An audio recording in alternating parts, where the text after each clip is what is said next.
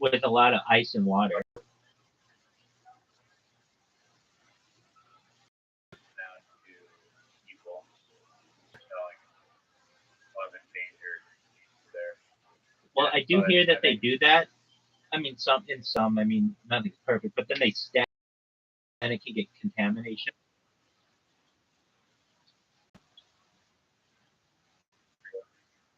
I've heard there's been a lot of hype about lab grown, but not a lot of hype about like lab grown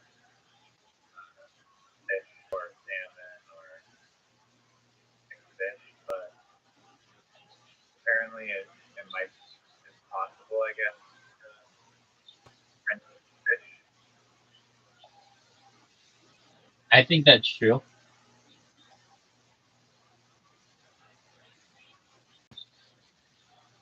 Do you want to see the robot that I built for Twitch?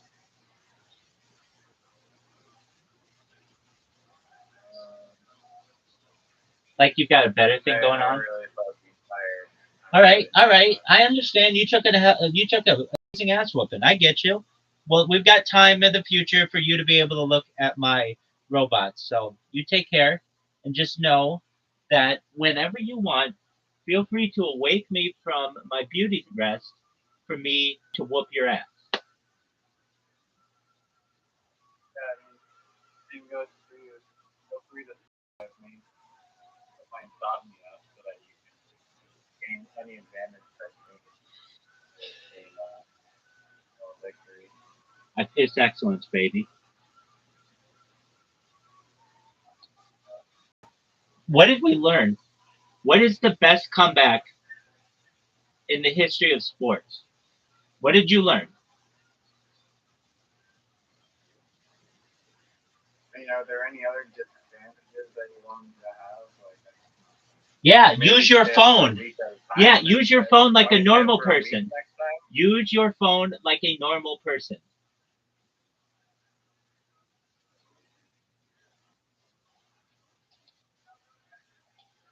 I don't think it would make a difference. Dog, you have used your phone. Wait. Let me just put it to you this way. Big dog, let me put it to you this way. Oh, it's probably it's an advantage. How big is the arrow on the screen? Let me put it to you this way. Okay? I'm just going to be for real with you, as the kids say.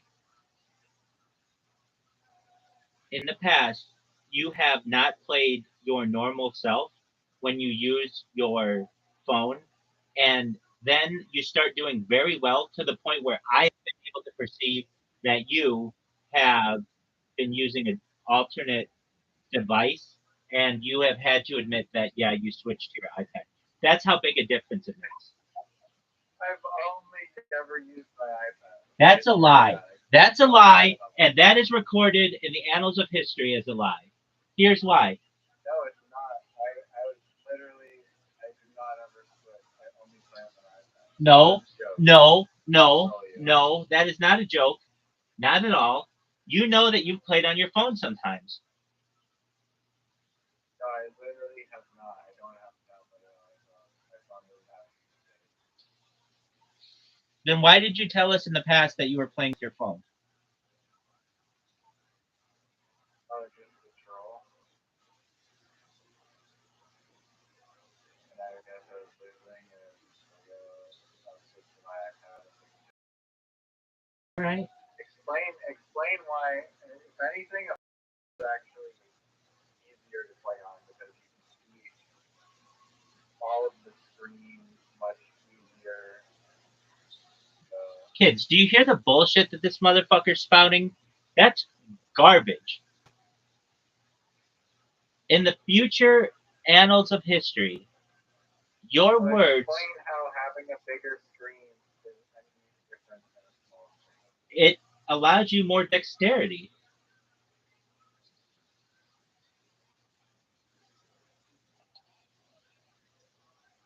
No, the angles are the same. You can get the same angle on iPad as Incorrect. On a phone, I'm serious about this. A phone's really small. You have to be really delicate with it.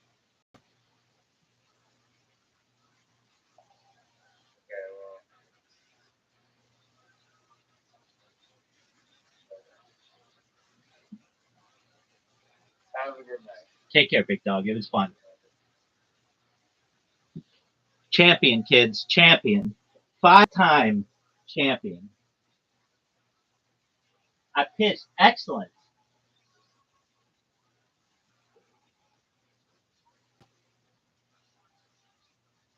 Hey, Joe Rogan.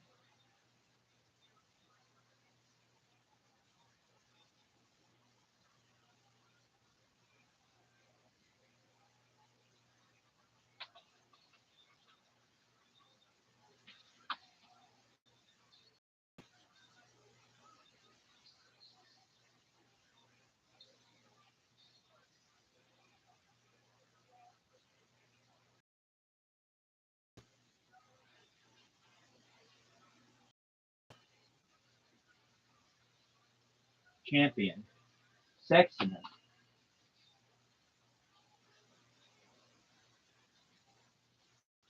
They awoke me just for me to whoop their asses. Everybody remember it. 5-time champion. Back to back to back to back. Champions.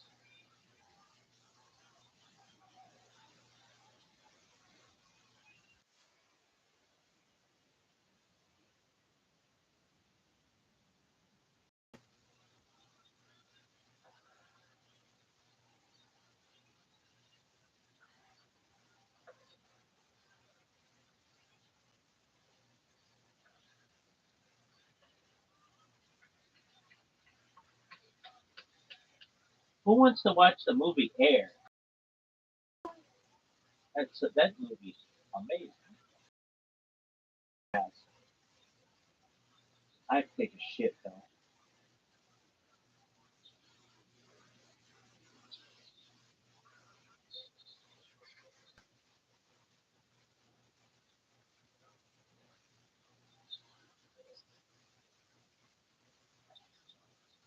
Champion. I piss excellent. West Side.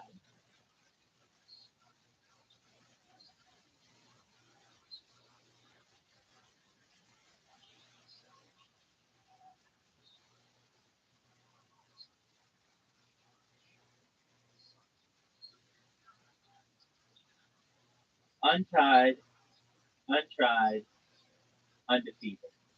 Just the best. Simply best. Better than all the rest. Better than everyone. Everyone you've ever met. I'm stuck on your heart. I hang on every word you say. Tear us apart.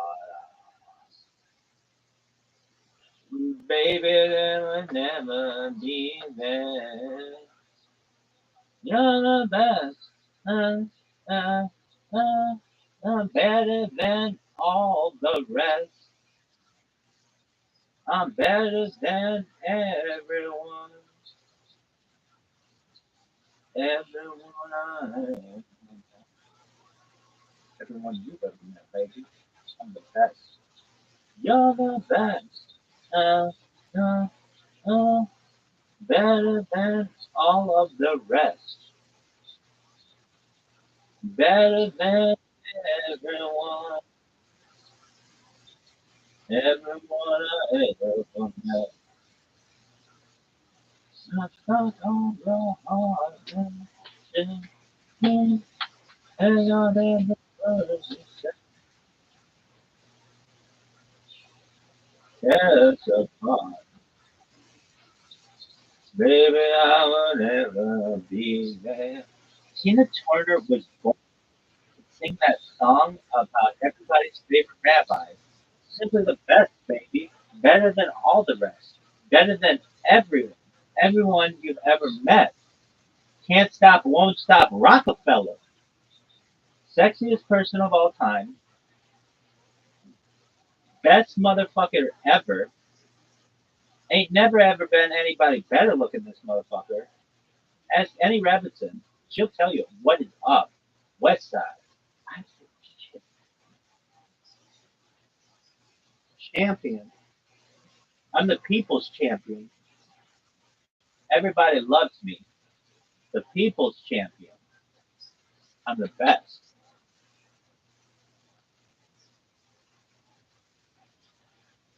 I'm a man of the people. I'm the people's champion.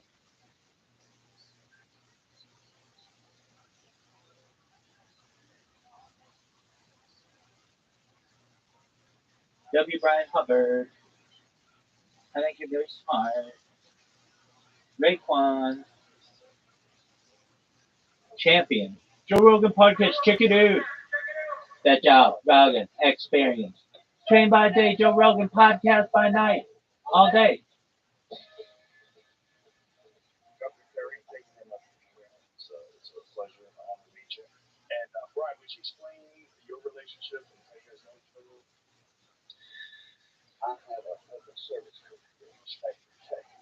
And the last time I was involved I was the chairman, executive director of the Kentucky Local Advisory Commission. But Champion. I piss excellence. I have a game. I don't even know what that is. How do you get that? Is it like from a cactus or something? Champion, South Park. Champion. Ain't never been anybody better looking than I am. I'm the best. The best the man can get. Gillette. The best shape you can get. Champion, bitch.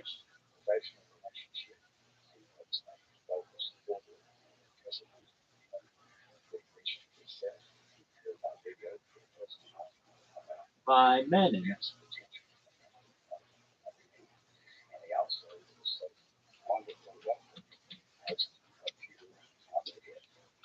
Champion. Bitches just call me champion because that's what I am. I'm like that fucking dog from Parks and Recreation. I'm amazing. Ain't nobody ever been as amazing as I am. I have to take a dump though. Hey, Governor Perry, did you know that I have to take a dump? She had dumps up the truck. Guys like what, all night long. Let me sing that song. I'm never going to go. That song. I like the way you move that thing. I mean, you're mine. Yes, indeed. Champion. I'm champion.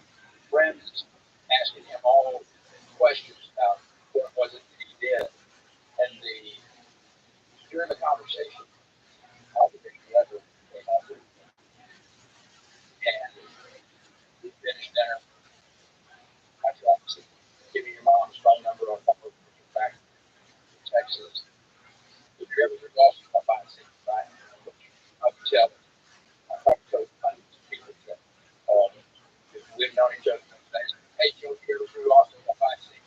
Fat chance you can come and knock on the door of the government. All right? You can't do it. So it's nice to say realize.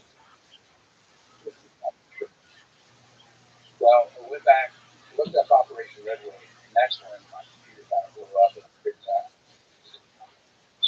In 2006, nobody heard of this. We were in trouble and split up. So, going about our business, they leave, they deploy back to Iraq. We just went Brother Morgan and I had, Morgan and Marcus. They had deployed together from that. And the young man who led that tour that day, this was that commander of the Navy, F-18 bomber, by the name of Jake Elsie. Jake Elsie is now in the so incredible small world. It started totally by the grace of God in Colorado, Alabama.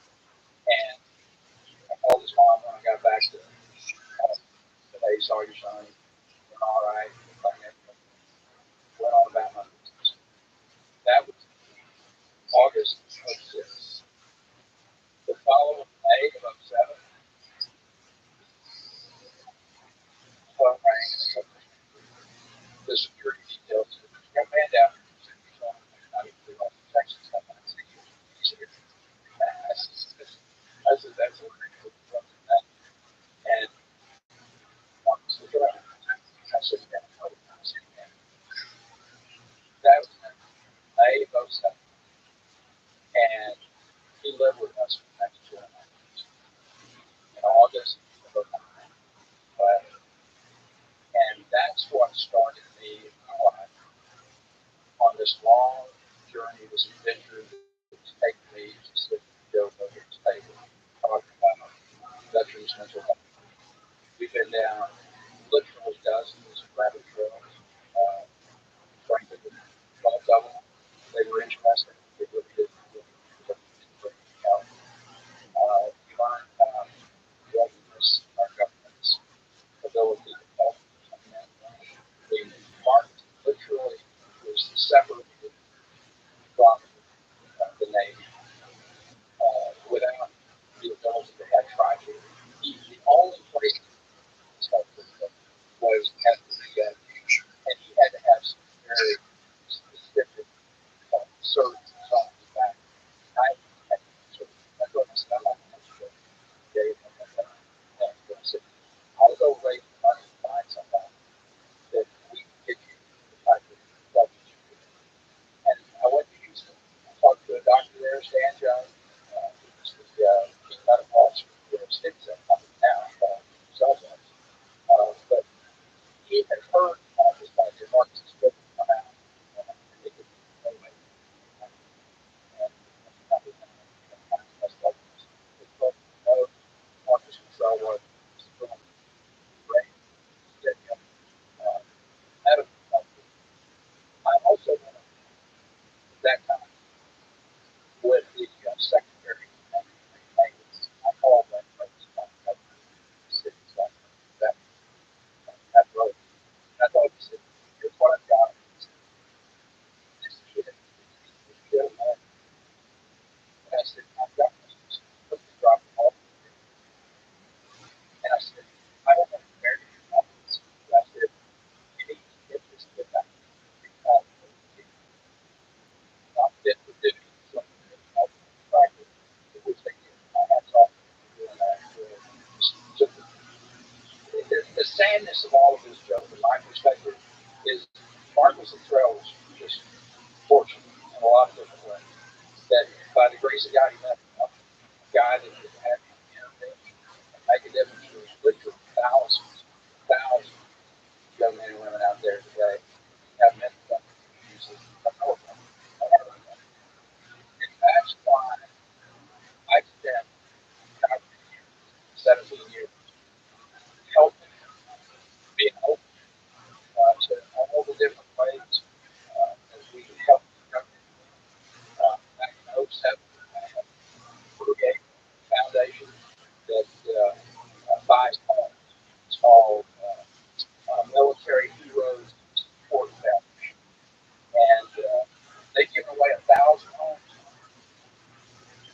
straight. Like one of the consequences. Uh, but even if you're living here in my time, just a just a wonderful person, sad from broken, beautiful home. But I become a fully in plant medicine over the course of the last years. And the compound ibogaine, IBOGAINE, that most people have never heard of. That's good bad. It doesn't have a bad rap. Nobody's heard of it before. My job, our job, is to be able to educate and talk about this plant medicine, psychoactive plant medicine that absolutely is showing stunning ability to bring people back to normalcy, to reset their brains, to literally give them their life. Uh, I make decisions. That's what that's what I have me. I got home. This is where I want to spend bulk of time telling people about it, explaining to people how these conservative right wing dragon Republican governor became a spokesperson to publicly talk about this plant medicine. And literally the data is I think the data is can't argue that. We'll talk about trials that they did outstanding this last year. But that's how I went from basically being a guy that wasn't even open to having a conversation about it. In 2013, I got talking to a mother who had a son who was epileptic. She said, all kid our son that's completely like this, just kids. And I was against any of the use of marijuana, medical or otherwise. That mother came and sat down with me.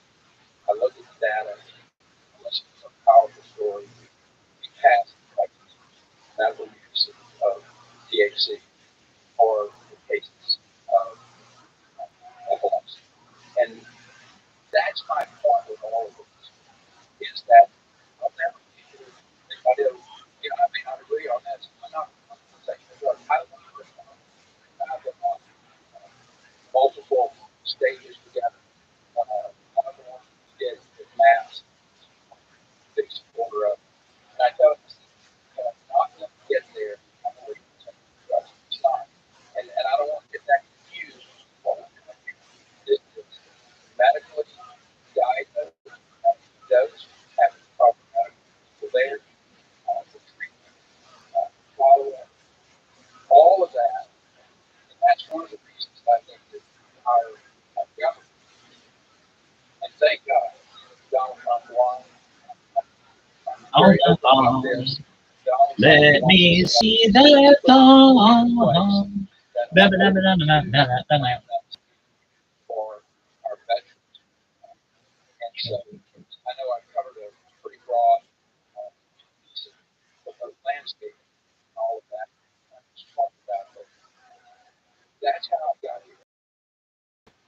Period of time. I went absolutely nobody talked to me about these drugs to me as a Johnny Appleseed of Obligated today, where my wife probably was tired of going places. All night long. The next thing you know, I'm Let talking to me somebody see about that plant-based medicine. phone.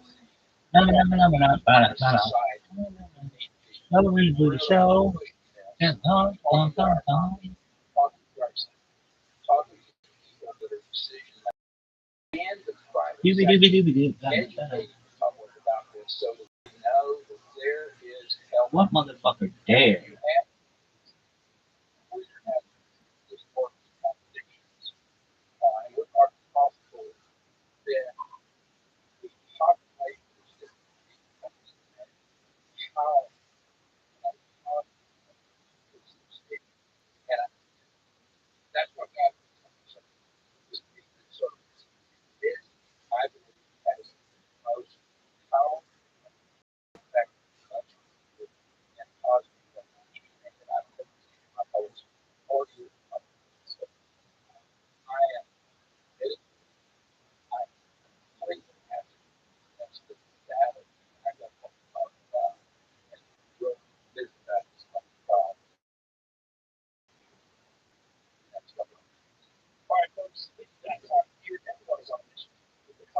this habit set the tone for 2025 by sticking to a routine.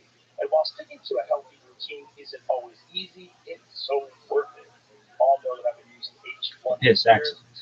It's honestly been so supportive of my foundational nutrition. HE1 is a daily health drink that combines vitamins, minerals, superfoods, and more in just one scoop. And many traditional supplements are poorly absorbed with HE1, designed for maximum nutrient absorption. And it's packed with vitamins that your heart can diet. Also, actually drops with your vitamin D3 plus K2 for added immune support. It's a game changer, especially for beginners. So, set the tone for a healthy year ahead with AG1. So, look to it, best for your health now and in the long run.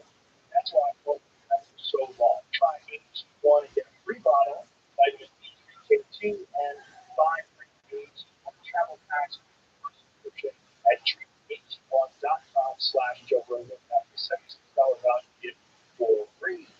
If you go to drinkag1.com/Joe Rogan, seriously, folks, check it out.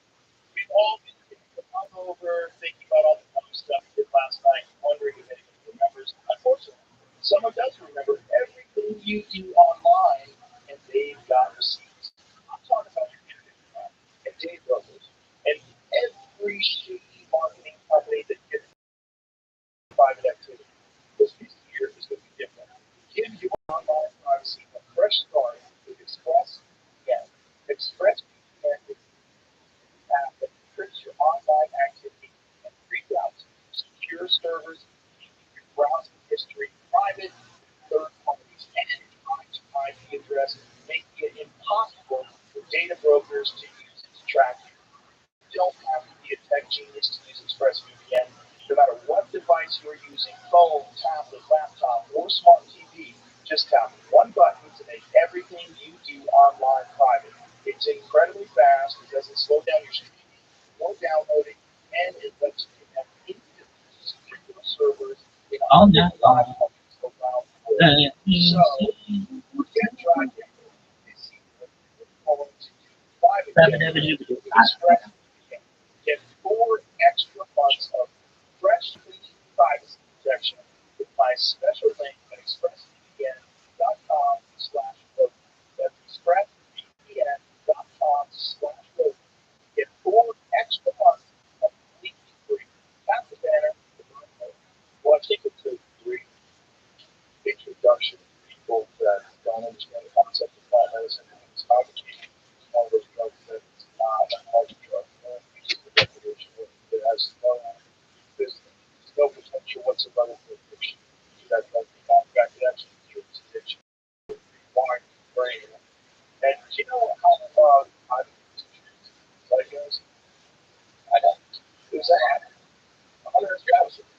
You know, Hunter Thompson. I never and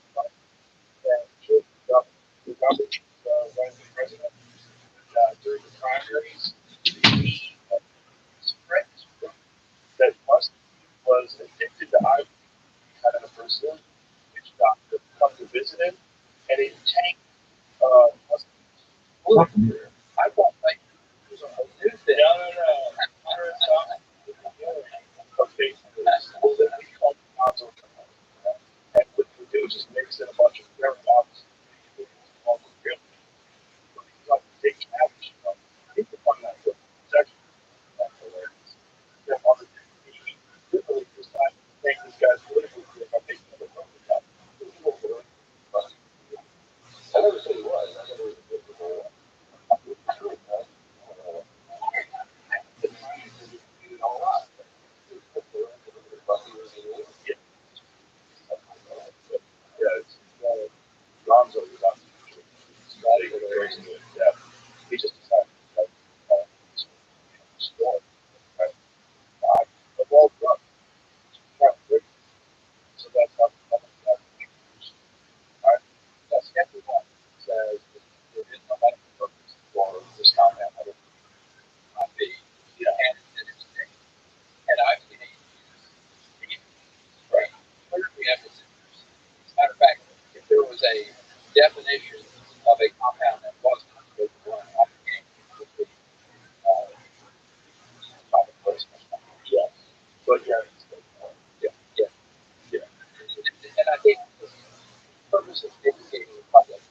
go back in the early 70s, what Nixon is using these compound for a political purpose. He gathered them all up, swept them all up, everything under Schedule 1, so you go after his political enemies, compounds as the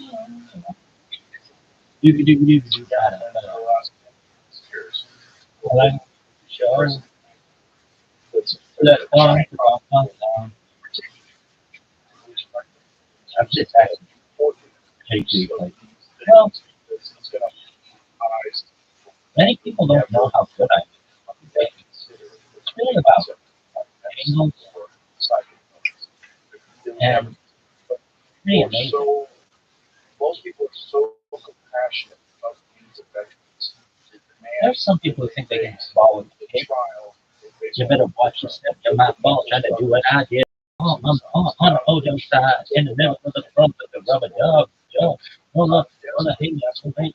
Man, because I got my sweet second 50 yard time to go is on the LB from the time.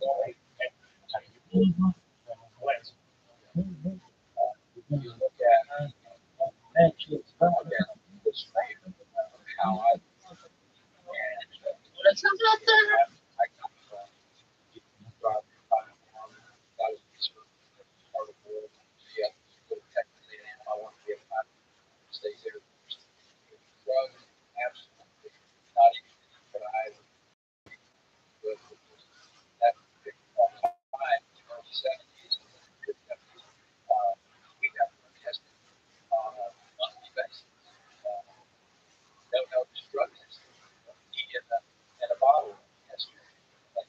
there was one time past that drug test, no.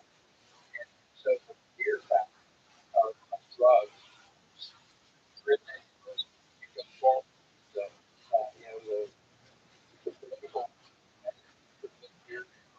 brain on drugs, the setting up drugs. All that long. On the other hand,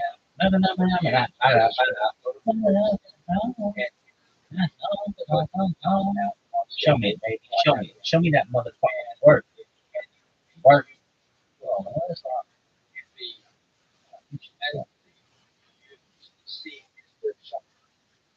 Where's the thing? Mexico. Rich. There's a around the world allow IPA. Come on, you bitch. Oh, fuck yeah. This time, all night long. Twitch video. Come on, you little bitch. Da. Another one to go to the show. This compound.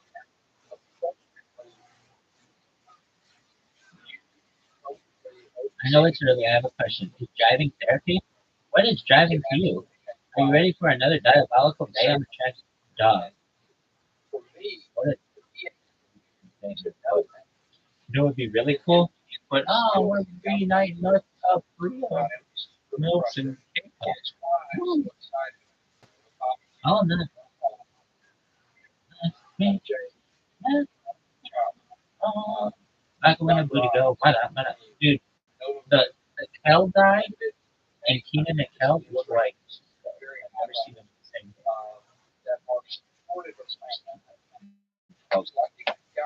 Come on, Judy. Could be a beat. Look at that. Hook a brother up. Let me see it. You're about to get spammed, son. Here we go. Fuck yeah. All night long. Let me see that song. Rockin' in the booty show. That song. Not the way you move that thing. Yeah, yeah. All night long.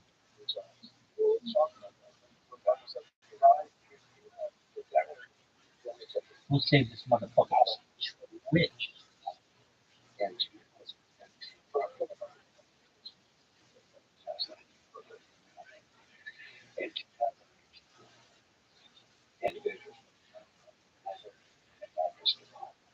like alcohol all night long. Let me see that song. Dooby dooby dooby. Bada bada. I like it when the booty show. That song, song, song, song.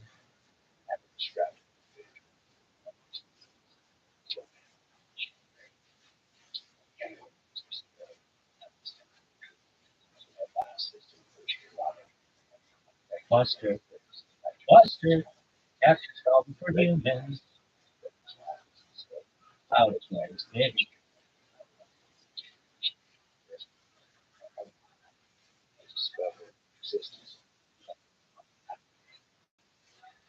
All night long.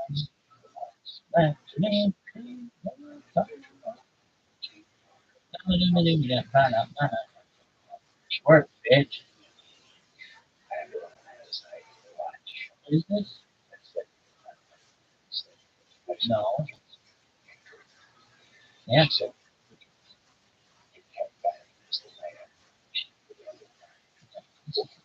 What? This isn't the one I want. Clicker. Clicker.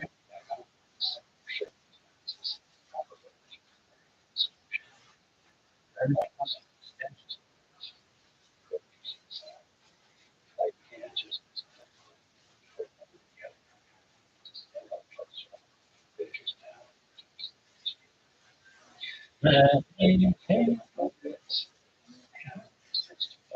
Scooby-Dooby-Doo.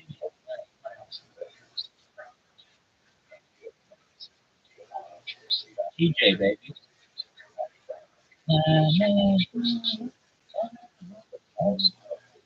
Scooby-Dooby-Doo. Why not? Why not? Chrome purge extension. What is that?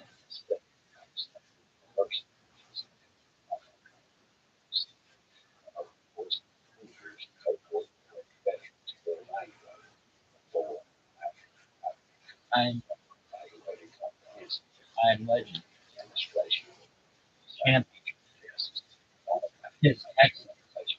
Infinite verification. No. Chrome extension?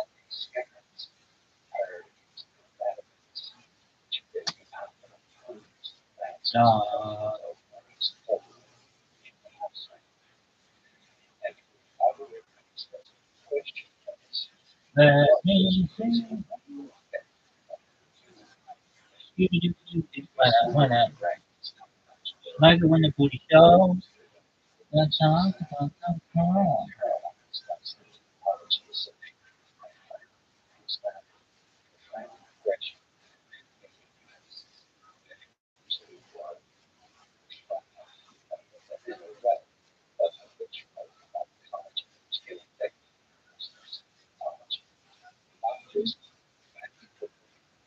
Michael when the booty show. That song. Song, song, song. Chrome extension, dog. It's sucking dick.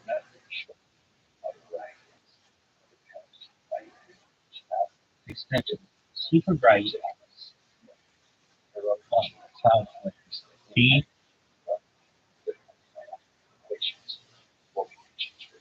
Oh, and that site.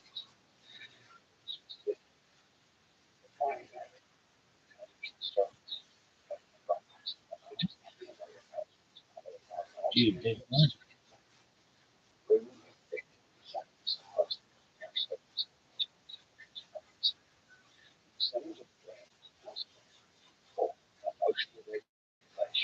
it is. Cloudflare, Cloud-free Cloudflare server. I like it when the booty show. That song, song. I like the way you move that thing. My feet, yeah, all night long. Let me sing that song. Wait, watch that TV, bitch. All night long. Let me Scooby-Dooby-Dooby-Doo. Like it when the booty show.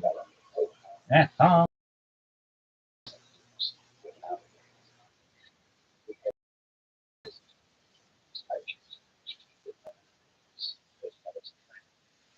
Champion. One of the greatest, if not the greatest motherfucker ever. I'm prettier than everybody. I'm better than everybody. I'm the man, and everybody knows.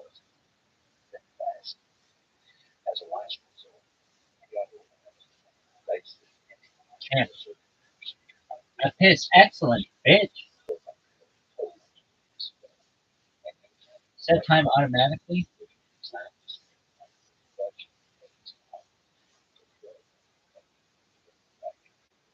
all night long.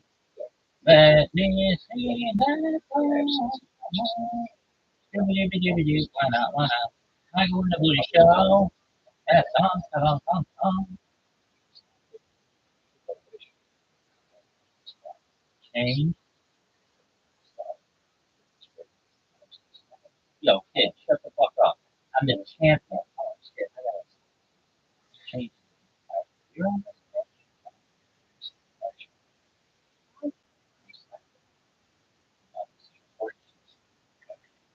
All night long.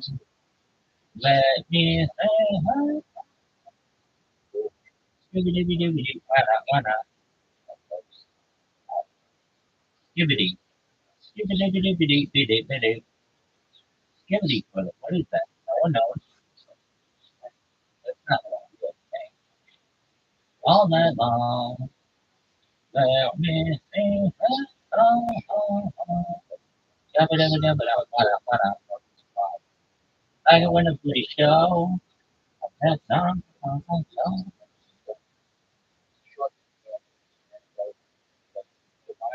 This is kind of stuff. Right?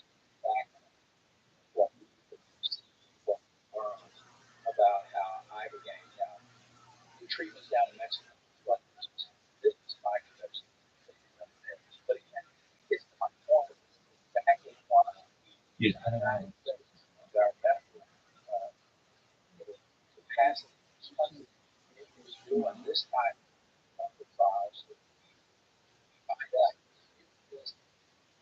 And I can win a booty show. That song, song, song, song.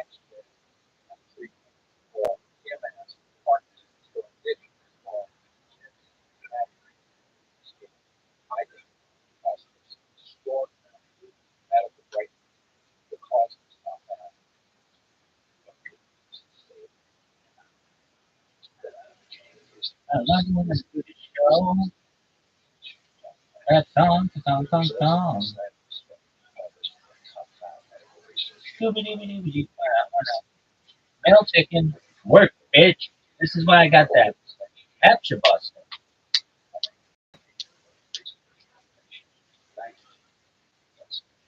Come on, you slut. I can win a booty show. That song, song, song, song. Oh, I like the way you move that thing. Oh, me. Oh, yeah, yeah, oh, yeah. Oh, yeah.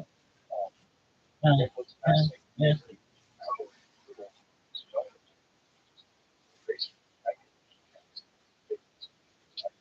What the fuck is what's going on here? Okay, let's sucking dick.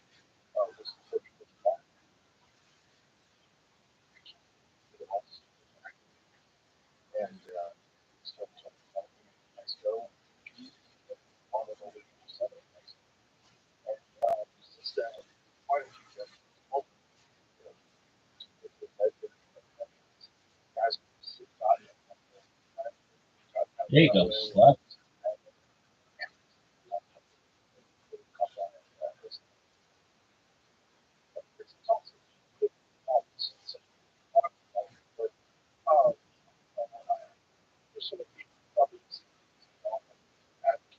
Dude, it's gotta do it again? Oh, shit.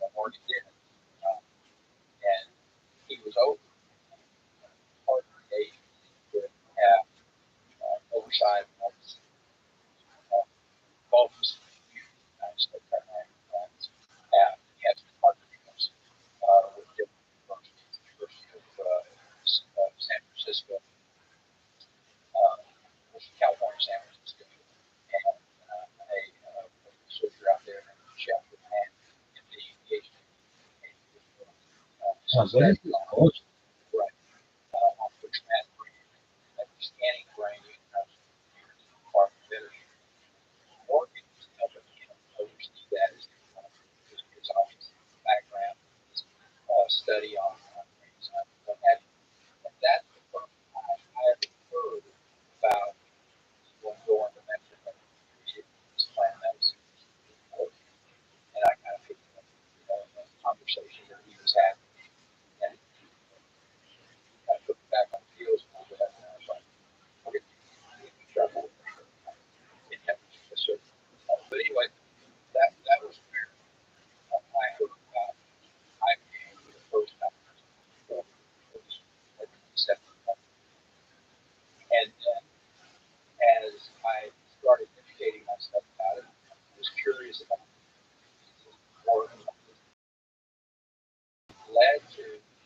That's alien.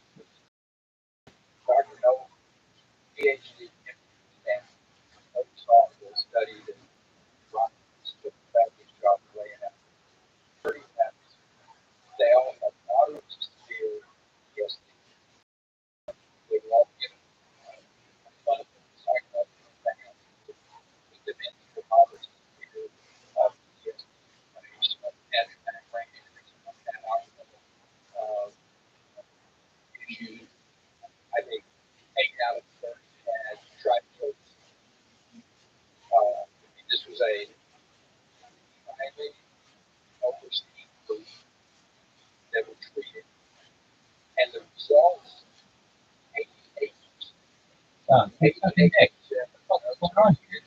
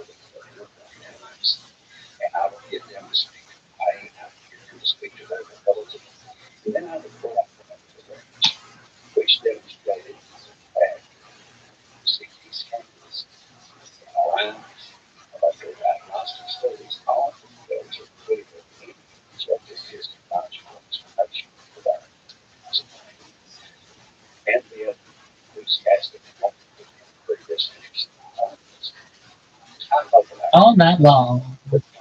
And it seems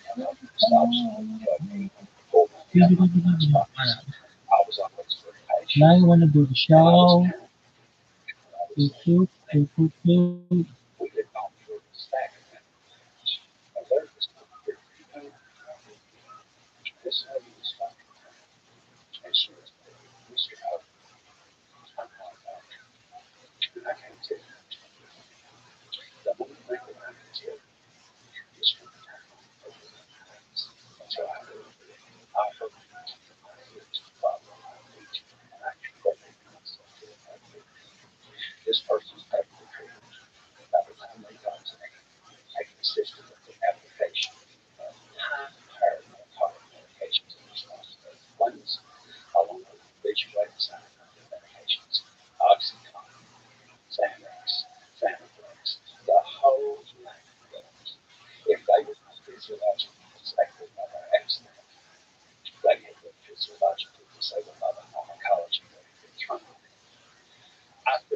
All night long.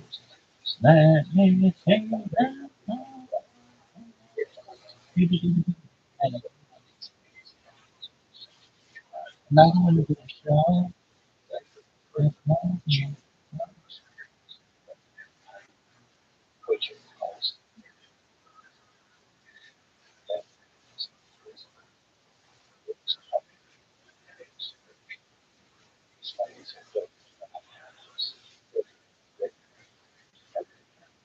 All night long.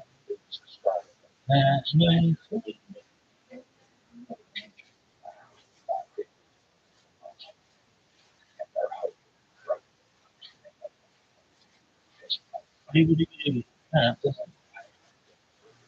Now you want to do the show.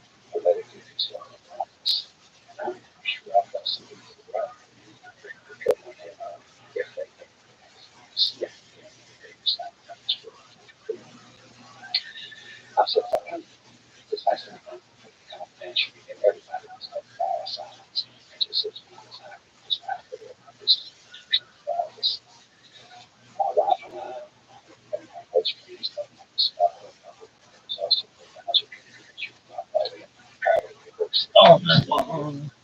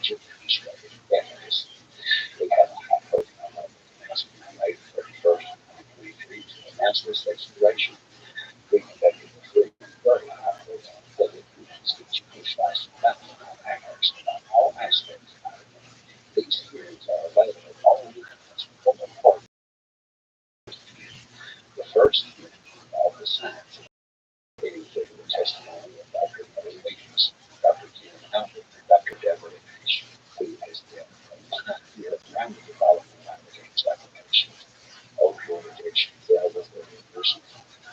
We had a second phase, which is called the testimonials of individuals who have received divine voice of treatment. All of this is very helpful today because we want to take and understand all aspects of this opportunity, which was one of the global conclusion principle, not just lunch things, but the future of this state.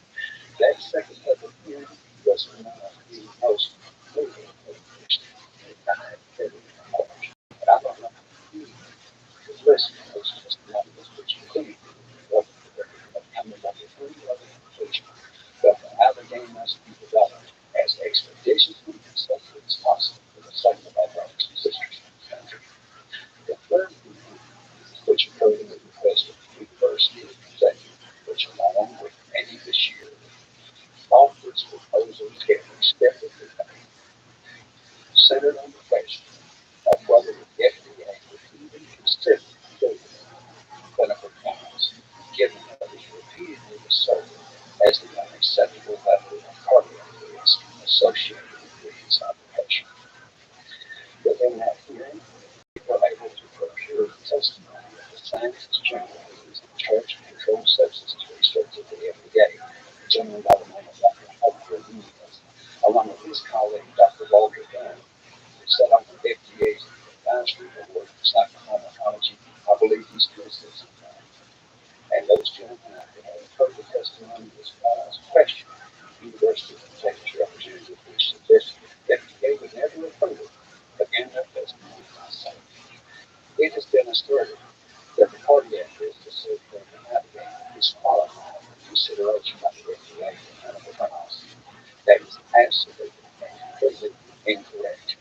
The question for Allegheny is not only the existence of the risk, the question is how can we get that risk mitigated and assume that the drug development will demonstrate the cardiac risk is safely mitigated and controlled. There is no reason not to do that clinical trial. And with that, the chief objection was defeated.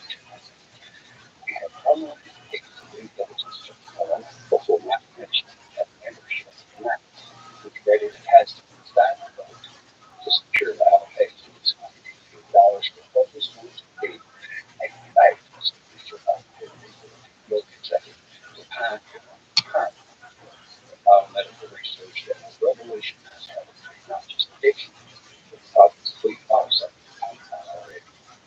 And that was the overview's following the patient of his recent termination medicine about the world changing policies about the brain as applied to the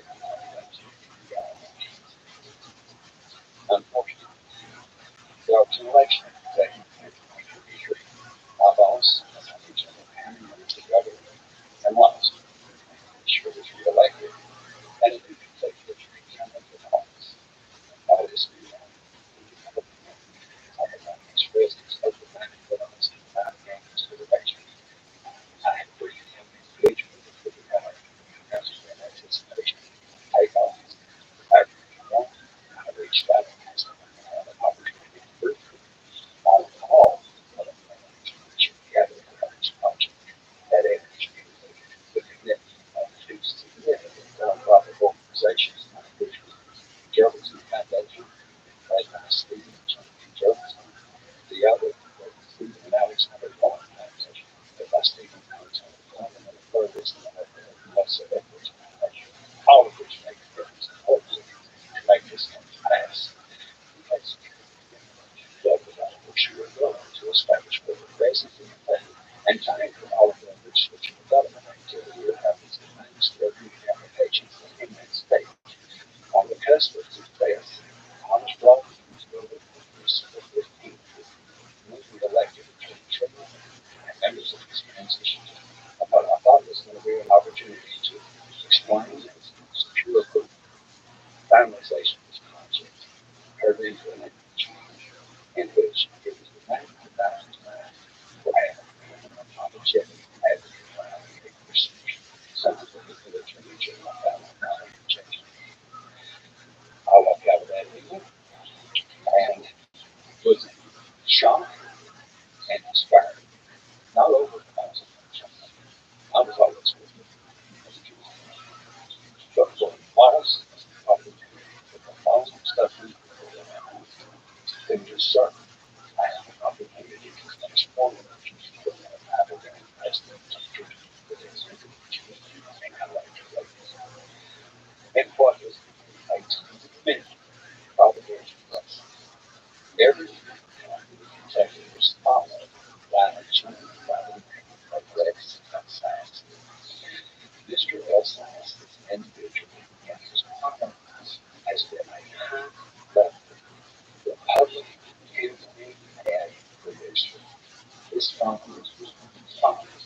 campaign producing campaigns for the other candidates across the country, in the country. Greg's has a foundation called the Reed Foundation, which is named in honor of his son, Reed, who struggled for a decade with opioid addiction and with a 16-year-old sister. Reed encountered plant medicine with a biological 540 pounds a day. Rex became a believer in medicine because of the therapeutic response he experienced after that exposure to Alaska.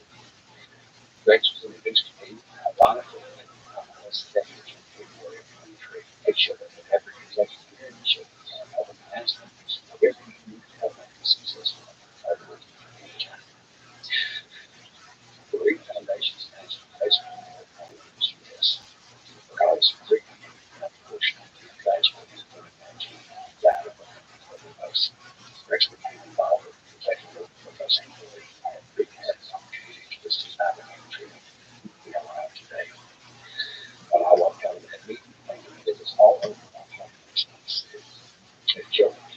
So all that work, all that effort, just vanished.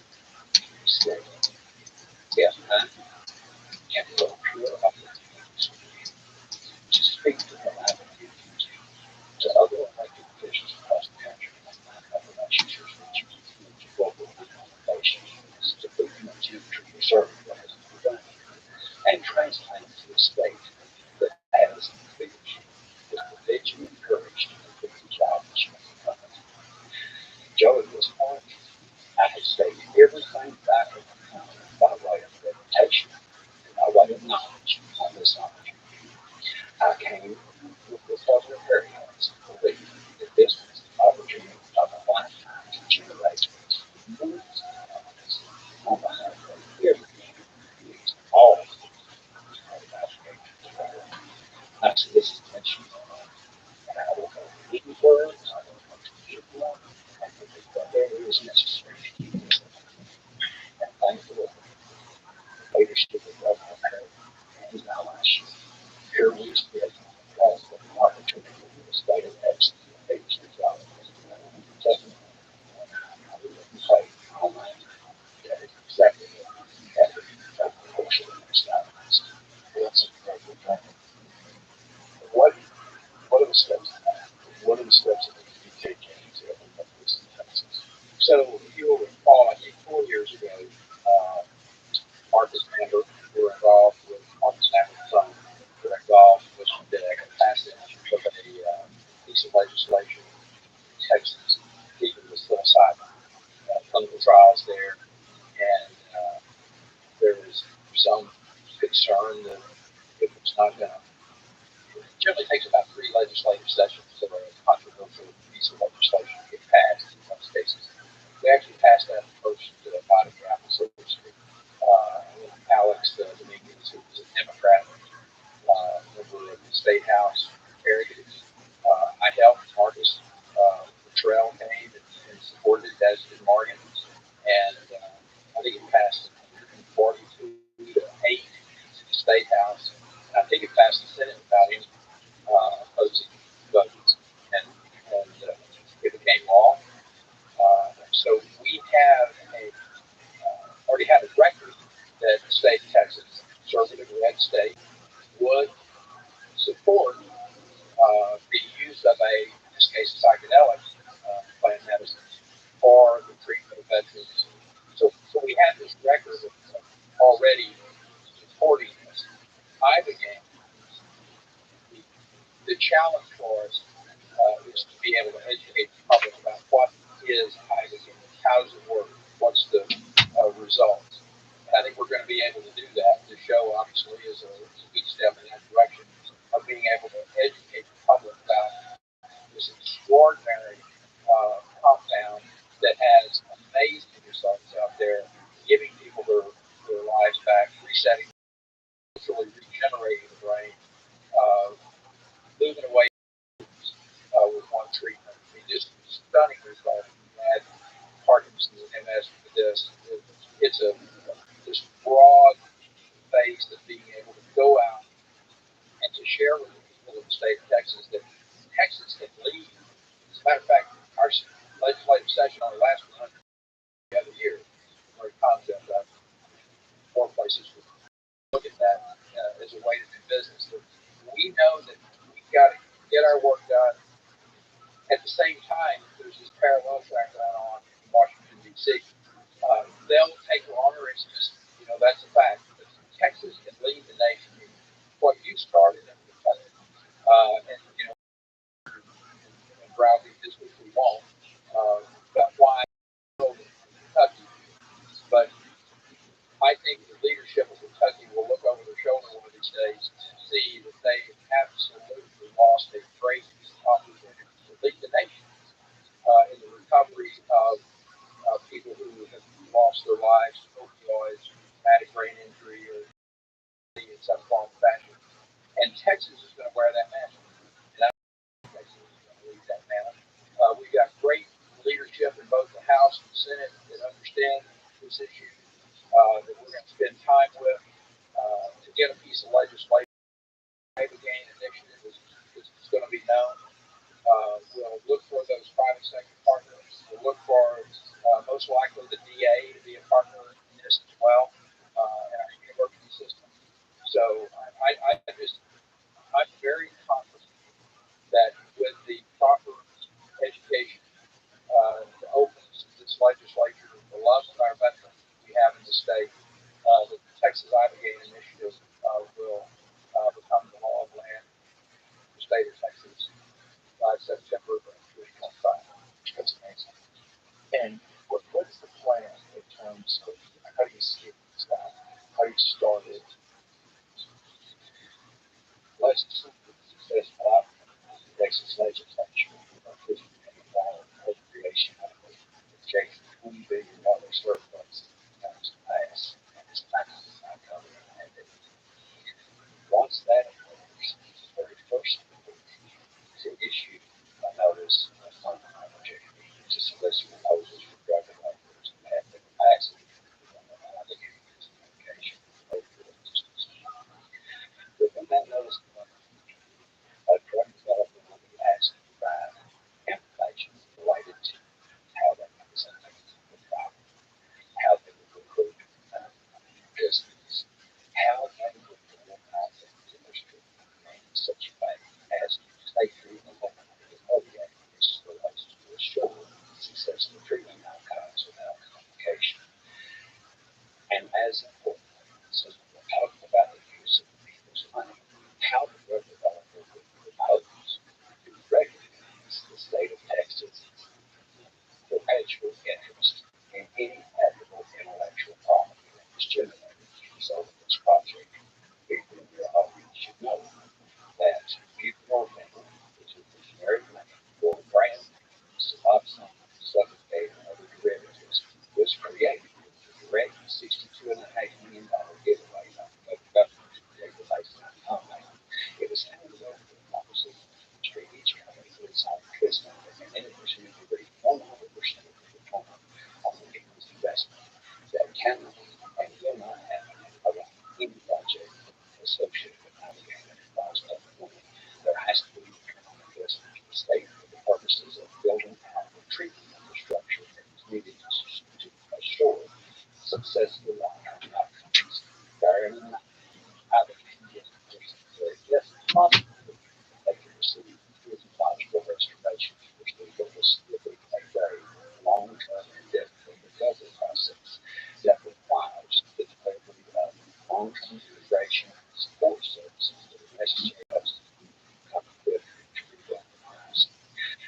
Once those proposals are solicited and reviewed, the drug developer is best positioned to give this proposal plan. It also demonstrates their financial capacity as the state's development investment will be selected.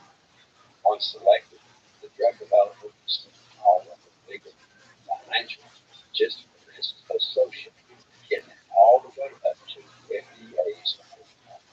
Once the FDA signs off on the clinical trials, the money of the people of Texas will go to pay for the insurance of those clinical trials in the state of Texas and medical facilities which are equipped with the requisite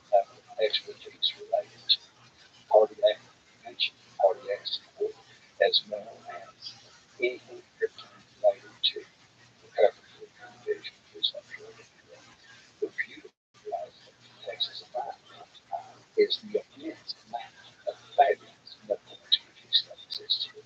Whether we're talking about the Texas Medical Center that's in Houston, which is a state of marvelous human accomplishment. Could I add something there to title this stuff up the railroad? Texas Medical Center in Houston, Texas. There are more doctors, nurses, technicians, researchers go to work there every day than any other place. It is that magnificent, not only in size, but its scope and its vision.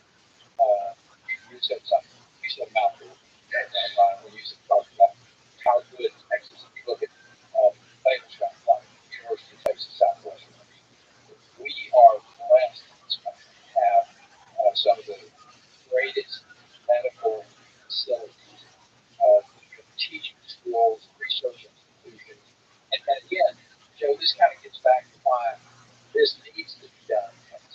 I'm totally biased. I don't, and I don't apologize. But our ability to do this work, to do it on a scale that is global. This happens in the state of Texas. People around the world, whether they're in Moscow or Beijing or wherever they may be, they'll look at this and go, you know what? That is something we would like to replicate in our country. I'll and this recruit this bank is considered full time work. One day ago, I sat down and put my resignation. While Texas has the opportunity to be clear, I think there are countless organizational efforts underway to join Texas within the states of Ohio, Washington State, Arizona, which includes all of the U.S. First and Second Credit universities and activists there, researchers on the ground, including Dr. Susan Sweet and Richard Decades, New Mexico, Missouri, all of these states in which individuals who are committed to helping Texas finish the job because we are in Kentucky. And for my people at home, I'm going to use this opportunity to say that there is one incredibly brave state legislature who is the only elected position to serve in the Kentucky legislature called Senator Donald Douglas. Senator Douglas Beck is another profound opportunity for citizens. Dr. Douglas, along with others, citizens within the state of Kentucky, aims to take up the gauntlet in the legislature that convenes in January to speak to it that Kentucky's opportunity to participate in this is salvaged. And I look forward to doing whatever I can to help get people at home right alongside Texas to make this reality. This is very, very encouraging. It's very fantastic. It really is. I mean, the way you describe this is so fantastic. It's just so eloquent. And Governor Perry, what you've done is just sticking your neck out and having this profound purpose and this desire to accomplish this. It's so it's so encouraging, and it's something that I just didn't think that I was going to see, and I don't think it would have had the impact if it hadn't come from a Republican former governor like yourself. I mean, I just don't think that people would be considering it. When I first found out that you were getting interested in this involvement, I was like, what? What's going on? Governor Perry? Really? He's pushing for Iron. I think it's going to open up a lot of people's eyes. And it's going to allow people that have never even considered this to maybe think so. So I certainly hope, regardless of anybody's politics, and this isn't a Republican privilege, this is just a human being.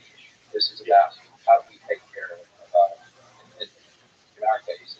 Somebody said, why are you so focused on the veterans? And I said, well, it's partly the way I was raised. And my father, his his World War II B-17 tail gunner at the time in the 8th Air Force. Him teaching me, you need to give back to your country. You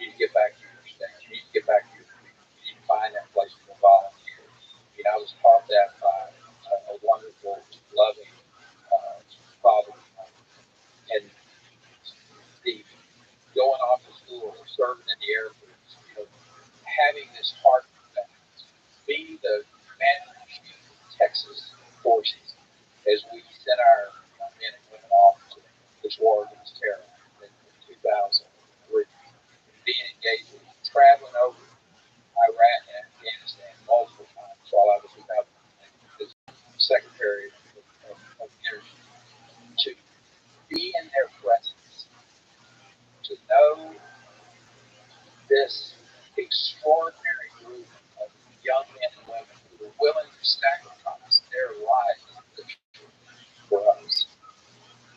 And then when they've been both physically and they come home, and we did such encouragement of recognizing of what we had done to them, the lack of our uh, I was overcome with seeing private sector trying to go. Ross Perot, one of the greatest patriots I ever met in my life. What he did to help veterans who had been hurt during the war, literally hundreds of young men he gave wonderful see people like that. And then our government failed. And for me, this is, I spent 40 years in public service. I think we do it pretty good in Texas, by and large. We've done good. I get that. But what drove me and still drives me is that we owe these everything that we put together. There is a whether it's been put on Schedule 1 or not, owes for them to find a way to make it available. And so the veteran community is really special to me. I love it. But they're also the population of themselves and the general public. So this whole thing about psychedelics, we've been taught 60 years that they're bad, stay away from them. Educate that the doses of poison and everything. This is a two-edged sword here. Everything can be used for good or everything can be used for bad. And what we found here in the compound of IBM is that as you warn people about it, the marks about don't go out there and find on the internet, go self-medicate yourself because there's a real opportunity that it wouldn't turn out. But properly dosed, properly diagnosed, properly dosed, properly administered, properly followed up with. This can be a compound that literally can change millions of lives. It's a start, because of the traumatic brain challenge. But when you look at the current population, we work hard in the state of Texas in a number of ways, not seeing you put criminal justice law in place in the early 2000s. It was model president's office with national criminal justice law in place to be able to intervene before people went to prison, before they could become professional criminals. It is that same concept that we need to find ways people out of office. And a lot of it, it's something that got them there, something with that child that started down the road of alcohol or some of these other substances. And if we have at our disposal, we have the plan that God gave us that we can use, and literally it appears in life, and it takes away your desire to have another one. And say the person read out that because then we got that in our grasp. How bad you got to not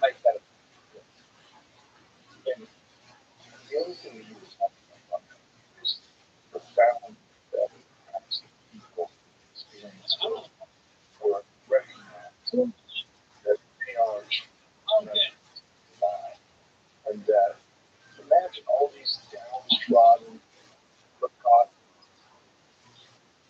people have that society prison instead of having if there's something that would put that up, they could have the path of positive, of how the integration in society, of how the money that we have the point of this I it just get what this all about. We have sat here and talked about the horrors here, but innocent volunteer to go and put their lives for her and beg for access and allegiance to something. It's what we talk about. It's not trust. Play it. The greatest is military casualty play out there. It's all these are signs of hypernuclear. It's destroyed the core of the United States always been. The greatest game is in a belt. The reality of our we are not the result of a random natural. We are the images of an eternal life. And put us here for a purpose to create see the creative majesty as reflected of perfection within us as individual humans have this of love, of perception, of discernment, and the ability to connect with just one way. I began liberty. I can attest to the fact that it works. My mom, Giovanna, a year ago, she has had Alexa for 21 years. And that is a found order which manifests through that that affect her birth. I have not known her 20 years. And we do not with her language. And I would have I thought that it was necessary to take it. If I'm going to get out and have some choice, I need to be brave enough and to see it. And so we got Thanksgiving last year by regular choice, the invitation of John Davis. I said it, Yolanda, this 2000, it's what it would be. And when I decided she's well, she is very much a passion and was not something to the realm of psychedelics or any degree of stress. But she wanted to be the third that she could integrate with herself. See here. Before we I was told that she would have to be with this lesson free on if the thought I would understood I would next do it. I was in because I'm so very glad that I was there when we I've done this place. In fact, if we go to the I think observer, they can if you have they can give you a regimen, supplementation, and give you a statement. You'll get we've done that. We've received it. I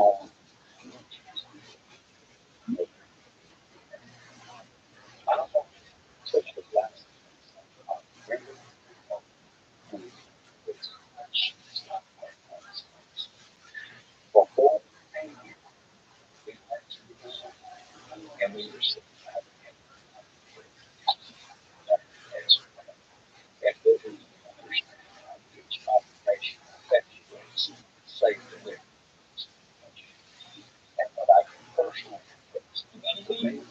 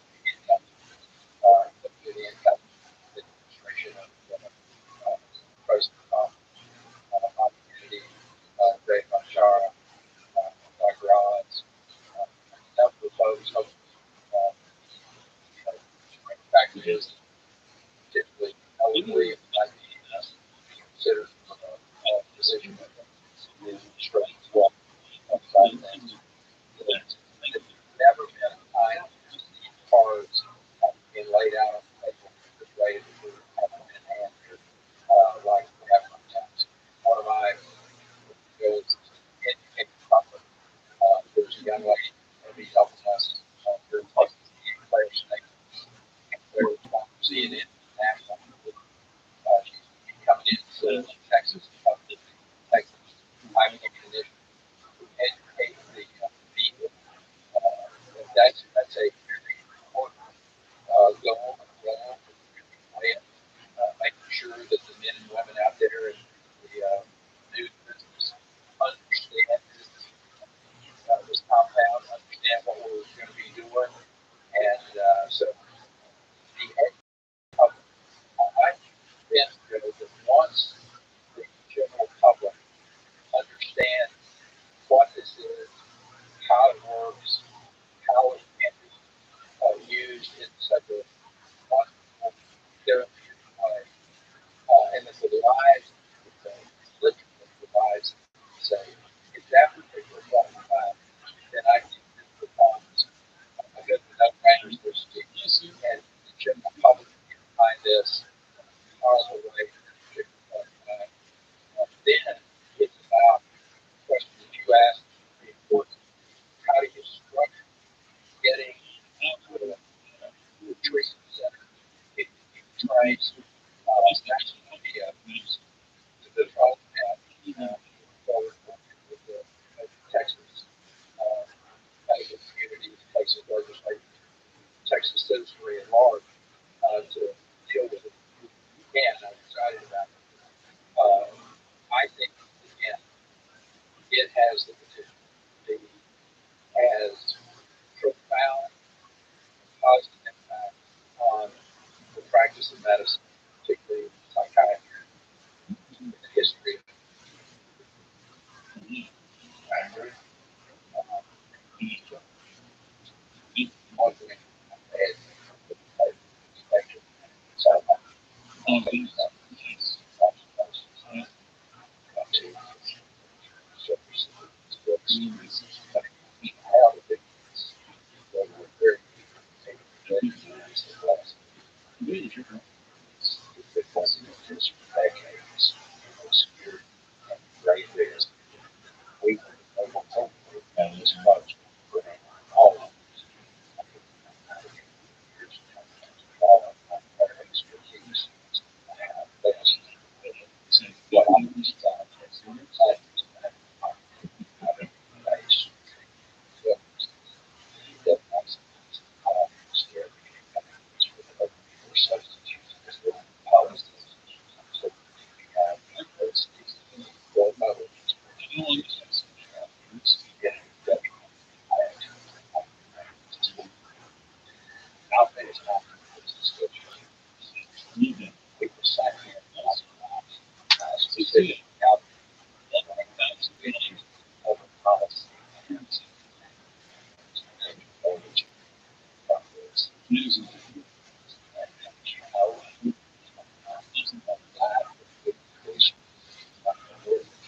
the challenge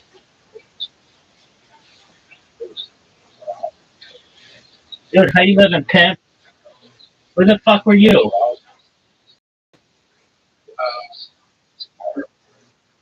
What happened? I just went.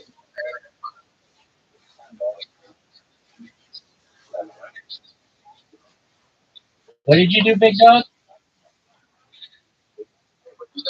What did you do? You went to an alien planet?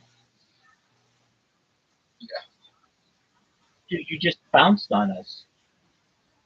We wanted you there. What the? Okay, no one believes that.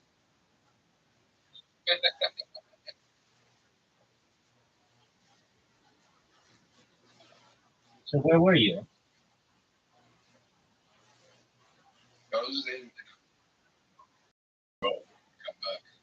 Why didn't you give us any of a heads up?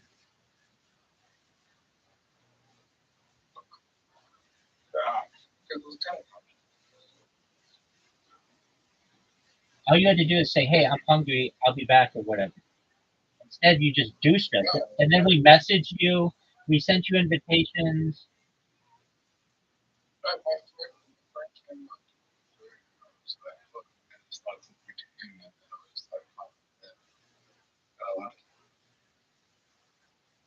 Dog, I don't know if I believe that, but I guess I have to. I don't really have an alternative.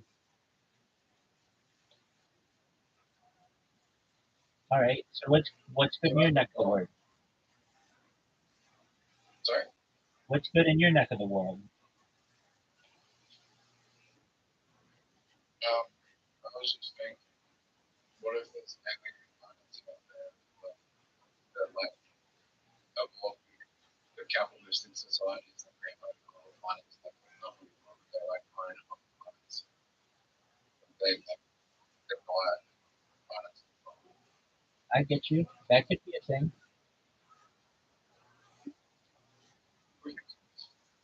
What if they bought like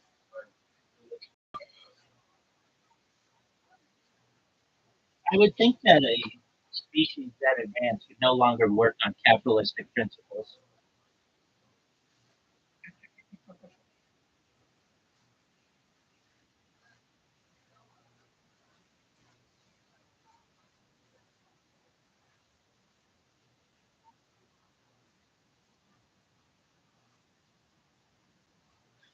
Guess what? I beat Caspian Sea and Riser. I beat Caspian Sea and Riser 4 games in a row, and then I beat Riser 1 versus 1 5 games for the fifth game. let me let me ask you a question. 500, 700 years, like how could you say the capitalistic society artificial intelligence being our servants? Servants are overlords.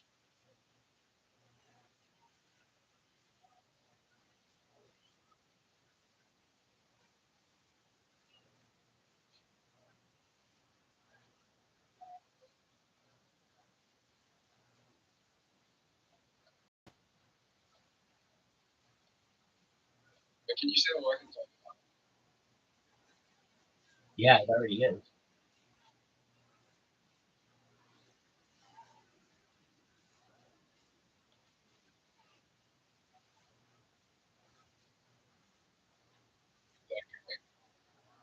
Um,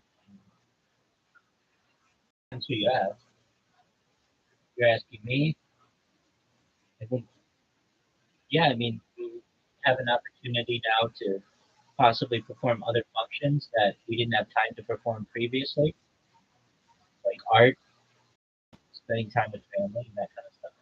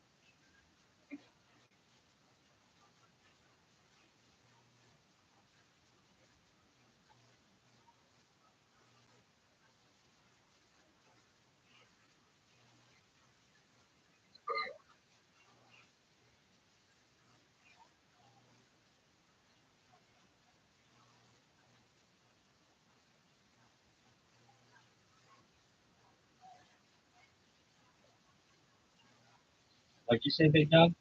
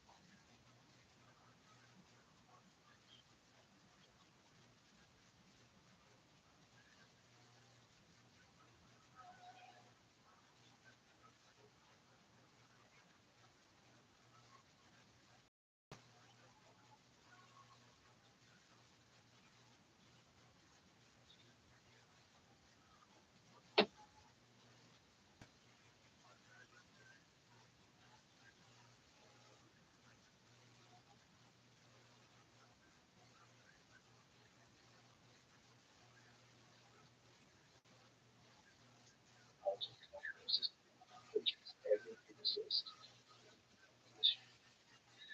for all of our true technological routes.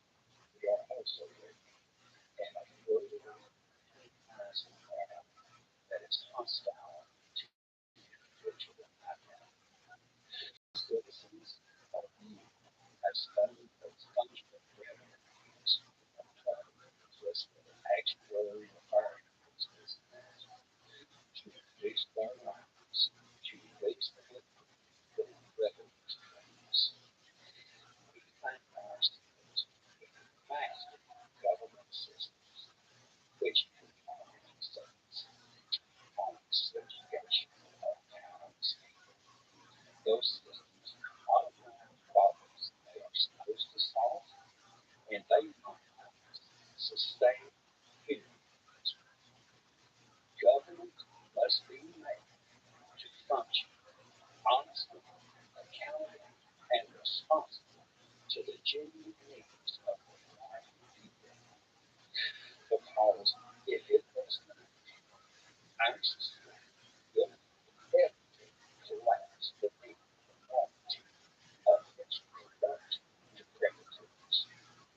This is going to require a shift in social consciousness that is rooted in our universal kinship as images of eternal creators as is the mighty personal love for all of us. As your listeners hear this episode, I hope that they will and pray for everyone who's got of endless times that we will be successful. Because if we are, we will hasten the moment when we can deliver good tidings unto bind up the broken heart, proclaim liberty to the captive, and the overwhelmed prisoners and make the land. Lord, I see the day, and thank you for the privilege of sitting in this hour. Thank you. It was fun. Thank you, sir. Thank you for understanding that. Gentlemen, you do an amazing job. I have great hope. I have great hope for this country. More so since this election than all time. And I think with your work, and this new administration's openness and effectiveness, an amazing outcome. So thank you very much for that.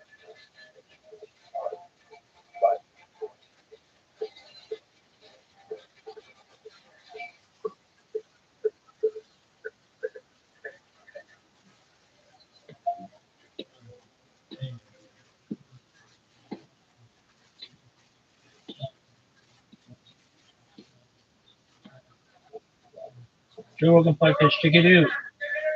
Good job. Okay. Thank you very much.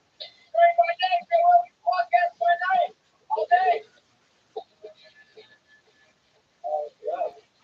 That's it. Chef Phil, ladies and gentlemen. Chef, nice to meet you, man. You are a part of the most iconic band in all of time. There's no question. There's one Wu Tang. There's only one Wu Tang. Nothing else is even close. You guys are so different than every other band that ever existed. It was a giant group. Yeah. And everybody was in it. It's a crazy band, man. Like, no one, if you think about it, there's been a lot of hip hop duos, there's been a lot of producers and MCs, there's been a lot of people that get together in like small groups. But there's only one Wu Tang. There's only one group of 9 attackers. So, right? It's kind of crazy. It's crazy that it works. It's so hard to keep all those alphas together. It really is crazy. To make it work, most solutions, shit like that, exist. Was able to exist because we tried it, but it wasn't the whole stuff. We tried it, but it was just, it almost seems like it was just instant. Like, it's not like a business strategy that anybody would ever come up with. 9 and 9 of the real dudes, like the rawest real dudes, and it worked. And it worked. I tell people all the time. So philosophy of it's like it's not like it's more reputation for us. Yo, people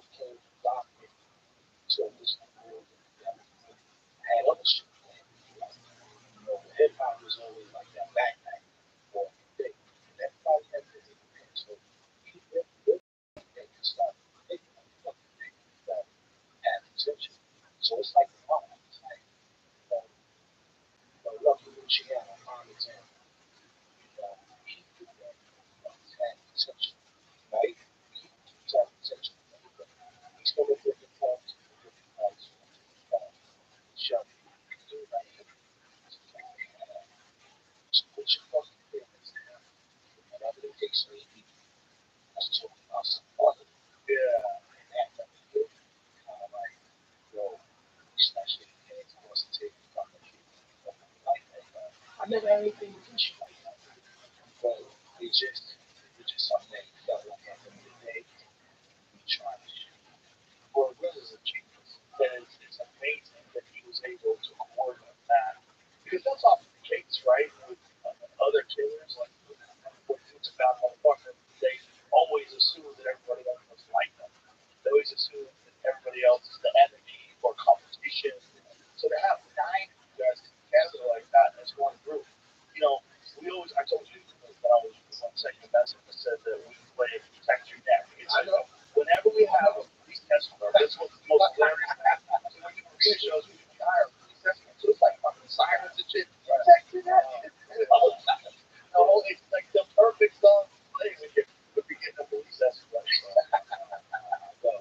Just these young kids that I have in the club, like I was explaining Wu-Tang classes, I go, you have to understand how wild this band was.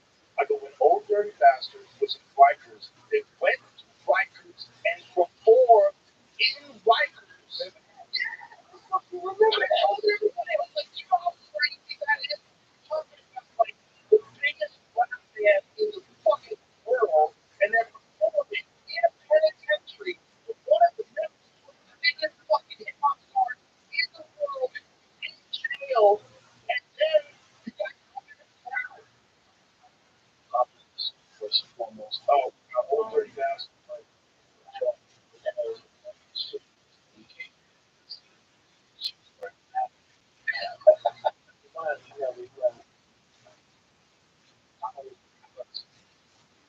like that.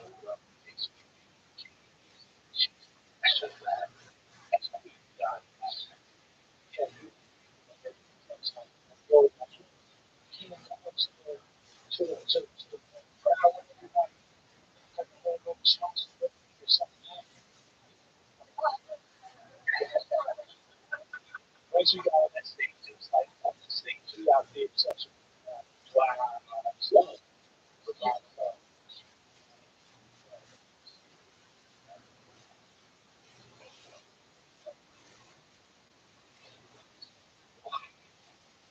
No way.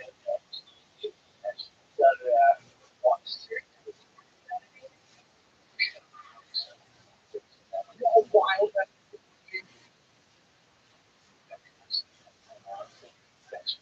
oh, I heard that.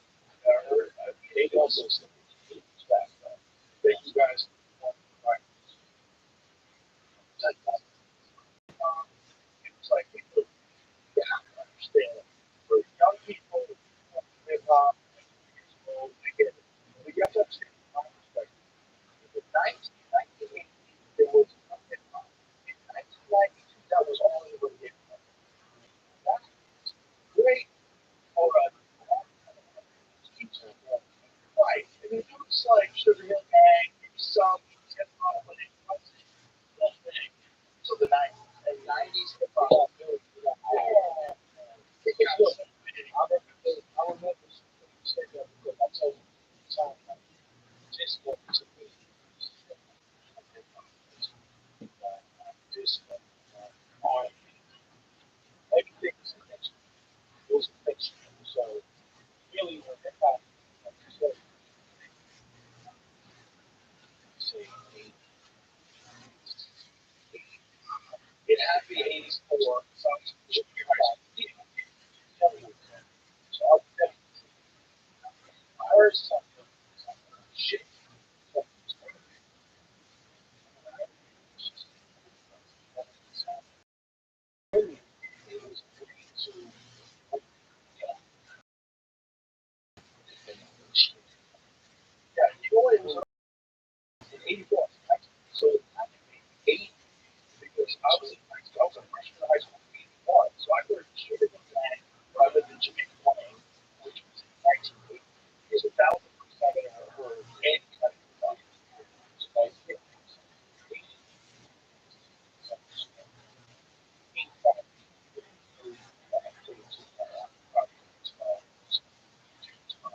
was the first hot craft ever. Remember like what was shipped first to this. All right, folks, it's that time of year. Everyone is on a mission to improve their health, wellness habits, and set the tone for 2025 by sticking to the routine. And while sticking to a healthy routine isn't always so important, all the members of H1 Warriors, it's honestly been so supportive of my foundation of nutrition. H1 is a daily health drink that combines vitamins and superfoods for just one. And many traditional supplements are core useful in HT1 designed for maximum nutrient absorption and is packed with micronutrients hard to get in your everyday diet. Also added drops of your vitamin D3 plus K2 for added immune support. It's a game changer, especially for women. So set the tone for a healthy year ahead. HT1 is important to invest in your health now and in the long run. That's why I partnered with them for so long. Try HT1 with a free bottle of vitamin D3 K2 and 5 free HT1 travel packs with your first subscription at drinkt1.com/jungle. And that's a $76 value gift for free. If you go to drinkt1.com/jungle, seriously, folks, check it out. Starting the new year is the perfect time to organize, set goals, and prioritize what matters most. For me, a top priority is financial wellness, which feels more important than ever, and that's where Rocket Money comes in. They show you all of your subscriptions right in one place and help you cancel ones that you forgot you've been paying for. Rocket Money also pulls together all of your spending across your different accounts so you can clearly track spending habits and see where you cut back. You know how it goes. Something might seem like just what you want at the time. Maybe you really need to see that show on that random streaming service, or perhaps you love cookies so much you signed up for a monthly delivery box full of them. But then that show gets canceled, you realize there's so much better grade goodness the person you create. The money still leaves your account every month, and you just never quite feel about the person, right? That's the beauty of Rocket Money. Rocket Money is a personal financial app that helps you find and cancel your unwanted subscription spending and helps lower your bills and grow your savings. Negotiate lower bills for you. They automatically send your bills to find opportunities to save. Then ask them to negotiate for you. Rocket Money will be on customer service so you don't have to. That's why Rocket Money has over 5 million users and has saved over 500 million in canceled subscriptions, saving members up to $740 a year when using all of the apps features. Cancel your unwanted subscriptions and reach your financial goals faster. Rocket Money. Go to rocketmoney.com/JRE today. That's rocketmoney.com/JRE. Rocketmoney.com/JRE.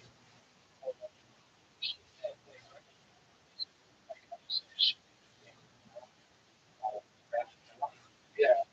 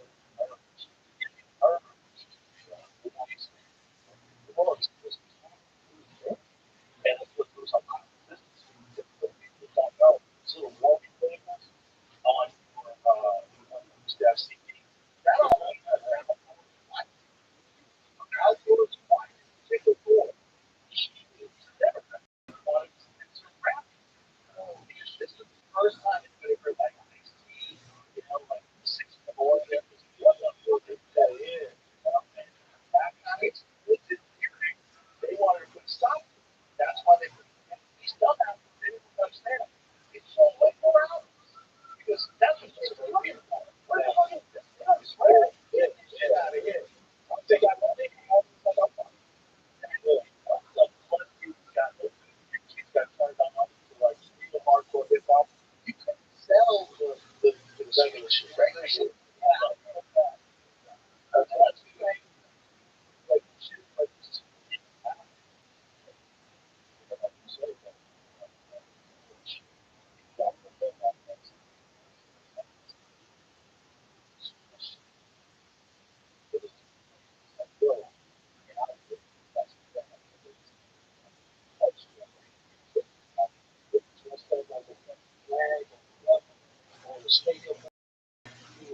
remember one time I went to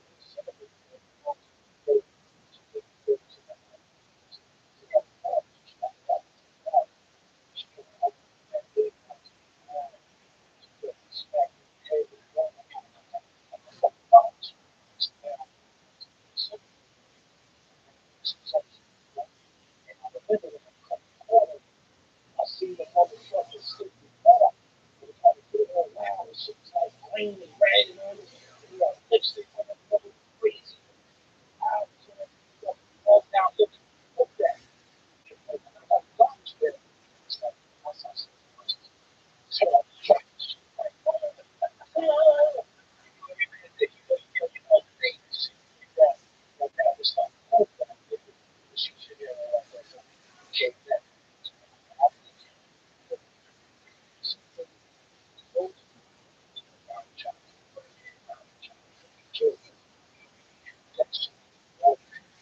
drugs, drugs is great.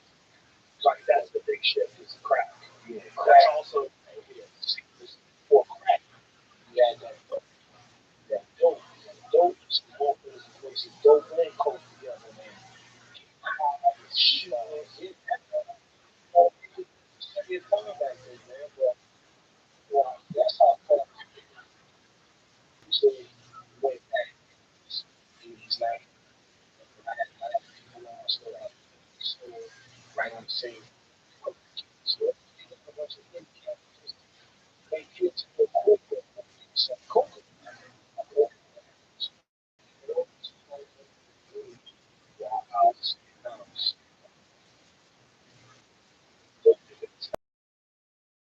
Don't get kind of fan which I was. That's some of that experience. Absolutely. Ask it. That's part of the deal is that everybody you know, it's part of the deal. That's never been like a genre of that that's so connected to like the format, poverty, farm, ghetto, the whole concept that you couldn't see like some rich kid from the suburbs that was talking about some shit and actually That's nobody wants to hear fine, you little bitch.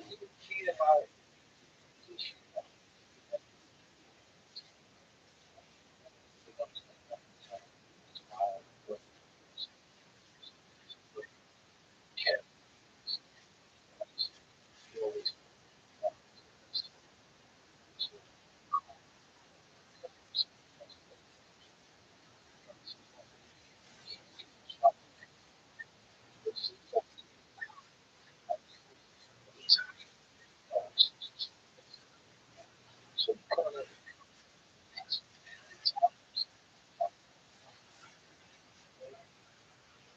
so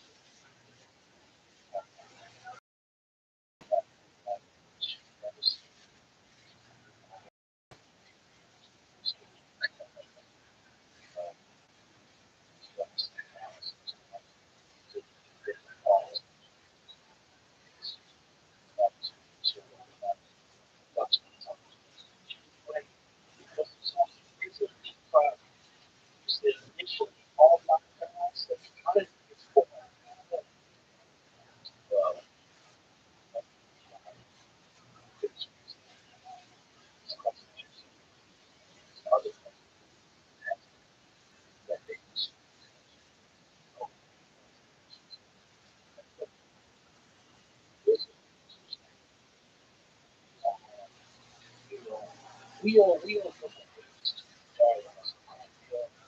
resided in that giant those so with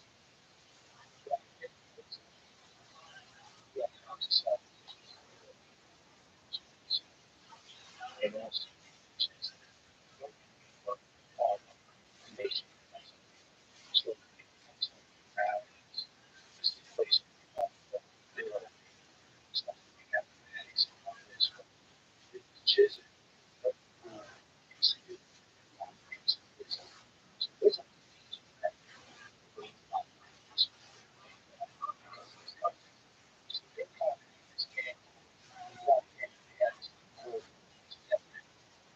which different classes,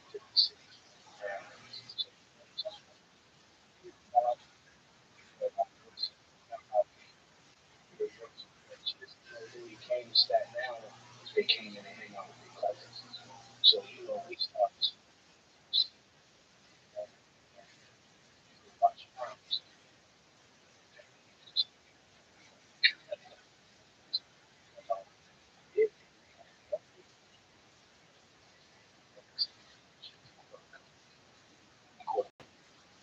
Which was great.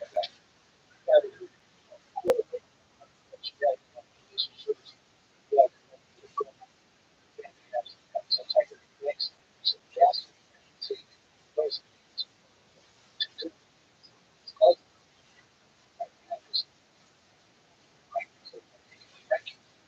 so it's like that time, like, that's the move. So I love you. It was like, holy shit, when we know they super passionate about, being in the game and doing whatever they really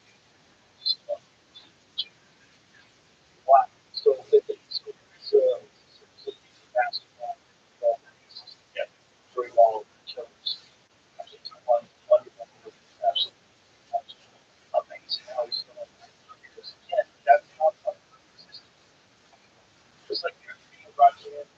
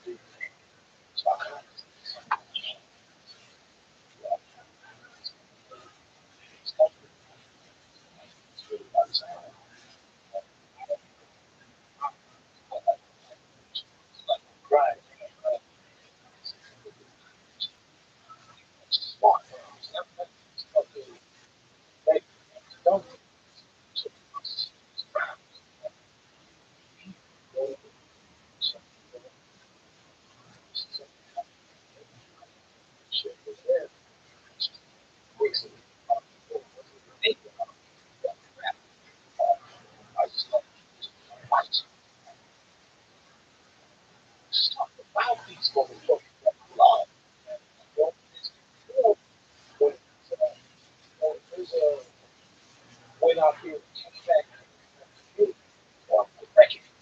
So I was there. I'm like, this is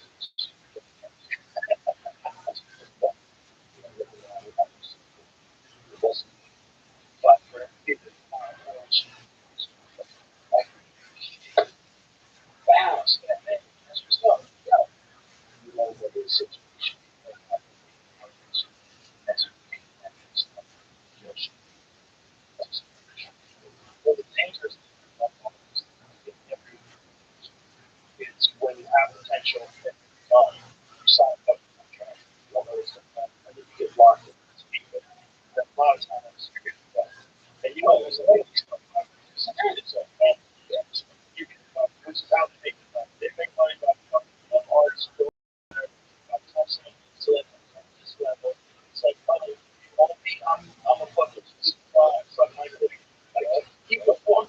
I mean, that's why he performed as a civil. They don't.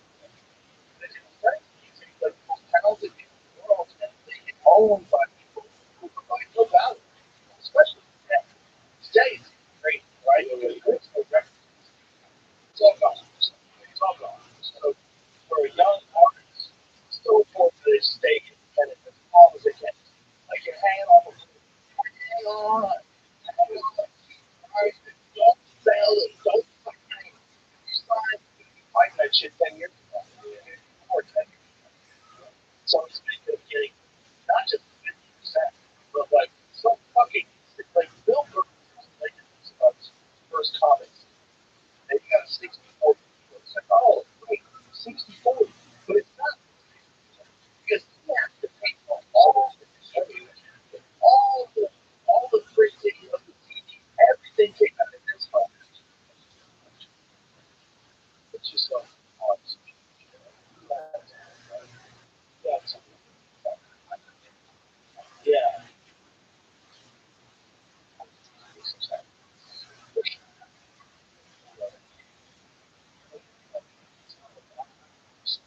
Right. So, you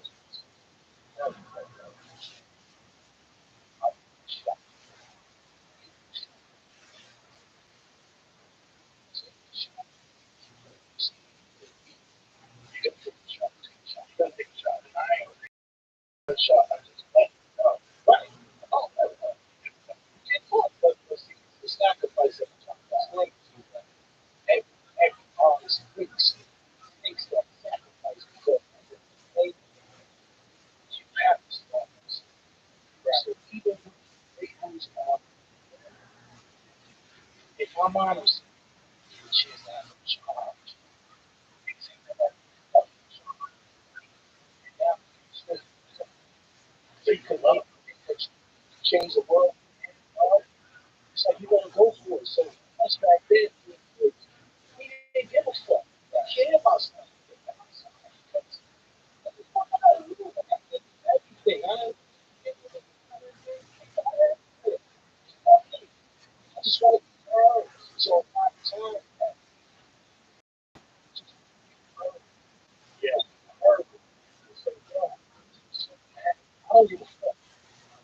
A lot of artists, a lot of artists, especially out there, I would hope that they would shit around different guys with old as they deliver.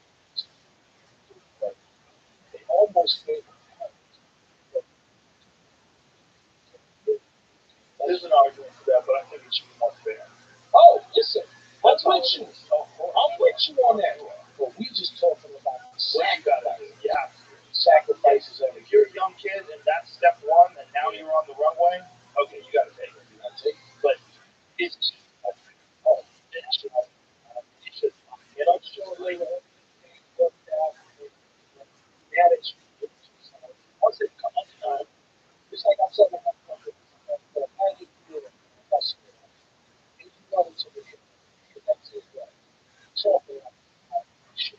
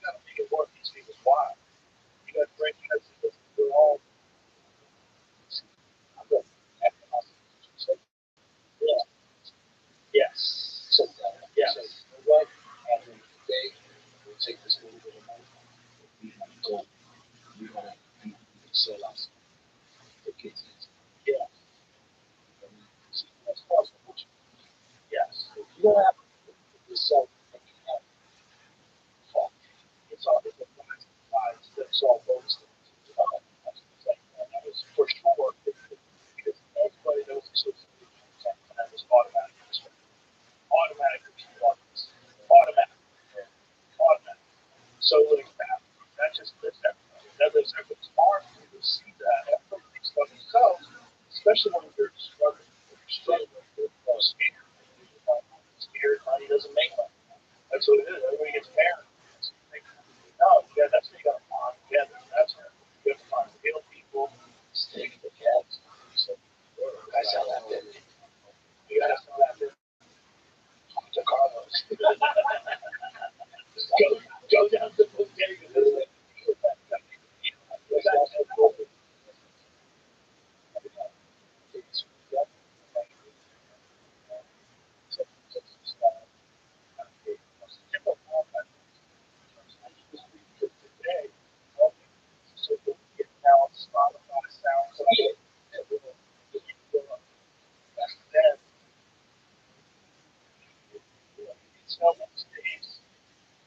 It's hard. You have to be so undeniable. You know, like I watched a video of 17 on the street. Remember that video? That's undeniable talent. Like that's the kind of talent. Like that dude, if he stays alive, can't stop that. That transformed everything. God, man, get out there and get the name out there. You have to dance. You know, dance with that devil. That business was so dirty back then. It's so dirty back then. When records sells the business. That's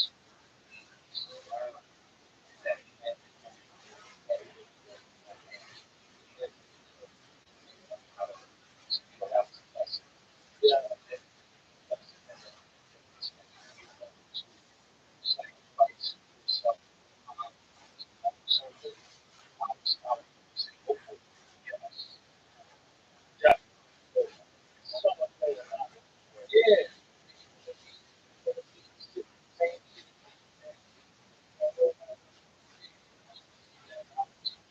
Some people are scared of opportunity.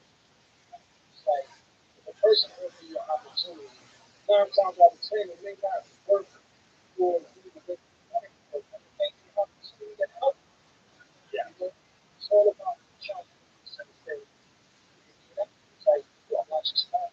He told me, so, yo, 5 grand, hey, fuck yourself. Stop there. Yeah, he was able to stop. Yeah, that's how I look at it.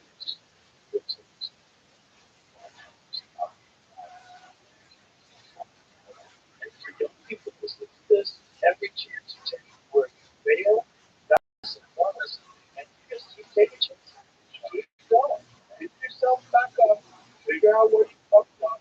Learn from that. Now you got to start. Now you have more experience going to this next thing. Just keep going.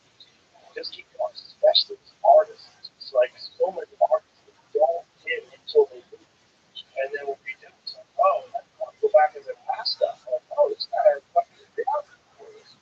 Think about it. Think about it. You're doing something.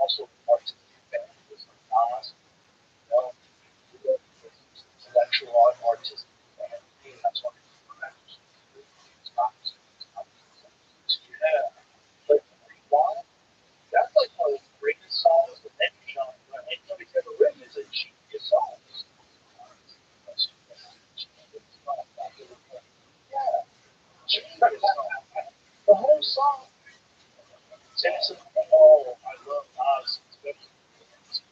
His lyrics are incredible. They're so good. So and unusual like that. But deciding what the first time they rap that, and it worked perfectly. You know, I mean, it's just, hey, did you ever listen to any of the shit where heavies got together with rappers? All these jazz in a collaboration with Star, really a bunch of guys. Some of my favorite shit all the time. Yeah. Have you ever got that? Oh my god. Jamie, play that. Play that. Find that. This is in my, along with a bunch of things. This is in my Spotify. She grabbed it like, I want to say 92. Yeah, 92.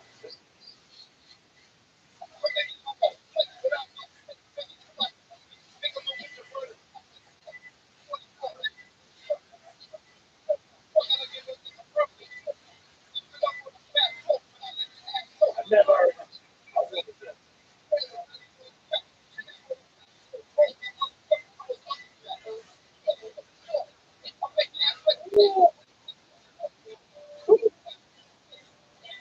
One of my favorites right there. Turned it. Small thing.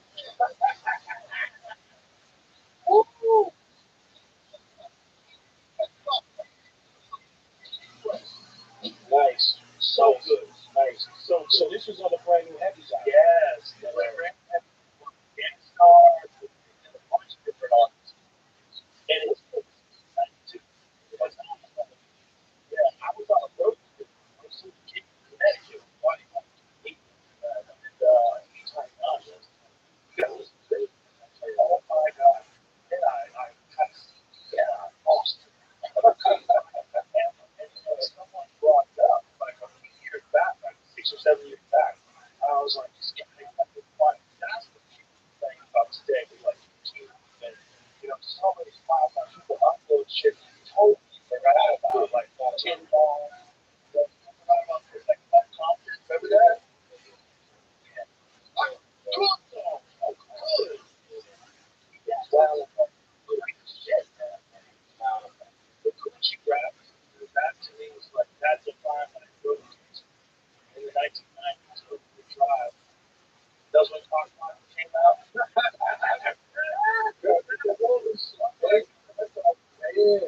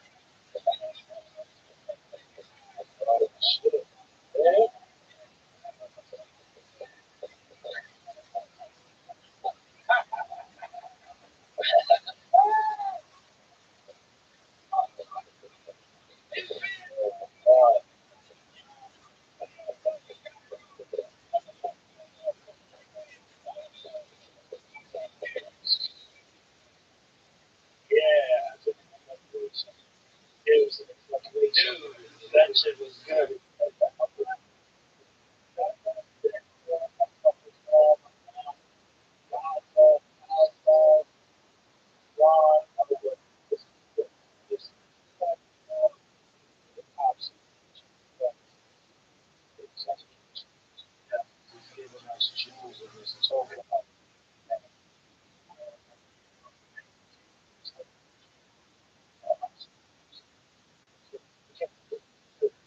Like you don't even know what like one of the was because of all that. So yeah, expressing themselves in the like or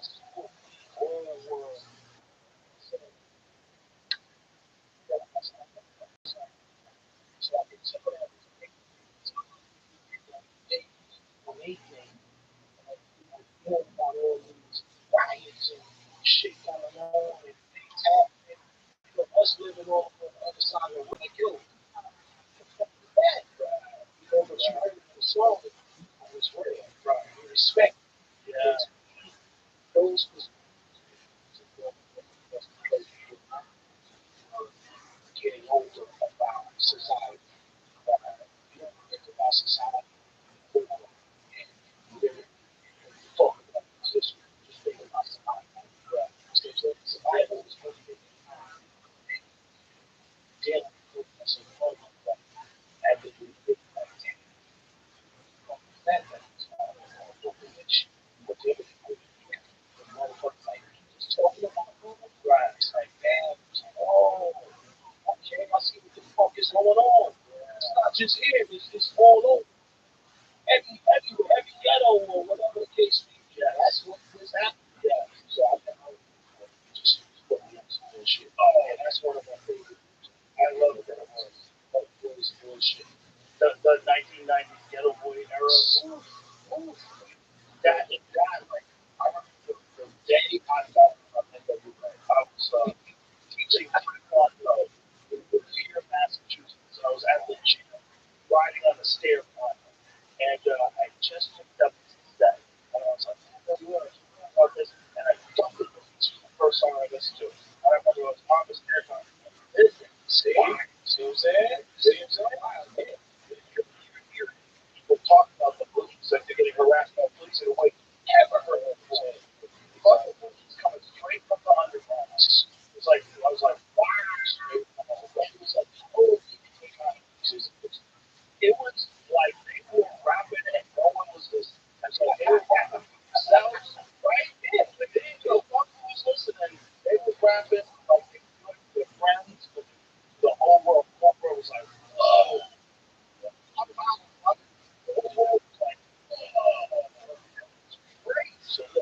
Then, oh yeah,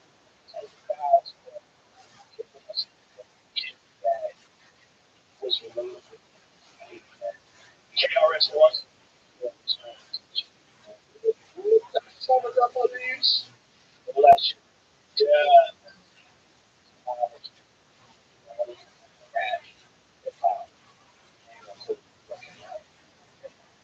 Information. Right. Like, especially KRS. They would say like try. Right. It was like you see people say shit today, like I used to have class. Like they were saying shit, let people know about some information that you're not aware of, and this is why you're getting fucked. That's why we're all getting fucked.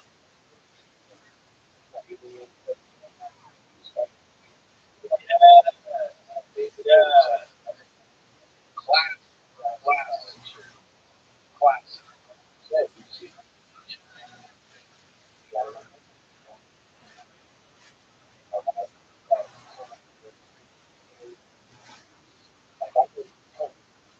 Well, one store. Yeah. One of the high school stores. I lived in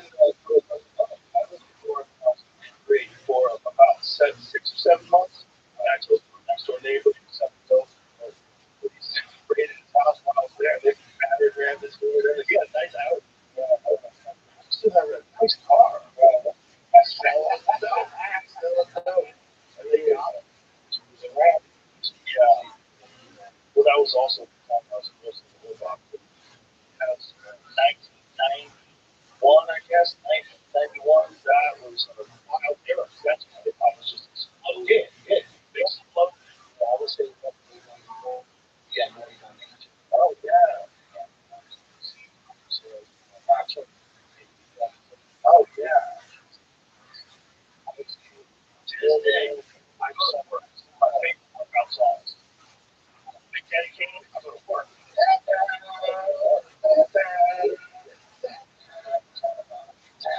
Oh my God, I go to work. Oh, he was so fast too. You know, Big Daddy Kane had like a very particular style. It was energetic. You know, you heard the style. Like God, you know, he started getting and then people look for us to so household and us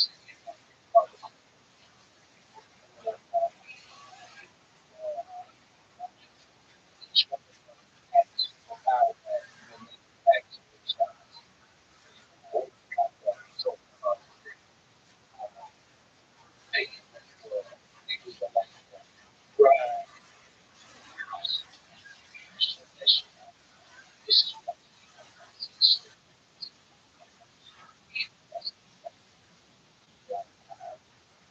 all these guys that they wait so all of them so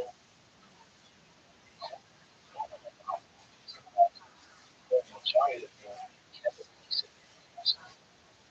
Oh hell, this I got some of the people that takes you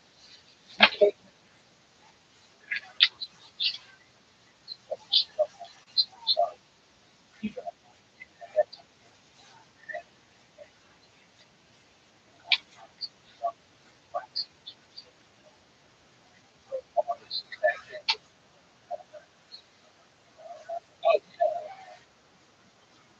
that levels. Oh, it's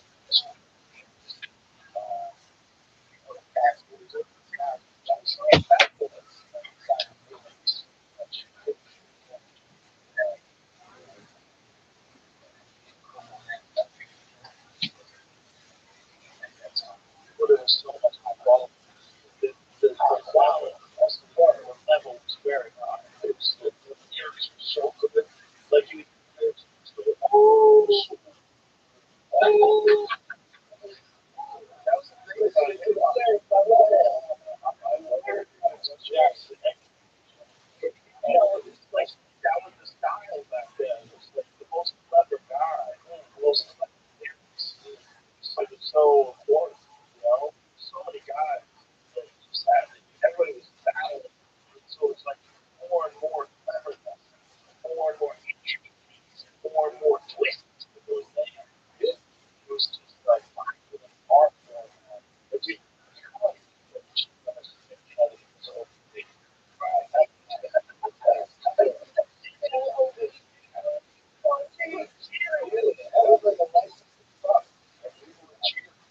I mean, it had so hip hop had so much Southern culture, and it emerged out of nowhere. That's what's so crazy. Like 10 years ago, it doesn't exist. Boom. I mean, even rock and roll. I mean, rock and roll, you had the 50s, starts to emerge, the 60s really takes off. You know, it's been around. Absolutely, hip hop just explode and make a lot of other things look great. You know, especially for young kids, because when you hear guys like Space and Method Man and like just the real news, we're talking about real shit. And,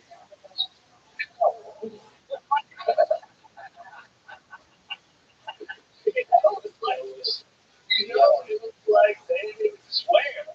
You know, but you guys were wild. It was fun and it was clever. And I think people listen to the genius thing by naming it because it connected it to like this kung fu mindset. You know, which yeah, kung fu is trying to show kung fu. Oh, and real samurai out there. Yeah. But you know what's so funny about that? It's like, it was on people I don't know much about stuff. Yeah.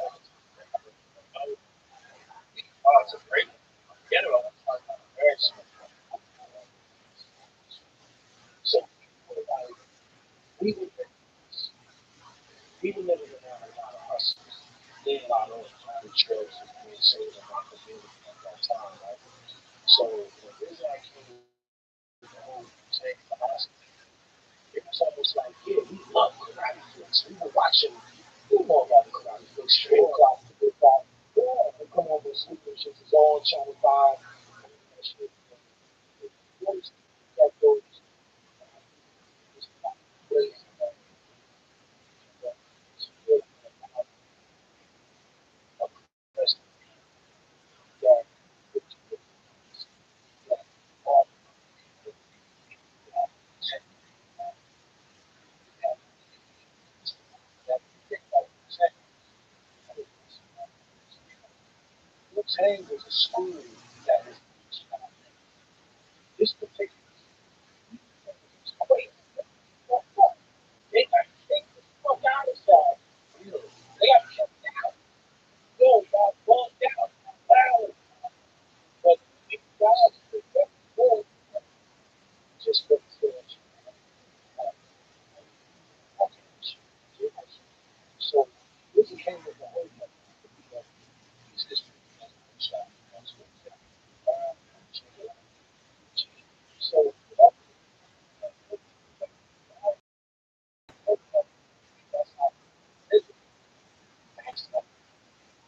So we got to cheat. Because we would have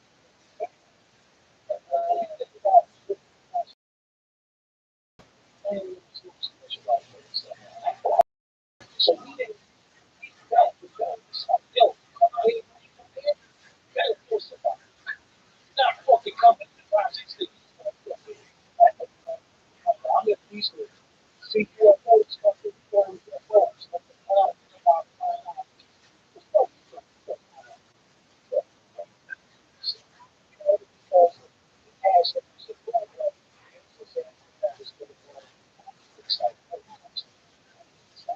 he's coming to play, he's coming to play, or he's gonna play that. This is all the shit that's oh shit, my brother got hurt. What happened? Oh, hold up, let's go. Right. We gotta go get back to that. Yeah.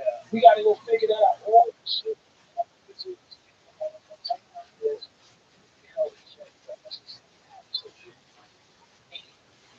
It was almost like, Welcome. How are you? Hello. back then, he was What's good, son? ghost.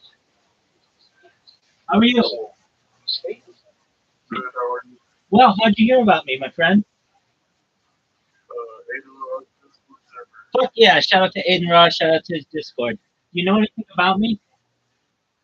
Yo, how are you? I'm Rabbi Rothschild. I stream my life 24 hours a day, 7 days a week, 365 days a year for world peace. I don't want war anymore. I've been live streaming my life for more than 3.5 years. It goes back to the pandemic. We've seen the death of a queen, the birth of AI, the coronation of a king, and everything in between.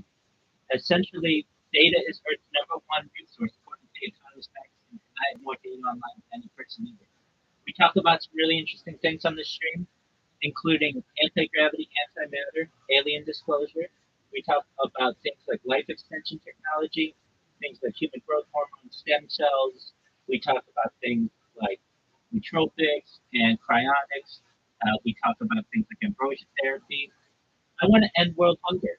The way that I want to do it is through technology. I think that there's certain technology that's not being utilized, such as agricultural drones, such as hydroponics, saltwater greenhouses, floating greenhouses, things like perhaps cloud seeding, and I want to end world thirst through the use of desalination plants pumping water from the Earth's oceans onto land to make it drinkable. I think these are all really good ideas, and thus I do my best to give them the spotlight. How'd that sound to you? And it sounds like you're doing, it sounds you're contributing a lot to society, and I, with it, you're enough, you know, the energy that Thank you so much. I really appreciate that. Shout out to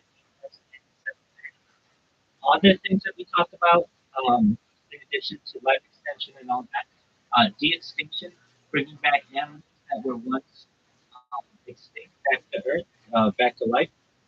There's a company. The first extinction actually has already taken place. It took place in 2003. It was a Iberian ibex, or the Pyrenean ibex. It essentially was a goat in northern Spain, southern France, that was brought back to fruition through science. And fast forward to the year 2021, a company is founded in Dallas, Texas, known as Colossal Bioscientific. They've made it their goal by the year 2028, so within 3 years, to bring back the woolly mammoth using uh, African elephants, and then they want to reintroduce the woolly mammoth into the Arctic Circle. Following the woolly mammoth, they want to reintroduce the Tasmanian tiger and then the dodo bird. So you never know, you might be able to see a dodo bird, a Tasmanian tiger, a woolly mammoth, or perhaps all three within the next decade or so. It's very exciting. Some other things that we talk about that are cool, mind uploading technology, ESN 730. Has anyone ever told you that they don't think you're going to die?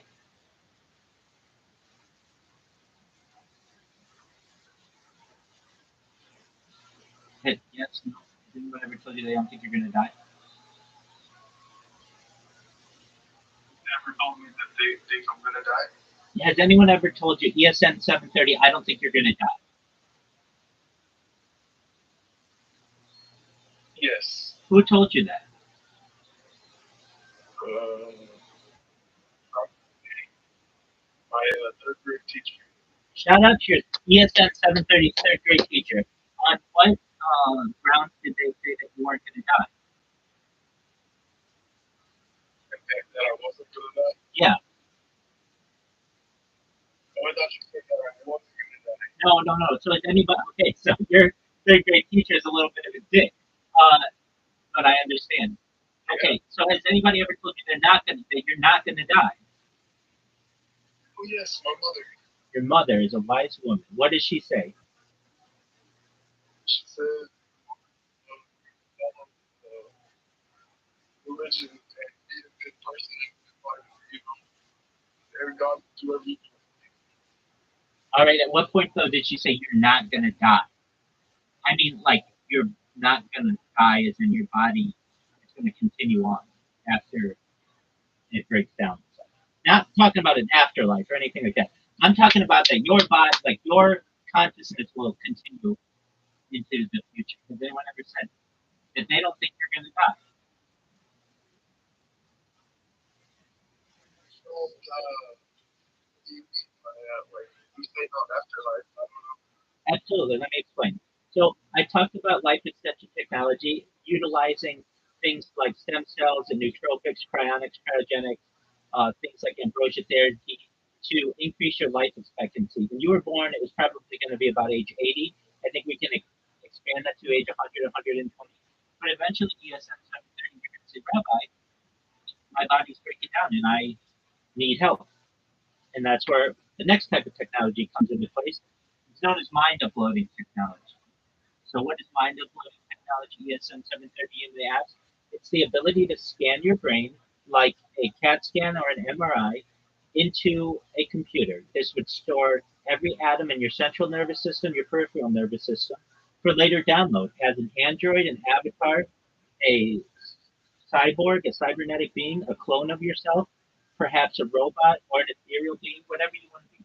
But essentially, what I'm telling you is that I think that there's an opportunity for you to live a digital immortality. And you may say, well, that's really great, Rabbi, but that sounds very expensive. I don't know if I have the finances to be able to do that. And that gets back to the original discussion that we had about data. Data is the number one resource according to the Economist magazine. More valuable than food, water, air, gold, everything. And I have more data online than any person ever. And when I go viral, which could happen any day, I'm going to give away the fruits of my labor, give away the money, just like Robin Hood, essentially. And I'm going to help everybody who helps along the way. And ESN 730, you will be one of those people. We're going to make sure that you can help your friends, your family, make sure that your children, God willing, in the future, will be able to provide for themselves and future generations. And additionally, you're going to have the opportunity perhaps to start charities, nonprofit organizations to start causes that are important to you. How's that sound? Very, very exciting. Purpose to it. Absolutely.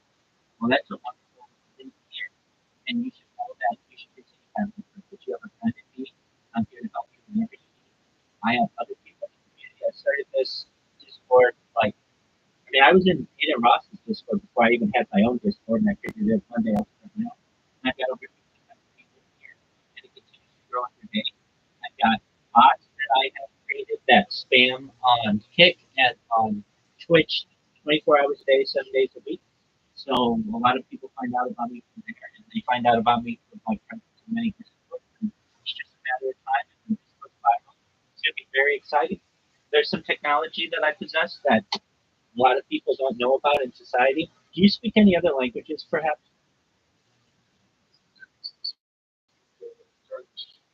Excellent. Perfect. All right.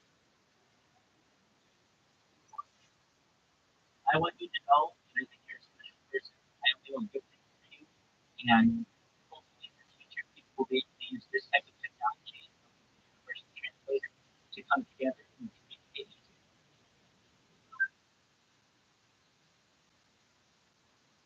Which is one moment. You may not speak Kurdish. It speaks your major languages. It only types out Kurdish. Okay, so you know Arabic. It has Arabic. Let me pull up Arabic. This is Universal Translator. Essentially, to my knowledge, it's 5 years old. But this type of technology isn't currently being utilized in society. I'd like to see it utilized in the future to make communication easier. هذا مترجم عالمي وعلى حد علمي يبلغ عمره 5 سنوات على الأقل، لكن هذا النوع من التكنولوجيا لا يتم استخدامه حاليا في المجتمع. أود أن أرى استخدامه في المستقبل لتسهيل التواصل.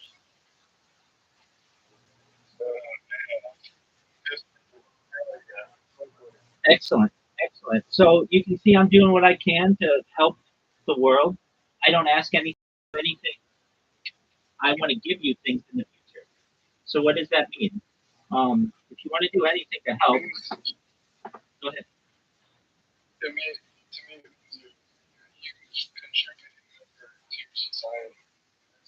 That's the best thing any I can't do any better than that, my man. Thank you so much for your kind words. Yes, I'm 7:30. I do what I can. I'm not perfect, but I do what I can to help the world. It's one man's mission to end war. And when I say that, people are skeptical. It's like, okay, well, Rabbi, how do you end war? It's really not that difficult. You immediately put down arms, you release all hostages, and you sit down at the diplomatic table and have discussions. And I think it's important for discussions to be live streamed so that everyone knows what the rules are, everyone knows what happened.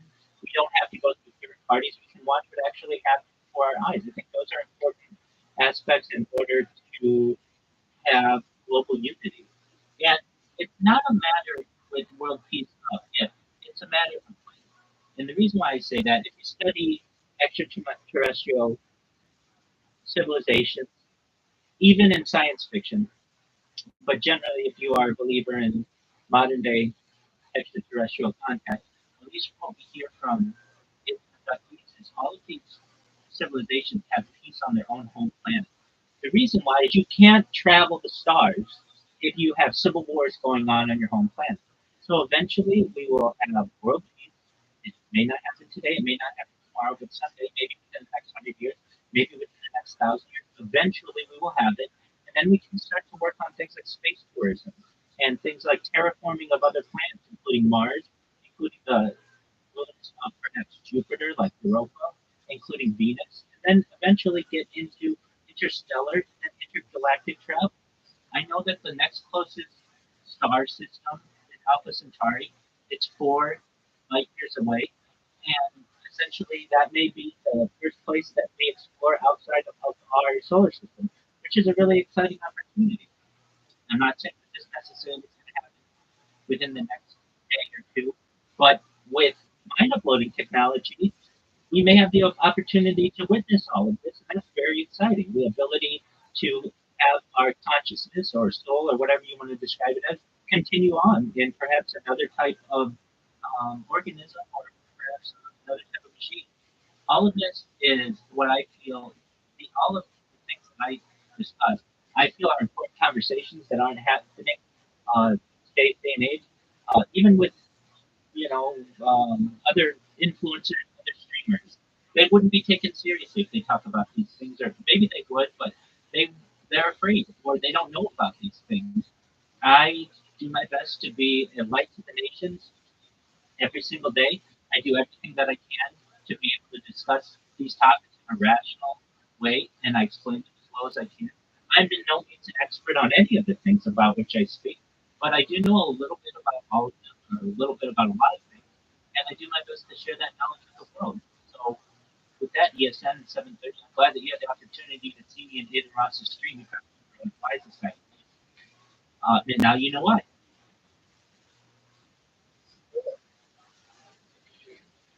What you're doing isn't a bad thing. So hopefully, Excellent, my man. Well, I'm going to send you a friend request on Discord, and if you ever need anything from me, you should know I'm always here to help you.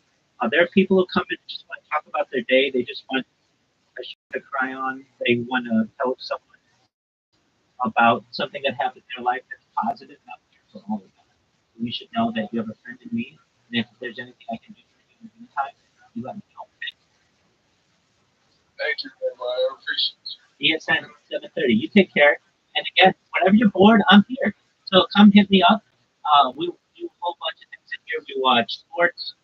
We watch a Super Bowl. We watch a World Cup. We've watched three different sets of Olympics. I mean, have you ever seen the movie The Truman Show, ESN 7:30? Absolutely, it's one of my favorite films. Beautiful, beautiful. So then you get it. You get it. Actually, the only difference between Jim Carrey's character, Truman Burbank, and Rabbi Rothschild is that we have my consent to do this. But essentially, when the world finds out about it, it's going to be very, very exciting. And you should know that you're on the cusp of something really special here. And I'm glad that you're familiar with that movie and thus you understand what I'm doing 100%.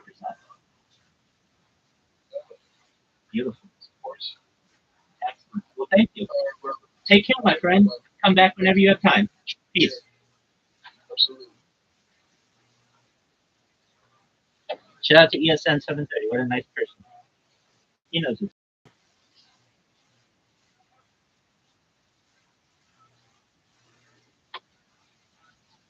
So these kids that was maybe like 10 oh, sure, yeah. I told you that.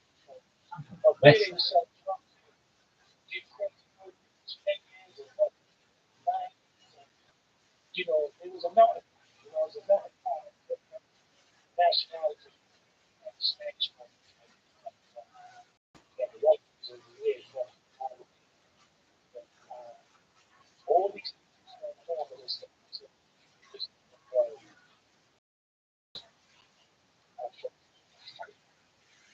wow, still, always hanging out there.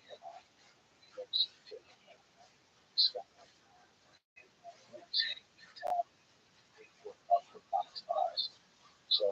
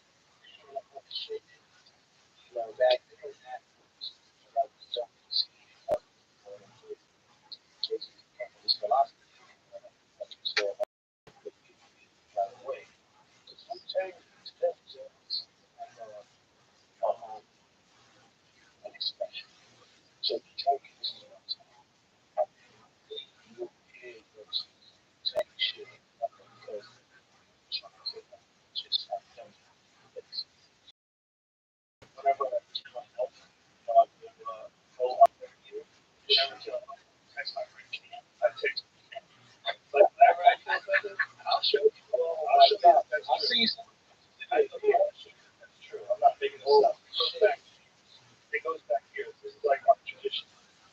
Whenever I turn up, well, I'm a fuck. I text him every day, so it's kind of get back pictures. But whenever I get them, I say, Wu-Tang, and I send them a picture. Wu Tang. Oh, dude, they fucked me, didn't they? Oh, Wu-Tang?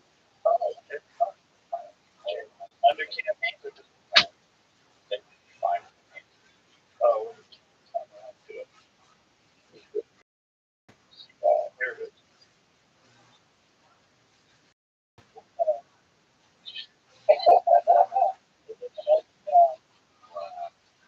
And that was from October.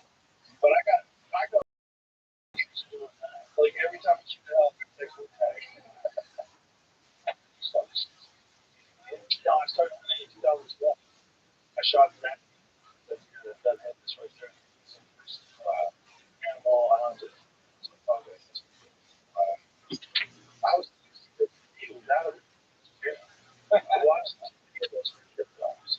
You know, those animal factory farming films, torture films. I was like, fuck this. Like, either I'm gonna be a or I'm gonna hunting. I shot the deer in my car. That's it. I've been doing it since 2012 years. So, yeah. It's like I'm not. But it's real nice. You know, it's like saying you're a black dog. Of course. Yeah, like, yeah, yeah, yeah, really good. So, you know, like, that's margins that were like super active out softball size with the system. Uh, so a lot of this, yeah, well, there's a lot of them. A lot of them. It's fun. I like it. I told you, like, we were talking before the show, like, you want to learn. I can put you on some paper, bro. 100% teach you how to do it. Like, because you're pretty close. Like, that's an easy thing to do. You enjoy it. It's also it's a nice discipline to clear your mind. Yeah. You just set a target up in the backyard, you shoot the target.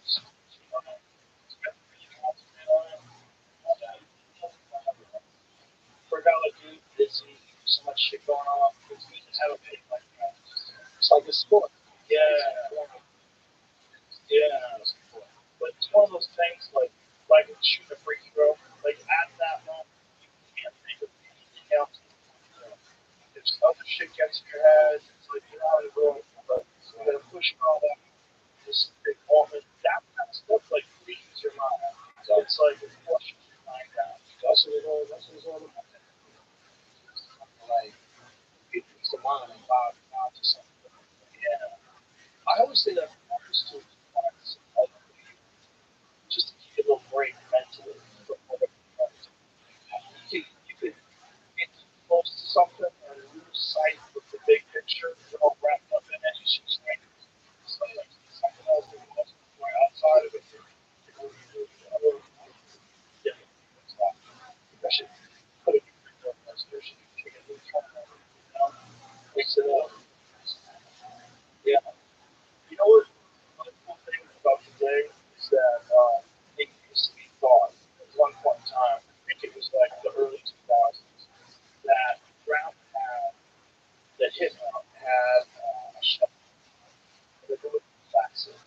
You know, like the Rolling Stones, the touring, you know, 8 years old back now. It's great, the Rolling Stones back on the road, but that was like a thing. It was like old rock and roll guys out there. Thing, but with hip hop artists, like if you weren't in now, if you weren't in now, it kind of when I see guys like and ice, it kind of it gets more leverage because I see something out of but yeah, so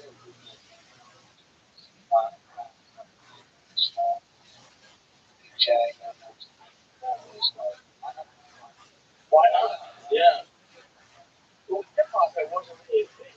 Huh. I didn't think that was right. So, 5 year one. They say any artist that was coming out back in the 90s, they was already putting tap how long how far the culture was going to go. So even for us, he's like, yo, hey, we can achieve like 4 years. We good. Yo, we good with that. So they always put us in a box. This box. Yeah. So they ask me like, yeah, shit is gonna be a see if I can still doing it. You know, I don't even fuck like I was that's hilarious. That's hilarious. I love bullshit. It really had like how life that everything got so I love it. Too much but you got to about it. It's like uptown she's in uptown world. Or that you get back to his other shit, only good die young. Oh, that's a great song. He has some great stuff. Seeds from an Italian restaurant. That's a great song. Captain Jack. Captain Jack's a great song. So, what do we got? It's changed. Yeah. So without master, like 300 times. Kind of crazy. It's great. Yeah, still going. Also, I hear we look up to yeah, it's beautiful that like that now. It's I feel like 2000s only it's more overseas. This short guys yeah, like a lot of Europe. Like a lot of my friends that were like maybe bigger in the 90s, they had to go to Europe. I mean, yeah, it was like, yeah. And I tell people all the time, being from the States, being, I think they appreciate it more because they never really got the chance. Grassroots is completely right. So when they come out, right now, so they're like these guys, they know they love you. Right. So they can't even, yeah, they can't believe. It. But for me, I think I love performing with my when I'm locally, when I go out there, because they come out and they just like it. You know, it's a thing. It's like, it's out there. You see a lot of people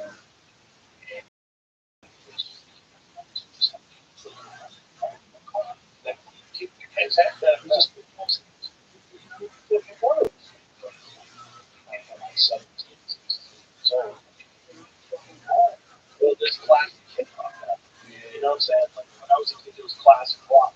Listening to Led Zeppelin, it was classic rock. Now it's classic hip hop, which is amazing. You know, well, it just shows that the culture like completely accepted it as art. So now young kids get hip hop, they become their friends. They're like, hey, you ever heard of this? They're like, wow, it's 1992. You know, I think that that's pretty infatuated. Like how you just said, like really I actually really oh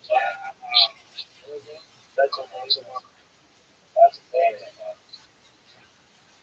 Yeah, man. You know that's why I'm just put up so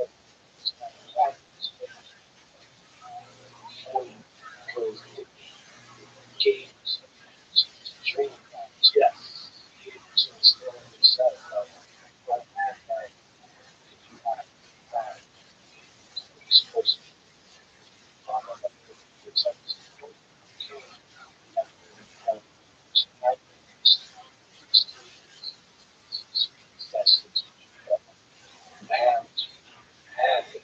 Yeah, try to front on it. I think a lot of times people, they look at hip hop, it's like, it's hip hop.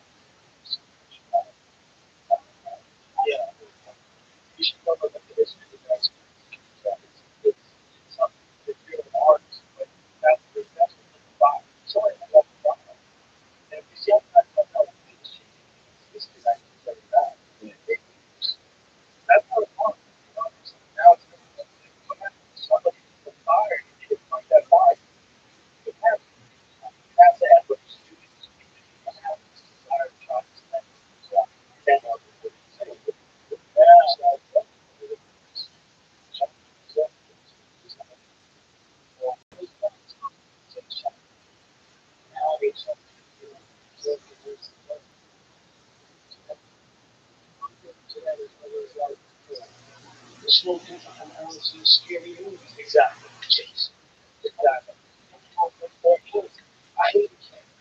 But he's called up. Great. Love.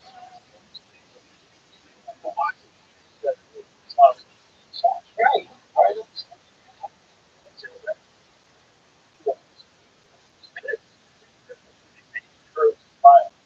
And that's the same thing with him. You know, doesn't everybody? Yeah. What's going on, really? What's going on, really? Everybody listen to franchise.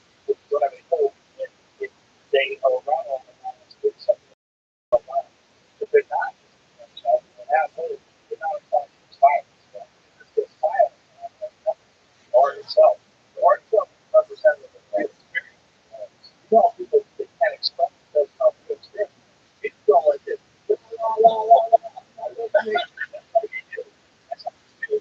This is these people's lived expression. That's why we tank so good. The reason why I'm so good is like no one's questioning the authenticity of anybody's tank plan. So it's like that, the message that you guys were putting out, the way you were putting things out, tank plan ain't nothing. Like that is that it was like from you to the world. You know, and if someone is like that, you don't have to listen. You don't have to listen. But if you slap a warning stick on it, it's just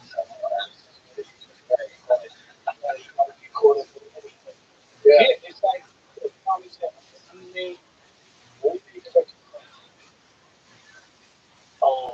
Cream was a record today.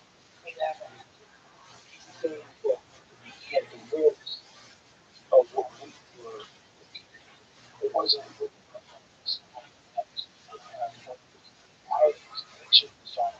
Cash was everything around the cash. Yeah. Around the cash. She never fucking really used but around the action came up with that. Well, I tell people all the time,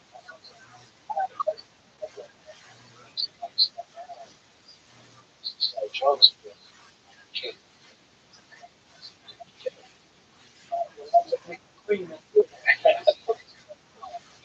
You know what I mean?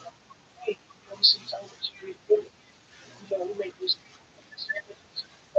splash on that cream on it and oh, I'm gonna check this in and she's right here. This stuff you talk about. Nah, real shit. And so he was looking at that. I can't look at your cream. Should have been a fucking spot over there. You want to make it cream. Get it. You know, so what you got with the African? I'm going to ask people. It's crazy, right? And it's like some good person. So we was in school, right into it. He was there, and just sat back and just fucking cash. And we put it on the thing. It's good. It's good. Next time, I just feel like trying to slip it. So I go, two verses. Right? I want to never start that. I always got my club with this paper. But you gotta be the type all that. Your mom's got pages like the, you know, 5, 6 days. You know, I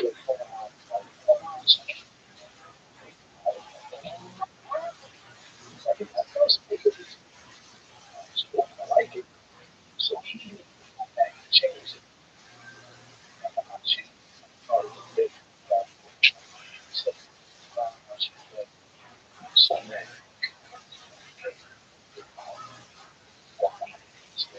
that's my name.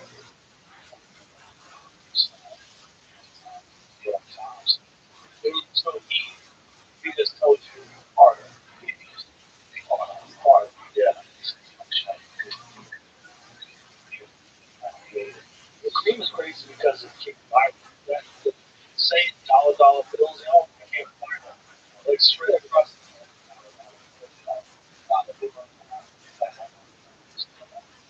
oh wow.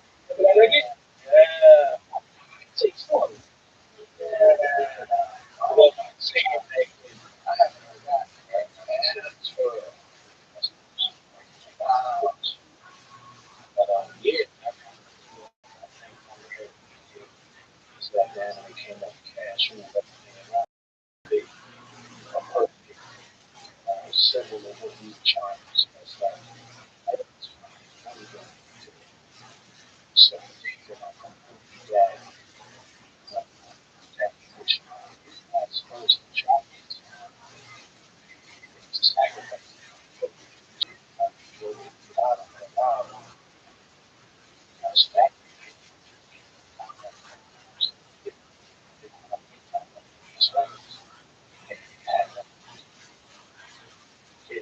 Okay, to me, it's like great realization, like real shit. It's not this, like just message, message. And that's what I think love about you saying is that we give out like really close to oh, wait, tears.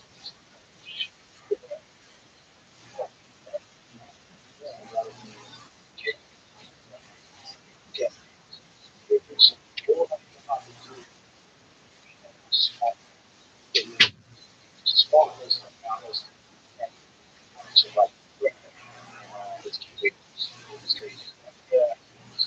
But that's what I was saying about like high quality crap pages, because everybody else is shit has to talk about. Yeah, you know, right. Said some shit, man. I know that's one of your respect.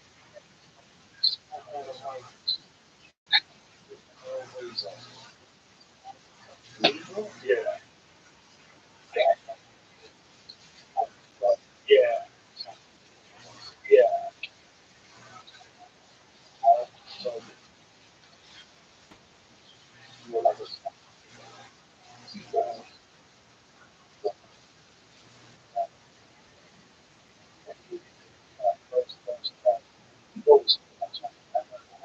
yeah, yeah. About all these different voices, all these amazing lyrics, all on one song. Like, what we should have learned that each one of us had, each one of us can make that you love all of us. So it's better to get us all now. You know, we'll say, proud, happy, okay, it's all of us. Yeah,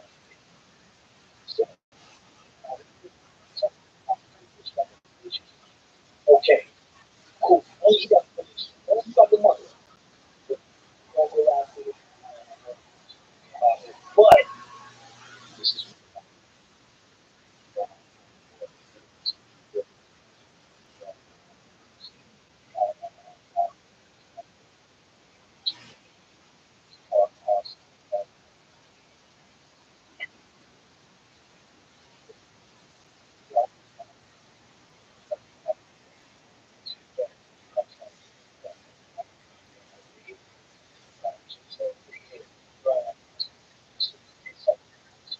so one, but the outline it felt different because right, the Wu Tang was like a movement, exactly. So it was different. Yeah, they had all these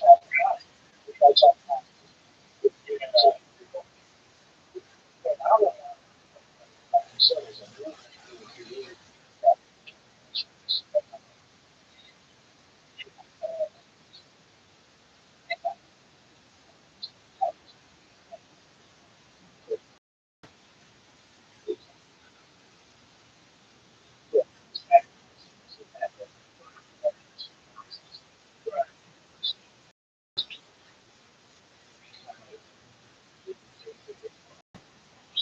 artists, everybody was moving.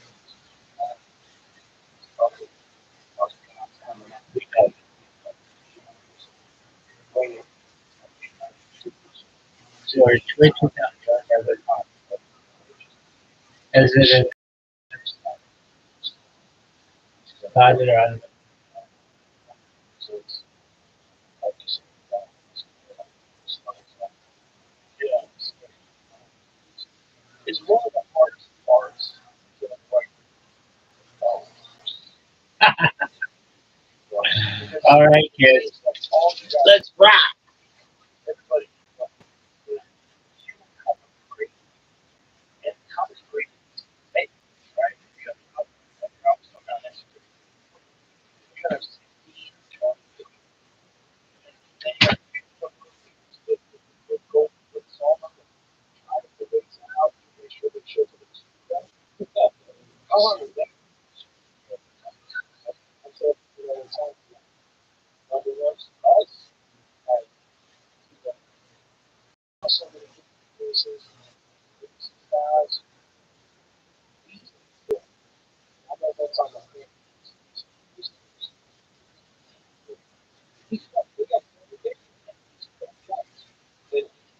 got this, this, later, I even asked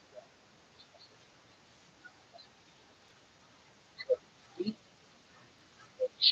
think about which and which backwards. How can I sit and move the fucking phone? You don't fucking laugh.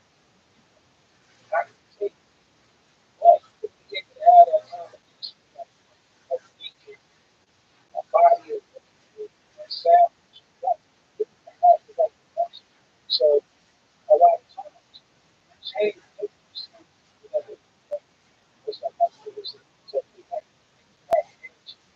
yeah,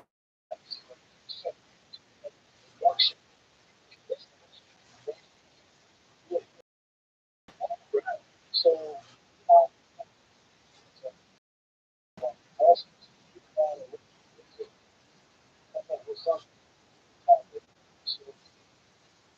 you know, of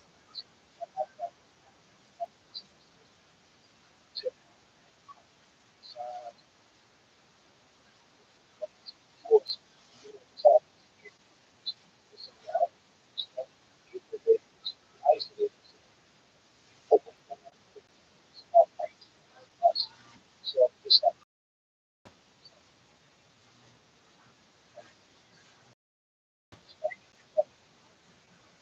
force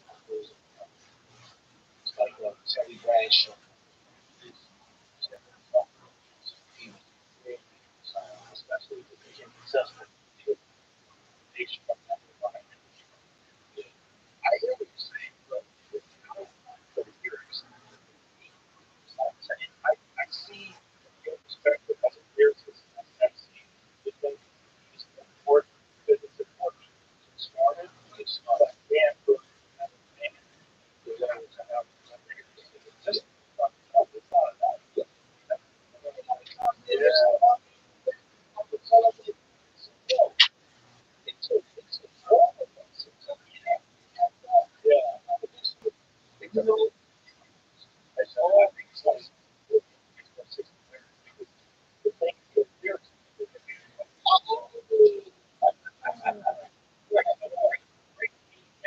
Your head, it's going here.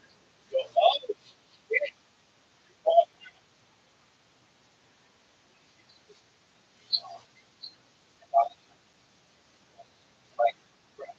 right, right. It's an operation. It's a collaboration. But it's interesting that people think, like, what's more important?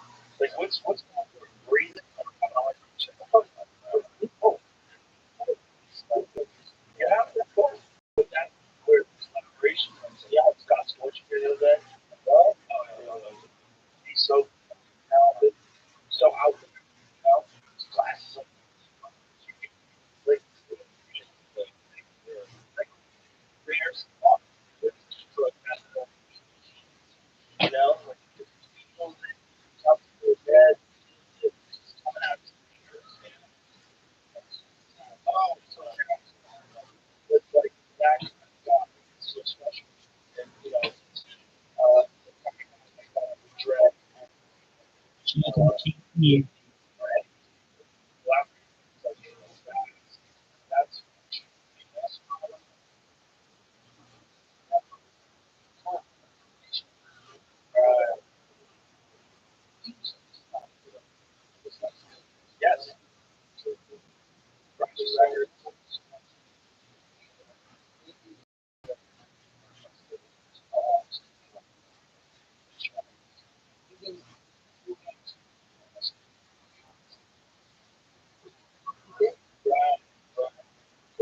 ain't too much.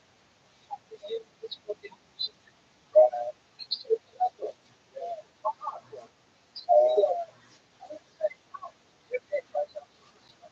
Oh, just like those cigarettes. This is super high. It's great. It's great. It's good. It's like, it's so somebody, well, I think the whole thing back then was Elvis. Whoever it was. Whoever was the first one to come. Everybody kind of seems to really get that much. Yeah.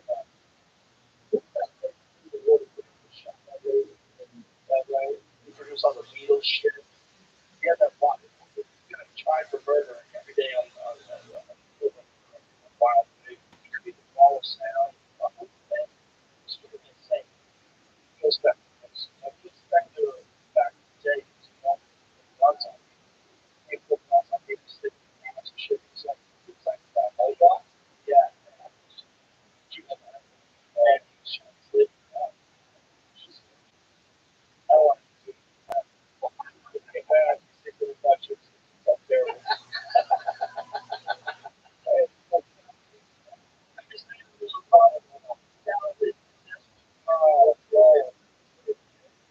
That dude, he was responsible for the wall of sound with the Beatles. Like that was a big thing with him. Like he was known for being a guy that would change people's music.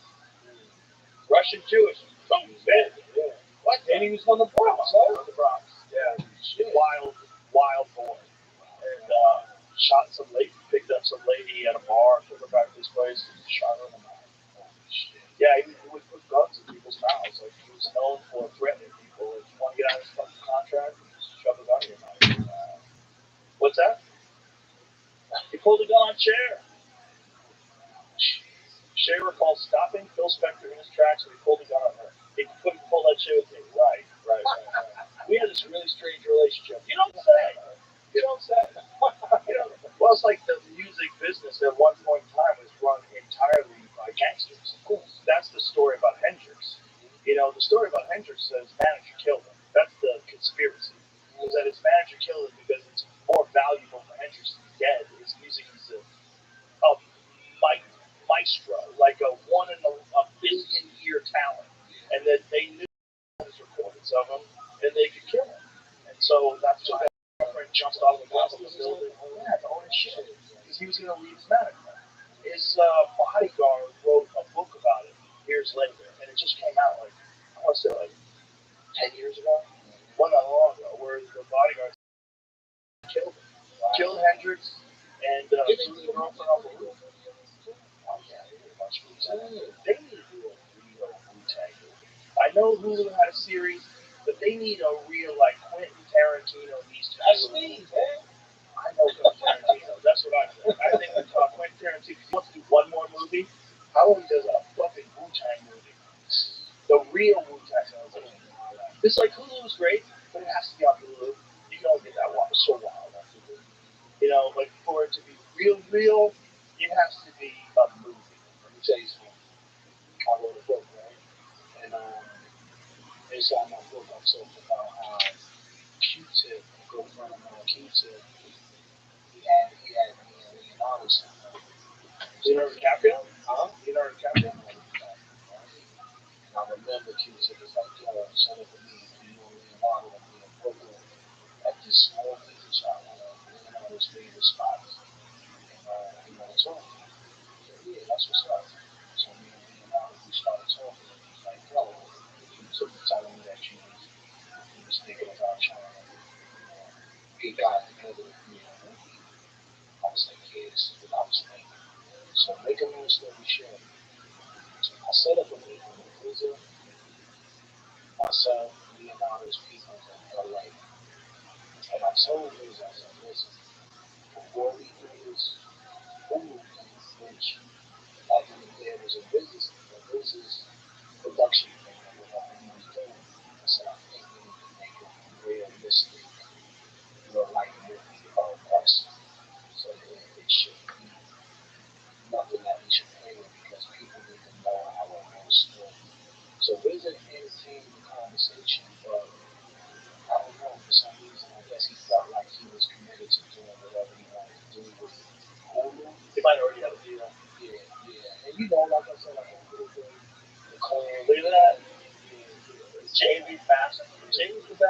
was that night, and I remember that. Wow. I wish he could be able to sit down there because the way I had him looking at it, it was almost like I told him. I said, "This would be like like a nostalgia of Goodfellas and Minister Society."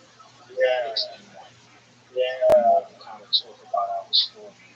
He was super open. Yo, Chuck, we got to go, yo. We need to talk to you. At that time, it was already in pocket of what he wanted to do. So I said, you know what, one day, maybe I might get a chance to show my version of it. Because, how many popular movies we love at? Right. You got these guys telling me, oh, for sure. It can still be made. So it can be made. 100%. Just because there's a movie, that doesn't mean shit. Right. But I think that the day I want to give you guys a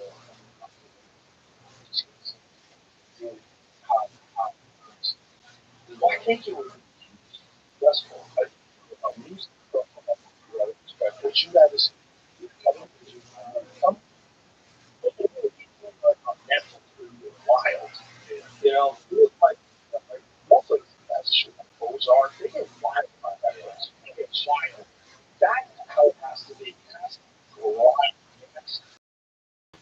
It can't be in any way average special vibe. You know what I'm saying? Like it can't be through a filter. It has to be like narrative. It has to be set up. Because it's very hard to take the same career of 9 investors get together under one master plan with all these genius talent and they form this movement. That's not for 2 hours. That was one of his movies right there. He was like, that's what I said. People do that too.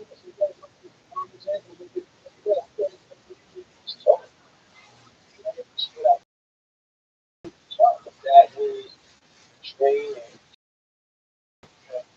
I'm sure you also have some like now but it was so good. This is that when I sit down with you, this is for the young reputation to it. They love this. Like, okay, I love it. You love God. It's great. It's great.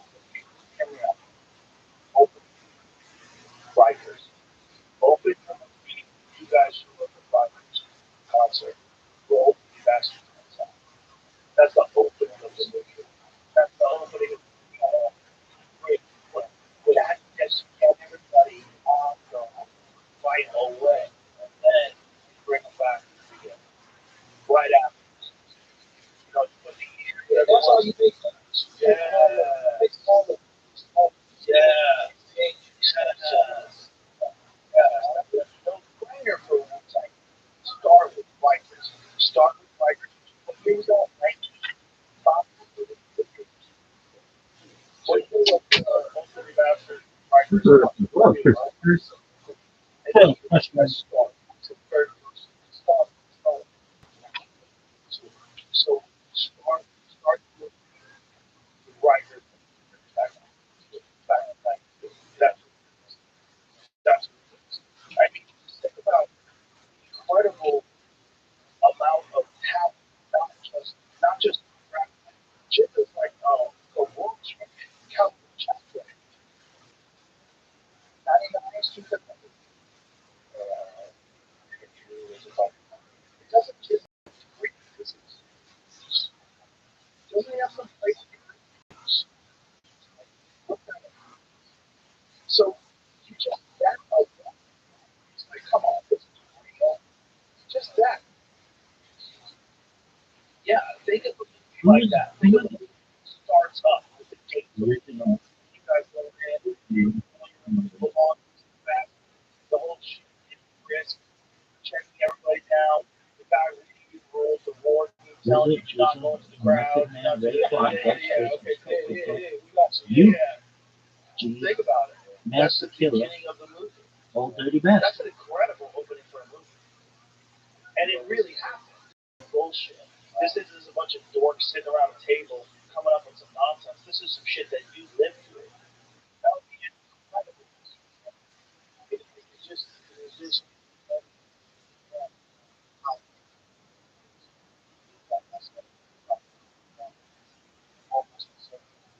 probably bullshit, but everybody has different philosophies on how they felt their That's lives as well. So, you know, you know, I tell people all the that's time, Redman, Keith, Man, Hurricane G, and Jamal. you know, most typical Jesus, could have been down with the Juice Crew. Redman, You know, you don't know the Juice Crew. Sounds like that. Where it's like, no, you are. You work. You work all night. once you come and get down with it. All these things I was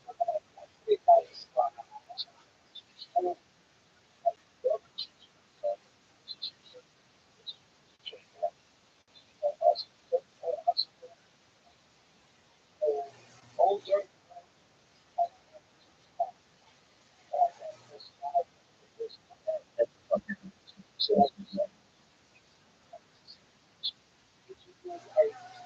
You know, and like I said, you know, shout out to man for doing a great job, but I do agree, like you need another thing where,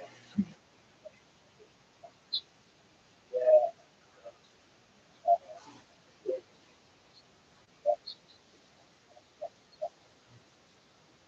it's a great story. It's a great story. It's fun. It's fun. But I think there's something missing. And I think the something missing is a movie. It's gotta be a movie. It's gotta be a big thing. And it can be done. I mean, it's like that. Imagine OT does Baby I Got Your Money. Smash that, and then because it's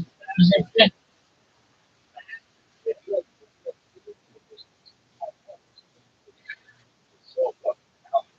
It's so real. I go to TV, start talking about like, where are you gonna get the money? I can't find money. Nobody. Like, we got it's like, yeah, yeah, yeah. So, so it wasn't like, well, it's established. Much of like, that's part of it. But you know, of course, by existing, inspire others. By existing, I think rap careers, I think my careers were inspired all countless, countless. So I say, Hey, okay, so baby, watching, I got your money, don't you worry. you know, kind of Baby,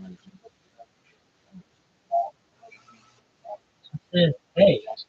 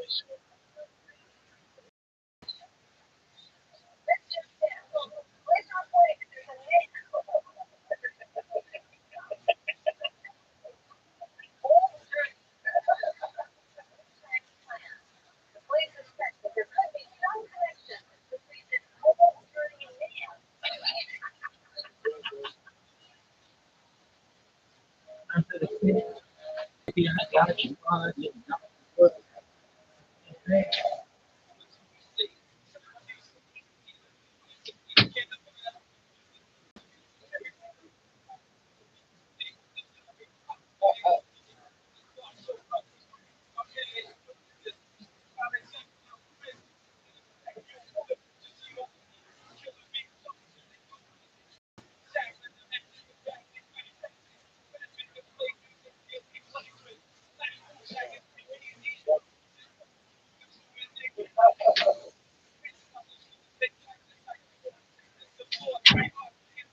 Wu-Tang.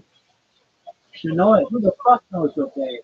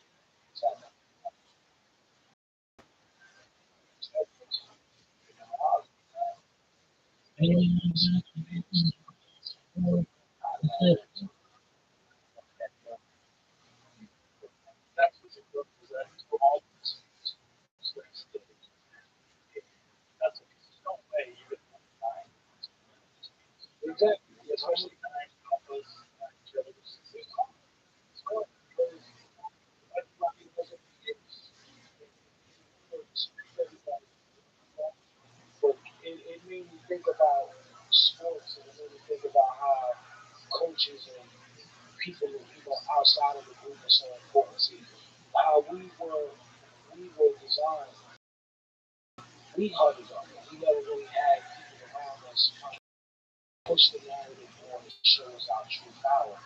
So we made a lot of mistakes, of being great, but still handling the business a little bit different if we had some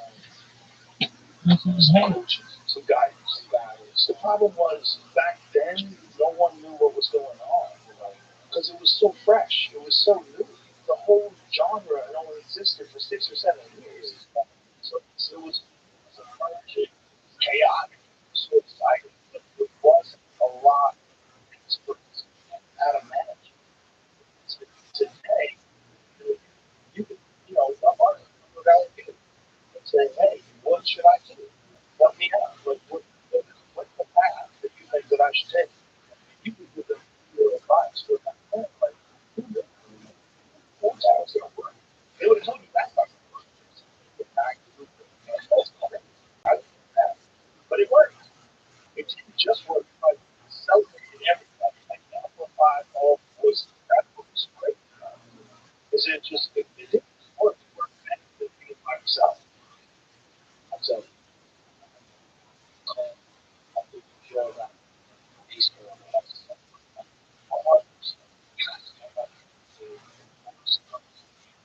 Iron sharpens iron.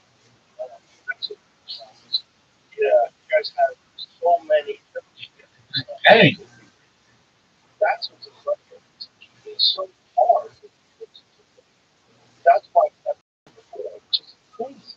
Think about the history about how many artists got one place come together and made like a oh, this is something. Not one. Not one. You know, there's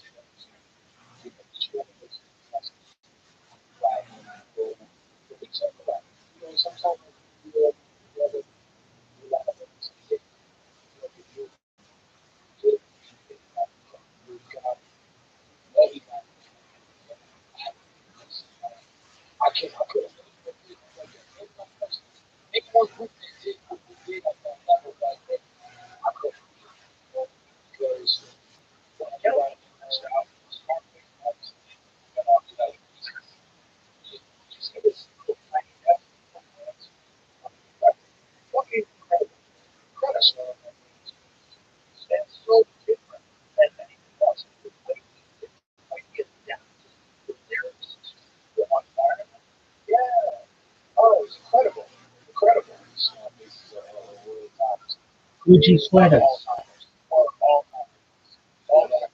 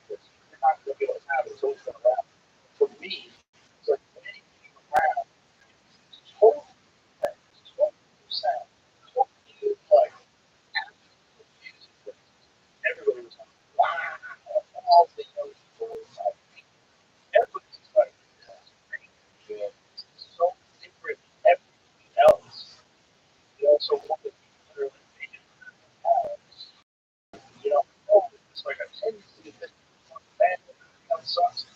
Tell us what abandon that thing. Go back and educate yourself. It's free. Get on YouTube, get on Spotify, educate yourself. There's so much classic shit from the 90s that you're missing.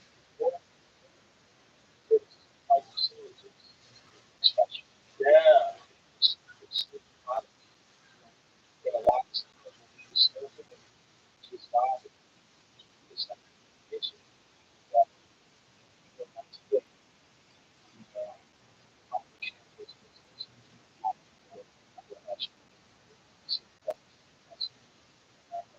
we say that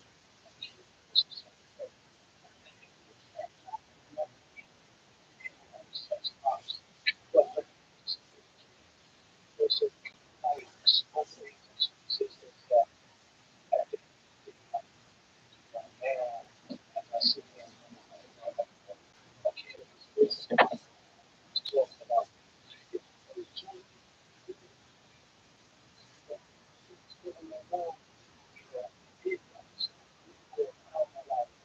same thing.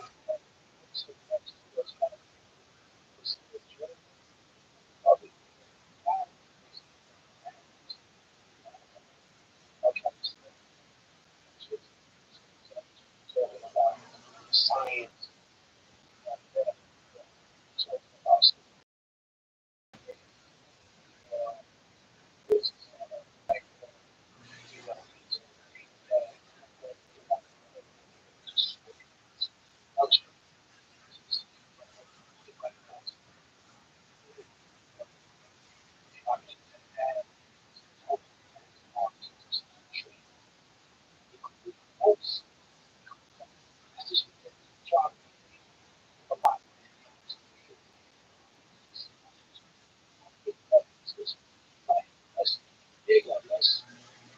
let's take it. Just sometimes we just sit in one fucking box. We just like, yo, it's not that. It's about opening up doors for everybody to be able to see so many sides. Like now it's just like the hip hop is control one person's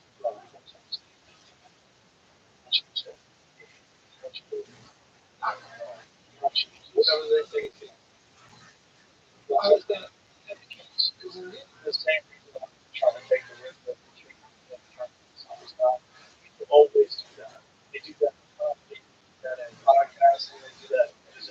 There's always something that you know better, and they're going to roll you. This is what we're going to do. We're going to fire a team. We're going to do it. Oh, this bullshit is not that hard. It's really hard. That's what, it's when you have middlemen. You have the talent. They just steer away from the most popular. They don't give a fuck if you're earnestly, honestly, especially not that good at anything. They just want you to stay in that box. That's the box yourself. And once you sell once, they don't want you to change it up. Like Ice T started fucking heavy metal band. Yeah, Ice T played a cop on TV for like 30 years. He had a song called Cat Killer. Black Cat. And and he was like, I'm gonna do a hardcore album. Like what? Like what? What is this? Right? But it's like he just didn't listen. It's like I don't give a fuck what you say. I'm gonna do what I want to do. And you have even artists that have be able to change that anytime you want. Whatever whatever's got them, damn, you can keep that things. And if I dance to the beat of a different song, doing the same person, same creative force, they created whatever you like. And if you probably like the direction they're gonna go, it's gonna be just as good. We all like what we go. We both like Gucci rap. Very good. We all like the shoes that are coming. But that's what you have to give room for an artist. These executives and these people that are profiting on art without being creative, their input's always terrible.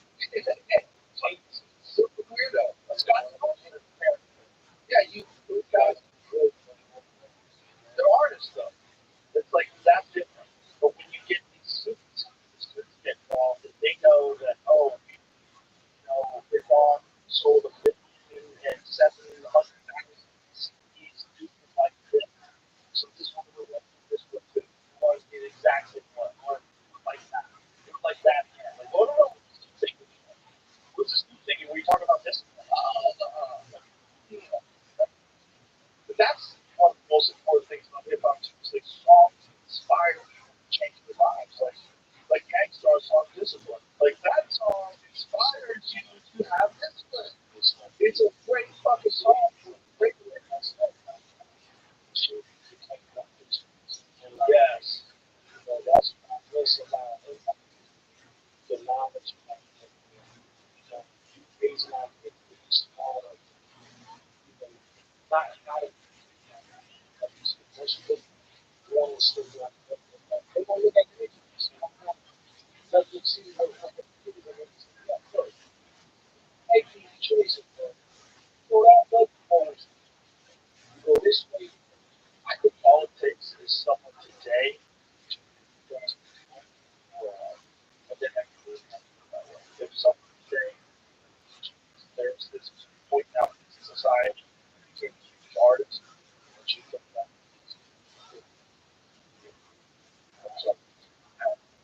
jack shit anymore. I think what means something now is that's what means something.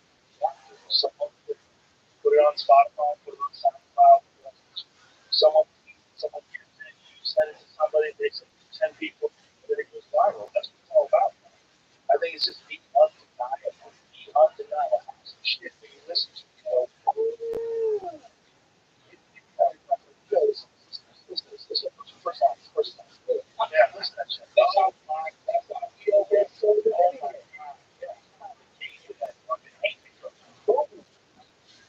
Yeah. Definitely.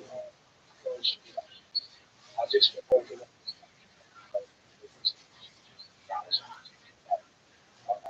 I'm looking at any different things almost well, that I mean, this year is 25. So when we all want to back inside, the more I we say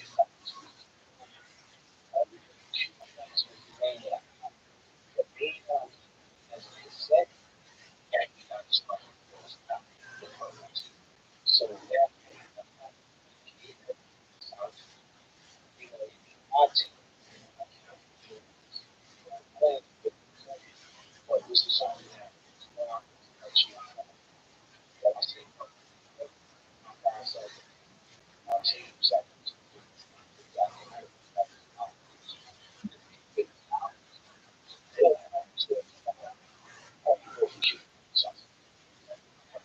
So I did so you know what? That's so inspired for us to be part of culture and how it's back to them. Yeah. Yeah.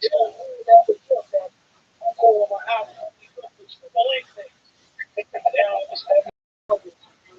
Cuban links. So you know that something wow, I got it. My life that is affected by that. It's one of the reasons as you walk start to see it. You'll find different land as we speak. Once we get you will be ready to go out. Position ourselves this country. So it's great. And it's about the to some and a way to focus and mention that slowly highlights about it. It's not dangerous. Rules stop the mindset because I just want that because I love hip hop and you're in a position to make something that at that time was so and false was but I can't even tell I don't know. I don't even know us trying to get them here and turn my life around. So we talk about this in the documentary. Like I said,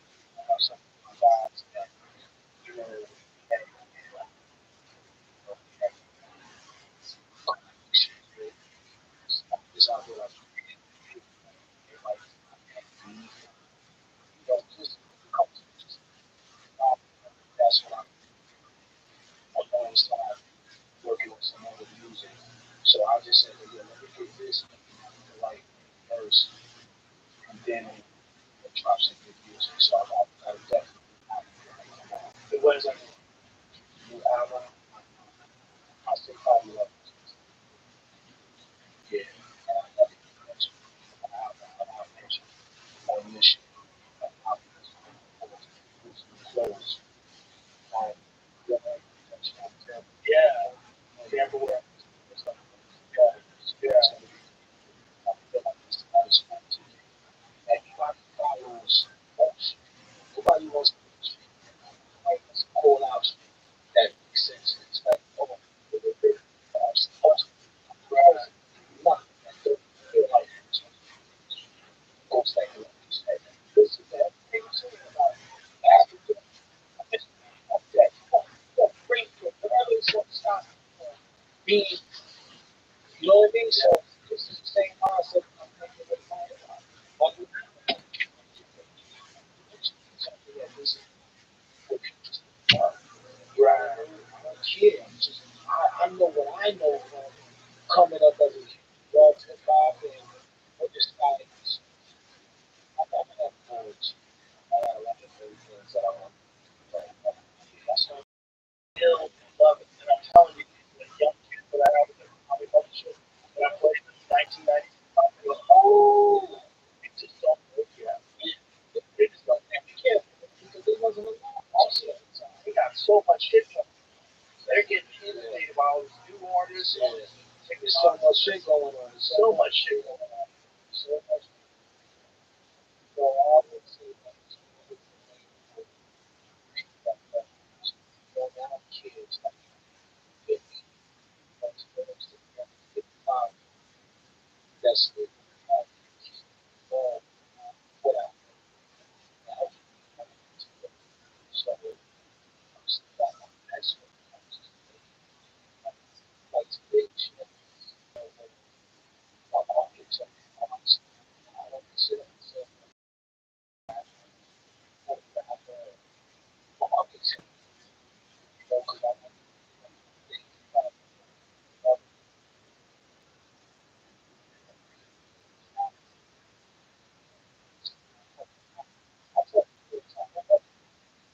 that's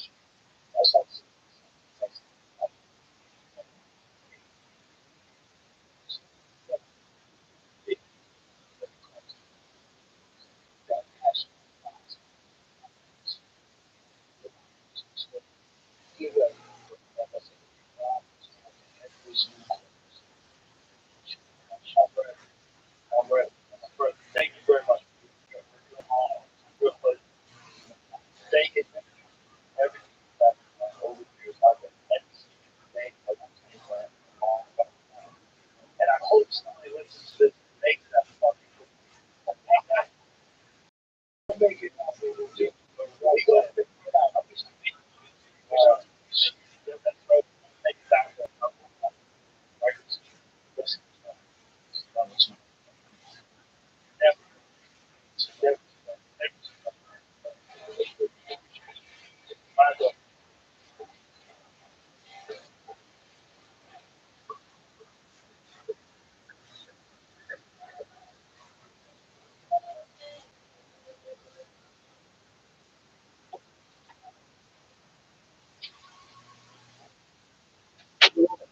You can do it.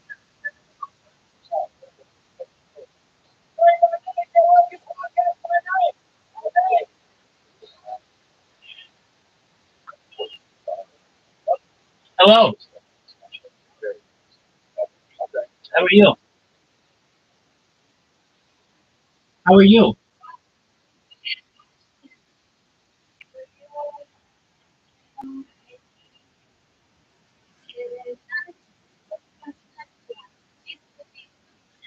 It happens. You got 80 followers. You're welcome. So are you eligible to make money on Kick now?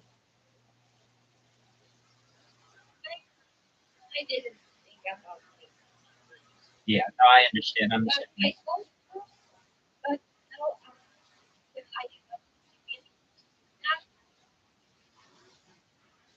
Okay.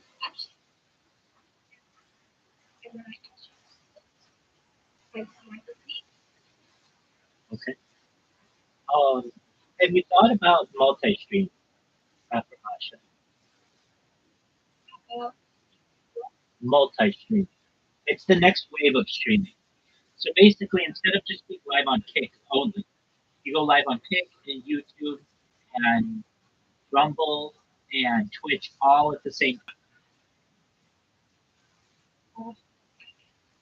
Yes, you can. It's the same amount of work. You don't have to do anything different. It all goes in the same chat. So it's just from one piece of software. It's not even software. It's on a browser. It's called Rumble. Go to rumble.com.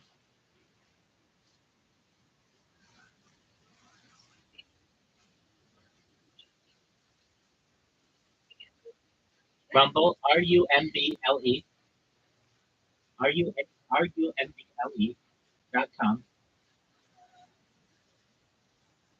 Create an account. Sure. Absolutely.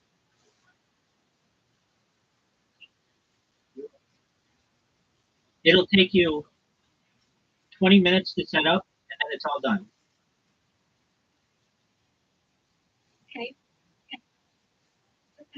It's very nice.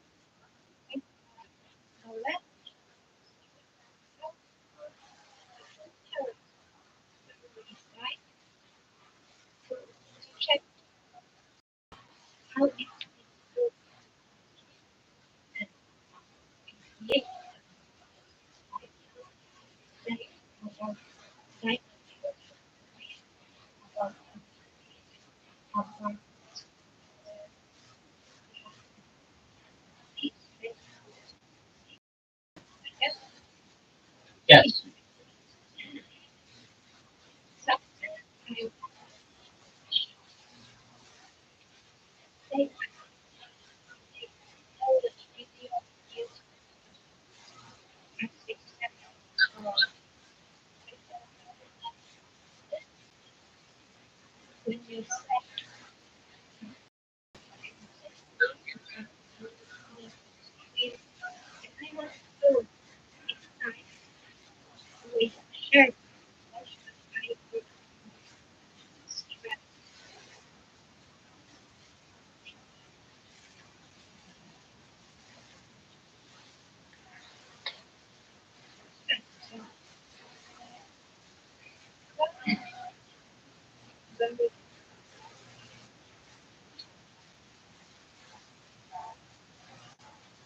You see rumble.com?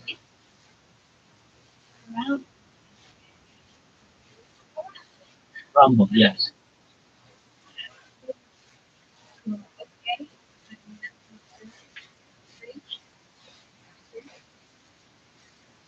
Create an account with your username, Aframasha. Am I saying that correctly, Aframasha? Okay. That's how it's comfortable to me. Aframasha.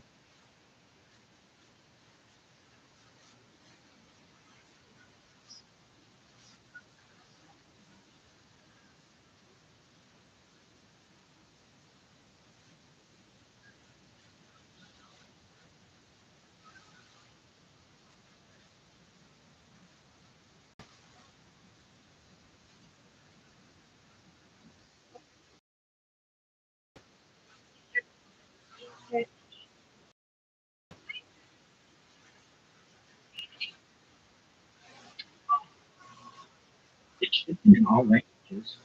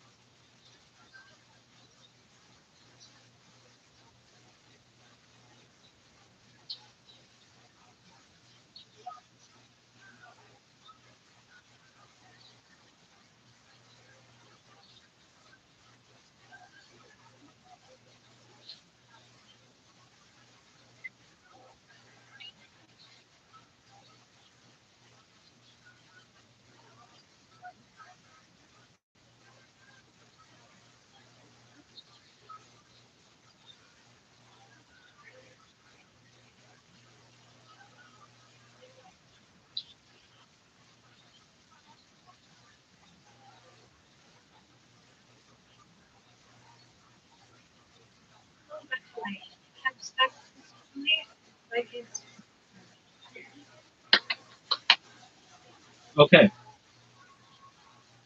Now,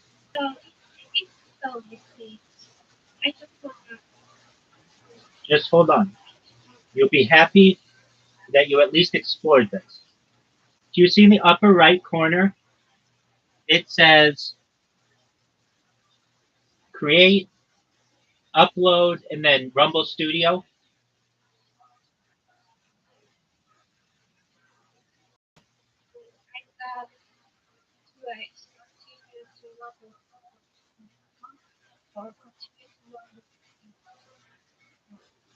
Cloud, cloud. Go to rumble.com.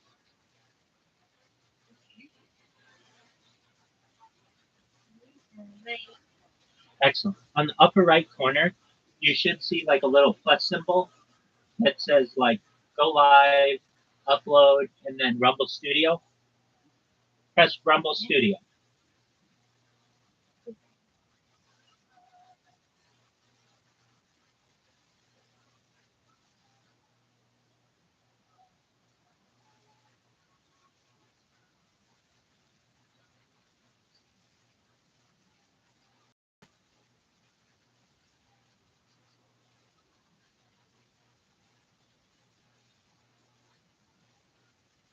Okay, so this is the piece of it's software, but it's in a browser that is basically the main stream, and then you can multi-stream off of this.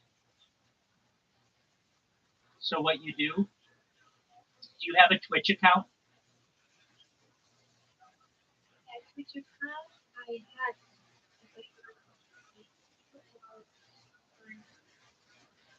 You can use your old one. If you have your old one, just log in. Do you have a YouTube account?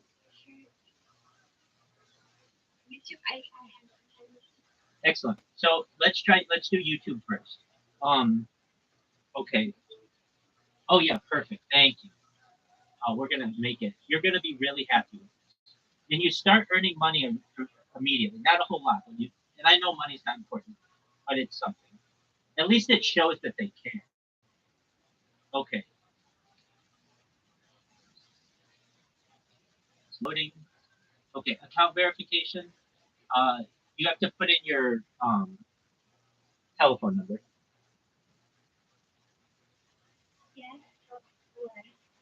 Um, hold on. Upper right corner where your avatar is, your profile, the circle. Yep. Click there. Okay, go to settings. No, no, no. There. Yeah, exactly. And go to account settings, like the second one down. No. Okay, that works too. Account information is fine. And then you should see verification. Yeah, perhaps it's there. There you go. Okay, so you put in your telephone number there, and you'll get a code, and then you'll be verified, and you can use it right away.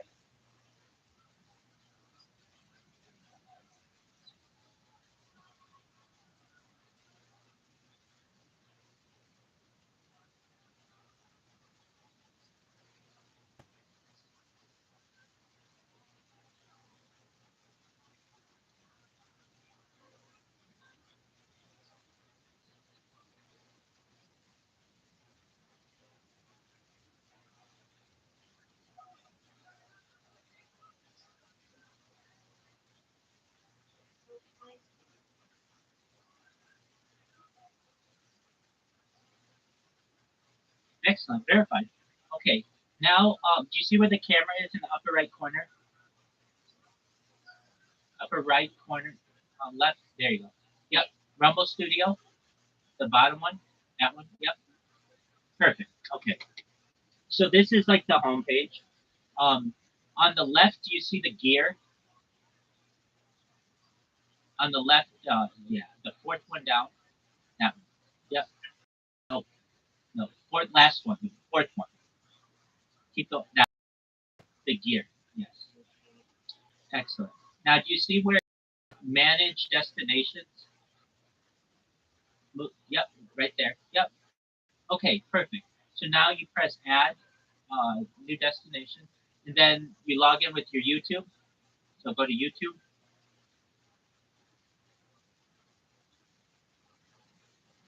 You click YouTube. Try it again. Oh, there you go. Oh, it connected. Perfect. Already done. Just like that. Okay, now click the plus again and Twitch.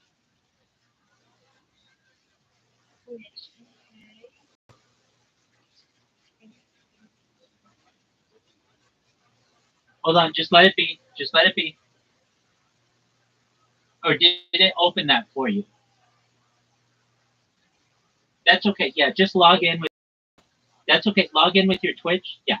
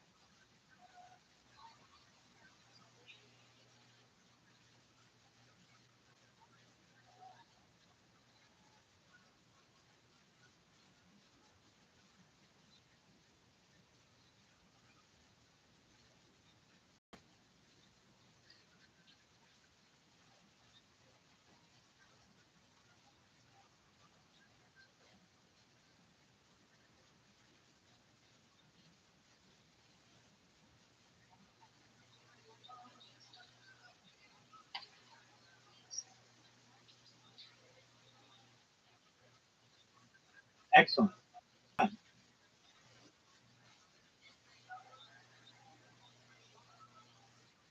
Then go back to Rumble and then press the Twitch button.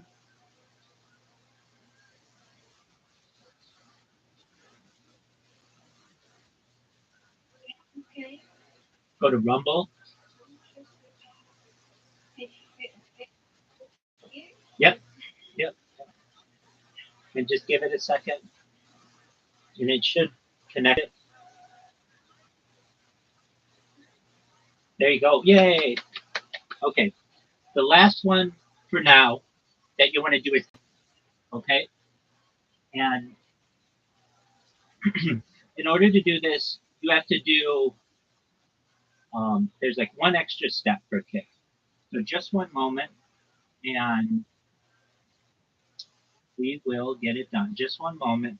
Let me. I've done it before, and I helped Caspian C do it. So if I want to connect Kick to Rumble Studio, I think I need to use a third-party application. What is it called? It's like Streamlabs or something like that.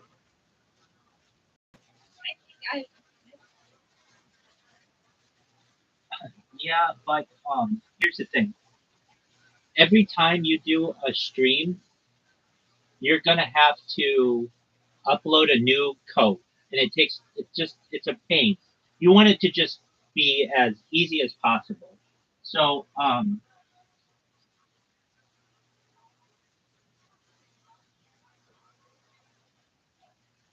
you're gonna want just one moment.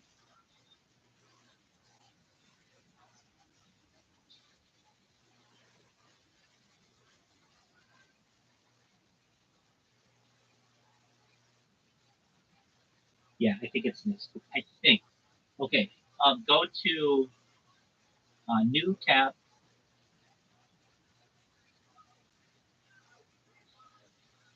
I mean, you can do this. You can do this, but it's only going to work the one time that you stream it. And you'll have to get a new code every time. If you want to do it, you can. So yeah, you go to create creator dashboard.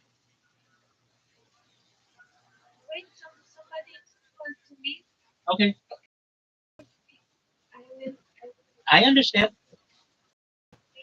Absolutely.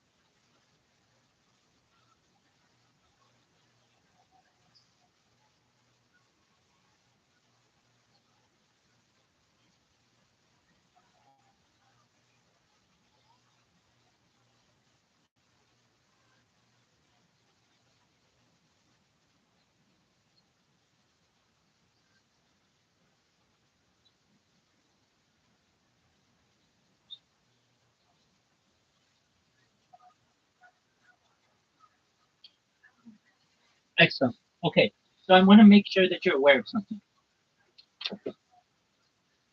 We'll just go to Creator Dashboard. It's called Creator Dashboard.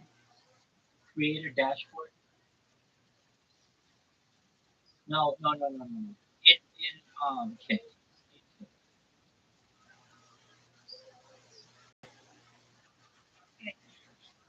Here, I can see both. What do settings? Yeah, it should say Dashboard or Settings. Maybe Settings. Okay. Perfect. Okay. Here. Yeah. That's what you need. But listen to me. It's kind of complicated. Do you mind if I translate it?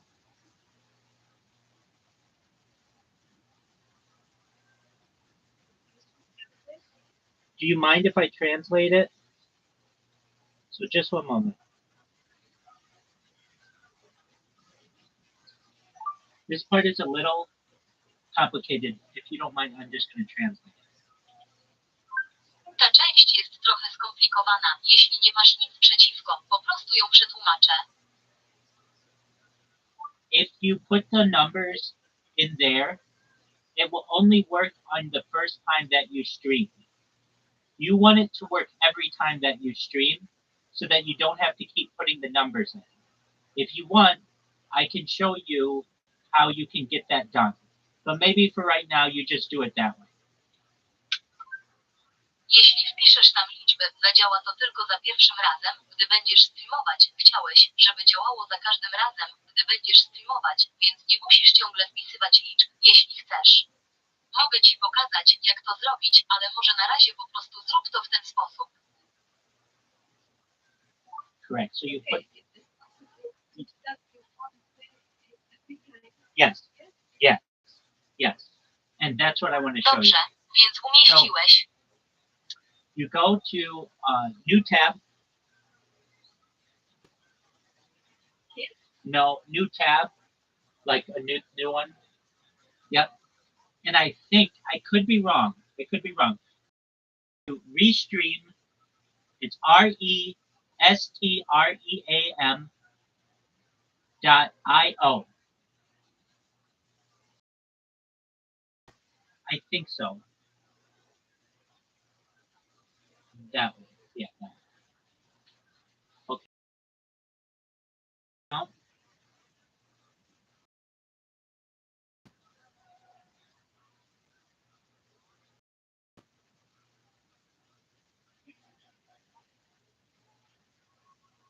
you might have to create an account. Yeah, exactly.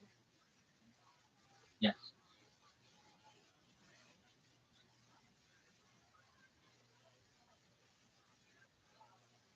Here. Yeah, you get do you see where it says continue with Google? Oh wait, hold on. That can work. Yeah, that's fine.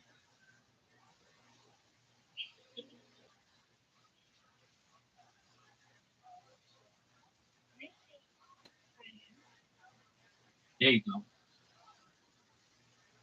Okay. You don't there's a free version. Scroll down. Do you see where it says free version? It's okay if you don't. I may have made a mistake. Just one moment.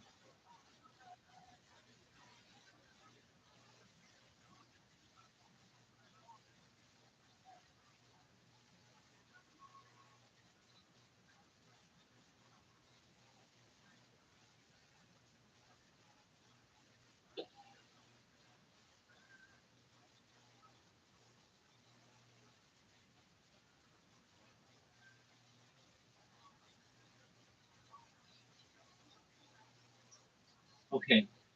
Oh, okay, you got it. All right.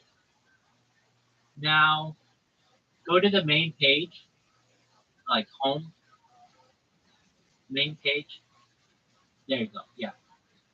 Yeah, I think it's this. I think. Okay. New stream. Yeah. Um,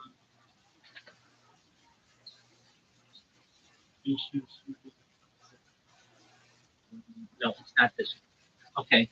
Um, Apologies. It's been a while since I've done this. Let me find which one it is. Stream to kick using multi-streamer.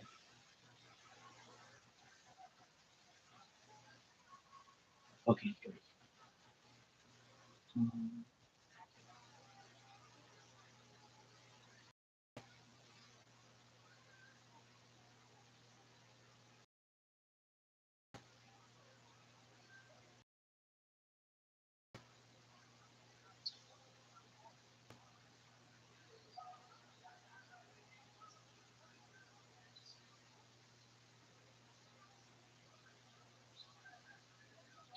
multi-stream kick.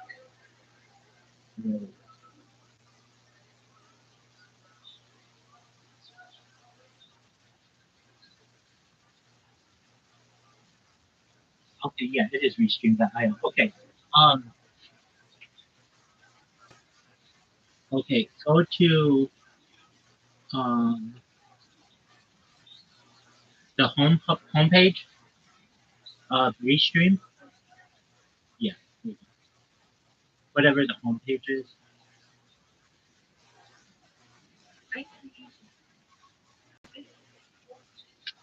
I don't think so.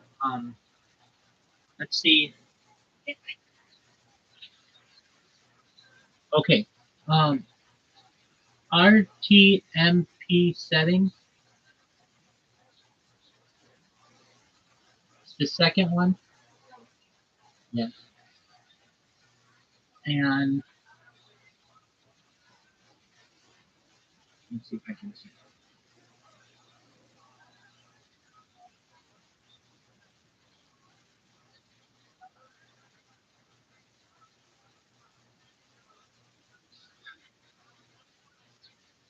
Let me just one moment. Let's see.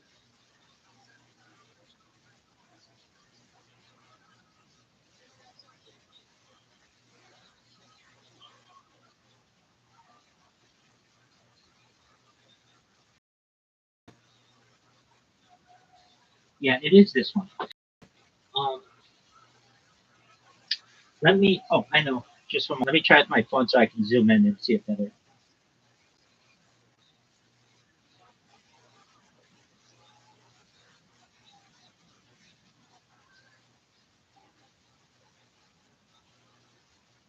Okay. Okay. Oh, sorry. Oh, It's sorry. too loud. Okay. Um,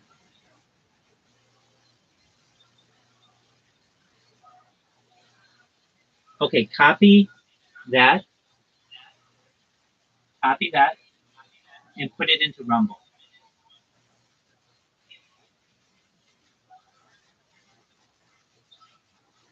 So just delete that. Yep. And then paste. Yep. And then paste. And then name it Restream. Yes. Excellent. Okay. Now go to Restream. Press done. And uh,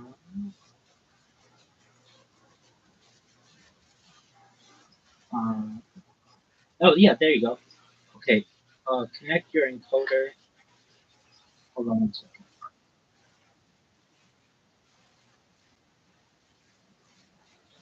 There you go. Good job. Yeah.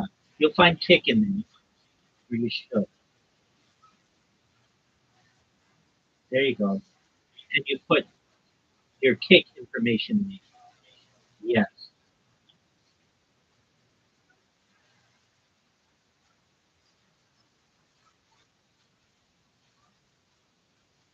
There you go.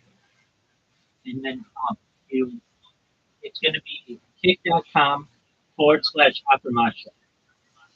There you go. Add channel. Good job. Very okay. I think now it works. So you can test it by going to Rumble. You can close that. You can close everything now except Rumble.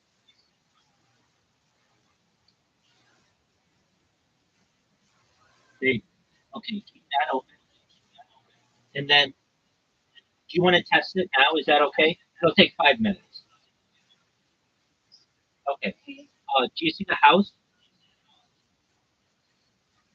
Upper left corner? Yep. Okay. Now you want to press stream now. Yes. And just put it anything in for the name, test or whatever. Yeah. Just test. Perfect. And then that's fine. You have to choose a category. Choose anything. Yes, is fine. That's fine. You only have to do it for one of them. You don't have to do the second one. There you go. Okay. Scroll down. Oh, actually, scroll up. Apologies. And on the right, there are like little buttons. Yeah. Click the buttons. There you go. Yep. And then scroll down. And let's see here. It should say next. Um, let's see. Maybe you have to add a, just to make sure, just add a secondary category.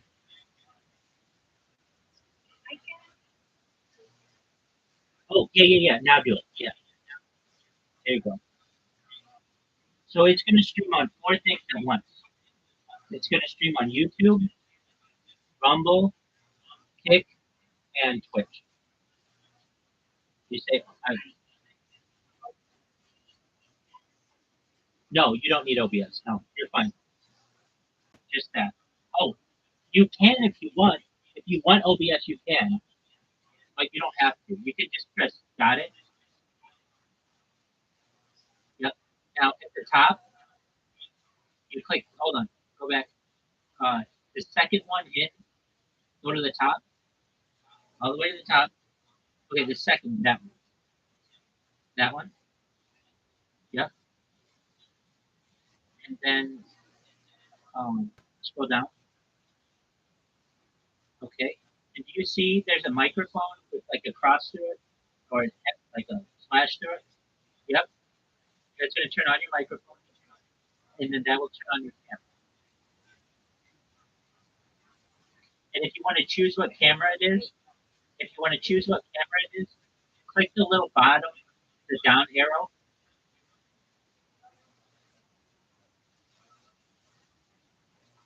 The arrow. There you go. There you go. Perfect. Okay, you can switch that in OBS. It's no big deal, right?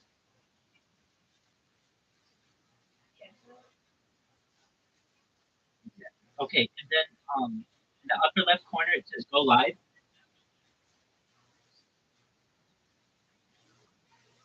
Yep.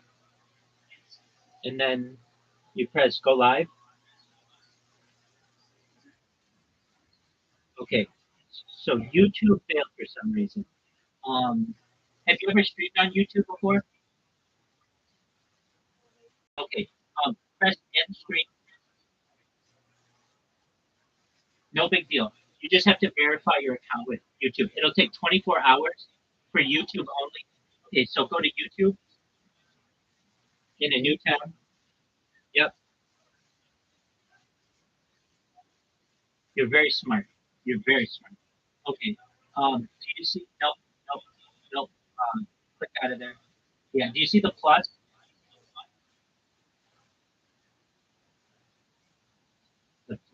Yeah. That one.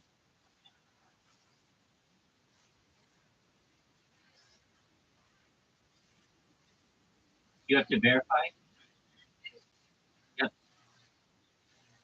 Yep. You just got to get a code from your phone, and then it will take 24 hours.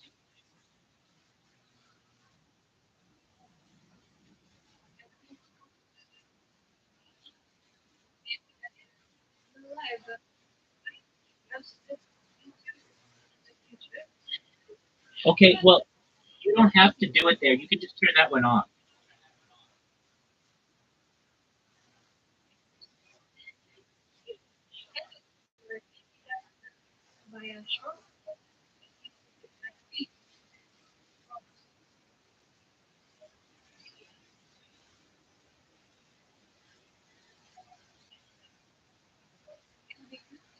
Excellent.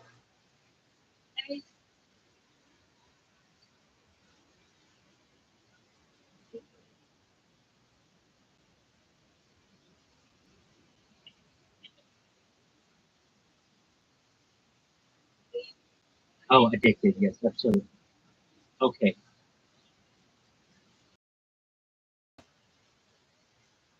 It takes 24 for YouTube to verify. So you can close YouTube now, and you can test YouTube tomorrow.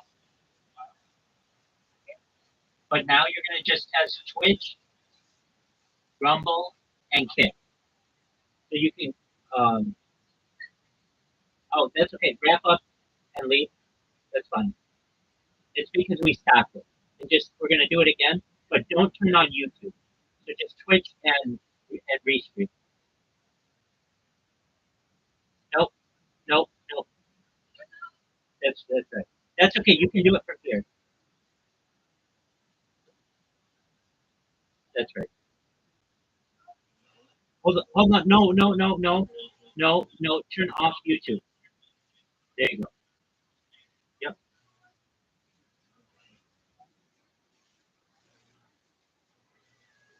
Okay. Yeah, it's really nice. And then you want to turn on your camera. There you go.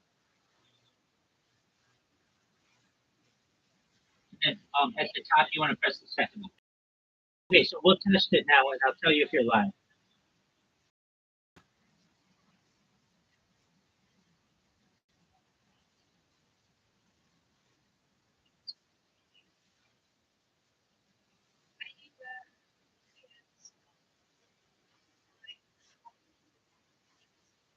Right. So it's working in Kick. You're live in Kick, which is very good. That's the hard one.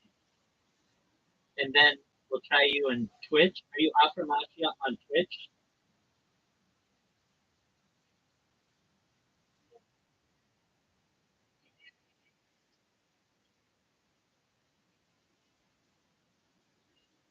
No, you're live on Twitch.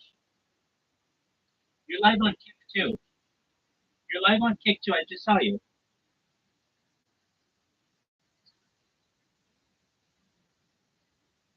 I'll show you. I just saw you. Yeah, excellent. Hello. And then you want to check Rumble. So, are you Aframatia on Rumble?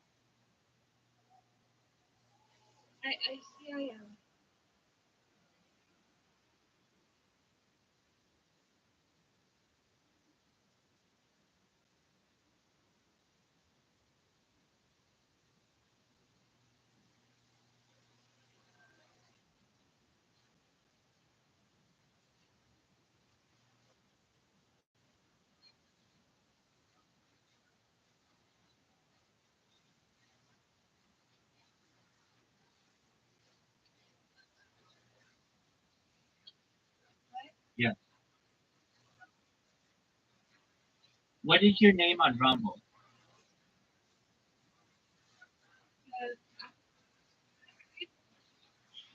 Okay. Perfect. You're uh, yes, you're live on all of them. Good job. It worked. Excellent. All right. That's all I wanted to show you. You can end the stream in the upper left corner. You just press end stream or wrap up. Yes. And then it will also record that for you. And it records it indefinitely, so for as long as it needs.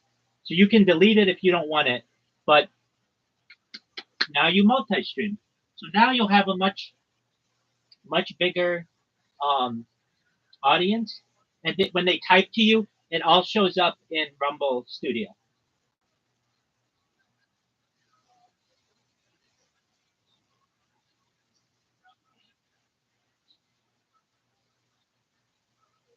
That's all.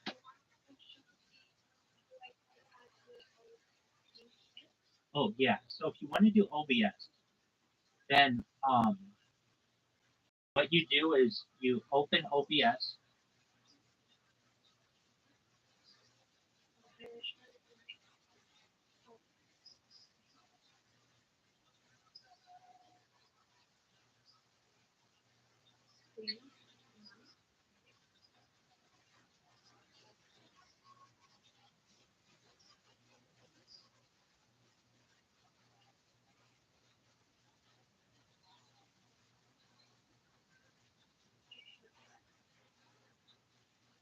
Okay. So what you do is, do you see where it says turn on virtual camera on the bottom right? Okay. So this you don't necessarily need to use anymore. Rumble kind of does this all for you. But if you want to make it so that people see your screen like you're doing, it says it's turn on virtual camera. And so in the bottom right, under like panel, you should see turn on virtual camera. Yeah. You see turn on virtual camera? Yeah. Excellent. So turn it on, and then yes. Okay. So um, now when you go to Rumble, go to Rumble. Yes. And set up a new one. Yep. You don't have to go live, but I'll just show you how to get that camera. So yes, press that stream, and then turn on, give it a name, just whatever, test or whatever. And then do Twitch. No, go back. That's okay. You could. That's okay. You have to click the two things. That's fine. You can leave it there. Now go to the second one in. Yep. And then you see. Don't press the camera yet. Yeah. Um, the arrow. Yes. Now do you see OBS? Okay. Press the OBS one. Yes. Click it. Did you press the OBS one? Okay. Click it. Okay. So you are. Turn on the camera. Yep. There you go. So now anything you do in OBS will show up like that. Does that make sense?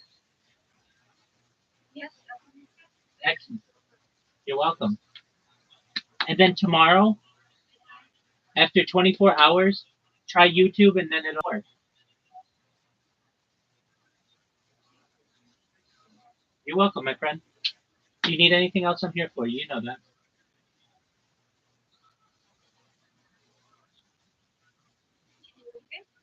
If you need anything else, I'm here for you. So just let me know if you need anything else.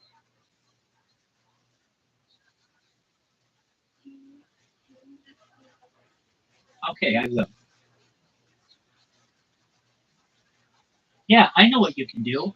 You can keep streaming in here. You don't have to go. You used to stream in here all night and all day, and I loved it.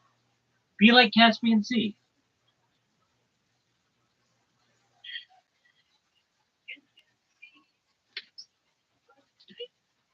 Yeah, he's still here. He streams a lot.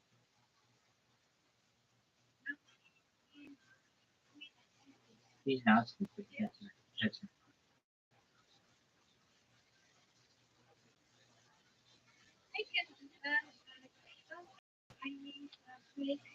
I know. I know you need a break. So just leave your. You can leave your account in here though. It's just more people, and but I understand. But yeah. Oh well, thank you so much. Oh well, thank you. I'm not saying you always have to be on camera. You keep your camera off, but just keep your account in here. You'll meet new people. You'll meet new friends. You'll get good advice. So you can close everything now.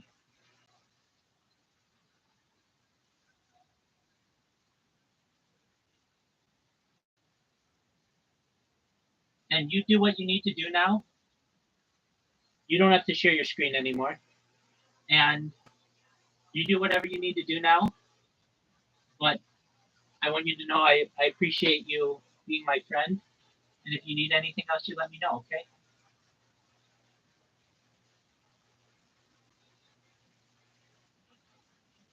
You're welcome. All right, so what do I want from you? I want nothing in return. But if you ever have time, just make sure to keep your account in here. It makes it look like more things are happening. And then when you're bored, come in and talk. But you don't have to keep your camera on. You can keep your camera off all the time. What I do. But what I'm saying is, then there's a connection to the world. Then there's a portal into someone's life. And it's like if we were friends, we're all holding hands and we're just, creating a good community.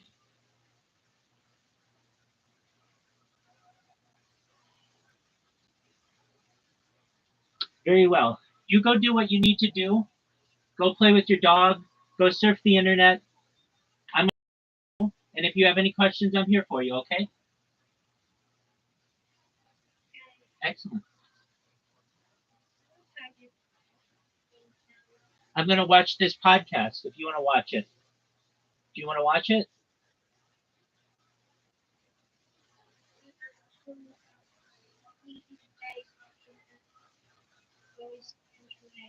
You do you. You meditate in as strange a way as you want. Just shut your camera off if you want, so that you have all the peace of mind that you need. And then when you're done, come back and talk with us.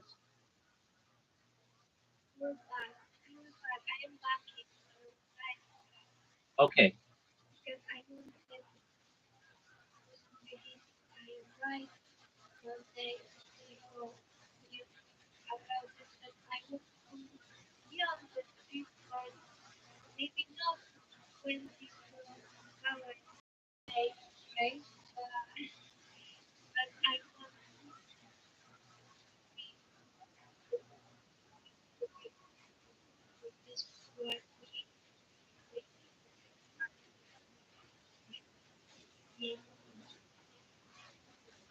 Beautiful. Well, I understand not everybody can do it all the time, but do it as much as you can. And if you need me, I'm here. And enjoy your meditation, okay?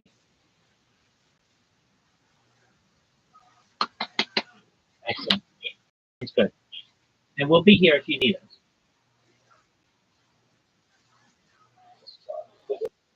40. I'm interested in this all this stuff. I don't know how to do like eye shit like that, like cool stars. I don't really know how to, but I know I have to stay kind of, yeah, I think just what I like. Don't inhale it without the fire. Lower your hand. Oh, you do this on purpose. I swear on my kid. No, no, I mean the way you get the fire on the. Yeah, they're just comedians having a good time. All right, you're good. Just start rolling. No, you're not good. How did you fuck that up? What am I doing? I think they're just smoking cigars. Yeah, absolutely. But if you're gonna watch, I mean, we can watch this, but it's not very educational. If you're gonna watch, we should watch something educational. So just one moment.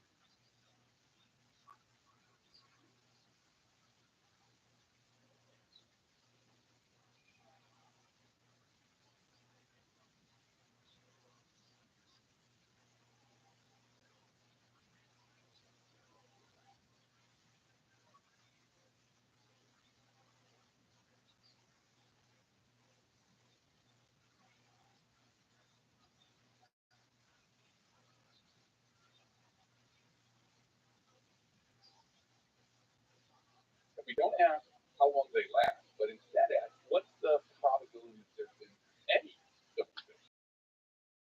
Now, when I ask whether they exist now or not, I'm just asking about probabilities to make a technological civilization anywhere and at any time in history. And that we were able to constrain. And so what we found was basically that there has been 10 billion trillion habitable zone planets. What that means is those are 10 billion trillion experiments that have been run. And the only way that we're the only time that this is, this whole process from abiogenesis to a civilization has occurred is if everyone goes experiments. We call it the test.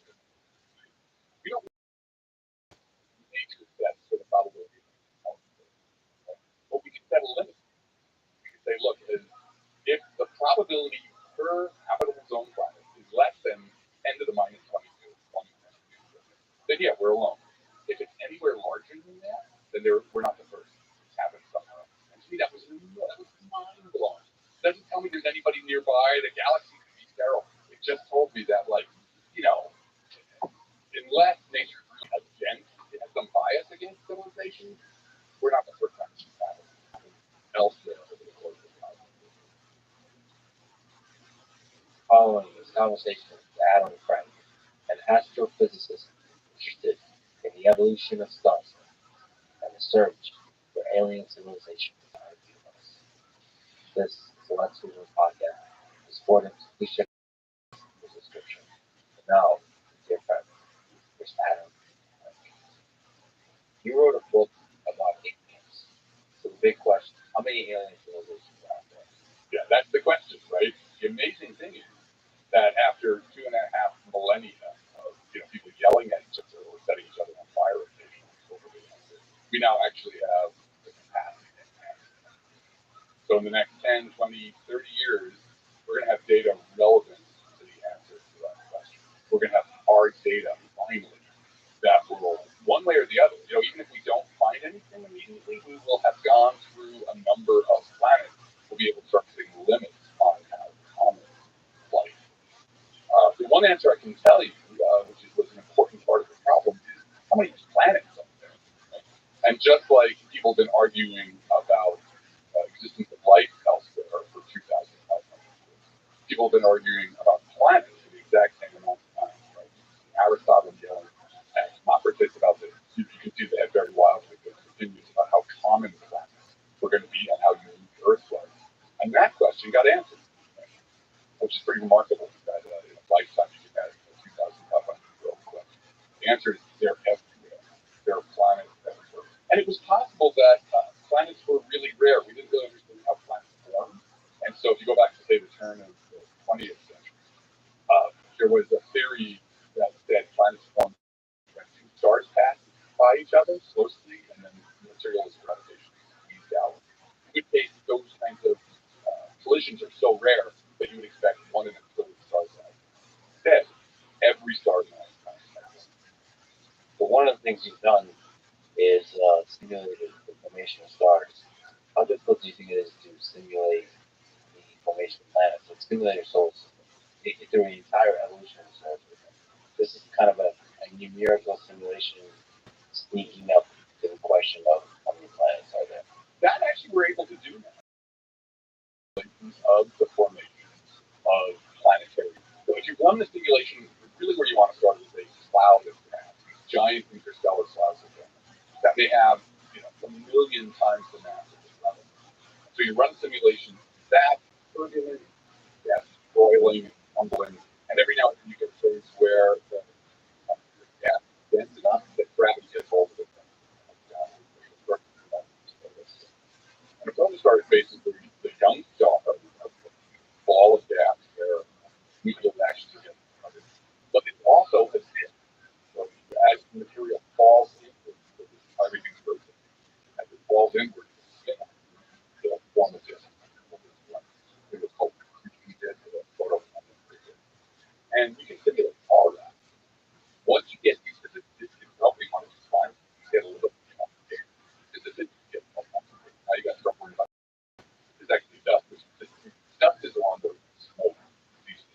tiniest bits of knowledge, they will coagulate in the disk to form pebbles.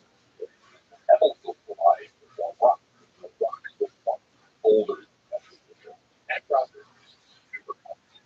But we've been able to simulate enough of it to begin to get a handle on how you accrete enough material to get the first planetary embryo.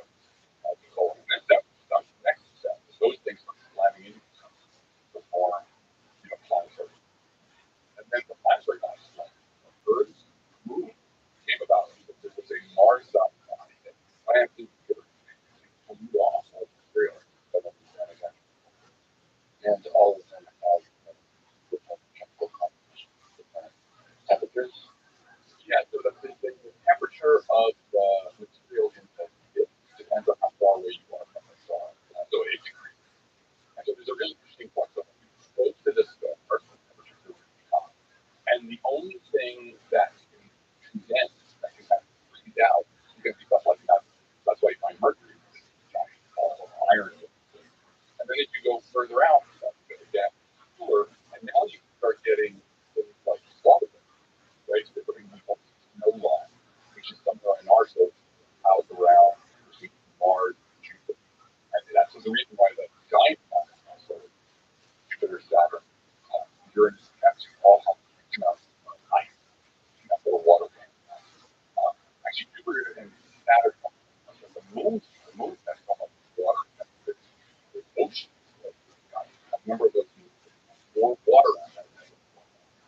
Is it possible to do that kind of simulation to have a stronger estimate of how likely the big planet is? Can we get the physics simulation done well enough to where we can start estimating? What are the possibilities of making this happen? Yeah, I think we can. I think we're learning how to do that now. So, one part is like trying to figure out how planets form themselves and doing simulations. Like that cascade from dust grains up to planetary embryos. That's hard to simulate because it's both. You got to do both the gas and you got to do the dust and the dust colliding on it. Once you get up to a planet-sized body, then you kind of have to switch over to almost like a different kind of simulation. There, often what you're doing is you're assuming the planet is sort of a spherical ball, and then you're doing a radial calculation. You're just asking like, all right, how is this thing going to? What's the structure of it going to be like? Am I going to have a solid iron core? Am I going to get a solid iron core with a liquid iron core out around it?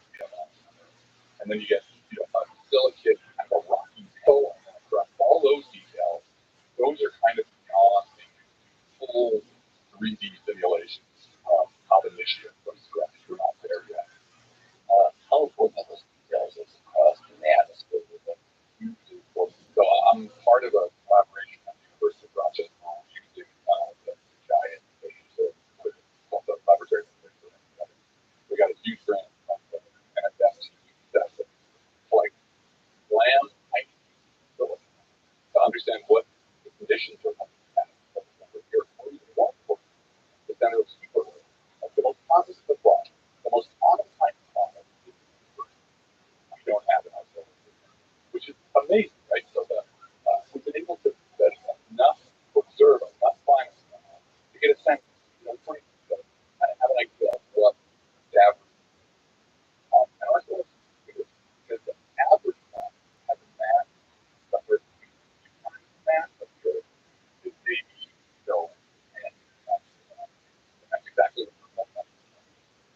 So the smaller ones are those called super, the large ones are and they're anybody's guess. There's no one who can when you squeeze to those pressures, which is like tens of the pressure. So those details are really good factors of what's going on there, because that will determine whether or not like tectonic. You can play tectonic really important. So it turns out some of the next generation of understanding the evolution of planets and life. It turns out we actually have to think hard about the planetary context. We're like, you can be like, oh, there's a warm pond, and there's some interesting, chemistry happens in the warm pond. You actually have to think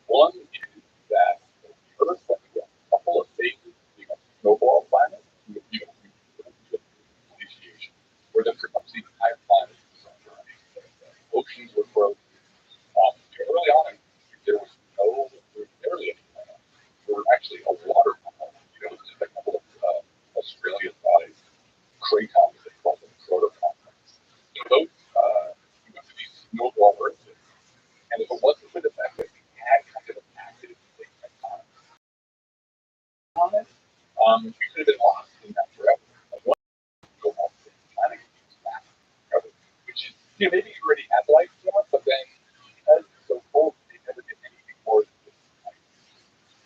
So what plate tectonics does is because it fosters more volcanism, is that you're going to get carbon dioxide comes into the atmosphere, warms the planet up, it gets out snowball or thing. But even more really important thing, I just went to the paper where we're looking at called the hard step model that's been out there for a long time that purports to say cells like universe will be really rare. And made all these assumptions about the Earth's history, particularly the history of life and the history of the planet, and it turns out, as I was doing reading for this, that Earth probably early on had kind of mild tectonics, and then somewhere about a billion years ago it ramped up. And that ramping up changed everything on the planet. The Earth used to be. And what I mean by that, there's a little flat Earth who's out there from inside just for one second. What I mean by that, what I mean by that is that there really wasn't a mountain, right? The beginning of, I think this one is autogenesis, mountain, true Himalayan style giant mountain, didn't happen until this more robust form of plate tectonics, so the plates are really being driven around. And that is when you get the crust hitting each other, and they start pushing these Himalayan style mountains. The weather is that, erosion is that, but things that microbes on it. Into the ocean, and then what we call the net primary productivity. Photo of the bottom, how much sugar there is. It's not a high factor of 100,000. Right? So that the fact that you have plate tectonics supercharged evolution. Like we're not exactly sure how that happens, but it's clear that the amount of living activity really outweighs from the fact that something new, vigorous form of So it's nice to have turmoil in terms of temperature and surface geometry, chemistry of the planet turmoil. Yeah, that's actually really true. What happens is if you look at the history of life, look at the history of life on Earth, we get abiogenesis somewhere around 3.8 billion. And that's the first microbe. They kind of take over enough that they really get a biosphere that is active. But then you go through this period they call the core. We're like a billion years and it's just microbes. I mean, the microbes are doing things that are application. We appreciate that. But it's not until sort of you get probably the continents climbing into each other, you really get the beginning of the continents forming and driving that evolution has to respond. On a planetary scale, this turmoil, this chaos is creating new missions as well as closing them. And biology, evolution has to respond to them. And somewhere around there is when you get the case. Suddenly every body plan, evolution goes out of origin. So yeah, it does look like that chaos or that turmoil is actually very helpful. I wonder if there's some extremely elevated levels of chaos in the past. Like that happens. Besides the whole time stop, but I can't. Let's give them enough competition at that scale. Some real good drama for the evolution system as it come up with that drama. But the next complex. I'm not sure exactly. I don't know if you like. I'm almost.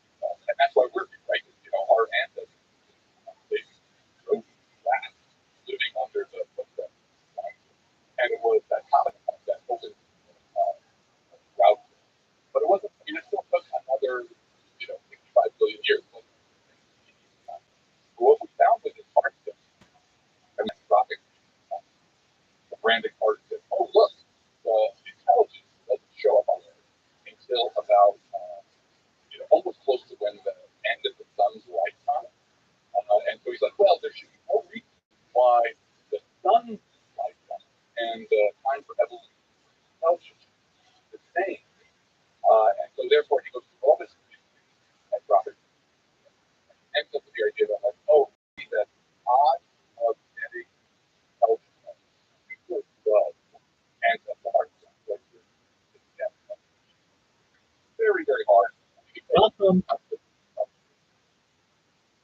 How are you? What up, Volkan? What's good? Hello.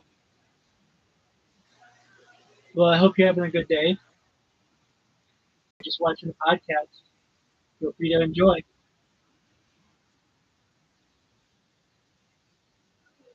Uh-huh. Everybody loves Ray. I'm from Moscow. Do you want me to turn on Polish subtitles?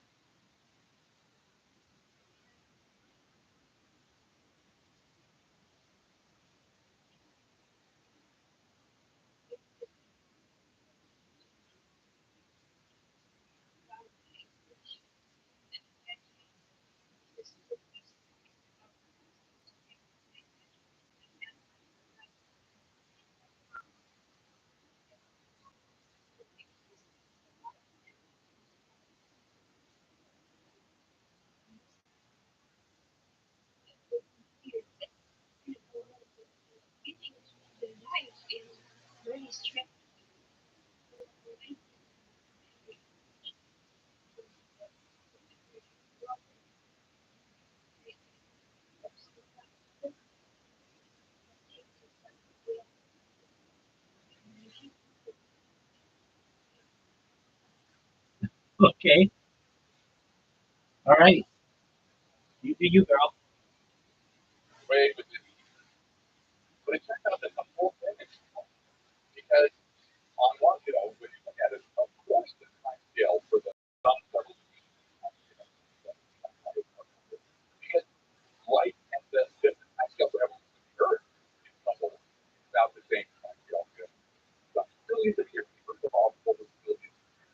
And light in the Earth is overall. That's what Grant said. That actually, the fate of the Earth and the fate of life are inextricably involved. And this is really important for astrobiology, too. For instance, Walker folks that I agree with really nice things. So, plate tectonics, the evolution of oxygen atmosphere, which only happens uh, these things are things that where life and the planet are sort of washing back and forth. And so rather than talking about big giant cats, maybe not giant cats, but what happens is as Earth and life are evolving together, we go together every time. Like for example, life put oxygen. When life invented water photosynthesis, that broke water apart that didn't work to do it. The broke water apart and pushed off. That's why they come. Only the cause. That opens up huge possibilities to space, whatever that. But it also takes the chemistry of the planet. So the evolution of oxygen photosynthesis changed the planet. It opened up a bunch of for evolution. Like, for example, you and I, that oxygen, big brain, that oxygen is that because oxygen is so potent for metabolism. So you couldn't get intelligent 100 million years after. So given the scale of the planet, so of organisms on a planet, they can actually have planetary scale. So the chemical kinetics of the organisms can actually change a planet. Yeah, we know for a fact. Dietary, and then Lynn Margell. So this is planet pretty much take over, like hijack in a way that some total feedback between the planet and the land. But that is the planet. It's kind of a homeostasis, right? I can go out and right? I go outside, but my internal temperature, and I can go back to Rochester, New York in the winter, it's 0 degrees, but my internal temperature is the same. That's homeostasis. The idea of Gaia theory is that life, the biosphere, exerts this pressure on the planet to feed that on the planet.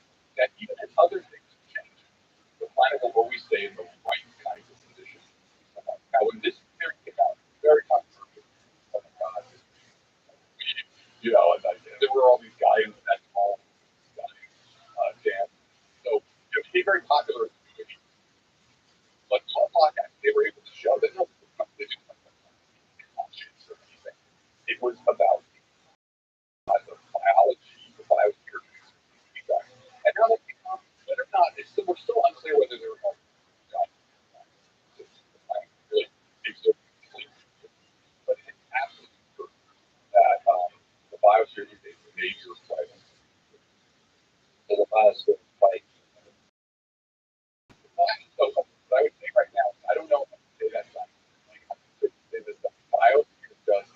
huge amount of regulation of the planetary universe, and over billions of years has strongly modified the evolution. Whether or not God is biosphere somehow, and Sarah Walker gave about the intelligence or cognition of the planet. And I think that actually is not positive, but there is kind of cognitive the biosphere in some sense knows what is happening. So it sounds like we have full guide, but we certainly have semi. It is a perturbation on a very scale, temperature, insulation, stuff like that. The biosphere will start to have feedback that will damp that perturbation. Temperature goes up, biosphere perturbation. I wonder if the technosphere also has a kind of feedback. So that the technosphere will also fight. Well, that's up. Arguing that over the history of the planet, right, when life first, right, you got the first species, these are all microbes, and they have not yet, they're not going to enough of them to exert any kind of these giant. So we call that an immature virus. Then as time goes on, life becomes more robust and begins to exert these feedback places. So I call that a mature virus. And the important thing we're going to observe around the there's this great study called autopoiesis that go all the he said, one of the defining things about life is the property of autopoiesis, self-creating, self-life does not create the condition which will destroy itself. It's always trying to keep itself in place. So the biosphere, from this guy's perspective, has been autopoiesis. Now we just invented this. And what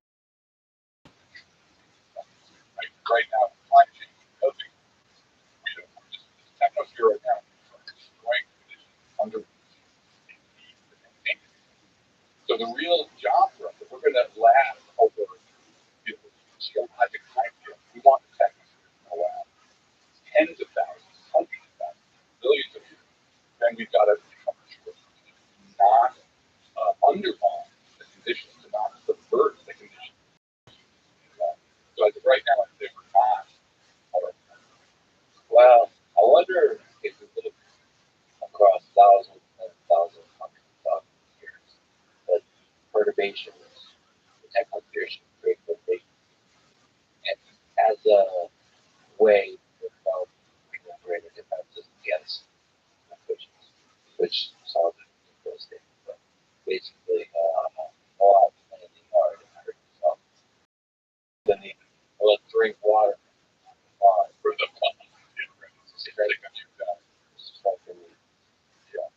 well, it's interesting because it's actually more of a we're just diverging in terms of as a planetary sense. Like that's really we talk about what's the anti-accretion, what is basically at the first time, over the entire history of the planet, that is off the planet, right? You see everything fell down all the meteorite fell down. But now we're starting to put stuff out. The idea of concert events and such, we are actually going to start exerting perturbation on the solar system forward to sort of engineer it, make it, right? I always like to say that we get to climate change, the rise at the end is the solar system, right?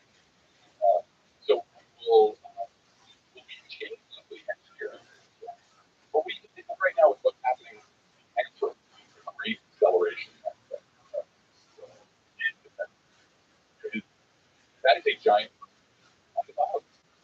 And what you can't do is, the atmosphere sits on top of the biosphere. And the atmosphere undermines the biosphere for its own conditions. Biosphere is not going to the idea that we have to save the earth is not appropriate. But the conditions for us, right? Humanity emerged out of the homeless people last 1,000 years. We can't tolerate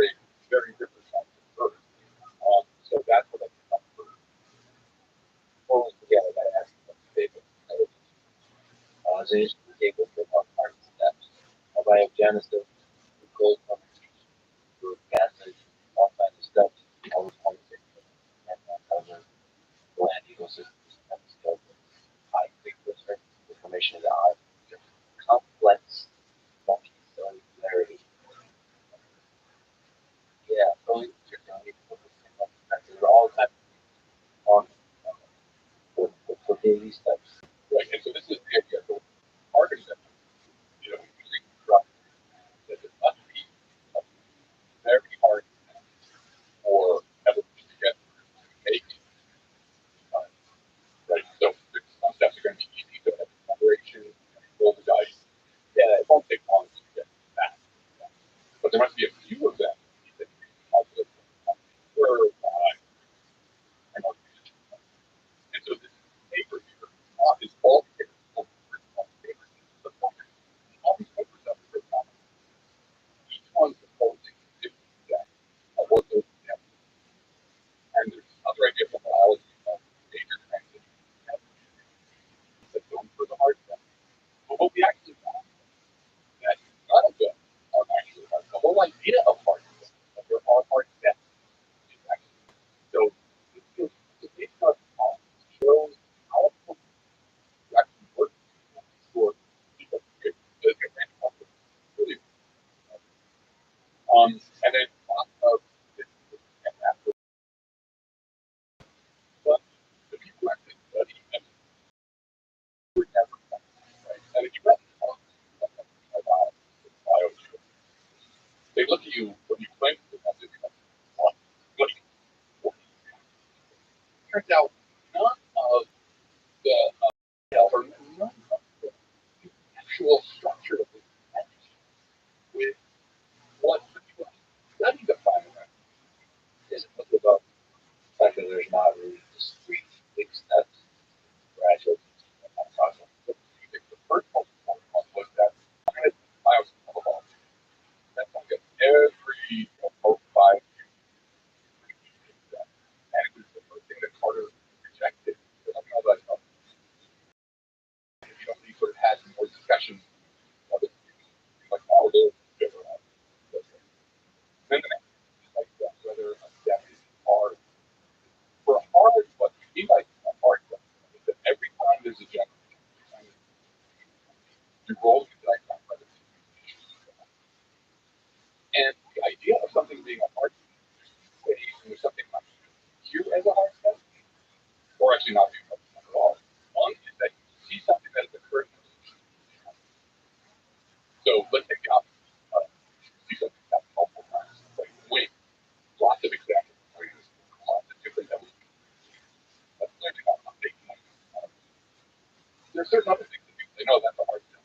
Oxygen, photosynthesis. But they tend to be so long ago that we've lost all the information of the fossil record that wet basic, but there's sky. And, the other thing that somebody, some species makes the that it's just dead. And nobody else can do it again. So yeah, it only happened once. It happened once because the creature was so successful, it took over. They, so yeah, so the interesting thing about seeing how much once you look at the detail of life's history, how it really shifts away from the and it shows you that those details are you have to know about the planet, you have to know about yeah, from that. I mean, to be fair, part on the first point, it makes it much more complicated if life and the planet are cold. Because it's not your the planet is a static thing, that's the initial conditions. Yeah. And then we get sort of how that affects analyze planets based on the initial conditions they create. And there's a binary yes or no, will it create life? But if it co-evolves, whatever, it's it goes much more difficult from the perspective of studying evolution out there to try to figure out which ones are actually pretty. But I think that's the point now. So now there may be other types that actually, because coevolution actually has its own, not deterministic.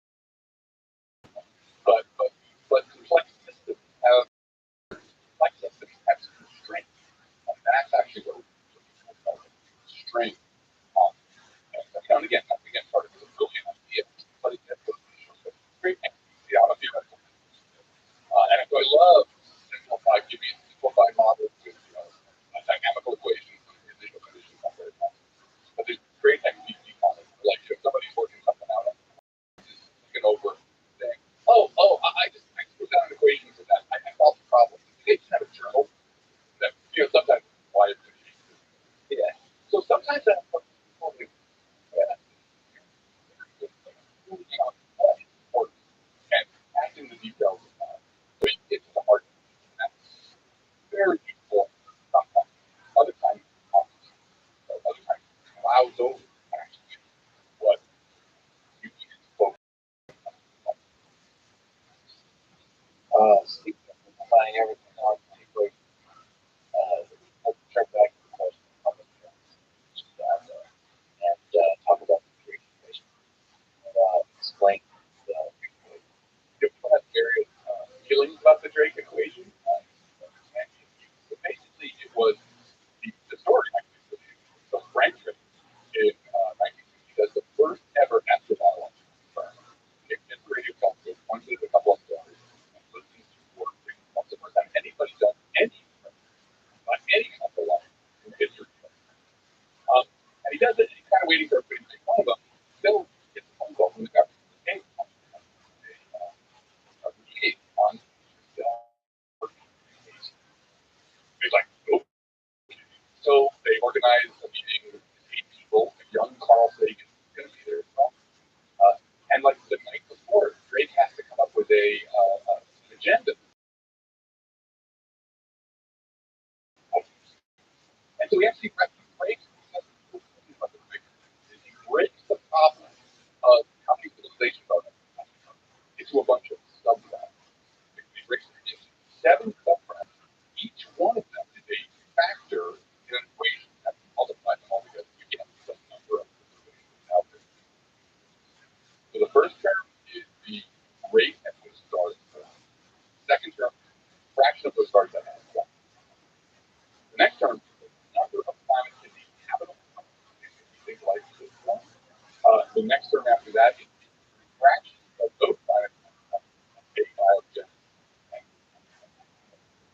The next one is the fraction of planets on which stars get intelligence. After that, the fraction of planets where that intelligence goes on to create civilization. And then finally, the last term, which is the one that we just picked up, the lifetime. How long you have civilization? We say like understanding multiple points. Or climate change, AI. So how long each one of these terms that were brilliant about what he did was right, like breaking the problem up into these 7 subproblems, he gave astronomers something to do. Right? And so, you need a research program. A bunch of big questions, so you know really what you're trying to do. So, the star people could figure out how many stars were formed per year. The people who were using planets to go and find these are their own fields. Essentially, the biggest question is technology. like the astrobiology looking at terms like, okay, you guys go do this, you go do that, you go do that. And such far-reaching effect on astrobiology because it did break the problem up in a way that gave useful, sort of marching orders for all these. Like, for example, because that people were involved in study pushed NASA to develop technologies for climate. Amazing meeting in 1978,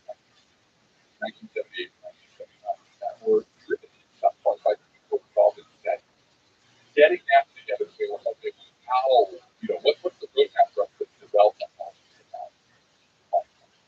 So, the Drake equation is absolutely a foundation. But we should remember that it's not a law of nature. It's not evil. They can't even use themselves. Some of those things are good. Some of those, I'm not sure where my paper is. I'm saying, once you be careful about what you do, but in terms of understanding this really broke it up. We can talk about each one of them.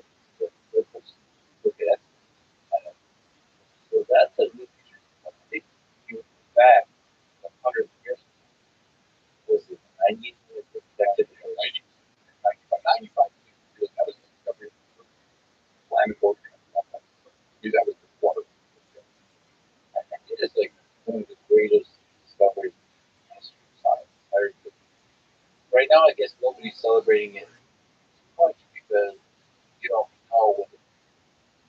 But I think almost certain that you obviously allow us to generalize across the entire galaxy, the entire universe. So if you can find life on 8 planets within the solar system, you can now start generalizing across the entire.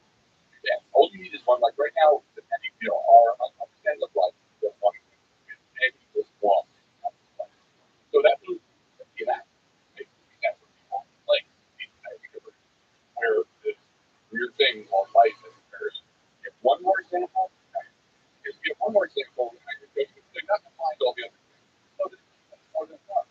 And now people are, from a baby perspective, you can start thinking of this. Life is not something part of it. Well, let me get your sense of academics real quick. Also, paper expanding on that. What do you think is the answer?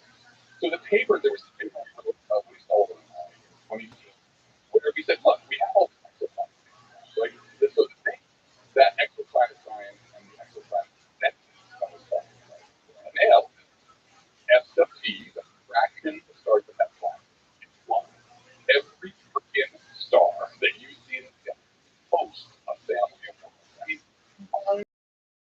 those are all places, right? They're either opposite, so there's a bunch of places you can stand, or world where even if it's not light, there's still snow falling and there's oceans washing up on, on shorelines. It's incredible to think how many places and stories there are out there.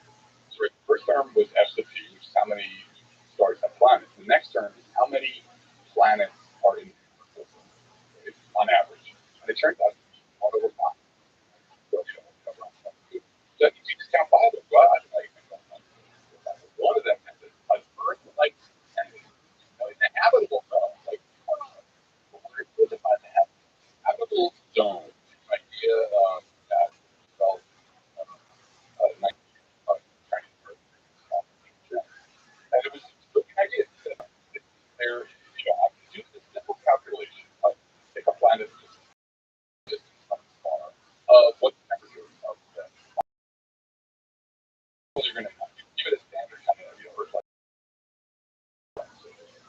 We believe that liquid water is really the other thing that's happening fine. But if you were to start out trying to make life, water and salt. So basically the habitable zone is the band of organisms where you can have surface. You take a glass of water, pour it out, cool up, freeze immediately, which would happen far out, and it would just boil away. That's the normal definition of that. But the right definition is probably way more going on than that. what we should say places are? I do think we're talking about temperature where water can be on the surface.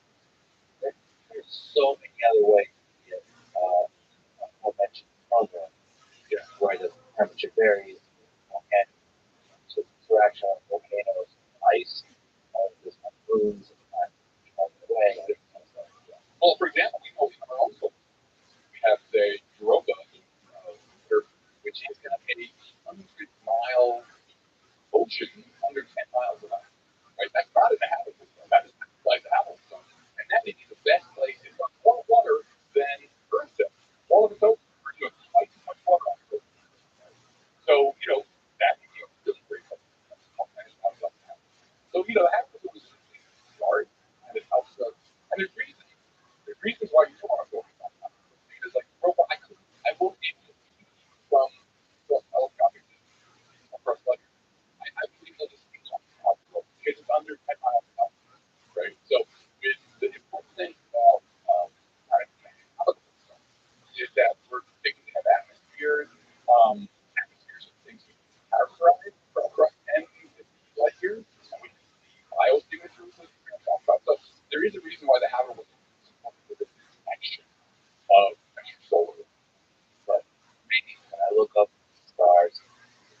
likely that there's a habitable planet among them, and each of some habitable defined cloud. Yeah, I think that's not unreasonable to say. I mean, especially since the formal definition, you get 1 in 5, right? 1 in 5 is not a lot of stars in the sky. So yeah, saying that in general, when you look at the stars, there's a pretty good chance that there's something habitable orbiting it. It's not a unreasonable. To me, it seems like there should be alien civilization. And why? Why haven't? Okay. That's something.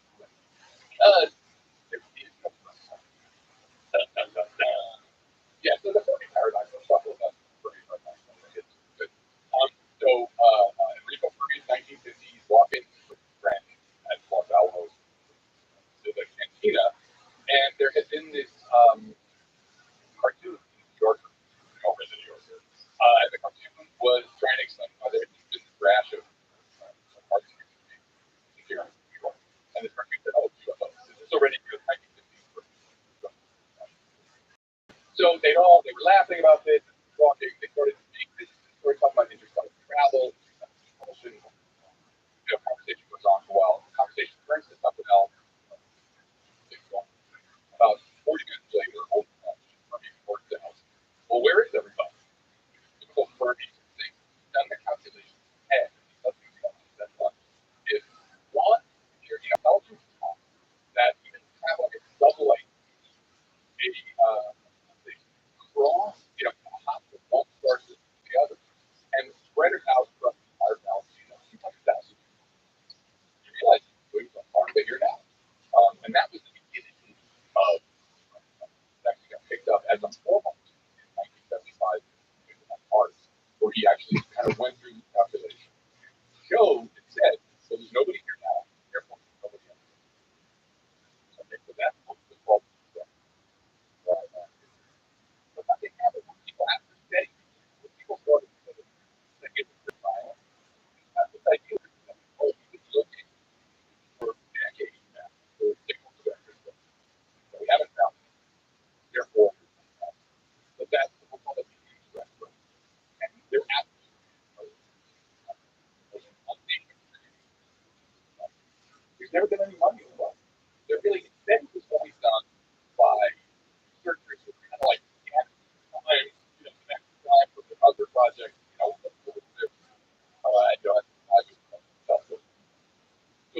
Jason Wright, he has studied what they looked at these search space. I'd imagine that all the different stories you have to look at, the reasons, you have to look at how many you look, how long you look. I think they look really summed up all the different stuff. What they found was the best search space guided the ocean. You're looking for fish. How much of the ocean have we looked at? That's a lot. That's how much drag a hot number of ocean water out there. No fish. So how are we going to stay up with this no fish? So there is absolutely positive, no indirect. We just have it. But we're talking about the direct paradox. There are so many ways out, right? The book called 77 Solutions to the Fermi Paradox. That is just, you can pick your favorite one. It just doesn't carry a lot of weight because there's so many. We did an actual simulation, like not terrible.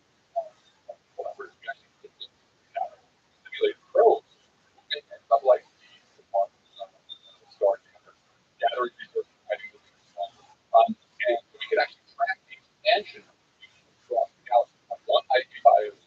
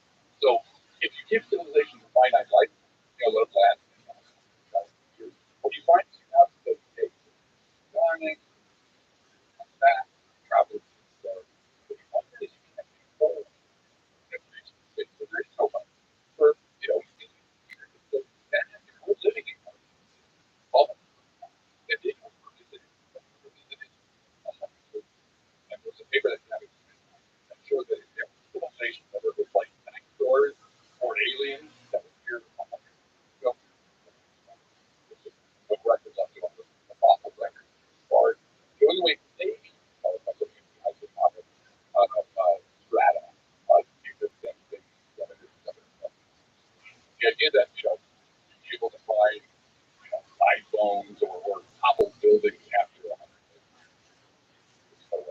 But there was an alien camp, village, a small city, with a large civilization. A large civilization. One man, And it lasted 10,000 years. Yeah. Yeah. The fossil records are right? Those people don't come along. And 10,000 years in the eye of so we call out to having origin hypothesis, not just and so that it was an important idea to have it help that to recognize that at least it's yeah, that's not fun. it's really mind-blowing. Yeah. And it's also been reminded that we became intelligent pieces of the very It's not it was. Whenever I gave software robot for exactly the paper, and I had that's my confidence was my origin. There was. That's why I love having fun. Now, right? It was a very the actual it's a very different kind of search. There's not an obvious way to tell. I've actually been thinking a lot about ancient civilizations, and it just that how much of that time is lost here, and how much guessing is going on. Whether it's in South America, like what happened in the jungle. Yeah, like the Amazon, that came and wiped everybody out. That's such a plague. So yeah, And there's a lot of theories, because of archaeology, so was it safe? They don't really know the origin of humans. And there's a lot of really interesting theories in there. There's a lot of for every discipline of archaeology. Fascinating. Because so little, the basic storytelling. You're assembling the picture. Very puzzling. That's it makes me it's humbling and sad and tired of civilization. Anxious of either almost entirely generally, North America, it really do get this idea like, this is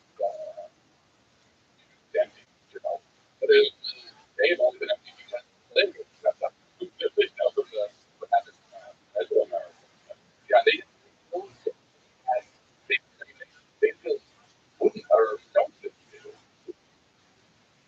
every building. And they're really damn good at it. I don't know I used to apply as an architect. it is also the architects that independent goals, and they had a lot of simpler kind of mechanics of human nature when the hierarchies in certain way, it's religion in a certain way, the pyramids in a certain way, it's more all this stuff independently.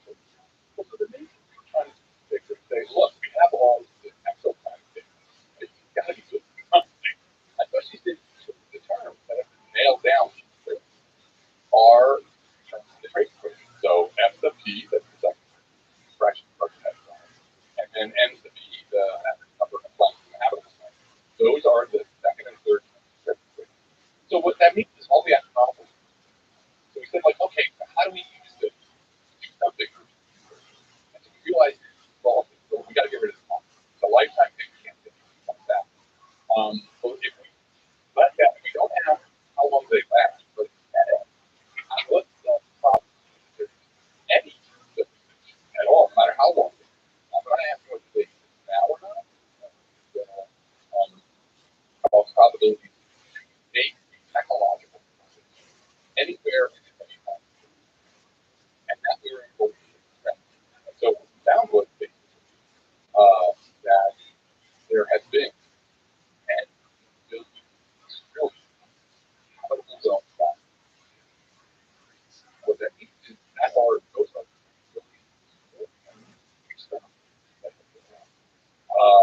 and hopefully the only time that you have this whole process from abiogenesis to civilization occurs if everyone goes through it. So therefore you can put a probability, you can call it a pessimism. We don't really know what features that would probably come, right? But we can settle it. We can say, look, if the probability per habitable zone class is less than 10 to the minus 1, then yeah, we're alone. If it's anywhere larger than that, then we're not having something. You know, so alone. That's probably do that from nearby. The galaxy is sterile. It just told me that, like, unless nature's really up to it, we have some bias to civilization. We're not supposed to that. 10 billion experiments. That's a lot. It's a lot, right? Thousands, hundreds. If we saw 100 experiments, we knew that at least one time there was successful human civilization program. We were sure. That's what I mean. That's why. So this, these kind of arguments are careful what they do. But what is your? I felt like what this paper shows is that the burden of proof is now on, right? So that's what we call protection. Throughout history, there's been alien protectionists, alien. They've been yelling at them. That's all they had to go with, right? You're down Bruno and they burned it. That's just fake. But nobody really knew what had been around. We sort of saw this like the flag light. This was sort of flag light that gave you an actual number that if you somehow calculate what the probability of was, this thing sort of shows you where the limit is. As long as you're above, under the other. So to me, at least, the big question of FE is basically the biogenesis. How hard is it to life on the planet? So all the other ones,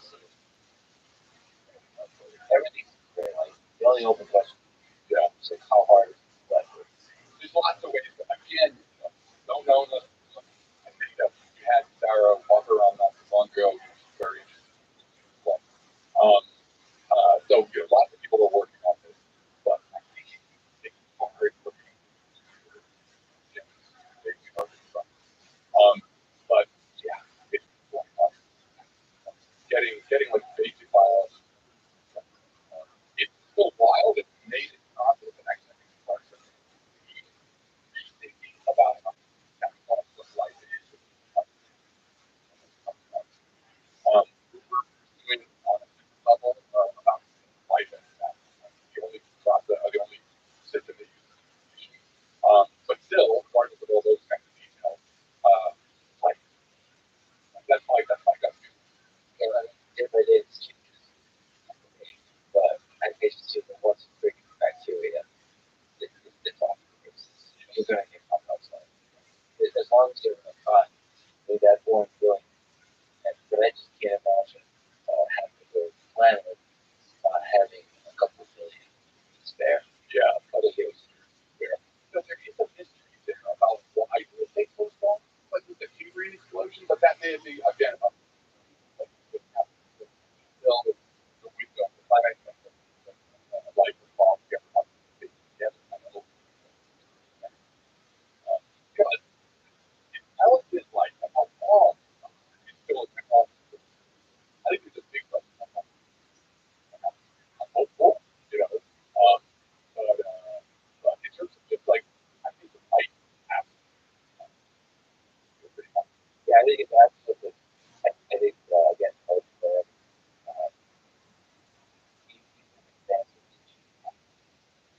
so our galaxy is a graveyard of civilization. Yeah, you can, been around. I mean, I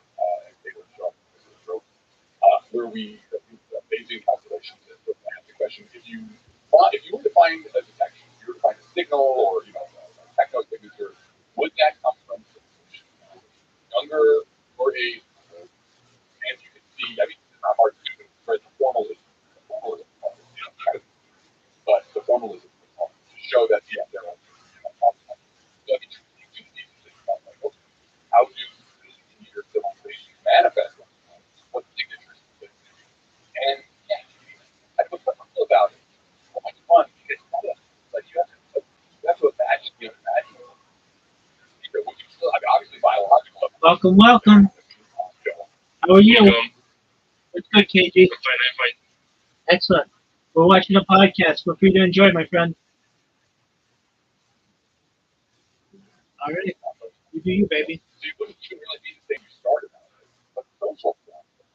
If you imagine that or maybe they would drop out, they would bring stuff back. Maybe it's evolution. But we got it. This is a fun one. Well, I mean, what's the course that question? Like, what are the different ways that you homeostasis is to get greater and greater technological innovation? Like, expand out the universe, have up to cars, what are the ways that we achieve stability? Yeah. I mean, that's an interesting question. I think it's how stability works. Could be. I mean, space modeling. Our group has used each space model to do something like carbon dioxide. But you can also do this, they've done agent-based modeling to track the voltage hierarchy, the voltage stable hierarchy. So I think that's actually very useful. But understanding the kind of principles that are going that. Humans as far as the dynamic of the child ours will kind of look different than that you make between individuals that are right now. That's the thing is they can be talking about Mars will very quickly. what already going to be nations on Mars. Let's go. Only have 2 million people. Only have 1 million people who's going to be right. And then they're going to start fighting. Right. And the question is, interplanetary fighting. Does that happen? Does it have a different feature? Are you a fan of the it's all about the I highly recommend everybody take on their and it's basically about the solar system take place about 300 years from now. The entire solar system. Then show about the first season actually the journal was it Foreign Affairs that the best journal on TV about all interplanetary. So yeah, I think human beings there will be work there. I don't think all of it. Because really, I think within a few hundred years, we will have life. And the thing has to be on Mars, where space is wanted to know about whether how you can expand. These fans, the asteroids, they've done is they by hollowing out the they come up and living on all the hot places and the coastal. And when I ran the blog for NPR, I actually talked to the guy and said, how can it but it's not possible. Sadly, it's not possible. The rock is just not long enough that we can try to spin it up. We need to get gravity. The rock is small. But there's another idea, which was that if you take small asteroid, giant bag or nanofiber bag, goes up, inflate the bag, and a small couple of kilometer wide asteroid would expand out. Usually like a but forget about how on space is. Right? Or space happens. The point is that I think within a few hundred years, there's not that there's millions of people. Yes, in most of the space habitat on Mars.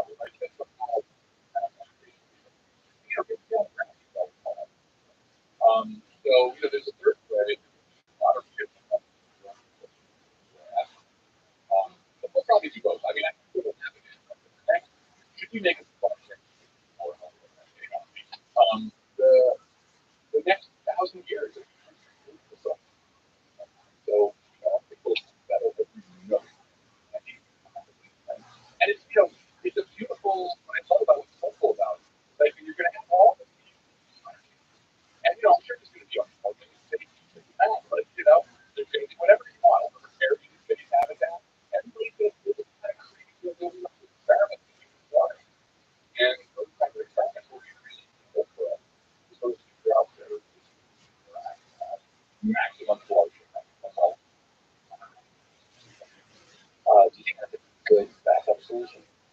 Go out into space. So to other possibilities with the battery. Well, I think, I want to be always careful with that because, like I said, centuries of thought. So, the top of climate change, so it's not trying to establish space on Mars could be so hard that it is not even close to being self-sufficient for a couple, a century. So it's not like a backup plan. We have to solve the problem of climate change. We have to nuclear weapons to the planet. Backup plan, but I do think, like I said, it's a process. If we get through this, then it's the entire solar system. Play around it and expect it to be really cool.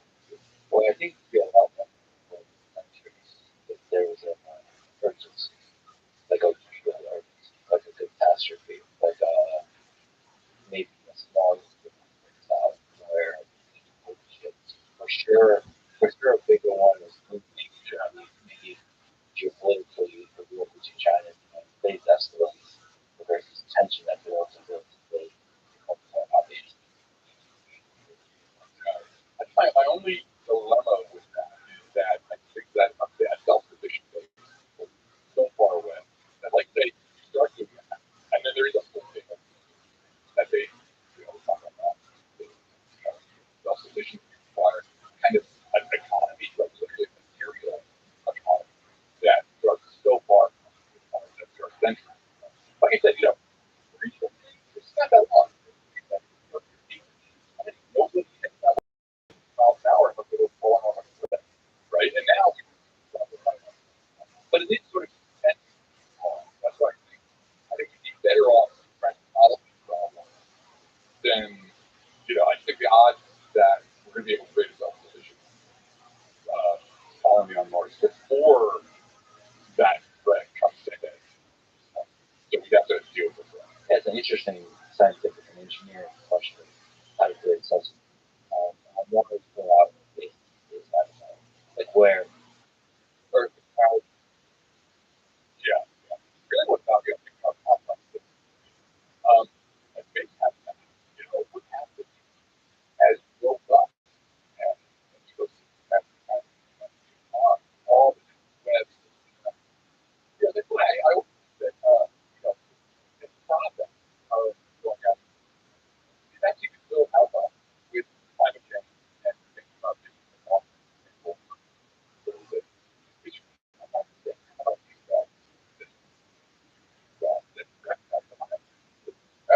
biosphere goes on, right? And so, how do we build a powerful that also does mess with the biosphere support our system? So, if I try to build big habitats, thinking about building a small scale, I think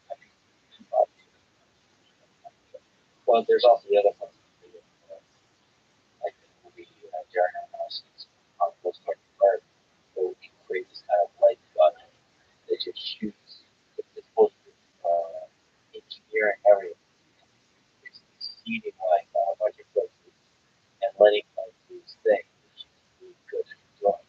So it's supposed to like with a space habitat, you basically have to do the entire biosphere and the whole other stuff. You just hey, the aforementioned possible bacteria, place this robot, they well, they obviously put huge amount of bacteria, a giant number of organisms into on Mars. Uh, some of the other planets in the solar system. Like, I feel like some of them could actually find things. and the part is really just, but I want to experiments, right? The cows, because we know they're extreme effects, right? We know that you can go down, 10 miles, and there's things where there's no sunlight, no exposure, and there's lots of microbes having a great time living off the radioactivity, in the rock. But they have lots of time to evolve to those conditions. I'm not sure if you dump a bunch of bacteria, so somebody like that.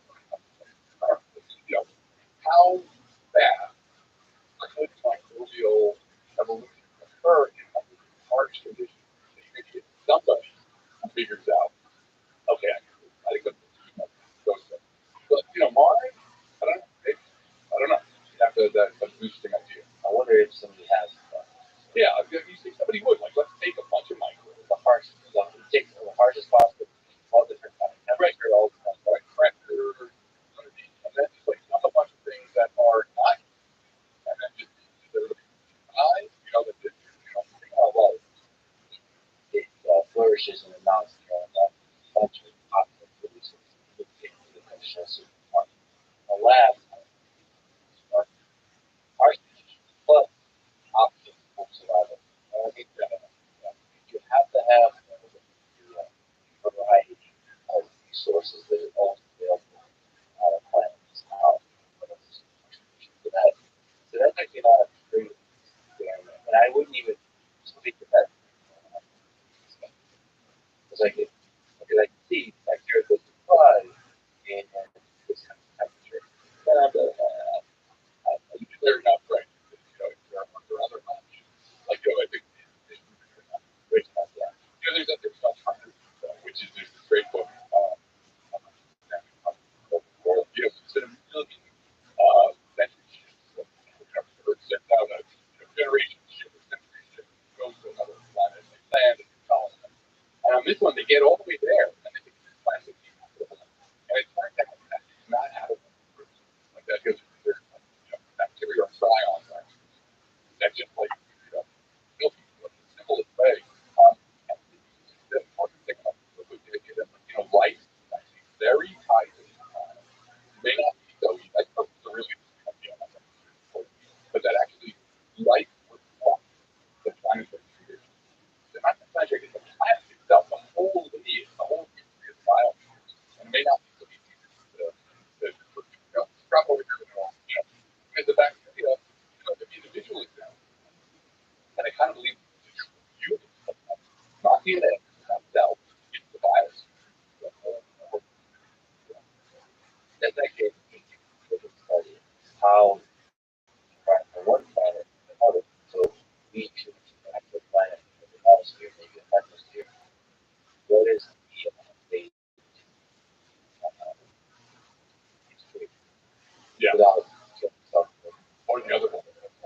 Let's stick to biology. But that's a deep question. I don't know if you have the regular way of that. Because everything on life is, we all come from Luca. What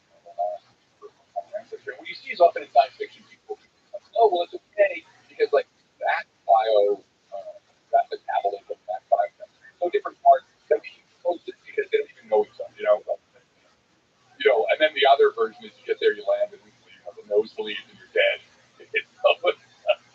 Unfortunately, I think it's the latter. Yeah, it sort of feels like it's more alien. So as we look out there, according to the Drake equations we just discussed, it seems impossible to believe there is not civilization everywhere. So how is it possible that My gut feeling is that Dublin, I am a little confident about state which intelligence but you got to go look. It's all armchair stuff. that's more of the perspective. But combine both sides of against the how much I'll be honest, it's really just impossible to me that they're fine. And you guys have put it past this everything in our times. That's the dead part. Right. It could be that like making so that these things don't like so out there we find a lot.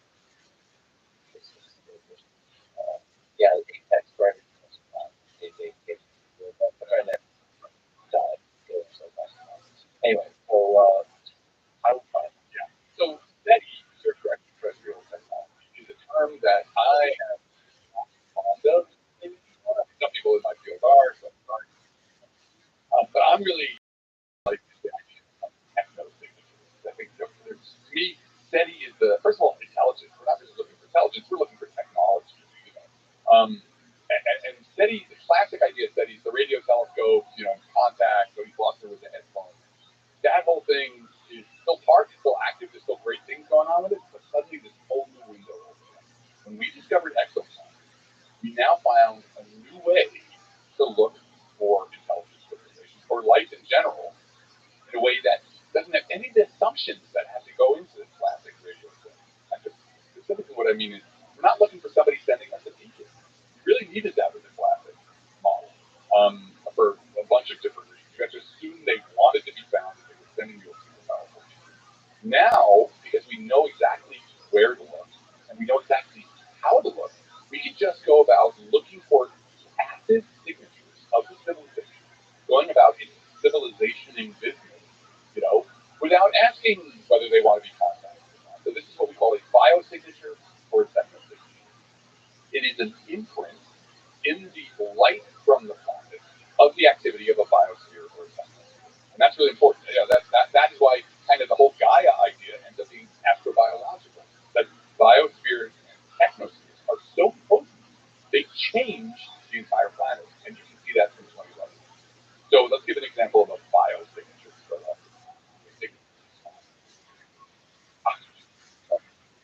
On Earth, at least, but the oxygen is only in the atmosphere because life was there. Life went away.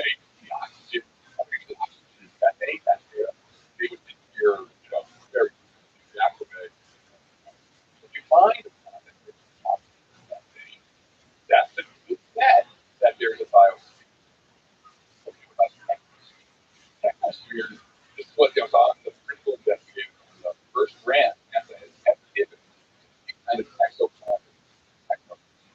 NASA kind of crazy talk about NASA that got shot about that.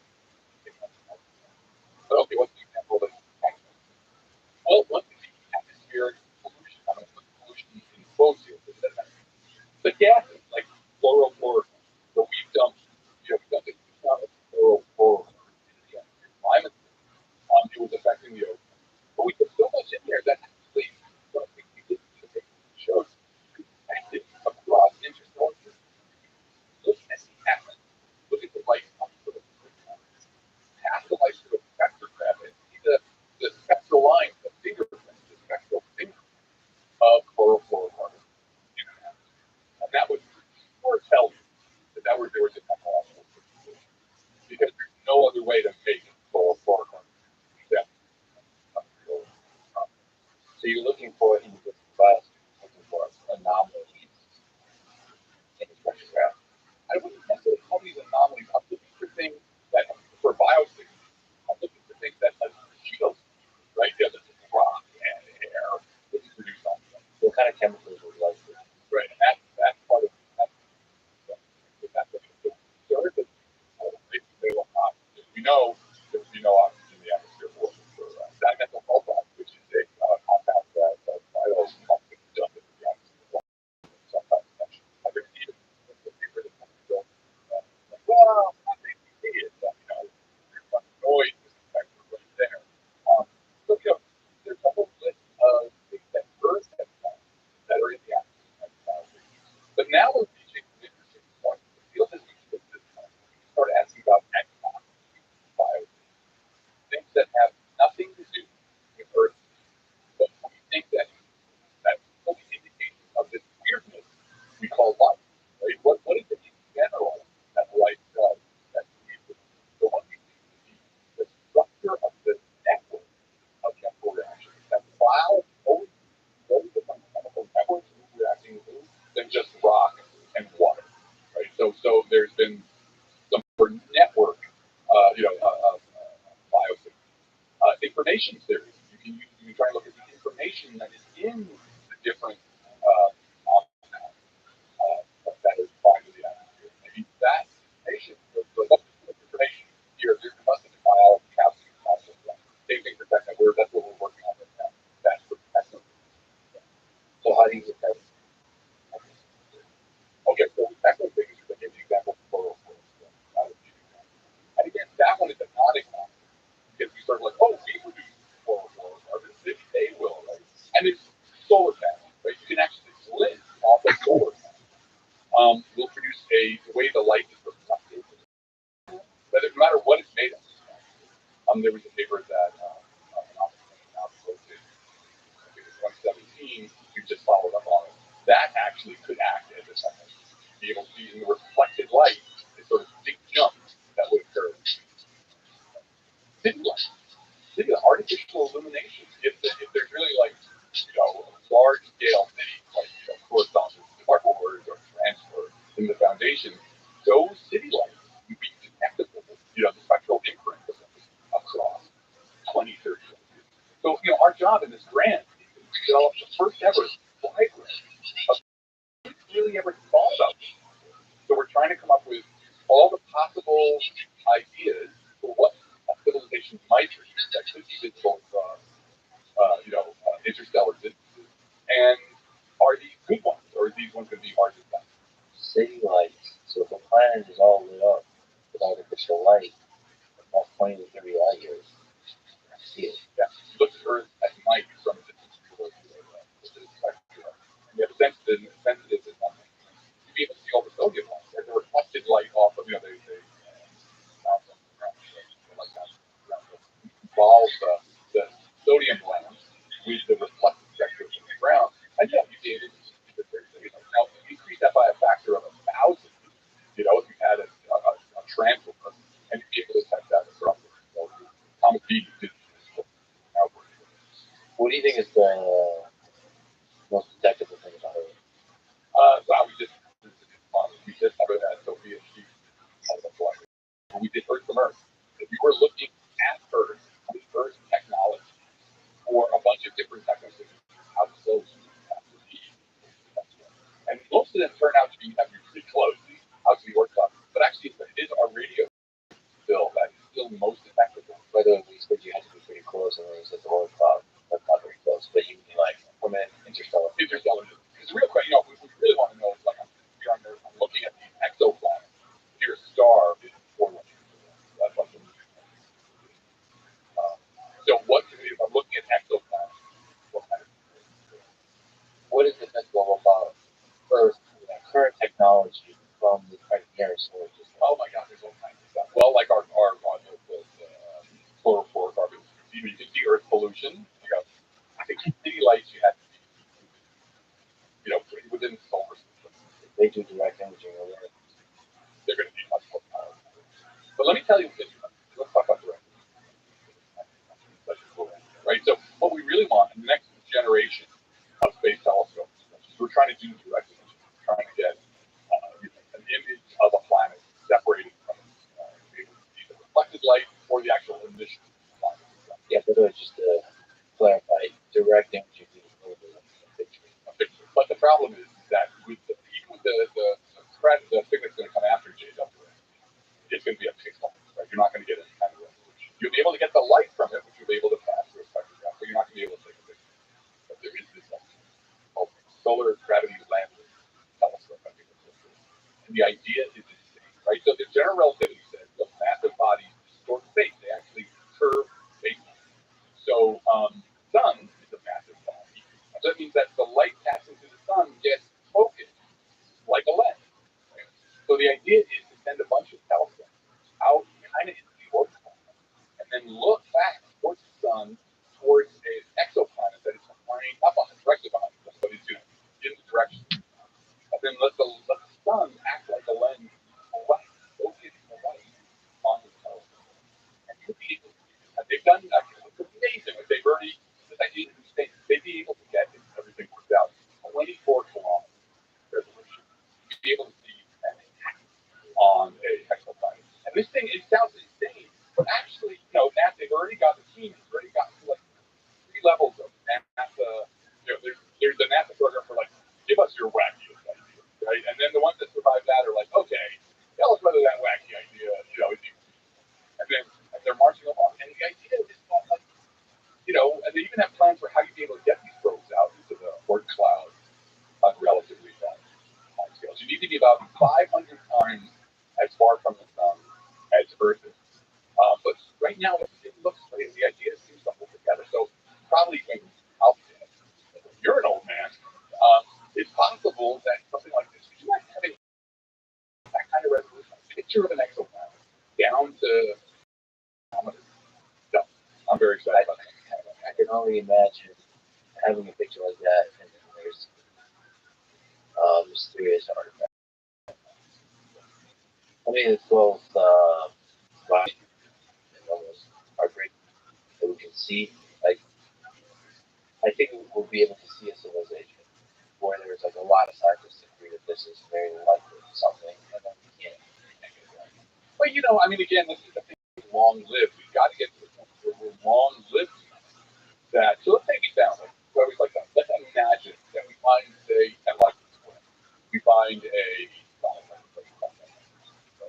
that's there. Like that would be the most important discovery in history. And it wouldn't be like, oh, okay, we're done. The first thing we do is we take bigger telescopes to try and do those images, right?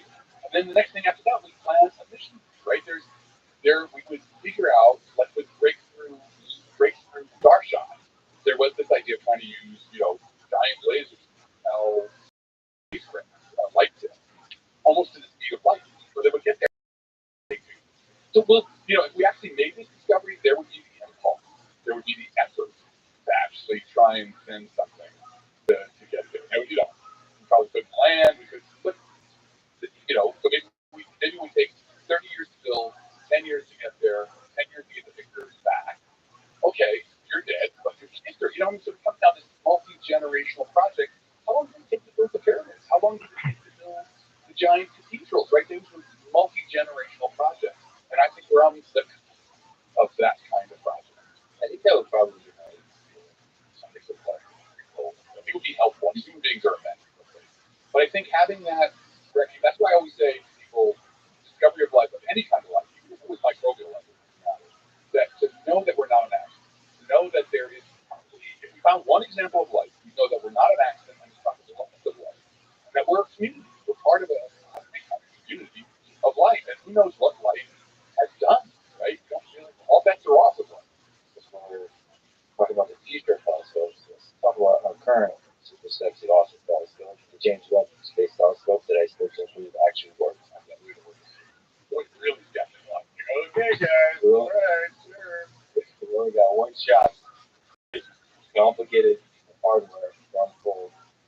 So, what kind of stuff can we see with it? I'm just looking through different kinds of analysis that were detected. There's in some direct imaging. Yeah, like a single big one. The kinds of exoplanets we're able to direct image, I guess we have to be hot. Usually far away from reasonably far away from the star. JWST is really kind of at the hairy edge of the universe. What's more important, I think, is the spectrum. And the problem with spectrum is that there's nothing. It's like, hey, look at this wiggly line. But to be able to find and characterize atmospheres around terrestrial exoplanets is the critical next step. That's where we are right now. In order to look for life, we need to find planets with atmospheres, right? And then we need to be able to do this thing called characterization, where we look at the spectral fingerprint for what disease. They're carbon, they're carbon dioxide, they're oxygen, they're methane. And that's the most exciting thing. For example, there was this planet K218d, which they did a beautiful job getting the spectra. And the spectra indicated that maybe an entirely new kind of world called a Hycean world. Hycean means hydrogen ocean world. And that is a kind of planet that it would be kind of in the super Earth sub-Neptune domain. It's 8 times the mass of it. But it's got a layer of hydrogen, an atmosphere of hydrogen. Hydrogen is amazing greenhouse gas. So hydrogen will keep the planet underneath warm enough that you can get liquid water. You can get a giant ocean of liquid water. And that's an entirely different kind of planet that could be habitable. You could get 60-degree warm oceans. So the data that came out of JWST for that planet was good enough to be able to indicate, like, oh yeah, you know what? The models, from what we understand of the models, it looks like it could be a ideal world. And it's 120 light years away. And so isn't that amazing? The 120 light years away into the atmosphere. We can see the atmosphere so well, we'd be like, oh, look, methane. Methane was a 5-sigma detection. Like you knew that the data was so good that it was like the gold standard of science. What about detecting maybe direct imaging or in other ways megastructures that civilization built? What's great about megastructures? First of all, it's fun to say. Alien megastructures. Every morning.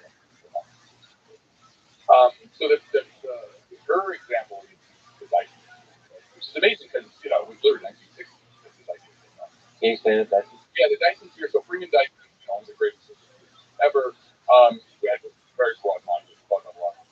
Recognize that, when a civilization, as civilizations progress, what they're going to need is ever more energy to do ever more. Thing. And what's the best energy source in the solar system? It's the star. So if you surrounded the star with solar collecting machines, sunlight collecting machines, anyway, the limit of this would be to actually build a sphere around the star that had all solar panels on the side. You can capture every photon the star produces, which is insane amount of light. You have enough power now to do anything, to re-engineer your solar system. So that was a Dyson sphere. It turns out that a Dyson sphere doesn't really work at some stage. But a Dyson form, actually, this large collection of large orbiting structures that were able to Yeah, so he didn't actually mean a rigid sphere structure. Yeah. Basically meant a swarm. So yeah. That, like you said, the limit basically starts to people started to say, and we actually almost thought we might have found one of these back with Joyan's star. We saw, the way we detect comets through the transit method, where the planet passes in front of the star, there's a dip in starlight. It looks like this. And we know exactly what they should look like. And then with this one star, there were these really weird transits where, it was like this little dragon. And then there'd be another one, and another one, and another one, and then nothing, and then three more. And in the paper that was written about this, they suggested they went through the list of comets, and it could also be an alien megastructure. And of course, the news picked up on this. Like everybody, news people had said, alien megastructure. Turns out, sadly, they were not alien megastructures. They were probably gas or dust clouds. But it raised the possibility, these all worked out the details of what they would look like. You don't really need direct imaging transits, right? They're big enough that when they pass in front of the star, they're going to produce a little blip of light. That's what they're supposed to do. They're absorbing the starlight. So people did have worked out a square one or a triangular one. But that wouldn't get that big, like one object. One object, right? Which is what you'd expect, the light to be blinking in and out as things pass. If you've got thousands of these, much of the time they'll be blotting out the star. Sometimes they won't be. So you're going to get an irregular sort of signal, transit signal. Yeah, one you wouldn't expect from a star that doesn't have any. Exactly. Or just on a planet, right? Or a couple of planets. So many of these that would be and that usually doesn't happen in a star system because there's only just a handful of planets. That's exactly what it is. Everything's coagulated. In a stable solar system, you get a handful of planets, 5, 10, that's it, roughly. So now suddenly you see lots of these little micro transits telling you there's something else that's big enough to create a transit, but too many of them. And also within the regular transit as well. How many people are looking for this one? Well, the main groups looking for megastructures are, again, Jason Wright at Penn State and collaborators.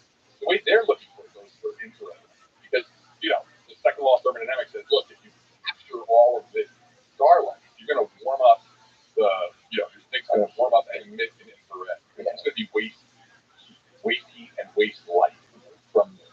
It feels like a louder, clearer way to describe it. And that's actually, Dyson, that's actually why Dyson proposed it. He wasn't really proposing it because, he was saying, this is what civilizations are going to do. He proposed it because he was like, we want to start looking for aliens in civilizations. Here's something that would have a detectable signature. So Jason and company have done pretty good searches. And recently they made news because, they were able to eliminate a lot of, these objects. But they have a couple that were, anomalous enough that they're not a detection. And they were saying, they would never say it's a detection. But they were not non-detection. They're a potential candidate. Yeah. Oh, they're putting up megastructure projects. Firing. What other megastructures? So that's a sphere about capturing the energy of the star. There could be other. Well, there's something called the smart satellites, right? So we have a bunch of satellites that are in geosynchronous orbit. Nothing naturally is going to end up in geosynchronous orbit, right? Geosynchronous orbit is one particular orbit that's really useful if you want to beam things straight down, or if you want to put a space elevator on it, right? There's this idea that if a civilization becomes advanced enough that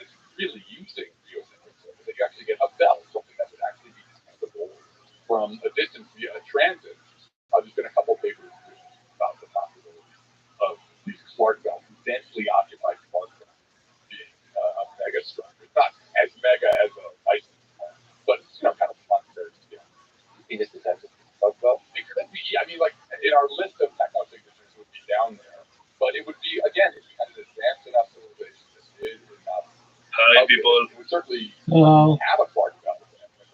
How are you? That's the more exciting. That's the go-to. The Tyson sphere. Let's talk to the card step scale. What is the card step scale, and where are?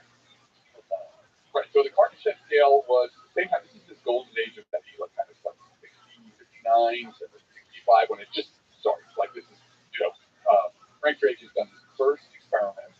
People are like, oh my God, this is even possible.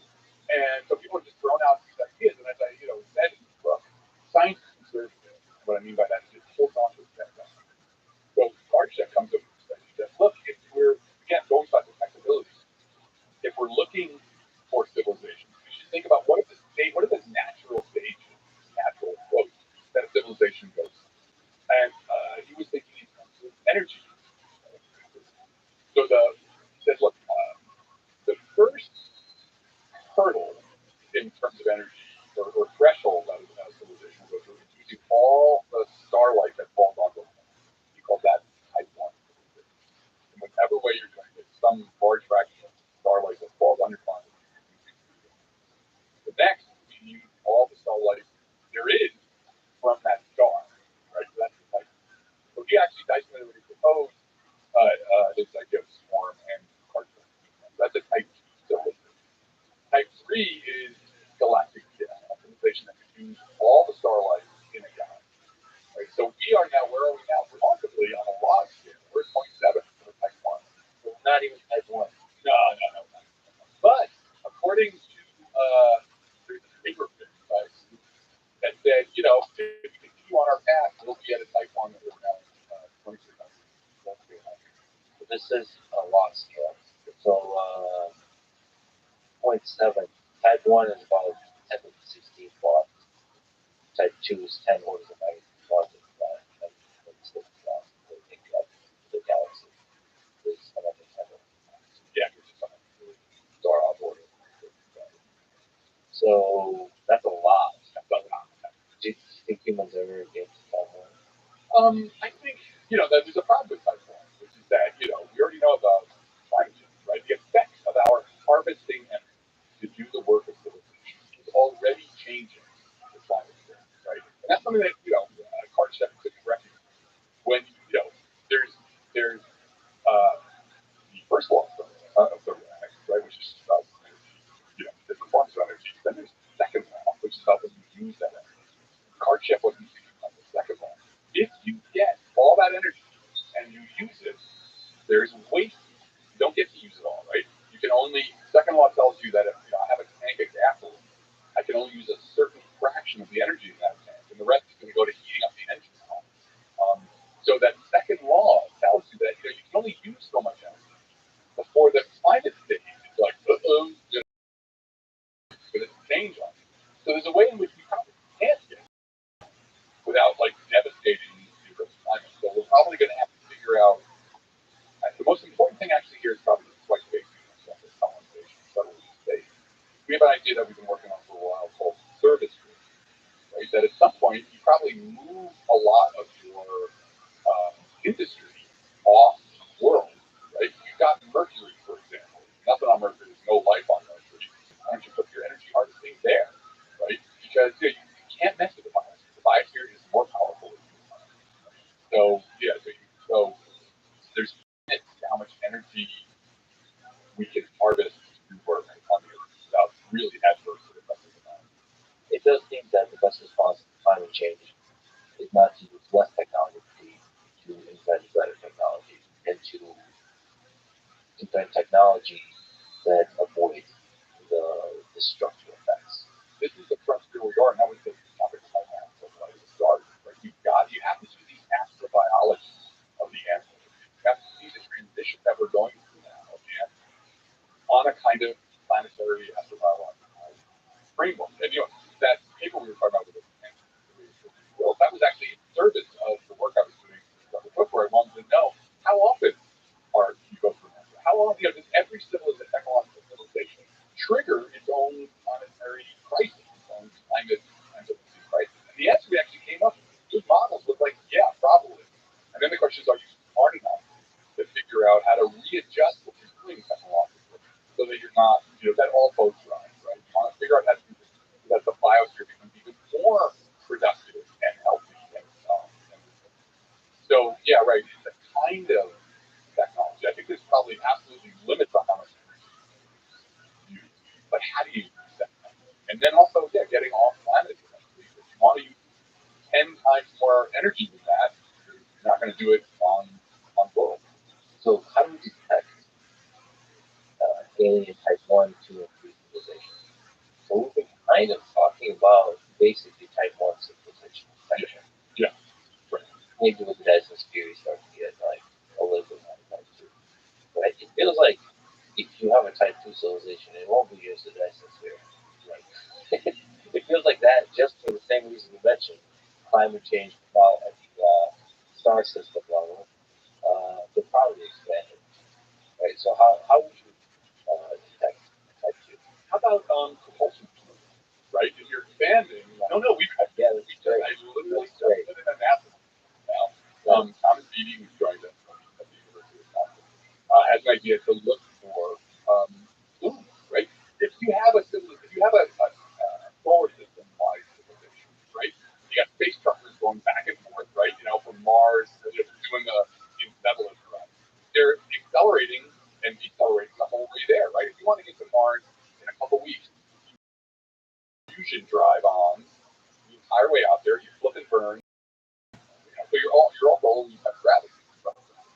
So would those fluids be detectable? Because that's got spaces going all over the place. And the odds that fluids that are cross. So yeah, I think that's a good way of looking for. That's one idea. Looking for large scale interplanetary, which is kind of what we're getting to type 2. Another possibility is looking for the scaling of asteroids. This was an idea group at Harvard Smithsonian that be able to look for if you're really chewing up asteroids to build space habitats. And there'd be dust particles left around. And would they look different from just say the dust, from just regular pollution? Or pollution of all different kinds. Pollution of all different kinds. And trash also. Okay, so trash is an interesting idea when you come to the actual solar. Right? We are actually, there's a whole other field of technosecurity, which are things in the solar system. What if somebody came by a million years ago, and left some dust, right? So the Earth has been showing biosecurity billions of years. Species like us, looking at our level, looking at Earth, was able to know that Earth had life on it, had a biosphere for billions of years. So maybe somebody sent something by, a habit. So this idea of looking, say, at the moon for artifacts that have been there for a long time. Something that a number of people are doing. We're just working on a paper where we just calculated this with us. We calculated how long would the lunar lander exist before micrometeorites to the gas. How long would be the land and we go, oh look, there's somebody was here and left some food. So there's this process called gardening, which is the micrometeorite constant thing with and that's where you get the lunar regolith, fine powder on it. That's gardening. And it turns out it is literally hundreds of millions. Oh, nice. That's a lunar lander. Oh, so we should be able to find artifacts. Yeah, if there are artifacts on it, and people propose doing this with artificial intelligence. We have, the moon's been mapped down to like a couple of years with various probes, and all that data is sitting there. So why not use machine learning to look through all those things and look for anything that looks not like the lunar surface? And they did a test program where they gave the computer, sort of like, I don't know, 50 miles around the Apollo 11, Apollo 7, and it instantly was able to pull out. I mean, the whole task of looking for anomalies, something that it's not like the lunar surface, it's not exactly obvious. Like anomalies, it's really not. I mean, detect something that doesn't look right about the surface. Yeah. It's actually really difficult. Really difficult. And it's, what's cool is the really information theoretic kind of proposal. You really have to use information theory to say what's the background. How do I define something that I can say that looks weird? Yeah, maybe when you're looking at a spectrograph or something like, it's still like, it's gonna look really weird. we're trying to hypothesize all the things that you would do, like how we detect that. That's why there's attempts now on these agnostic signatures, right? So actually, system delivery is the next one. One way to define life is a system that is far from equilibrium. It's alive. As soon as it dies, and so you can look at all chemicals in that. Even if you don't know whether these could be chemicals, you have no idea whether or not that anything to do with that. But the degree of equilibrium, the degree to which they atmosphere has not, the chemicals are not all kind of like down, they've all reacted away to an equilibrium state. You can actually tell that in general ways. You can tell that and that's kind of a signature. Like if you see an atmosphere that is wildly out of equilibrium, that indicates that there's something happening on that planet, biosphere or technosphere, that is pumping gases, into the atmosphere, that is keeping the whole system collapsing. So is it possible we can detect anomalies in space-time? Well, you could, in fact, and there's some work on this. So it could be a Coupe drive, these proposals for warp drives. And we could talk about that too. I'm skeptical of those, but it may really be possible. But people have done work on, what would be the signature of a Coupe drive? What would be the signature? In fact, if you're shooting, then you certainly are distorting space-time. Because any light that's passing by has gotten trajectory has gotten altered because of that capacity to distort space-time. So yeah, there are possibilities of wrong with that. One of the funny things, I don't know if they've gotten past this, but somebody calculated the problem with the Coupe drive, which is warp drive, was that if you dropped out of warp, there would be this spray of gamma that like paralyzed any planet. So it's like, well, yeah, you probably don't want to do that, but that would be a great biome. Why other planet obliterates? See, it's not possible. I would, but what I think, people look into physics really understand. Every possibility for math relies on something that doesn't. The cool thing is Einstein can actually play with that. These equations right there. You can add things, right or left-hand side, that allow you to get things like the equation, the metrics that there it goes. Oh, it's a warped bubble. It's a warping of space-time that moves space-time faster than speed of light.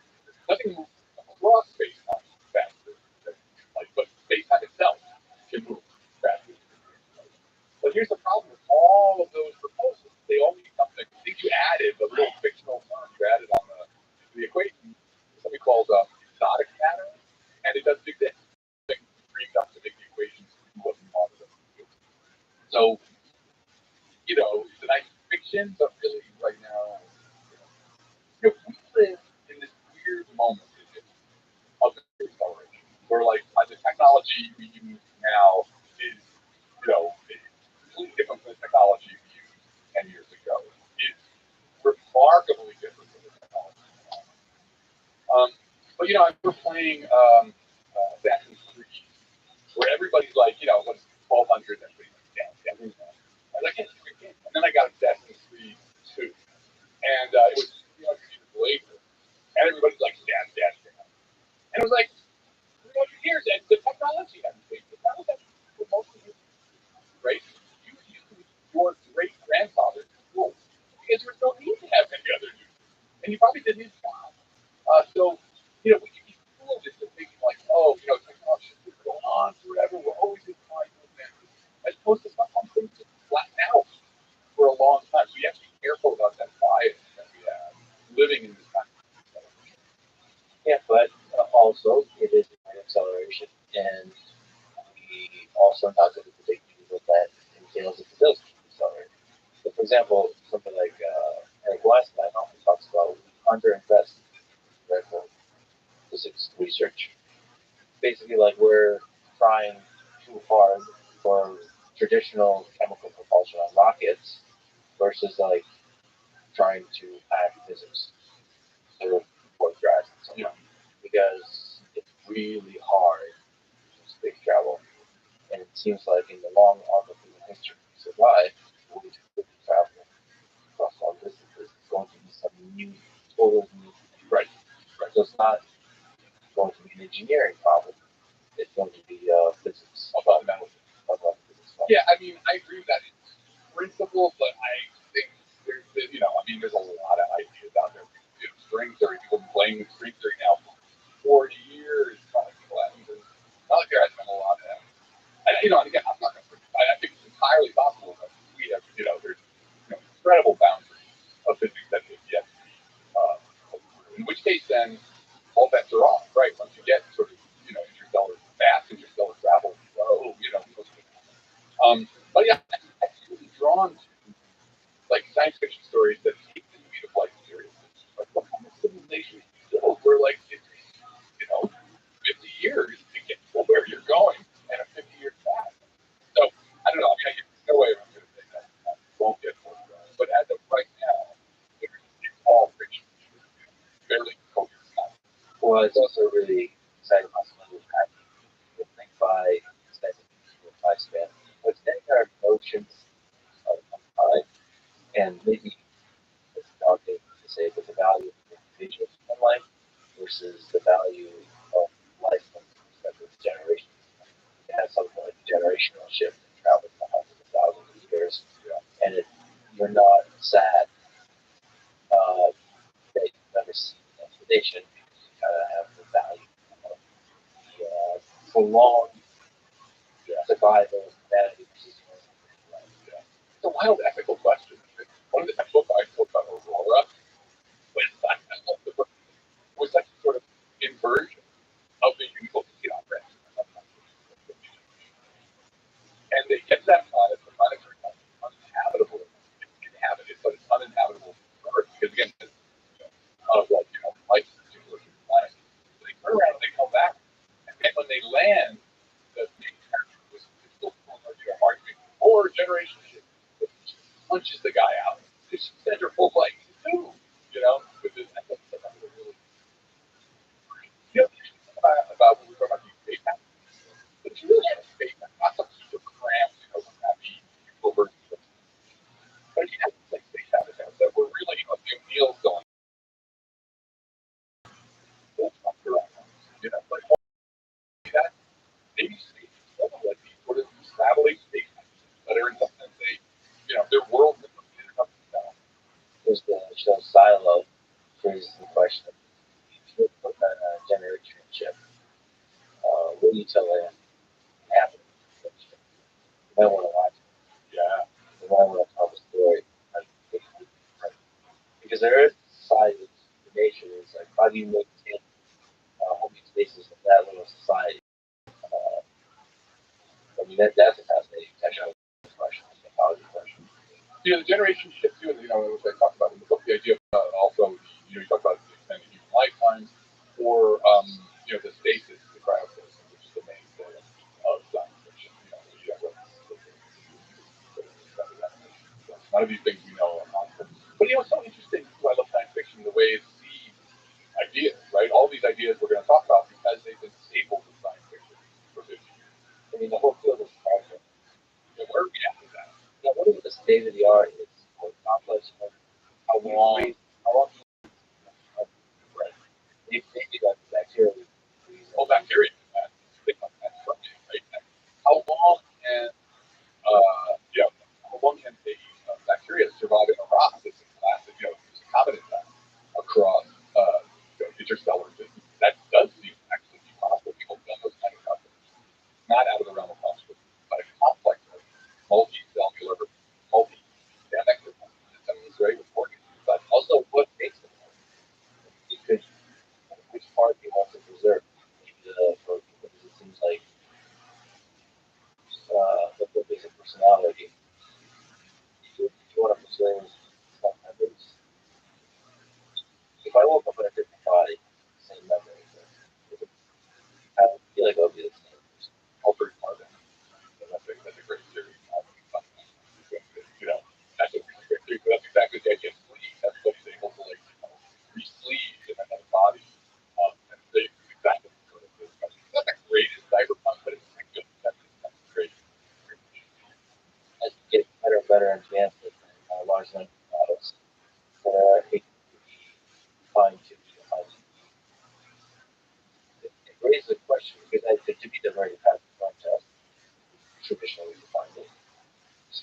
going to be an LLM that they just copy into the language speak well, it's going to raise ethical and philosophical questions about basic to the point. If there's a thing that can talk exactly like you, what is the thing that makes you use it? It's going to speak about your memories very effectively. I'm a bit that the brain is not the minimal, a whole the body data community. So yes, I don't. I could be wrong, but this whole work that I do myself on. So this you can see the question about well, we download ourselves into computers, right? That's another story. I am skeptical about it, but that's one of the narratives about travel. And then anybody we meet, whether it's downloading bodies or just going to be artificial intelligence, like there's a whole almost magical evolution. It's a very short period before everybody goes, or the machines take over, or What do you think aliens? So we talked about all the kinds of bio signatures that know were techno signatures, but what would they look like? They show up. Are they gonna have arms and legs? Are they recognize from the ball? Are they gonna carve the face? Yeah, that's a great question. This question gets to the heart of thinking about life, right? About what life is.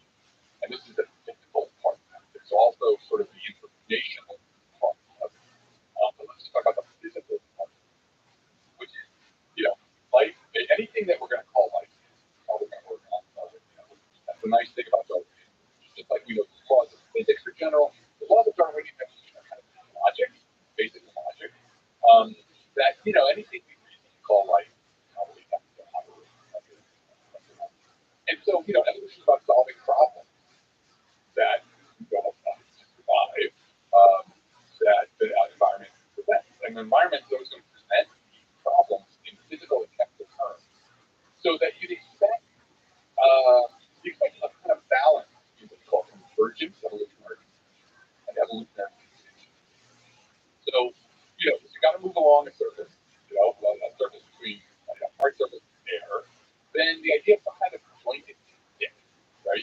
Like, makes sense. And you're probably going to trigger that. If you look at Earth's history multiple times, multiple lineages that are going to solve the problem of getting towards energy sources using some kind of thing. Yeah, so that's one problem that we solve. One problem that we solve, they got to get right? Another problem they got to get away from that. See, wings, the line that went from dinosaurs to birds evolved wings. Insects evolved. Mammals evolved. The gas is dense enough that a curved surface, the curved surface is going to produce life. Yeah, there you go. Evolution was for a long time. So I think you can expect certain classes of solutions to the basic problems that life is going to present to stay alive. But one of the weird things about the UFO thing is that we feel like, oh, they all look like humans. They're just like basically humans with triangular heads, and that's where we get to the right. So we talk about convergence. We expect that evolution will converge on wings multiple times when presented with a problem that wings solve. But contingency is active, right?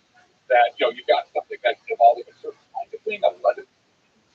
And then climate changes and they all die out. Or, an asteroid, that's all life. And so contingency accidents play also a huge in evolution. And one of the things that, lots of evolution about the idea that you ran the tape of Earth over again, which you get the same. Now, UJ Gould was of the opinion that no way. So you find anything on Earth that resembles any species. They've done experiments actually on this with E. coli. You take a bunch of E. coli, let them evolve for a while, a bunch of them out, you let one test population evolve, the other one's frozen, now started over again. And it seems that contingency tends to win, right? Contingency, that's not a hard to put it out. 45 to that.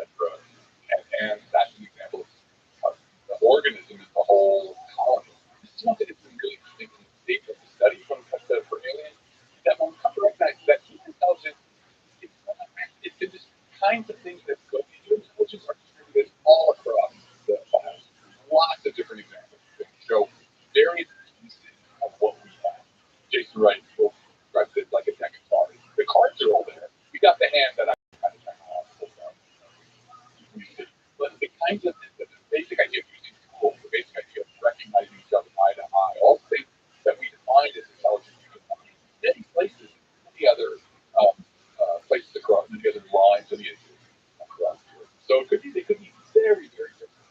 It's something like, yeah, maybe there's the hive mind idea or bacterial colonies that actually manage to, onto their own version of my cognition. Well, I wonder if there's a stretch out time around 10, 20 billion years, whether there's a Darwinian evolution stops working at some point in terms of biology or the chemistry of the organism and switches to IT. So it's much more rapidly you're operating, I guess, kind of Darwinian evolution of its names or whatever. Technology can operate on, certainly markets can operate in ways that look very good. So basically, a planet is working hard to get to the first kind of organism that's able to be a nice platform for ideas. And then it kind of stops. Then it's ideas that take on. Yeah, cultural, that's the truth. I mean, cultural evolution totally disconnects from starting. Like, you have to say there's like a planet that's, it's really hard to look at it up. Like what we think of ideas, culture, quite possible we think of other cultures, right? It actually wasn't a very good idea. We don't know. So maybe the idea generation organism Not the biosphere, but it destroys itself. It may not be very long. It may be very potent for a short period of time, but that is not sustainable. It doesn't become mature. It's very hard to get into integrated into a mature bio slash technology. And of course, evolution is not working for anything.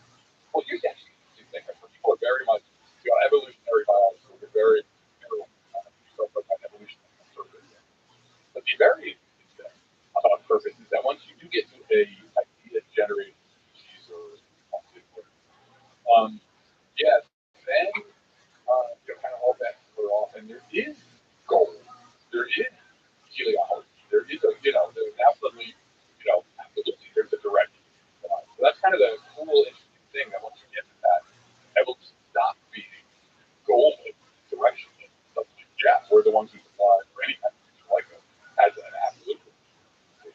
Although you could argue that from the perspective of the entire human civilization, we're also right. We have a sense that there's a direction, a cluster of people. Yeah. And then there's another cluster, different sets of direction. There are all kinds of religions that are competing. There's different ideologies that are competing. And we survive across thousands of years in build some direction. Involves. But at some point, like the expansion into solar system, like that would be both direction. I mean, depending on how you look at it, it was directional. There was a position that the collective of beings made to like anti-accretion stuff spreading out into the solar system. So that was definitely a goal there. That may have been some crazy sort of non-linear way, but it's still right. There's still a goal with that. If there's a massive decision, what do you think is a proper protocol for traffic? I think it would be peaceful. It would be more like a little protect civilization for all the direct energy. Maybe there's really responsible. Come up with a strategy of how to actually get there. But what's the check? What's the military, industrial complex? We love that. Where? What kind of rocket? Kind of great rocket. Well, I think so also general control. Many messaging mechanisms. And I definitely have been respectful. Like I don't think it's necessarily a bad idea to have your head held over. People who advocate like, oh yeah, we should be sending powerful messages that are easily detectable into interstellar space. I'm like, why? Don't know. Like I'm not going to say they are warlike. I'm not going to say they're not warlike. I have no idea. But we sure as hell. Well, first of all, who gets to decide that? You're getting a bunch of stuff. You have to have a radio telescope. Well, speaks for Earth. So,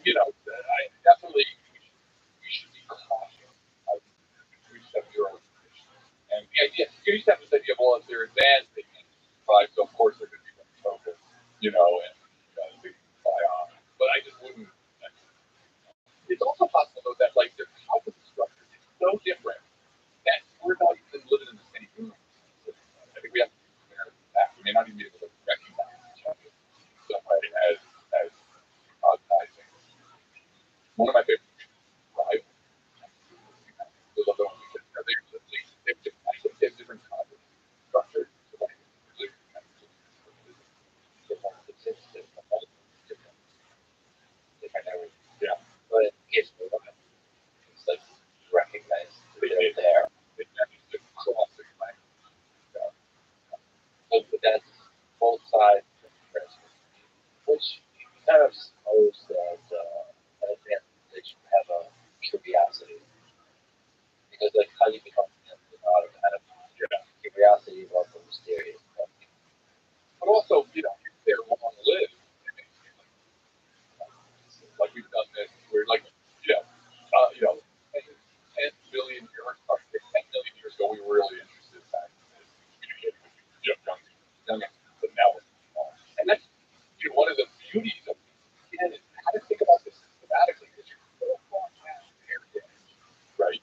Of our experience, that you want to think about, right? You don't want to be like, oh, can't say anything. But you also have to sort of systematically go after your own bias, right? So one of the things I love about Arrival too was, Carl Sagan, math, to our math, then they'll teach their math, and then, how you put not that good. It's probably considered answers. And, like they send a Carl Sagan guy in, and a Carl Sagan guy fails. And it's the language, you understand the language is actually embodied language, not just the math. And the whole experience, she's the one who brings it. And it just points to the idea that utterly different the cognitive structure of language. Somehow we have to figure out how to think about it, but still careful about it. Figure out how to break through our next fiction. Yeah. Maybe I mentioned that they could have visited our civilization the Delphi's was 100 million years ago. How do we even begin to answer this question? It's kind of look. I think I'll pick it up. So I put my things, that I'm are probable, but it's certainly full. And unless you look, you never know. So looking for where would we find the alien capacity so that any time where might we find artifacts? Where might artifacts be? Now, Earth, probably not. Weather, so, it would be a good play on certain kinds of orbits. Maybe they parked the probe in an orbit that was stable. Or orbit actually put something there and it was flat. So those are the kind of questions. I don't, like I said, I don't, not high on my list of things that happen, but it can't, unless you don't know. But what about biases? What about if aliens visiting Earth is relevant? Meaning like the potential of aliens states like You like to know. we're actually confirming Yeah. or seeing some aspect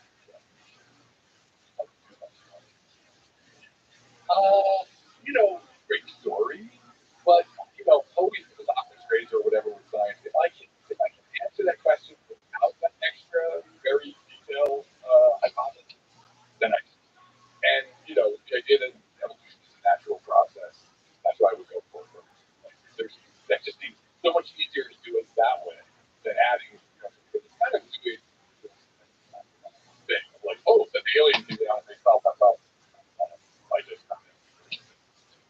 the teachers before you is a big thing that doesn't apply. I wouldn't say that it's not a simple thing, but it doesn't show it. But I think it's, all you're doing is taking the gamut. Like, aliens born, right? So you're saying like, all right, I'm sticking the can down the road. Aliens, how to put their environment. Well, so from a different perspective, I'm just saying, it seems to me that there's obviously a massive position everywhere across the galaxy, through the universe, from the Drake function. And then 2009, what I do, got these yesterday learn about the uncontacted tribes of the Amazon. This is going to the Amazon, you can understand how it function and how humans in the Amazon are in contact with them, how they interact with them. First of all, the uncontacted tribes are very violent. But everybody else tries to stay, they try to kind of protect them. We'll talk about that. Right.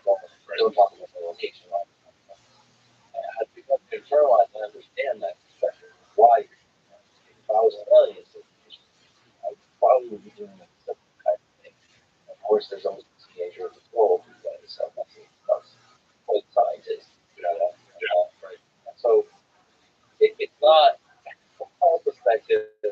Yes, here in the Truman Show, like but also Dr. Grace from the perspective of healing civilization, we have to have humility to understand that that is actually extremely difficult. That will not happen. Right. I understand the logic. But the problem for me with that is that right there, the first step is that alien civilization is which I'm not sure about. Or they're not yet. Like I think that life is not. And again, it's my bias. Right? So now the problem is how do we sort out sort of the biases we're bringing or the assumptions from from the sort of causal chain out of it. I would first want to try and do this out of, like, if we're talking about the origin or the evolution of life on Earth. I want to do it just on its own without asking for this other layer. Because it requires a bunch of these other assumptions. They also have their own breaking of causal chain. I don't really like the idea that if you have to both for an alien.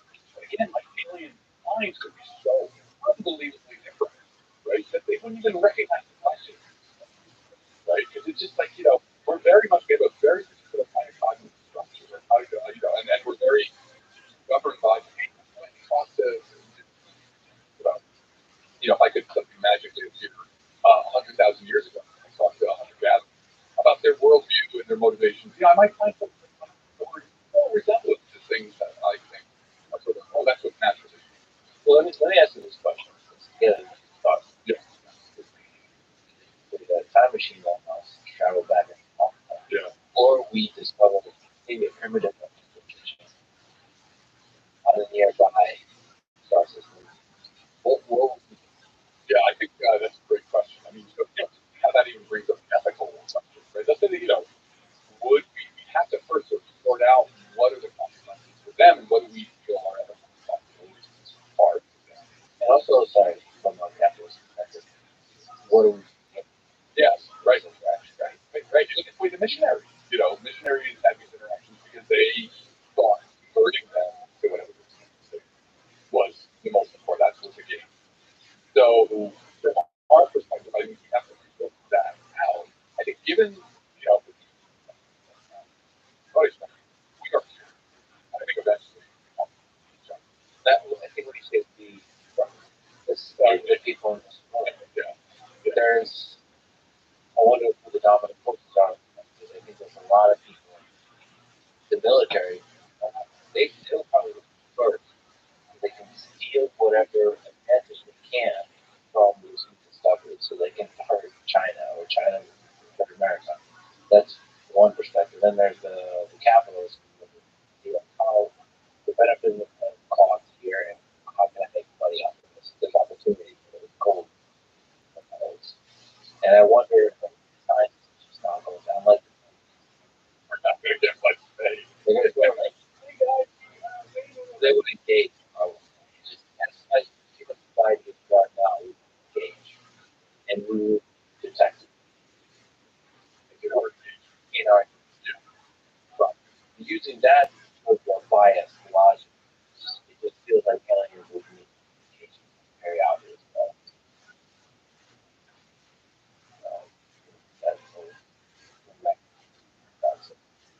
What do you make of all the? I am all in favor of transparent scientific testing of UFOs. But the idea that there's any path that links UFOs and UAPs to non-human technology, the standards, they just none of what is expanded lives up to that. So let's just take a moment on that. I need extensive evidence that made it about those folks. Well, it's good. So we want to think about science.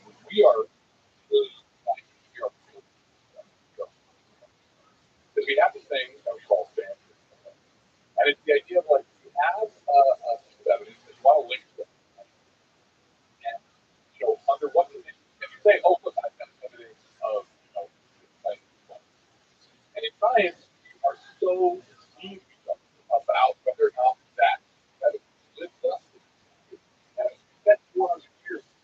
determining what those standards are. And that is why, right? You didn't have super rigorous standards about what you think that, oh, this is less than. I mean, this is kind of embedded cell phone is not very good at work. You didn't have these things. You had cell phone. And when it comes to UFOs, the evidence you have and the claim that those just shows that we're being visited by knowledge.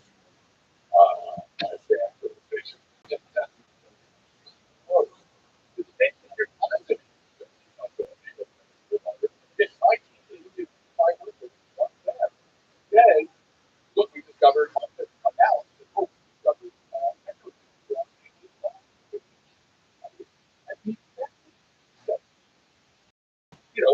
when you community, you expect the same thing. You don't get a pass because that's where I am.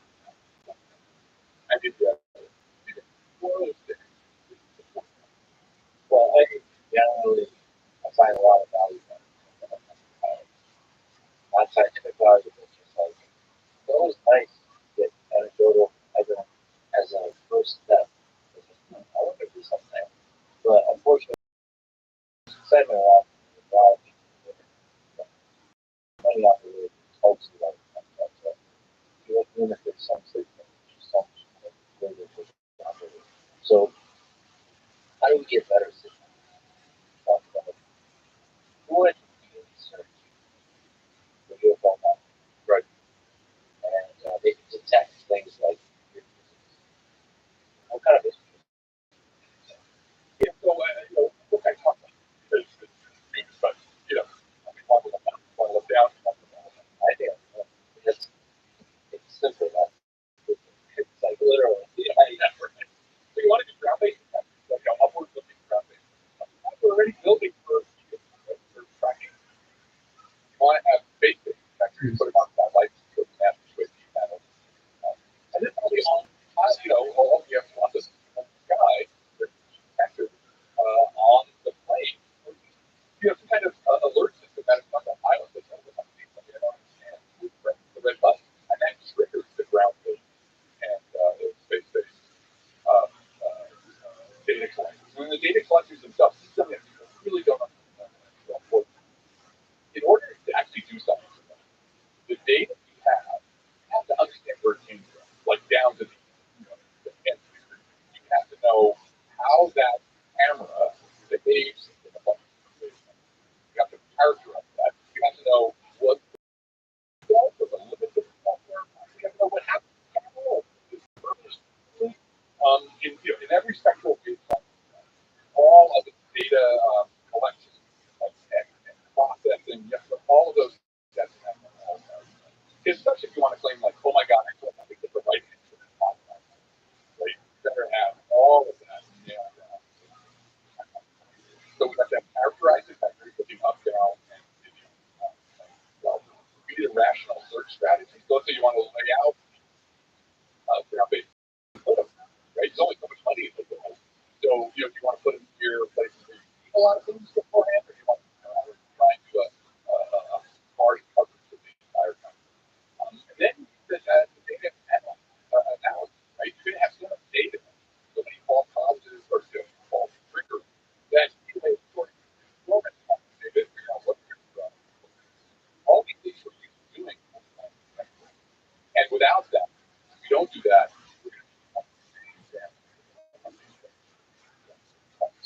well, if I asked you to give you $1 trillion, asked you allocate to one thing out, that or looking at our input you allocate.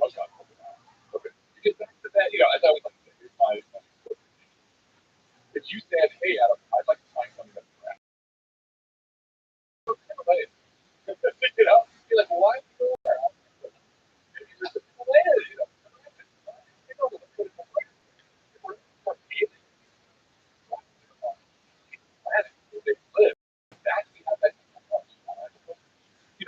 The bucket of assumptions that you have to come up with in order to say, like, oh, they're here right now.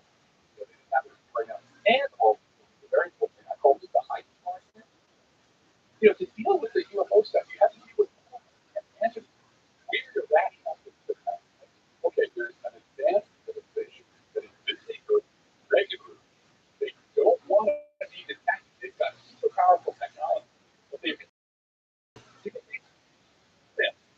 them, then they just explain to me what actual world there's like, so there's that whole sort of argument you've got to explain, like, why if they want to stay in, are they so bad at it? So that's why I take that level of and I put it on top of where should I look? I used to just look where they're from. That Yeah, I think the more likely explanation is either in the sense of the not working correctly or absolutely. I mean, yeah, that's what again I think, absolutely you can study scientifically, but if I had to pick up that, it's just a bad here it happened. But I did it a time out there because this was and that's okay. I had a lot of people. While I was in that, I sort of looked at this thing called electronic intelligence communities and what they were saying about this and none of them was talking about what they were all talking about. That's why I learned the word necessary. How like even simple terms technology. I purposely wanted to make they go into the electronics of your adversary, so they crank it up. So then you can just soak up all the electromagnetic radiation and go. that said, if I was and I chose to not make my thought, I would try to figure out what would like to see. That's why I like the big heads in the room. Yeah. That's kind of like how I would. If I was intelligent, I would observe them enough that I only communicate with a mankind. I would observe it long enough. What are the big dumb? And maybe I would do a good Right, a robot ant. robot, but then it's not enough for a robot ant. The robot ant moves in the way they do. Maybe robot ant. But no, I just want to make the case for This is the plot actually. What great actors called there.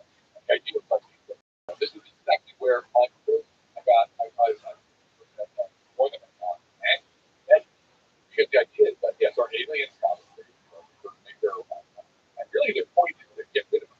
That is the part. And what they do is they sort of literally the way they present them is in this sort of classic, and they do it make them sure I can picture that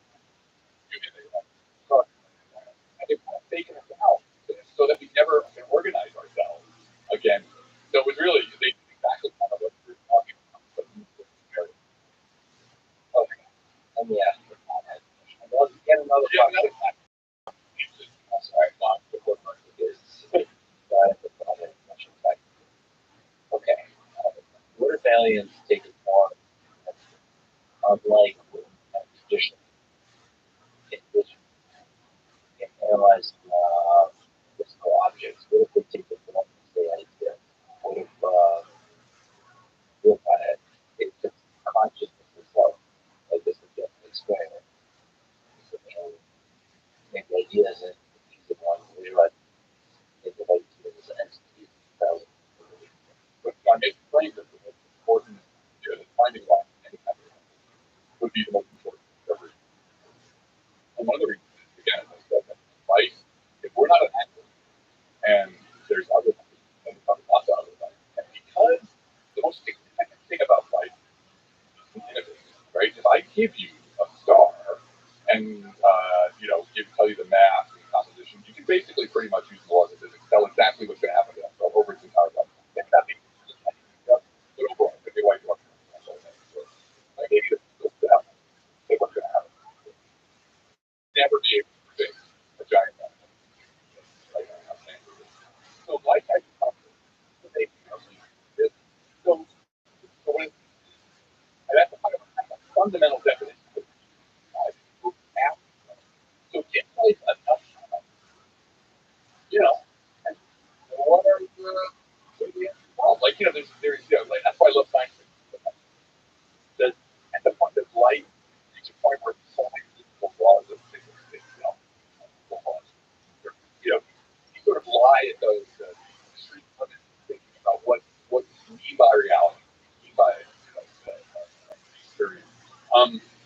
But I also but they're open about open of what it means to be alive.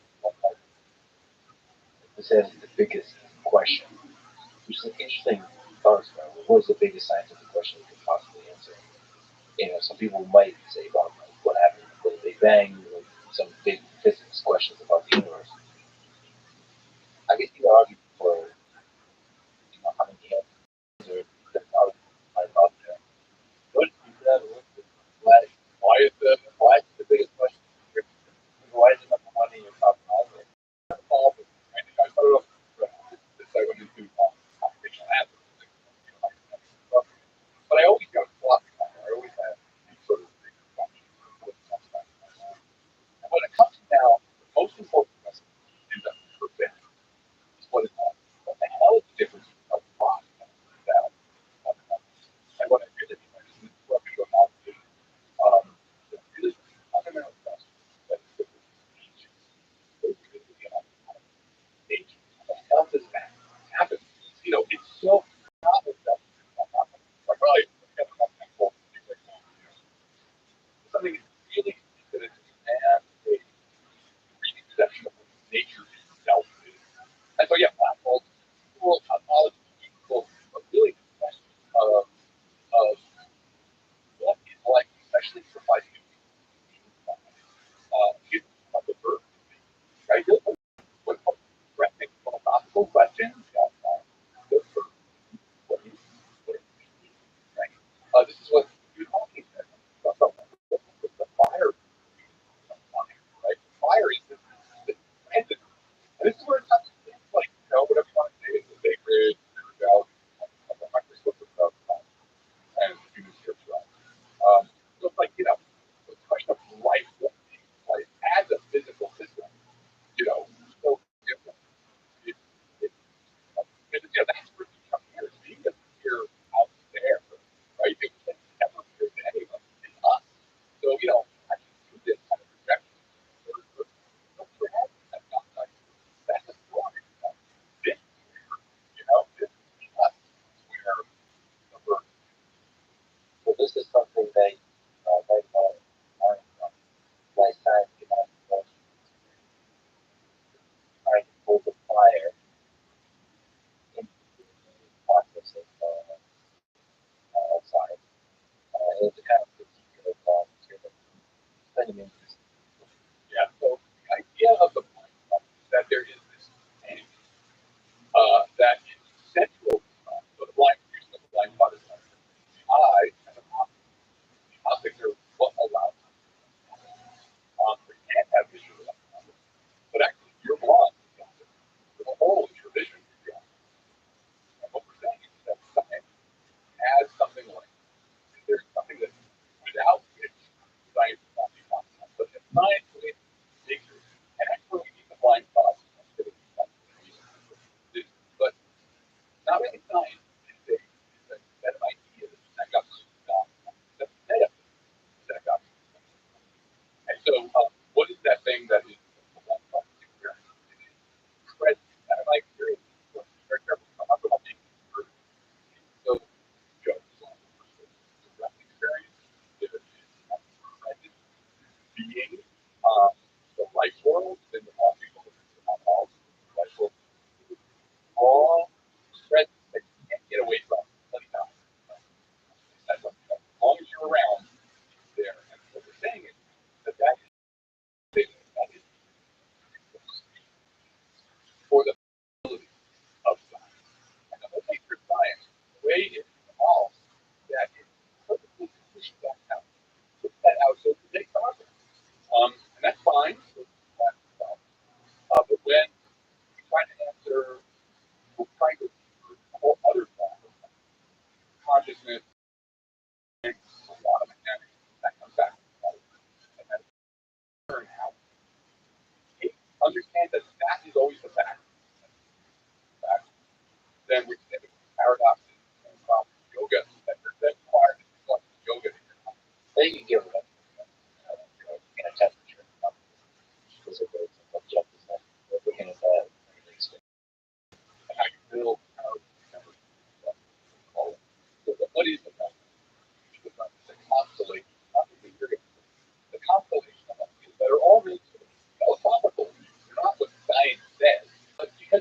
mention of the Disney science culture, they have a thing called and this element. One assumption that you are nothing but your nerve cells, are nothing but the chemistry, nothing but all the way down to the wood. That's it. The objective trend, this God that you third you from the outside, and that's trying to point the physical that everything in the world basically made of stuff. There's nothing else to talk about, right? That's all there is. And also the mathematics. That mathematics is somehow more real than there's a bunch of others. But all these together, what they all do is they end up pushing experience out and saying experience isn't everything. I tend not to use the word consciousness, but I think it just focus on experience. So yeah, by being blind, end up paradox problems. Really, I don't think but also think that's kind of society. So you have as a society, and then solve that in a way that's counterproductive. Good question. So the three ways, the three responses you mentioned, scientific, and on the other side, objective, the right, or postmodern, on the right.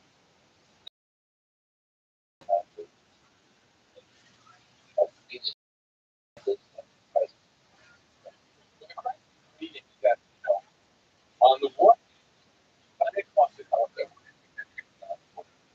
biological machine, and so basically, on the other hand, we also find ourselves being completely significant cosmology. We have to figure out how to look from the inside at cosmology. We'll always be observers. We're at the center of this, wave front of quantum mechanics is really measurement problems that are going to some people trying to explore measurement problems. So on the one hand, and on the other hand, so which one is right? And so it all comes from not understanding foundational level inability, and you can't do science without already being present. You can't do what happens in science. That's what a lot of it is about. We love our formal system, mathematics, and we're substituting. That's one of the things that people want like well, person who invented phenomenology. The other is Whitehead, of the and first of all, this idea of the first history. Part of the blind spot is substitute a formal system of calculus of data for actual stats or work. So before I go to the let's just do the powerful thing. They'll help understand that. So think about degrees Celsius, right? We kind of have in the modern scientific culture, like, oh yeah, they're out the, the cloud, space, 10 degrees, Celsius. The way we got it is we forgot how that idea is produced, right? Start off with science by as different objective experience gold still has. Scientists and grasp from the what Shelton Cole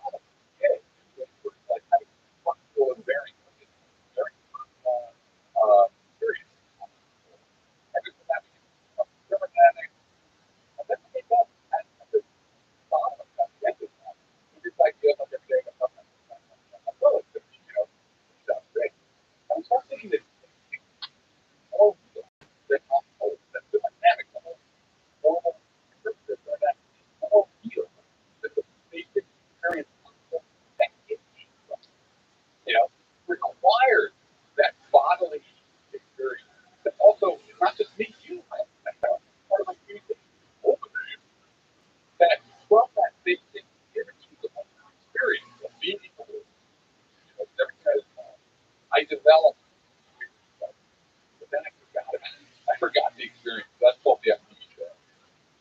So that's what we mean by how the blind spot emerges, how we end up applying the decisions during those so it makes us, but then it forgets that.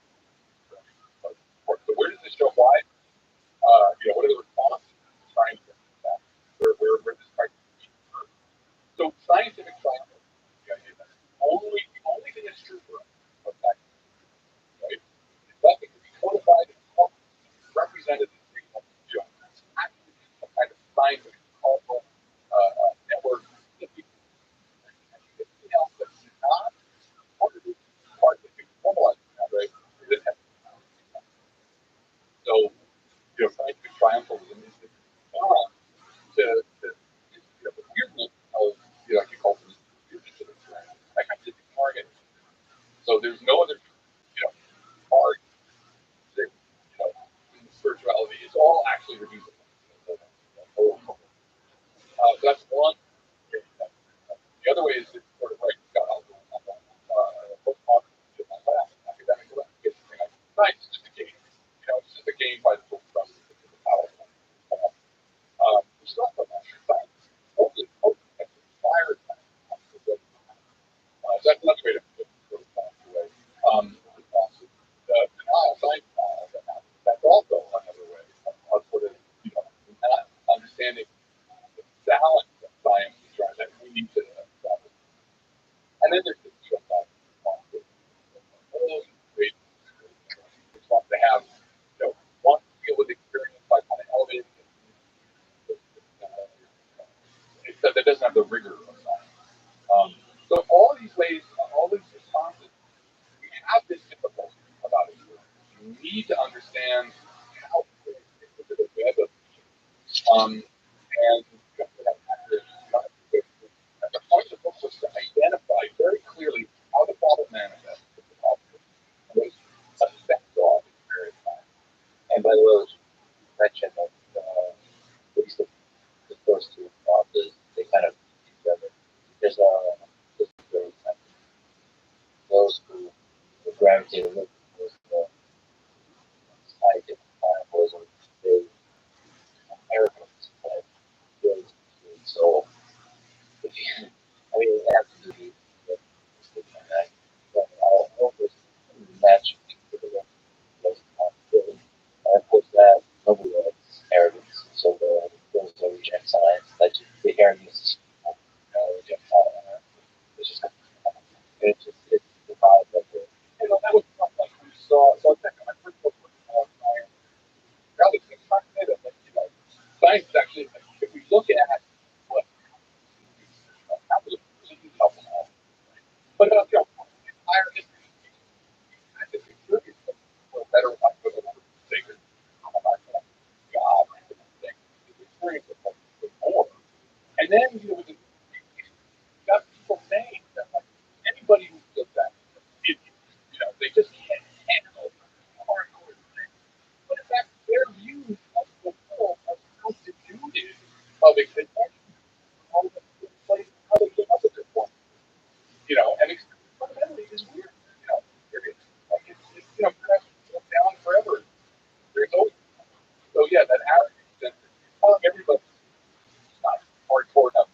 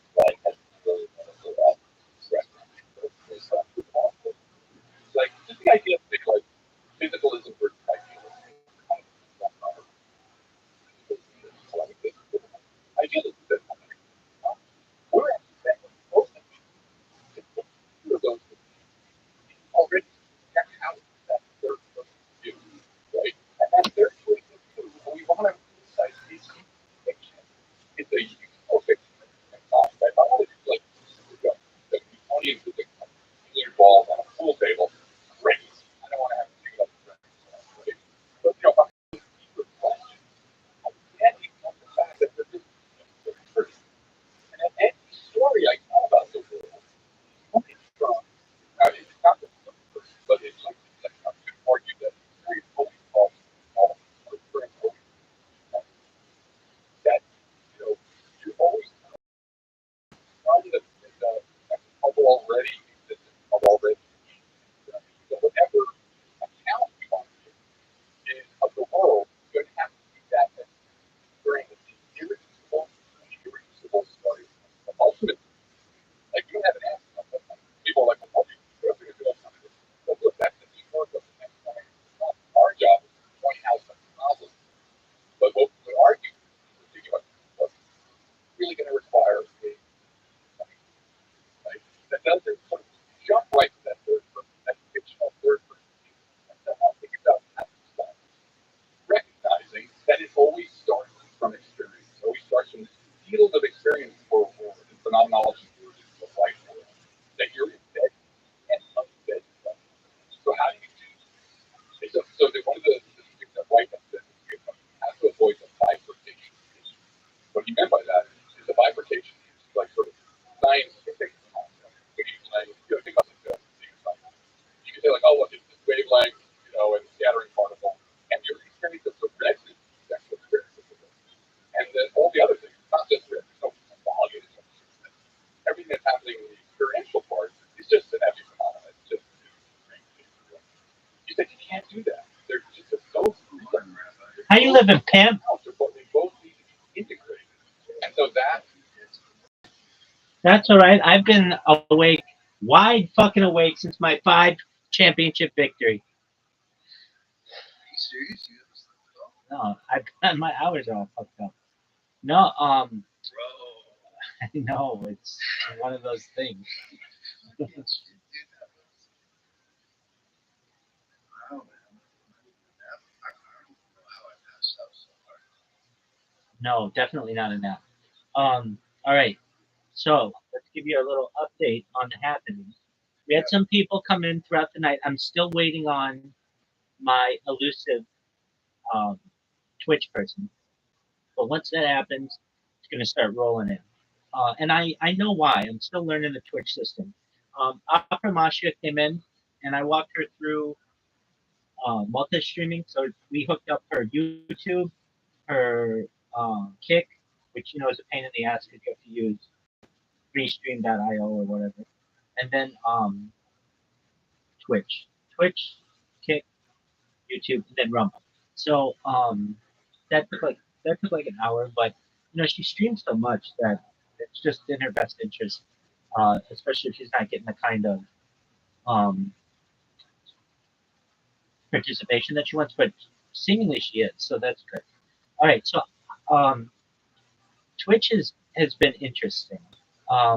So I created a bot, and I kind of anticipate that the bot would not necessarily work perfectly. Like Kick, I figured they're a new platform. Like they're not going to have that many defense mechanisms against me, and they didn't.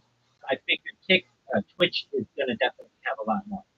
So what I end up finding is that like I'll create the bot and it'll start spamming people. Now keep in mind I can't spam hyperlinks anymore. They've like banned my hyperlinks.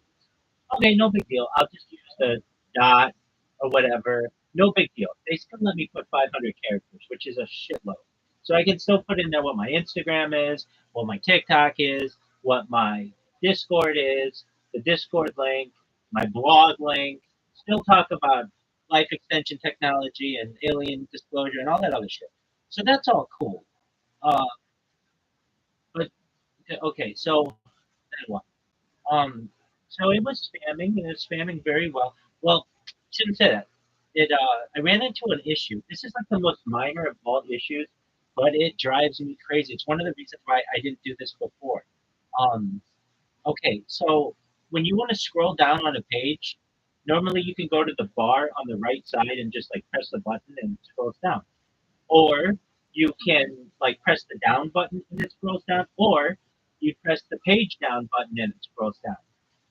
on like every website, on just everywhere. That's just pretty standard.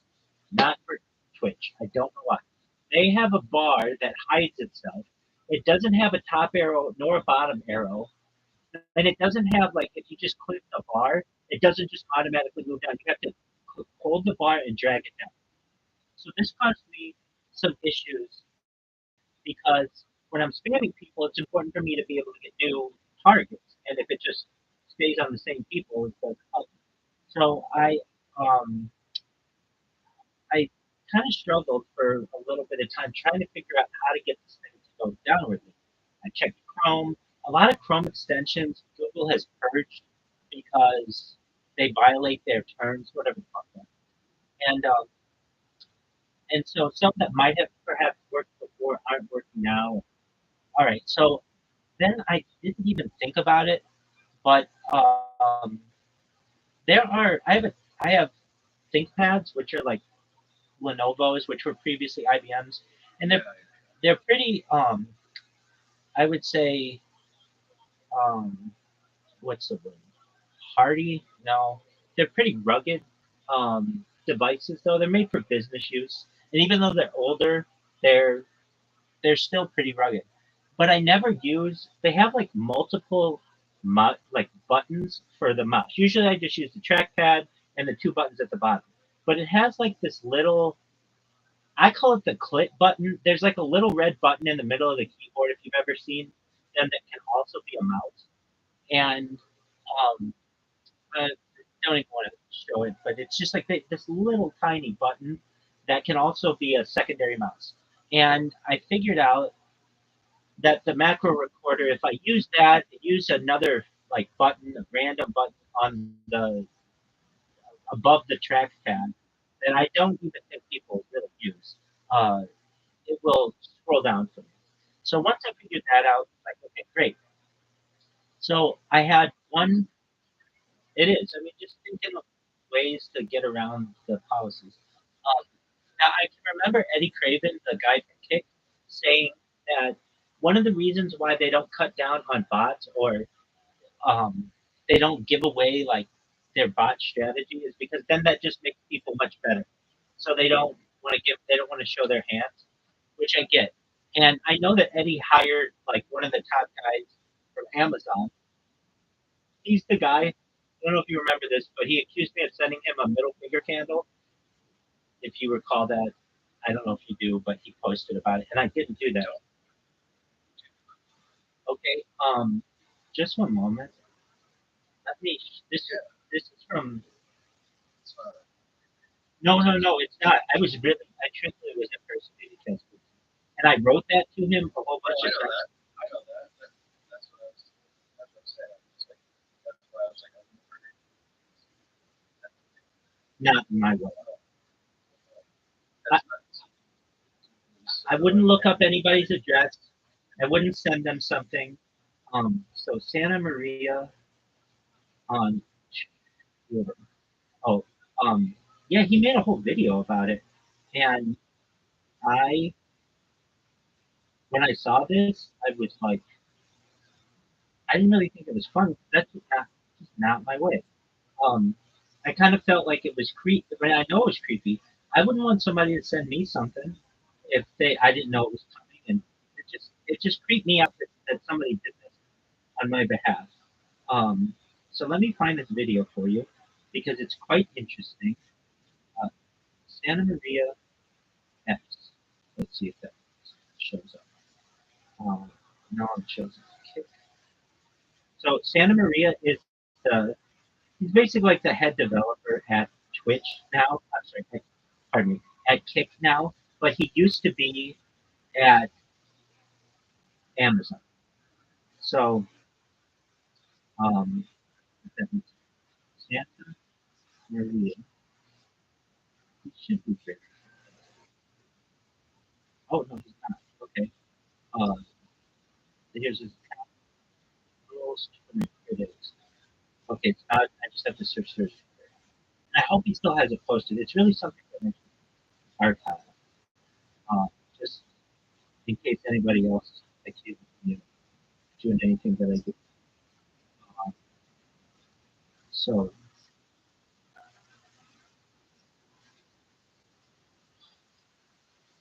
candle, and I hope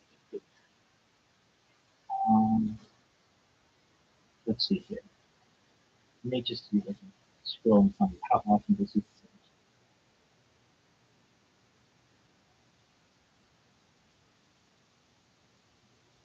I really should have downloaded it when this. I think it was in like September or something. And I let him know like in a bunch of ways. Hey, I didn't send. Let's see, maybe a gift, GIFT,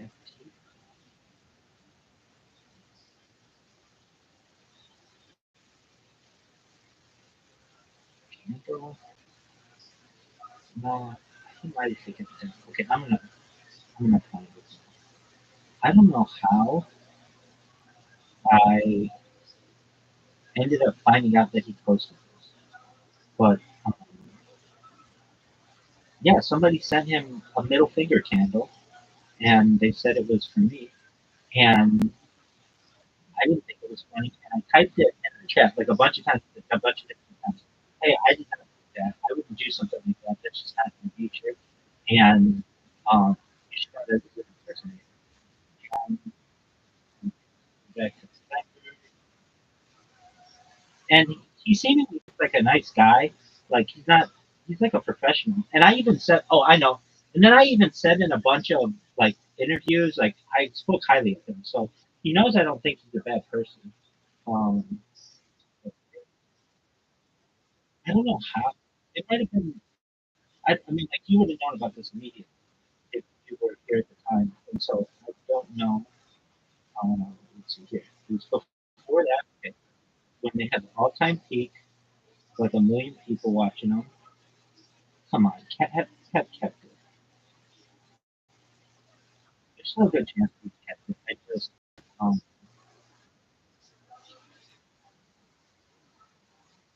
let's see. Okay, we're in October.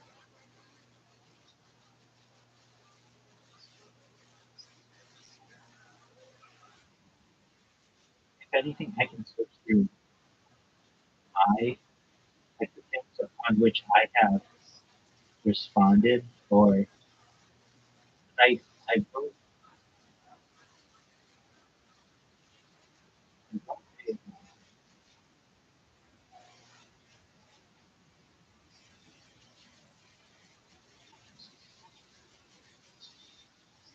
I wrote messages to him and I commented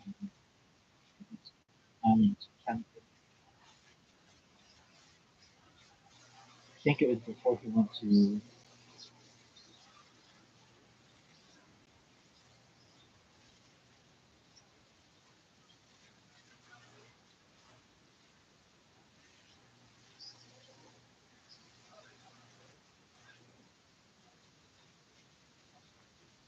Let's see here.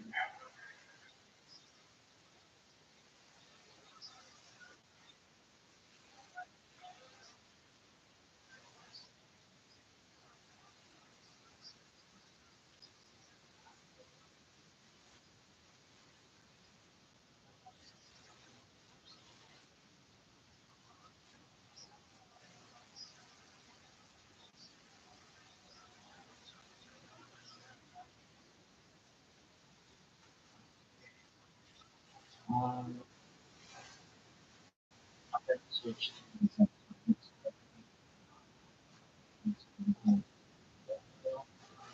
five. Oh, five.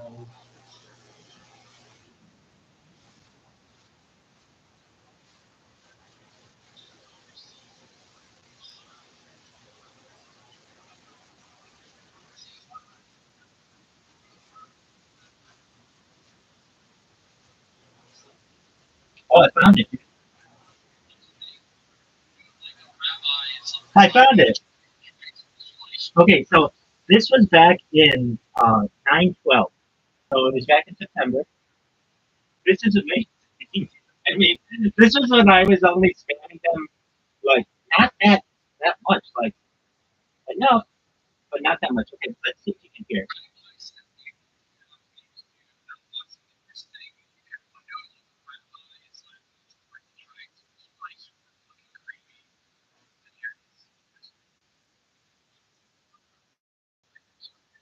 You can't hear it? I'll send it to you.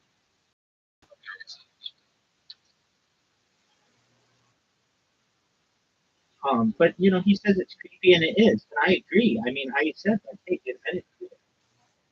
What is this? What is this?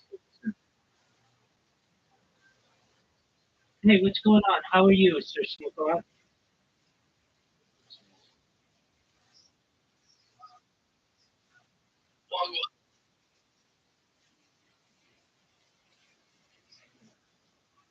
Oh, you gonna play Big Dog? Not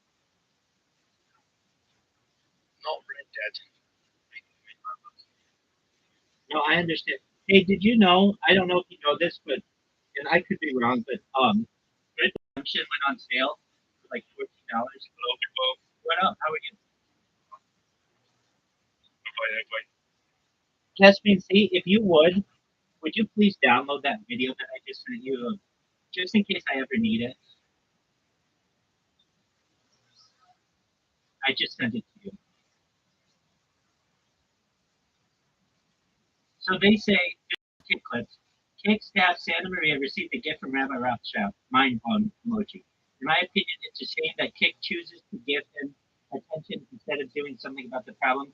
He has created hundreds of user accounts, spams, all chats, and makes hundreds of pointless clips 24/7, 365. All that is true, but I didn't send it. I really did in my life. I was impersonated by at least once on the internet. Oh, okay.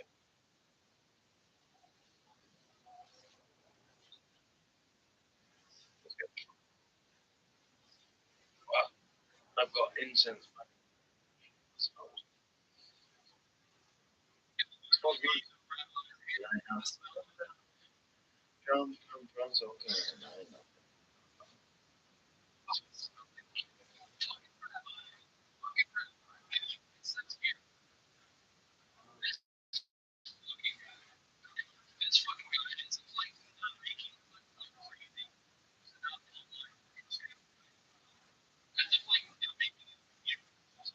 Mm. Oh, Carolina. Oh, Carolina.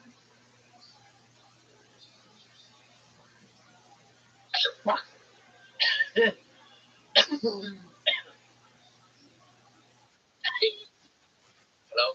This was a little bit Yep. taller. Yep. So Yep. was a baller. Which had a girl with a blue out collar. Which had a rabbit and a hat with a bat and a 6 foreign parlor. Oh, I fucking love this game. Trucking again, Rabbi. Trucking. Okay, that works. You might not like it because it's quiet. Trucking.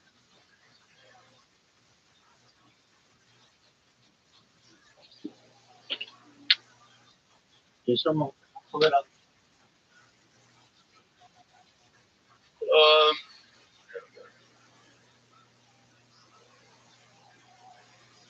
Oh, you a space trucker? yeah, That father is fucked.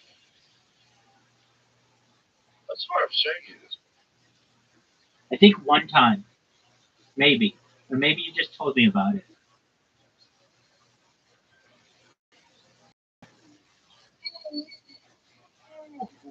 Fucking, I like the speedy intro. Caspian T, did you get a chance to watch that thing I sent you? Okay. Caspian, hello. I'll be right back. Let me Say hello to me in Google Drive. He did. Did he actually know? What's so special about I'm on the one with the most money, so that's 2 jumps. You know, that's going to the Three Kings, so if I do another one to the Three Kings, does that mean I can have 2 at the same time.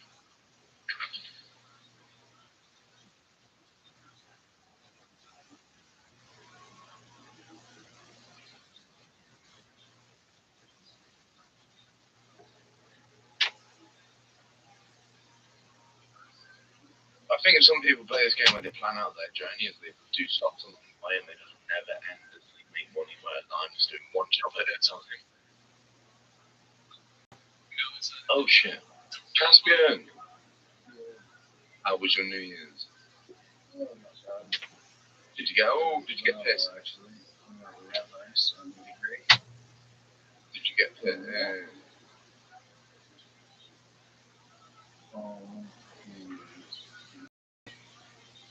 I have no oxygen. Rabbi.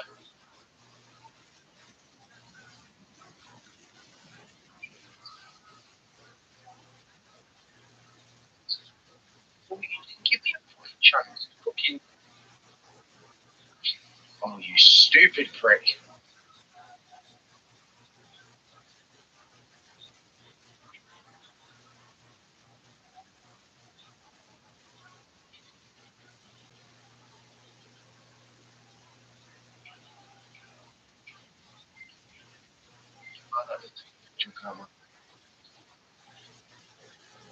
Oh, you pricks.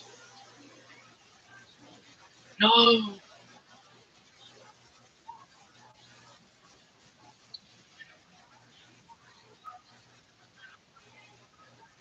you wankers.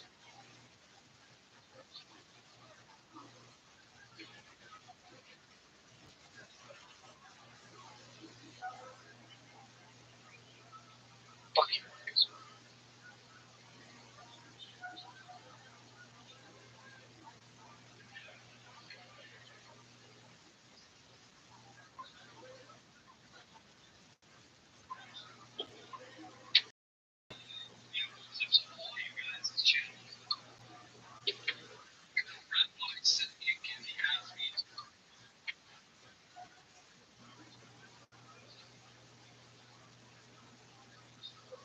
Yo, dog, if you're seeing this, Santa Maria, or anybody else out there, I have at least one impersonator. I did not send you that. I've only spoken highly of you, Santa Maria. So please, I mean, it's fine if you think I sent you that middle finger candle, but I did not. I really didn't. So just wanted you to know that. I have an impersonator, at least one. Thanks.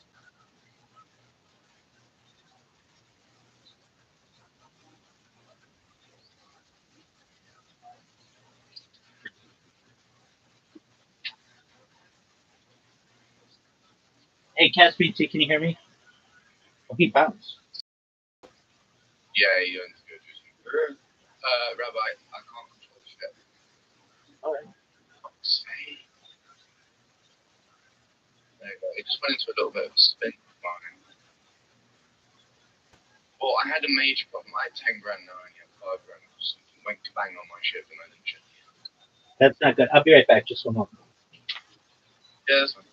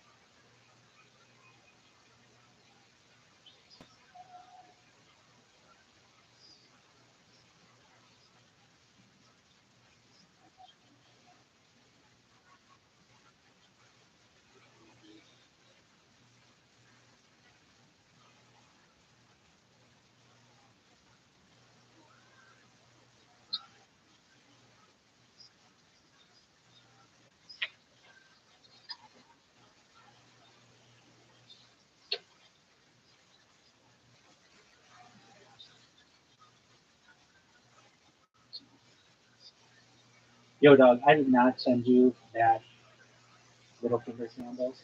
This is Rabbi, not the Rothschild. I did not send that. I didn't impersonate it. I have at least one impersonator. I did not send it. Please check the address on it. Please check any kind of routing information you can get on that. Because I did not send that to you. I did not do that. I only think highly of you, Santa Maria, and I've even said that in various interviews with creators on TikTok. So just wanted you to know I didn't do that. I did at least one impersonator. Take care of it, dog.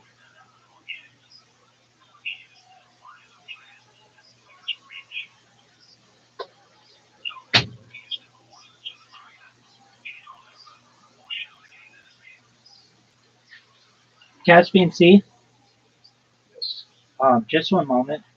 I will, I think, be able to send that to you so that you don't have to download it. Or it's, I just recorded it for you. Yes. oh, you're very smart. Okay, so you've got it. Yeah. I just opened this. You're okay. I just need to.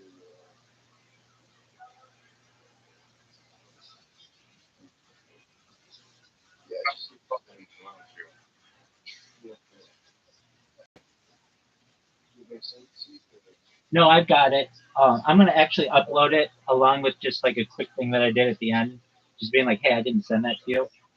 But in case anybody ever says I did something to them that I didn't do, I have this as like at least one event, like somebody trying to impersonate me.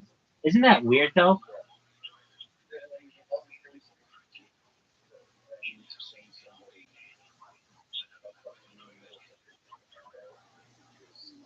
It's the least thing though. That's absolutely fine. If they want to do that, if that's what they want to send, I get it.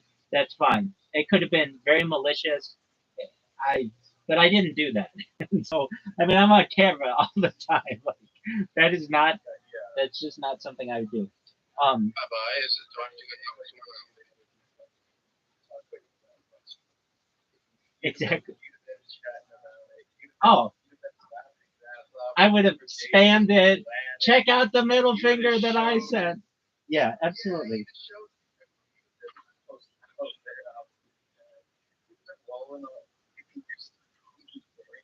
Absolutely. I would have been very happy about it. And I didn't do any of that. So I don't know. I just think that somebody impersonated me. when he accomplishes his task? And he didn't do that. Yeah. And,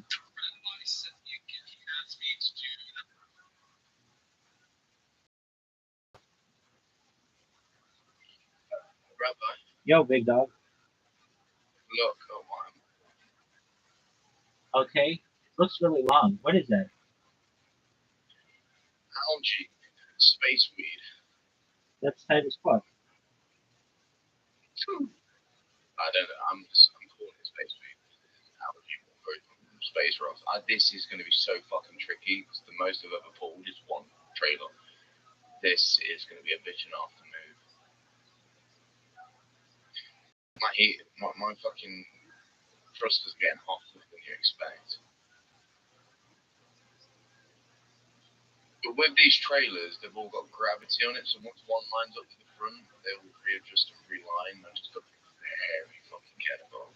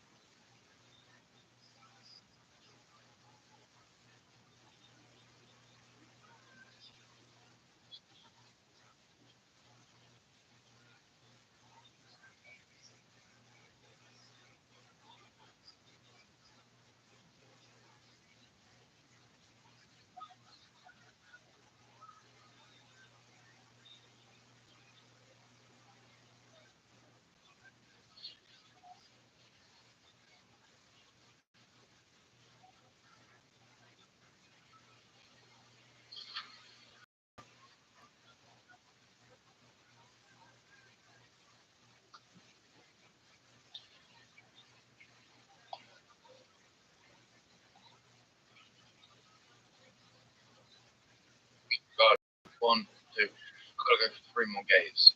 Holy shit. But I don't like this. Well, you got to do what you got to do, big dog. No, it's going to be fucking... Oh, and I've just got out the seat. This is going to be fucking annoying to do. It's going to be so annoying to do. Oh, it's fucking...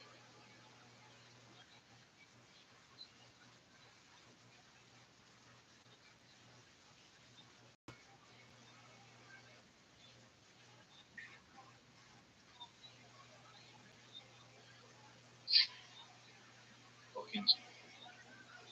I got this. I got this. I got this.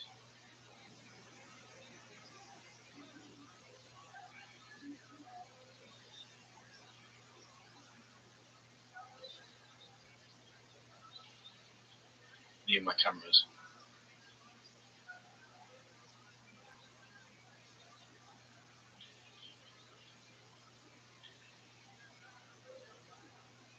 These cameras should help with like where I am, how close I am to the fucking railings on the side. You would think if you had a truck in space that they could at least give you color cameras. Yeah, look, I've got cameras that right me. Basically, the mirrors. Yeah, but they're like night vision. Yeah. I don't know why that is. But I've just noticed that now. So maybe it's just this game was made by a company. So. I think it's going to be very popular in the future. Yeah. Hopefully.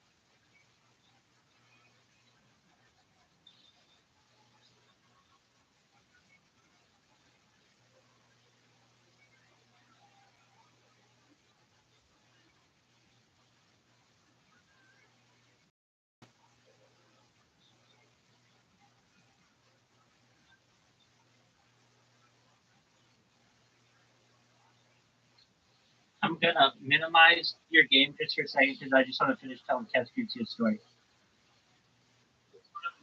Doing good. Excellent. So, basically, that guy, Santa Maria, he taught Kick all of the ways to like that Amazon uses to prevent bots and stuff. So I have been trying to do this on Twitch, and so first Twitch banned me from being able to send my hyperlinks. All they had to do was just like ban one of them, and if any of them are included in a message, nothing comes through. So it's like, okay, that's fine. I'll make it all words. So if it's all words, they're not going to ban the word like antimatter or you know my name or anything. They're not going to ban words completely from their system, but they will ban a link. So then I'm able to spam for like a few hours, and that's fine. Then I have a secondary computer, and I start creating a bot on that, and I basically have that one done. It just needs the finishing touches, but it's like okay, and then I'll get the third one, and then we'll start pumping. So I noticed that after a few hours, the other Twitch account isn't spamming like it once was.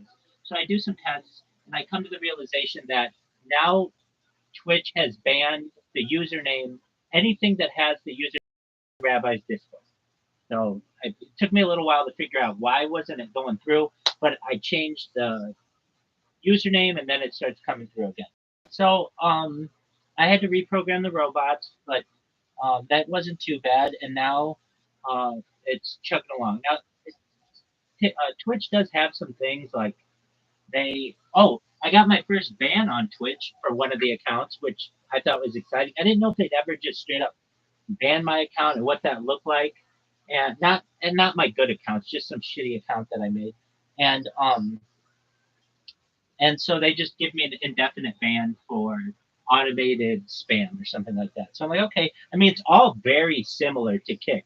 Like it makes me see, oh, Kick just literally stole Amazon shit and just made their own platform with it.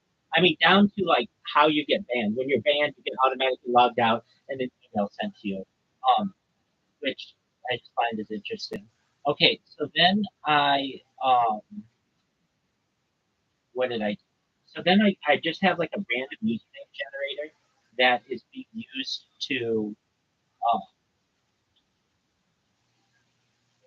basically create the account. And I noticed that when I don't use a name that says join Rabbi Discord and I don't send my links, that I'm able to spam for a good, I don't know, 20 minutes or so, 25 minutes. Then I just have the bot start all over again. So it changes its IP address. It then goes and starts creating an account with a random user ID. It then it follows them. It spams them. And it moves on to the next person. Now, one thing I could do, I might do, is have it create clips, but that actually adds a lot of time. You can create a clip on Kick in like, I don't know, 5 seconds. On Twitch, it takes you to another page and it's got to upload. It takes like another minute. I just don't know if that's in my best interest, especially because it's not like those clips populate immediately. It still is a user who has to go in and manually allow them, and um, I don't know. It might get their attention, so I might do it because it gets their attention. But at this point, I'm trying to get the bots going, and then I can increase their functionality once I basically figured out the Twitch um, system. So, like I'm watching it right now, and it just created an account. It just logged in, and it's scrolling the way that I need it to. So, I mean, really, I just all I have to do is just make sure the bot can use. And if it ever gets a hiccup or anything, you just restart it. But it already restarts on its own, and I think that's a good thing. So I've got another bot that's more than halfway done. It's I just have to kind of do some troubleshooting on it. Then I have a third computer that I'm going to create a bot on. Once I get spamming like 60 times, and like if I do it on three computers, that's 180. Oh, and another thing, I haven't just one of them that I created isn't just spamming people with nobody watching them. It's spamming people with thousands of people watching them. So I'm kind of changing it up. I'm going to have some of them that are spamming the very bottom of the live list, the very middle of the live list, and then the top people, and just see what happens. I hope that makes sense. Yes, can you hear me? Okay, good. That's okay. No big deal.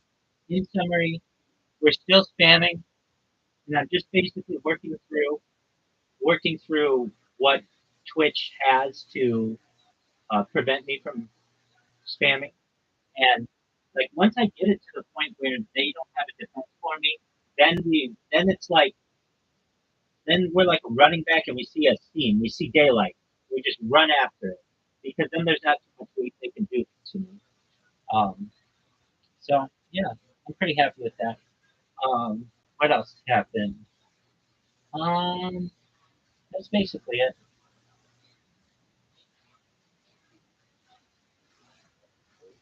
I agree.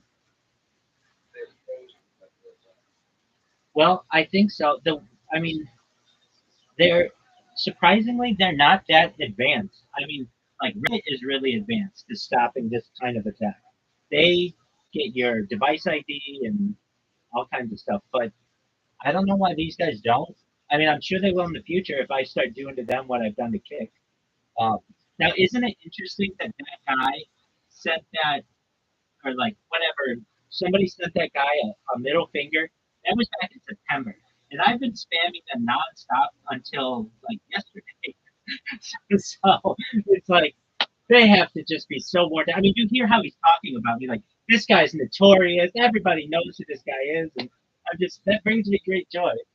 Not the part about sending something to someone, but the fact that even their top brass knows who I am, and Eddie's my friend on Discord, so I think that's Yeah. pretty cool.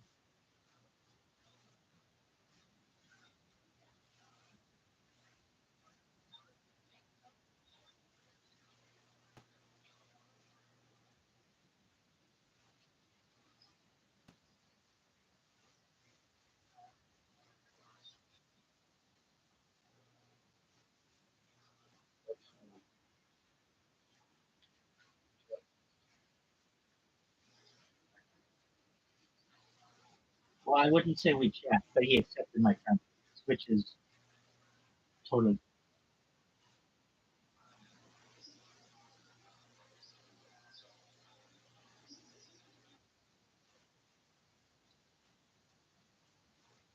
I think that's different. That something like corporate it's not getting bigger, number well, I think that's what we have to figure out, right? Exactly what quantum mechanics, right? Because one of the things we're arguing is like, look, one of in the chapter that I wrote, with John wrote, wonderful philosopher, and myself, I'm not writing a chapter on origins of life. How this emerged out of history, right? I said it was like, well, it makes sense at the time. It did.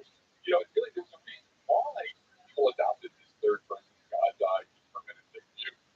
This view was sort of like, yeah, the perfect order of the universe. Yeah, totally made sense. But by the time you got to the beginning of the 20th century, science itself was telling you like, at no place that this is your form, right? Quantum mechanics lands with the idea that the measurement process. And most important thing about quantum mechanics is you have a dynamical equation, the Schroeder equation, which you put in like you talked about before. You have initial conditions, and now you got a differential equation, and you crank out the differential equation, and it makes predictions, right? Exactly like Newtonian physics or its higher versions of like the Rom and but then other things like, oh, by the way, as soon as you look at the measurement I have a that's the born we call born. And it was only great. How will quantum mechanics so there's all these different and then try to pretend the measurement problem isn't there. Go to this infinite number parallel to avoid the thing that quantum mechanics is telling us that measures in matter. And we get some system, which is I'm going to advocate for, is a new interpretation of quantum mechanics, which the form will do, right? Instead of like focusing on the vertical equation and the weird things that come off like all that stuff, there's no collaboration. It's the Born rule. Let's think about the Born.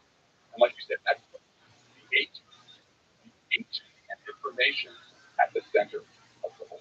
So that's not a thing you're trying to get rid of. That's the thing you're trying to get rid of. Thing in quantum mechanics is the same kind of thing should be incorporated in every layer study of nature. Absolutely. That's exactly it. So one thing that's really about project, part of a big project this year on Cubanism. So I've been part of that. And is the language they use. So what's cool about Cubanism,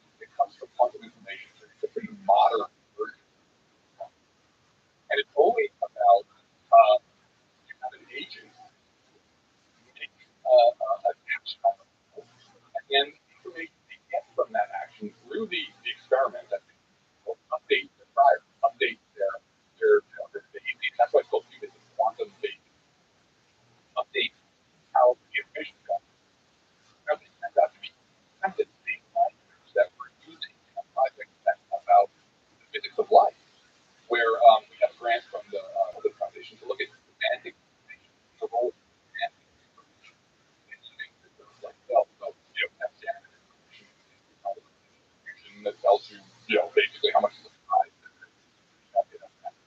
Semantic information focuses on needs.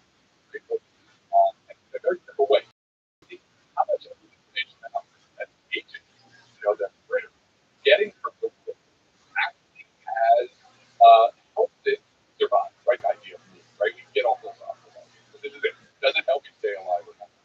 And the whole of agent and autonomy that occurs is that thing about ourselves, about the radio, kind of has the same feel, the same, sort of architecture as what's going on in quantum. So I think what you said is exactly how we Go for it, big dog. recognize that there's always us, the agent, or us, the agent, interacting with the world and drawing input, giving information and passing information back. And as a way of doing science, doing hardcore scientific experiments, but never forgetting the opening experience. That's exactly. So you think that could be something like quantum that creates a theory like a Nobel Prize winning theory, hardcore real theories that with the agents are just That's what we're looking for. I think that's the exciting part. And it's the scientific triangle is this. If you understand why, it's like, I have reason. This philosophic idea that are, this internally on their own, it's kind of quasi-religion. You're reading science and stuff. But this other thing, just the thing is, there's us and the world. They're inseparable, right? It's always us and the world. And what we're now finding about is this kind of co-creation, this interaction, between the agent and the world. These powerful laws of physics that need an account. Like in no way am I saying these laws aren't important. These laws are amazing. But they need an account, but not an account that strips, that turns the experience of the agent into just an economic that it pushes the agent out and makes the agent not. so if you go on this thread and say there's a whole discipline born of this agent of the finally think of a theory, how is it possible to just like break some of these moments? Because there's this whole effort with unifying general relativity and quantum mechanics of like coming up with a theory of everything. What if these are like the tip of the iceberg? What agent thing is like really important? Listen, that would be like kind of my dream. I'm not going to be the one to do it. But Marcelo and I have for a while been sort of critical of where foundational has been for a while with string theory. Somehow whole like thing that talks about string theory, real soon, and it's gotten ever more disconnected from data observation. There were people talking for a while that it's post-empirical. And I always wanted to write a paper or an article that was like physicists have been smoking their own stash, right? There's this way we've gotten used to, like, you have to out-hear the other person's like, right.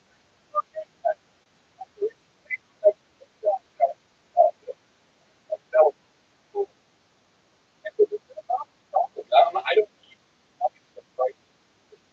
Right.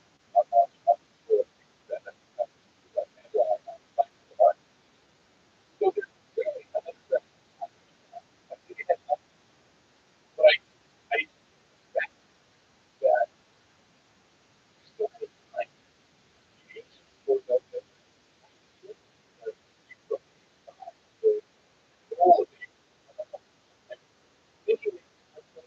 the block universe with the actual experience of,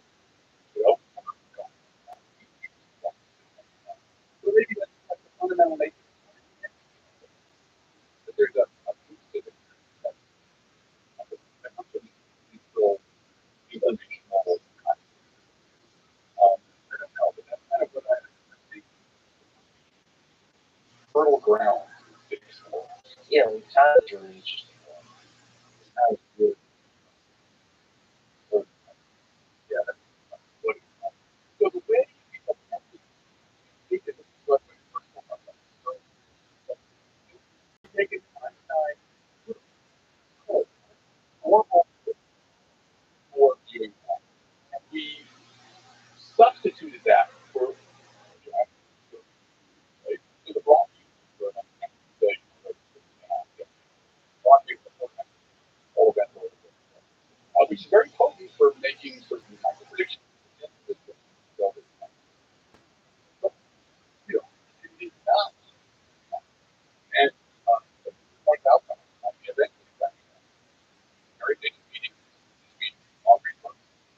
the most big where I'm saying talk on relativity. First, the whole thing was observation.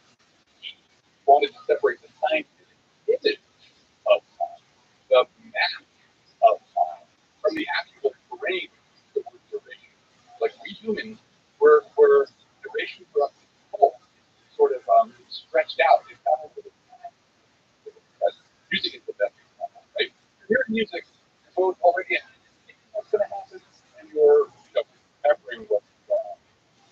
There's a kind of phenomenal structure there, which is different from the representation time that you have in formal mathematics. The way we look at this is that the problem with the curve is the problem with the blind spot is it says, oh, no, the formal system is time. But really, don't say time is theory. But, you're complicated. So having a theory that actually start with us, and then stretch out rather than forcing imaginary third-person view back on us, that's a route way of approaching it. I just wonder who's the observer defining any kind of brain. It's difficult, right? But that's the good work of the science, right? But what happens with this idea of structural impairment? So, we start with experience, which is irreducible. There's no atom, right? And we go through the whole process. It's the legal process of the philosopher Robert. That starting in like the 1700s, we developed this legal space to work in. Sometimes it's literally a physical laboratory, where these ideas would be pulled apart, defined, argued over, and then validated and functioned. So this idea of pulling out from experience these thinner, abstract, structural invariants, I think that we could actually do science. Like kind of like call it an ascending spiral. So the problem with the way we do it now is we take that those abstractions, which came from experience, and then with something like a computational model of consciousness, right? We think we can put it in, but you literally pulled out these thin things, neglecting experience because that's the only way to do science. And then you take them out, put jam experience back in, and then you don't have that explanation. So maybe it's possible that something like free will is quote will creates more back into this physics model world. So that says that will is, and that's because experience, right? So one thing that white is not the job of science. It's the job of the science. That's what's happening right now. It's presented. You're presented. It's not an explanation. It's bad, right? So that free will is something. It's the nature of being an agent, right? It's an agent.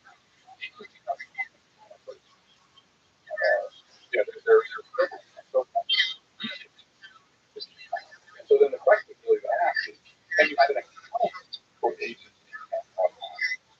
that captures aspect of a rise of the way it and the world sort of code. But the idea, the reason why we argue about free will is that you have this blind spot to the people. There are equations that well, these equations are just they're all real. First party, or, they don't come around. Let's say, don't the math of the terrain. What's happening between us right now, that's the terrain. The math is what I try to demonstrate in the workshop. It's powerful, it's account, but experience will below that. What if the experience is how do we know? What if the agency that we experience? Where? Like, right, that already requires to take that in, where you put yourself into that third person view, right? And so what we're saying is that third person view, which now you can say, like, oh, I've got a whole other set of entities, of ontological entities, things that I think exist in God's living room, in light, that are independent. We are putting it elsewhere. This experience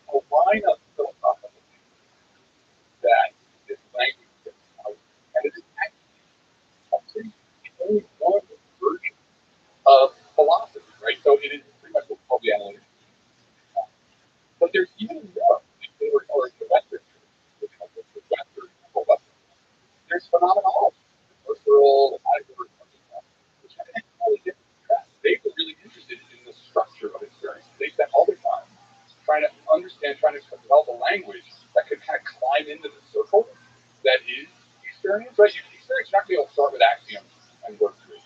It's already given. So you have to kind of jump in and then try and find a language to account for its structure. But then, so that has not been part of this discussion about, you'll never, good luck finding, someone, a big science talking about science from a phenomenological point. I would think it's pretty simple.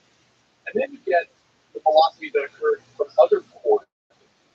Right? So there's the Western core out of which comes the comic. But then you get they have their own highly complex science, their own responses to these questions. And they, for reasons that they had practice, very focused on like directly probe attention. They had questions that never really did. Phenomenology kind of started it, but there's philosophers like Nagarjuna, and they're like the Plato and Aristotle of those philosophers. And they were really focused on it. The West, I think, because we had the Judeo-Christian tradition, where we already had this kind of God, which could be the frame, you could always point to that frame. The traditions that came from the classical philosophy, India and Asia, they started always, they wanted to know about experience. Their whole philosophy, their logic, their argumentation is based on, I've got this experience, I can't get out of this experience, how do I reason from it? So I think there's like a lot of other philosophical traditions that we can draw from. Not like Slavish or but there are traditions that really try to understand that in a way that the Western tradition just didn't. But there's also the fact that it's difficult to, with a logical system of how to experience, it's difficult to have to liberate science and how to experience. So as science advances in medical claims, it's very difficult to have any kind of mathematical scientific rigor to why complexity emerges from rules and logic. So the Santa Fe question is,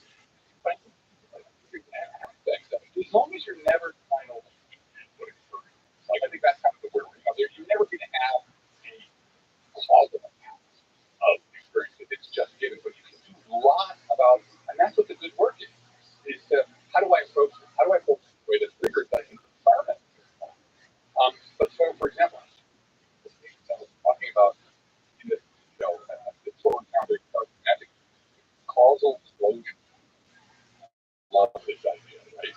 The idea that, so we talk about autopoiesis a lot of times, right? The idea that living systems are, they, so the membrane, right? Cell membrane. You can't have a cell without a cell membrane. Cell membrane lets stuff through. Right? But substrate is part of the processes and the product of the processes that the cell membrane needs, right? So the cell membrane creates itself. So there's this space always around. So somehow figuring out how to jump into that is, science that's ahead of us. So this idea of causal closure, accounting for how the, we talk about like downward causation, right? So reduction says everything only depends on the microscope. Everything depends on, right? That's the Lagrangian for the standard model we're done. Of course, in principle you need Gauss computer to find, in principle. What's a closure? And there's actually great paper that sort of argues there's ways in which conceptual machines, all this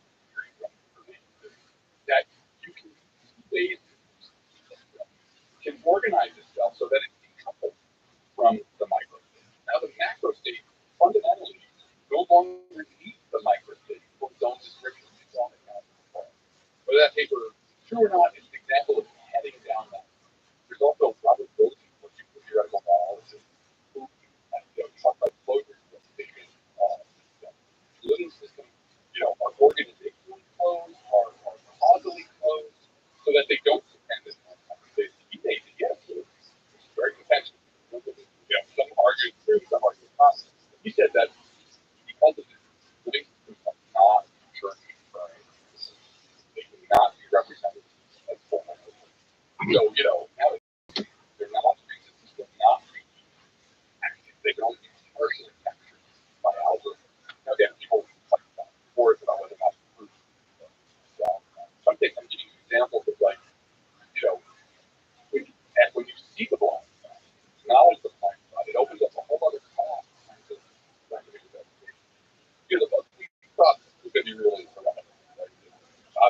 know most public facing scientists were very sort of in that such scientist, right? But we were still great. And then there were people with science came out, like totally pro. Yeah, they were just very positive. We're like, oh my god. Yeah. And then a review came out in Nature Physics, and it was positive. And then a review came out in the Wall Street Journal, and I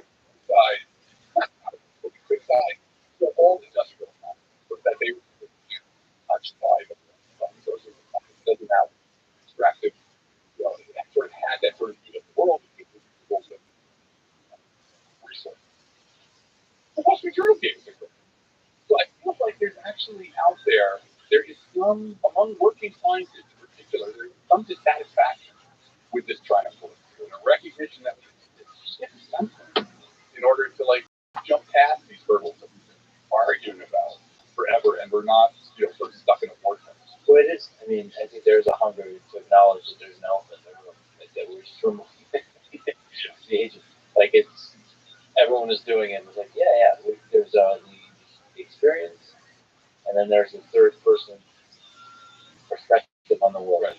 So to science, applying scientific wisdom from the first person perspective is fascinating. I think we can do it. It's also the thing, what's really interesting is, I think, it's not just first person, it's first and second, right? Because science, so like one idea is that we, the idea that, science gives us objective third person. That's one way of talking about objectivity. There's a whole other way. Is that I do the experiment, you do the experiment, we talk to each other, we agree on methods, and we both get the same result. That is a very different way of thinking about objectivity. And it acknowledges that, when we talk about agency and individuality are flexible, right? So there's a great paper being presented by David Krakauer where they looked at sort of information theoretic measures of individuality. What you find is it's actually pretty fluid. Like my liver cell is individual, but really it's part of the liver. And my liver is, a separate system, but really it's part of me. But I'm an individual, yay. But actually I'm part of a society. And I couldn't be me without the entire community of, say, language users, right? I wouldn't even be able to train anyone. And my community of language users is part of the ecosystem, right? That are alive, that I am a part of the lineage of this, like Sarah Walker said. And then those ecosystems are part of the body, right? We're never separable, as opposed to this very atomizing, the triumphal system is one like Boltzmann, for Yeah, there's a fascinating degree to which agency is fluid. Like you are an individual, but you and I talking is a kind of individual. Yeah. And then the person listening to this right now is also an individual. Right. I mean, that's a weird thing. That's a weird thing, right? Because there's a broadcast nature too. This is why information theoretic. So the idea that we're pursuing now, which I get really excited about, is this idea of information architecture, right? Or organization, informational organization. Because, right, physicalism is like everything now. But, Kant recognized, Kant is apparently the one who came up with the word organism, because he recognized that life has a weird organization that was specifically different from machines. And so this idea that how do we engage with the idea that organization, which is often can be cast in information theoretic time or computational time, is sort of not invisible, it's invisible, as substantially invisible, but it also has other realm of design, not design like intelligence, but there's organization itself is the relationship of strength. So again, that's an interesting way that we might get a very different kind of concept. So going back to God, an organism versus I showed you a couple of it's possible for machines to have a I would not discount that possibility. I think there's no reason I would say that it's possible that machines, whatever it manifests, that strange loop that auto, I don't think there's a reason to say it can't happen in some people. I think whatever would be very different. The idea that it would be like, just like us and now it's substantiated. I think it might have a very different kind of experiential nature. I don't think what we have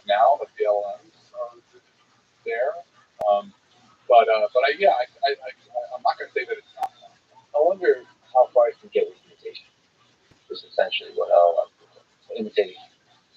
And I would discount either possibility that through imitation you can achieve of consciousness or agency or the ability to have experience. I think for most of us humans, they think, oh, it's just faith and copying. But there's some degree to which us humans are just copying each other. We're just really good imitation machines. For babies who grow in this world and we're just learning to imitate each other and losing imitation and retention in the disagreement of imitation. The personality back to, I think so. It's possible, right? It's possible, but I think probably that view I'm advocating would say that one of the most important parts of agency is something called E4, the E4 theory of cognition. Embodiment, inaction, embedding, extension. But so the idea that you actually have to be in a body, which is itself part of an environment that is the physical nature of it and of the extension in with other living systems as well is essential. So that's why I think the LLMs are not going to be, it's not just imitation, it's going to require, this goes to the brain in the vat thing. I did an article on the brain in the vat, which is really evidence of where they did the brain in the vat argument, but they said, look, in the end, actually, the only way to actually get a real brain in the vat is actually have a brain in the body. It could be a robot body, but you still need a brain in the body. So I don't think LLMs will get there if they can't. They're really embedded in the world. I think that's the E4 idea. For the 4E approach to cognition, argues that cognition is not a first goal in the head. There's also embodied, embedded, enacted, and extended by way of extra cranial processes and structures. They're very much in those. 4E cognition is relatively super for evaluation in physical paper, but reflecting that two collections are to use the 4E paradigm with a view to assessing the extent of the fascinating. I mean, yeah, the branches of what is cognition set far, and it could go real far. Right. There's a great story about an interaction between Jonas Salk, who was very much a reductionist, and Gregory Bateman, who was a cybernetic. And Bateman was up to he said to Salk, where's your mind?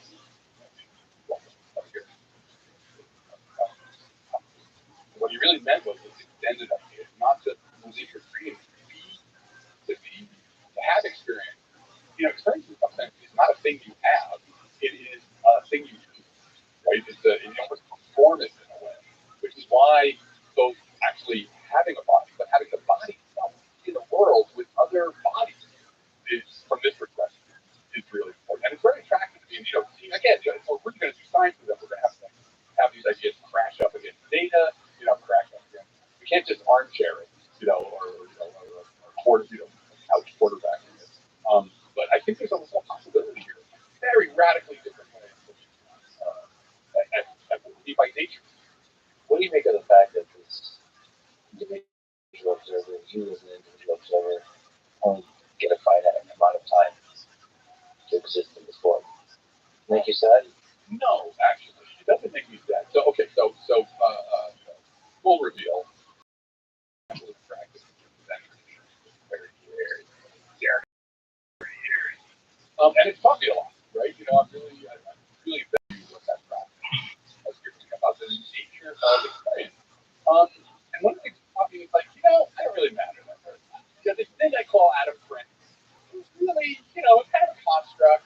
There's this process going on of which I am actually fundamentally, and that's super cool. But it's gonna go. I don't know where it came from. It's gonna go. I don't really need it, and then who the hell knows? I'm not an advocate for afterlife, but just like what I love. Zen has this idea of beyond birth and death. And they don't mean reincarnation, but they mean you don't even really understand what life is. You know what I mean? On like this core level of your own experience. So your ideas about what death is are equally ill-formed. And so that's the practice really tries to focus on experience itself. Like spend 5 days at a Zen session doing contemplative practice from 7 a.m. till 9 p.m. And you'll really get a much deeper understanding of like what my own experience is. But it forces you to learn how to stabilize your attention. Because attention is kind of like this thing, like this where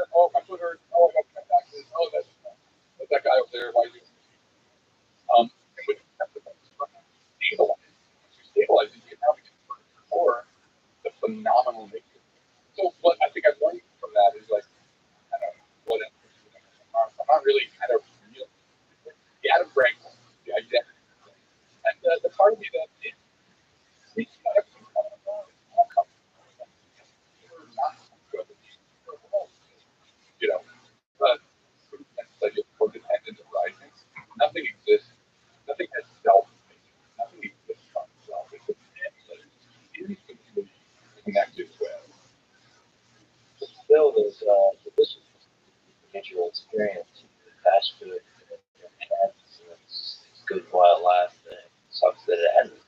You feel that, well, everything comes and goes. But like, I was eating ice cream yesterday. Found this awesome low carb ice cream called Lights. Awesome. And, it ends. Yeah. And I was staring at it. That's beautiful. I love that. You can think, like, yeah, well, that's how it all is. But Maybe that's almost what I learned from. And I love your idea of, you know, the blessing. It's not just, you're not just saying, right? This is why, I like to talk. So this is the tradition then that it was established, it was a teaching method that was established 1,000 years ago. And every koan, reference to Del Escher, they're kind of non-logical problems that you have to work on. One of my favorite ones, stop the sound of the distant sound. What? Every time my teacher gives me something, like, what are you talking about? This is all that thing of public understand it. So, your job with these koans is to sit with them.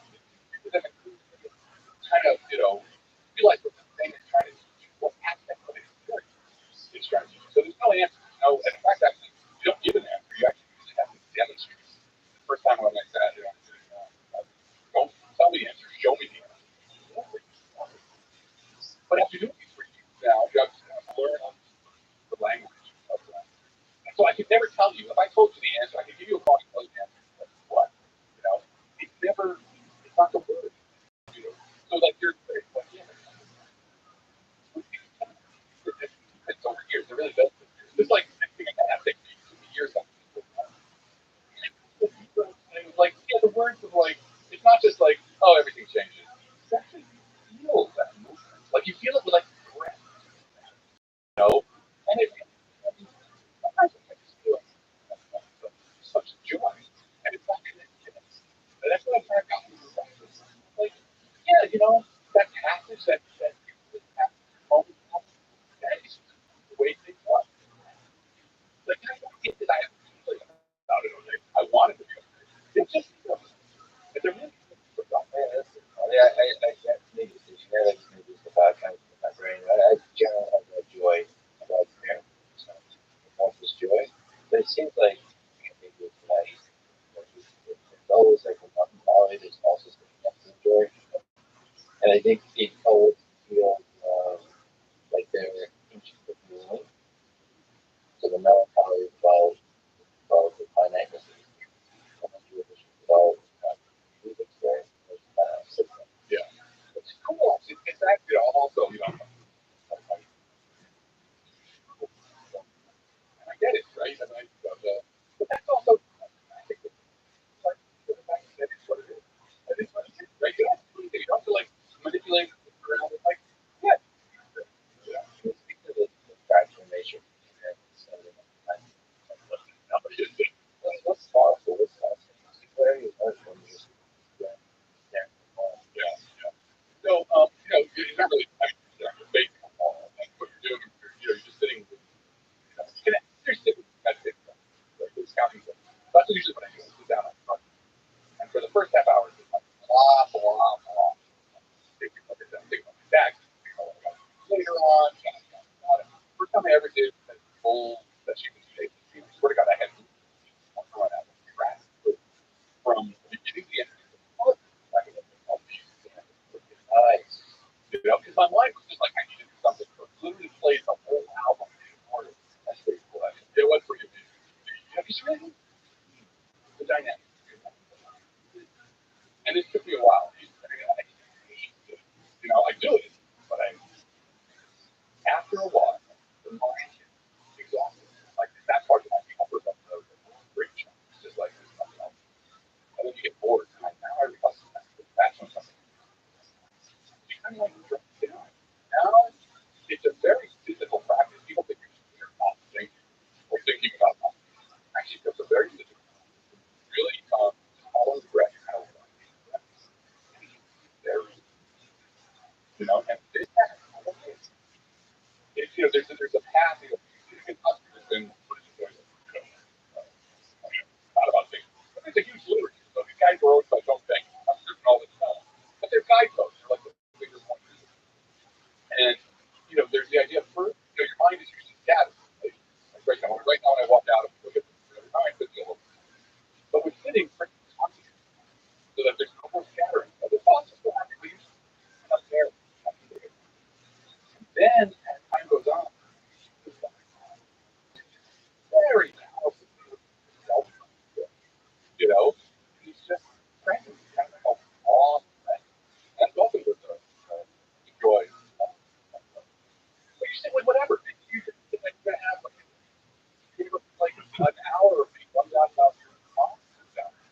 just going to sit with whatever comes up. You're going to make it. That's why you're making it come up. Whatever comes up will not be. And then what you come away with is actually over time it actually changes. Like a little asshole I was from New Jersey growing up.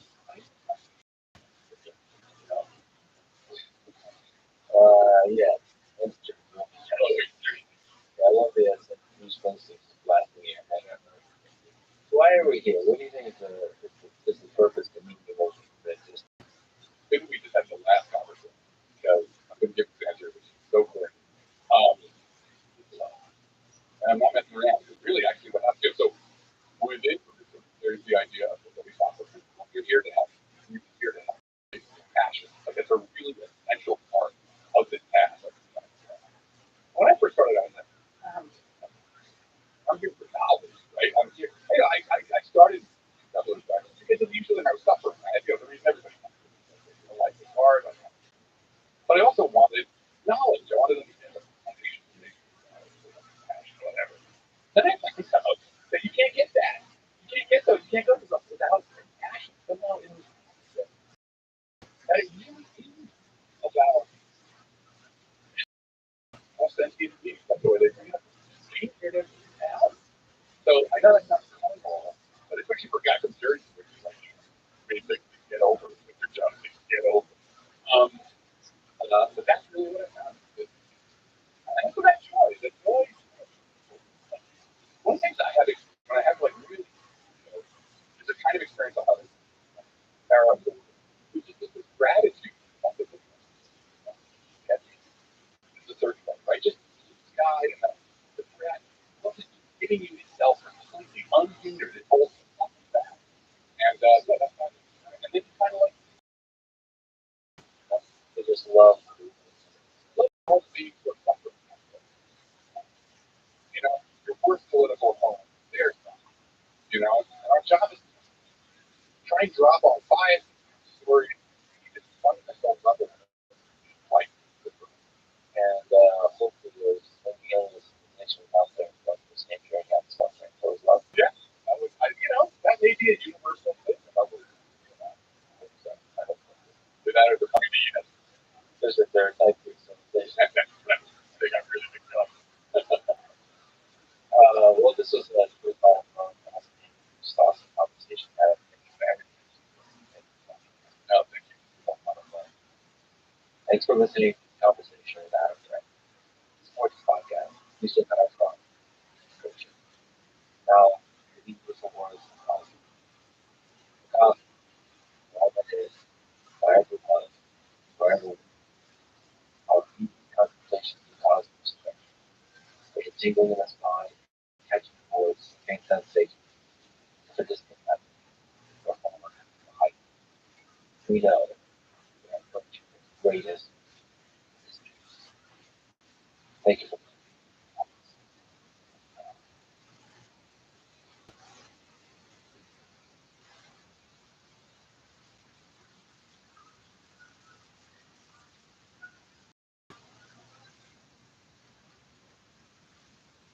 So we don't need to go back. History, the first 100 years of sheer legislation went through. His ability to bring Congress here and the Senate, he gets all the stuff through. As you and I know, legislation takes a long time to put it. We've had people started on the streets all throughout 1930. The difference was Hoover was seen as the White House, the Big Bank, Munson, and every single day has fireside chats passing legislation, but more importantly, so he tries various different programs. Then they get really off constitution. He tries to reform. So what does America take away from him? Every single time he gets knocked down, and that was a really part of his character that he developed after polio, and it gave him the strength to persevere through what he could transfer his calm demeanor and his feeling of fight that America really got that spirit from him and was able to climb himself out of such an inspiration. I think of Johnson and of Nixon, of Teddy Roosevelt, even of FDR. I think it's honors personal problems that all those people had. I think they had really, and I'm not sure how Princeton, their own personal character was, their exploration about the bills. JFK actually might be offensive because he had the best judgment out of anybody as brand new president of Cuban Missile Crisis. He got us out and avoided eternal credit. And I encourage people out there. It's the brutal text we were forced to read in graduate school. The essence of decision by Graham Allison is so thankful for the foundations of political science because it lays out theories of how government works. People really need to understand Washington. Washington is a future traditions with institutions that don't care about you. They don't really care about the president. They have self-perpetuating mechanisms which are done a certain way, and it usually takes a great shocking event like World War II beyond. Every once in a while, you have to figure like Teddy Roosevelt, who's actually able to take a peacetime presidency and transform the country, but it needs extraordinary to get it. So the question around the essence of decision was the thing behind the question of how can it arrive at his decision?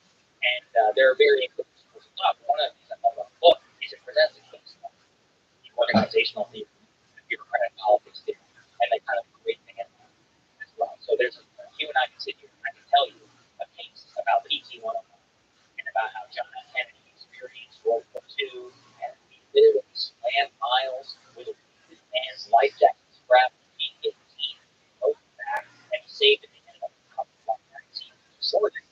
And he was a smart individual who wrote a book in 1939 called Why England Slept, which to this day is considered a text at the moment was able to describe in detail why Neville Chamberlain and the British legal system arrived at the policy. I actually have the original copy because it was from 1939 because the 23-year-old includes some period of time.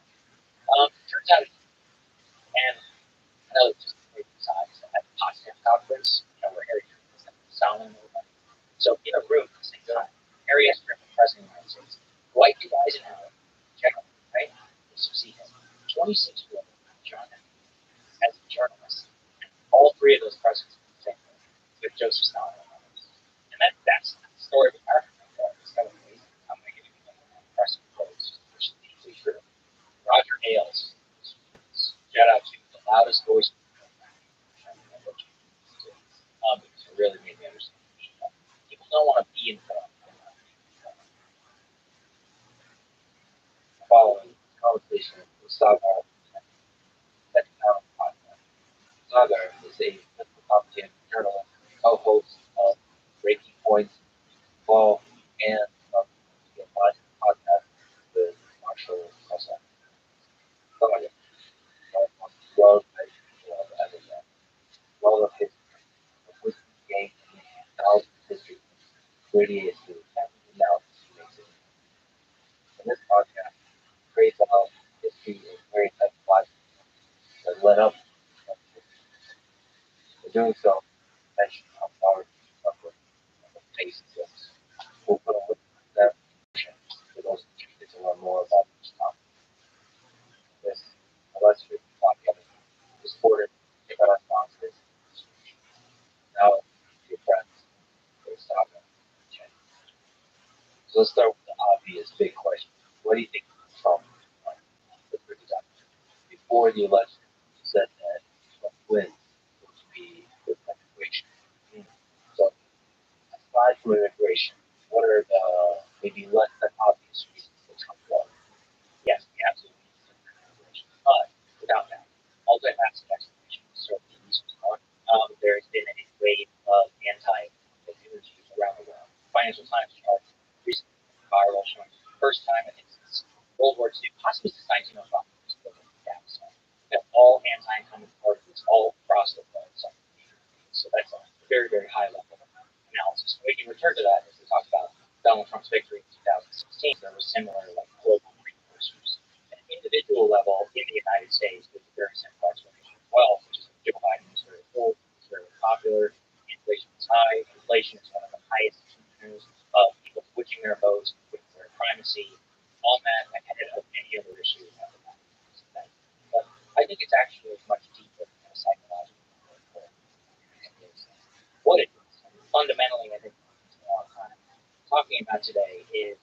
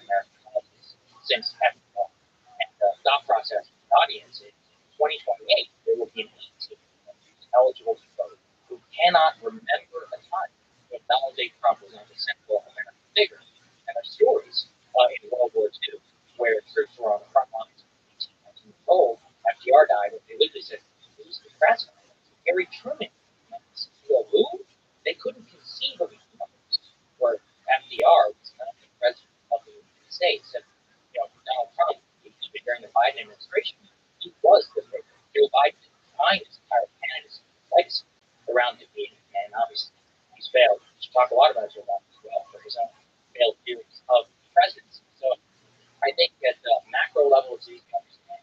At a basic level, it's really easy to understand.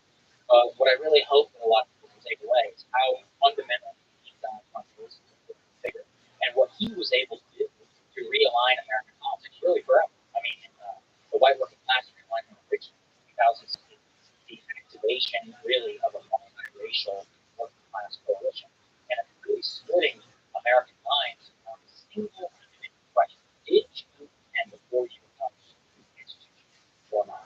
And this is crazy to say. Donald Trump is one of the most racially polarizing electoral figures in American history. We lived in 2015 at a time when racial groups are really rooted in boxes like blacks, whites, the white working class, white college educated, white collar workers. But by and large, we pretty fairly say that Asians, Indians, everyone, both 80, 90% of the vote for the Democratic Party, Latinos as well. I'm born here in Texas, Texas. Of course, I was shocked. That's 40% of the Latino vote. Donald Trump just beat Kamala Harris with Latino men and ran up the table for young men. Really, fundamentally, we have witnessed a full realignment in American politics. That's a really fundamental problem for the modern time. It's erased a lot of the conversation around gerrymandering, around electoral college, so-called electoral college bias, where Republicans really being in popular vote. 2004 is shocking and trend by Republicans. In 2008, I have a book on my shelf. I always look at it to remind myself how much James Republicans has 44 years, how Democrats never lose an election. In 2008, we looked at after Obama, Poland, and the landslide. And something I've loved so much about this country. People change their mind all the time. I was born in 1992. I was red states go green. I see green states go red. I see swing states go red. I've seen millions of people pick up the greatest population since World War II. And it's really inspiring because it's a really dynamic place. And I love thinking about it, talking about it. One of the reasons I'm a big fan of yours is you're a student of history, so recognizing the book, and they, others thread of American history. Some will often do it quite follow for a long time, some don't. And some are started by a small number of people and are controlled by a small number of people. Some are fast. It's just fascinating how those movements evolve and then fit themselves maybe into the strength of the parties. And I'd love to sort of help both today because of that. So would it be fair to say that this election was turned into kind of class struggle? Well, I won't go that far, because to say class struggle really implies that things function in line with economic needs. I don't think that's necessarily. Although, if that's your lens, again, so there's a very big statistic going around where Kamala Harris increased her vote share in one household by $100,000 more, and Donald Trump one household by $100,000. So you could do that in an economic lens. The problem again that I have is that that's much more a proxy for four-year college education. And so one of my favorite books is called Coming Apart about college learning, and that book really, really underscores how the cultural milieu was strengthened when they intend to go into college degree protect not only on where they go to, who they marry, what type of grocery store they go to, their cultural, what television shows. One of my favorite questions, Charles Murray, it's called the bubble. So I encourage you to look at it, which is asking a question like, what does the word ransom mean to you? And it has a couple of answers. One of them is ransom is service ransom. Number two is ransom is just like country music or style that's making. Three is it means nothing. So you are less in the bubble if you say country music, and you're very much in the bubble if you say Richard Branson. And I remember taking that test with and then I was like, wait, I'm in the bubble. And there are other things in there, like can you name various different military ranks? I can't because I'm a history nerd, but the vast majority of college-educated people don't know anybody who served in the United States. They don't have family members who do. The most popular shows in America are like The Big Bang Theory, NCIS, whereas people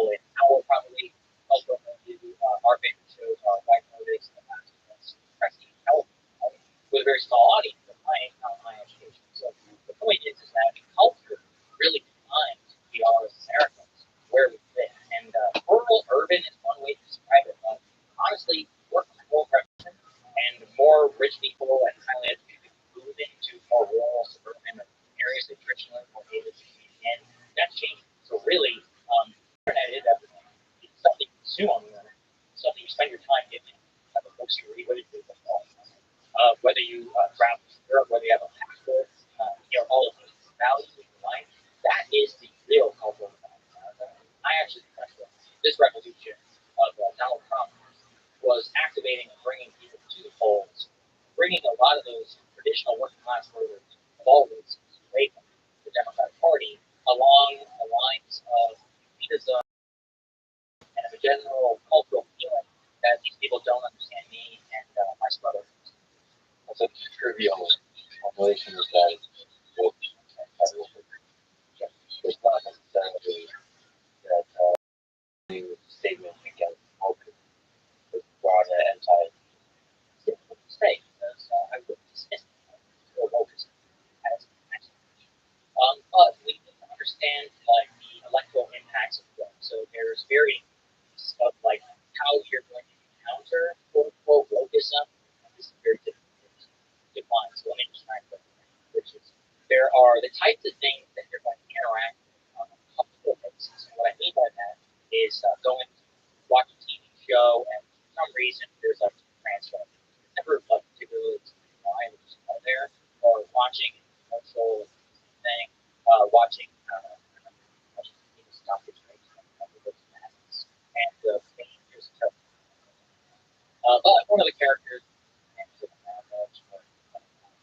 look, many left wingers would make fun of me for saying this, but that is obviously a social agenda to the point as in they believe it's acceptable that it is by Hollywood and Hollywood to really value those progress, sexual orientation colors. They really believe it's important to quote unquote showcase it for representation. So that's like one way that we may encounter quote unquote wokeism.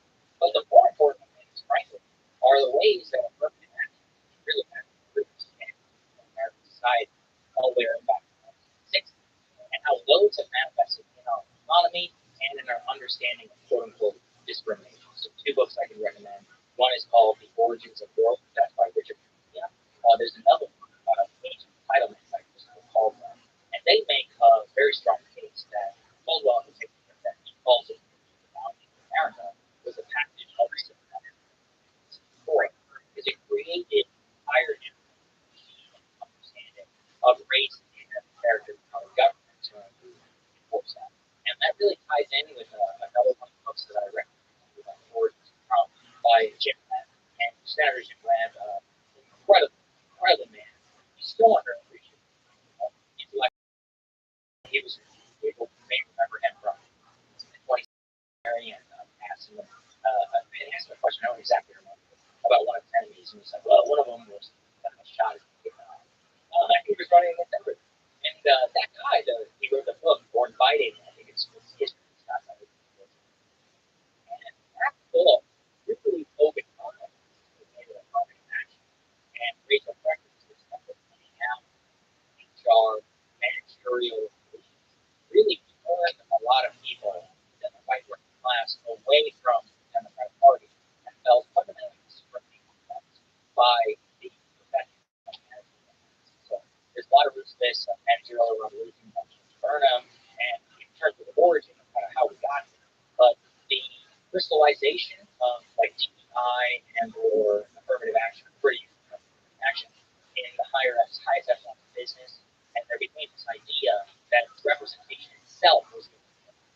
And I think that right around 2014 really went on steroids, and that's why it's not an accident that Donald J. Trump elected. At this point, do you think this election is kind of statement of wokeism as a movement? I don't know. I mean, it's very difficult to say because wokeism itself is not a movement with a party leader. It's a amorphous belief that has worked its way through institutions now for almost 40 or 50 years, and it's effectively a religion. And part of the reason why it's difficult to define is it means 10 different things to different people. So, for example, there are varying degrees of how we would define quote unquote woke. Do I think that the Democrats will be speaking in so-called academic language? Yes, I do think they will. I think that the next Democratic nominee will not do that. However, Kamala Harris actually did move as much as she could away from quote-unquote woke, but she basically was punished for a lot of the sins of both herself in 2019, but a general cultural feeling that her and the people around her do not understand me. Not only do not understand me, but have racial preferences or a regime or an understanding that would lead to a quote-unquote equity mindset, equal outcomes for everybody as opposed to equality of opportunity, which is more of a colorblind philosophy. So I can't say. I think it's way too early. And, again, like you can not use the word Latinx, but do you still believe in an effective affirmative action regime, in terms of how you would run your Department of Justice, in terms of how you view the world, in terms of what you think the real dividing lines in America are? Because I would say that's still actually kind of a world mindset, and that's part of the reason why the term itself doesn't really mean a whole lot. And we have to get actually really specific about what it looks like in operations. In operation, it means affirmative action. It means the NASDAQ passing some law that if you want to go public or something, that you have to have a woman and a person of color on your board. Like, this is a blatant, extraordinary racialism that they've enshrined in their bylaws. So you can get rid of ESG, that's great, but you get rid of DEI, I think that's great, but it's really about a mindset and a view of the world, and I don't think that's right. And you think the reason it doesn't work well in practice is because there's a big degree to which it's anti-meritocracy. It's anti-American, really. I mean, DEI, affirmative action makes perfect sense in a lot of different countries. Okay? There are a lot of countries out there that are multi-ethnic and they're heterogeneous, and they are run by basically quasi-dictators, and the way it works is that you pay off the Christians and you pay off the Muslims, and they get this guy and they get that guy, and everybody kind of shakes it. It's very explicit. Like, we have 10 spots, and the really Christians we have 10 spots, and it goes to the Hindus. India is a country I know pretty well, and this does kind of work like that on state politics level in some respect. But in America, fundamentally, we really believe that no matter where you're from, that you come here and basically within a generation, especially if you migrate here legally and you integrate, that you leave a lot of that stuff behind. And the story, the American dream that is ingrained in so many of us is one that really does not mesh well with any sort of racial preference or anything that's not meritocratic. And left-wingers some credit in the idea that meritocracy itself could have preference for people who have privileged backgrounds. I think that's true. And so, the way I would like to see it is to increase everybody's equality of opportunity to make sure that they all have a chance at quote-unquote filling out the American dream, but that doesn't erase meritocracy, hard work, and many of the other things that we associate character with the American frontier. So these are two ideologies which are at odds. Like, in a lot of ways, like wokeism, racialism, all this is a third world ideology. It's one that's very prevalent in Europe and all across Asia, but it doesn't mix well here, and it shouldn't. And I'm really glad that America was sent. Yeah, I got to go back to that book. What a badass fascinating book. Born Fighting, How the Scots-Irish Shaped America. So I did not realize the degree, first of all, how badass Scots-Irish are. And to the degree, many of the things that kind of identifies America and part of the American spirit were defined by this relatively small group of people. As he describes, the motto could be summarized as fight, sing, drink, and pray. So there's the principles of fierce individualism, the principles of a deep distrust of government, the elite, the authorities, bottom-up governance, 2,000 years of a military tradition. It made up 40% of the Revolutionary War army, and produced numerous military leaders, including Stonewall Jackson, Ulysses S. Grant, George S. Patton, and a bunch of presidents. Yeah, some of the more gangster presidents: Andrew Jackson, Teddy Roosevelt, Woodrow Wilson, Ronald Reagan, Bill Clinton. Just the whole cultural legacy of country. We owe them so much, and they really don't get their due, unfortunately. A lot of it for the reasons that I just described around racialism, because post, mass immigration from Europe, the term white kind of became blanket applied to New Irish, to Italians, to Slovenians, and as you and I both know, if you travel those countries, people are pretty different, and it's not as different here in the United States. Scots-Irish are some of the original settlers here in America, and particularly in Appalachia, and their contribution to the fighting spirit and their own culture and who we are as individuals. And some of the first people to settle the frontier, and that frontier mindset really does come from them. We owe them just as much as we do the Puritans, but they don't ever really get their due. And the reason I recommend that book is if you read that book and you understand that, how exactly could this group of white working class voters we'll go from 2012 voting for a man named Barack Hussein Obama to Donald J. Trump. It really seems it makes perfect sense if you combine it with a lot of the stuff I'm talking about here about affirmative action, about distrust of the elites, about feeling as if institutions are not seeing through to you, and specifically also not valuing your contribution to American history, and in some cases actively looking down. I'm glad you pointed out not only their role in the Revolutionary War, but in the Civil War as well. And just how much of a contribution culturally, really, that we owe them for setting the groundwork that so many of us who came later could build upon and adopt some of their own ideas and their culture as our own. It's one of the things that makes America great. Mark Twain. Yeah. I mean, so much of the culture, so much of the American spirit, the whole idea, the whole shape and form and type of populism that represents our democracy.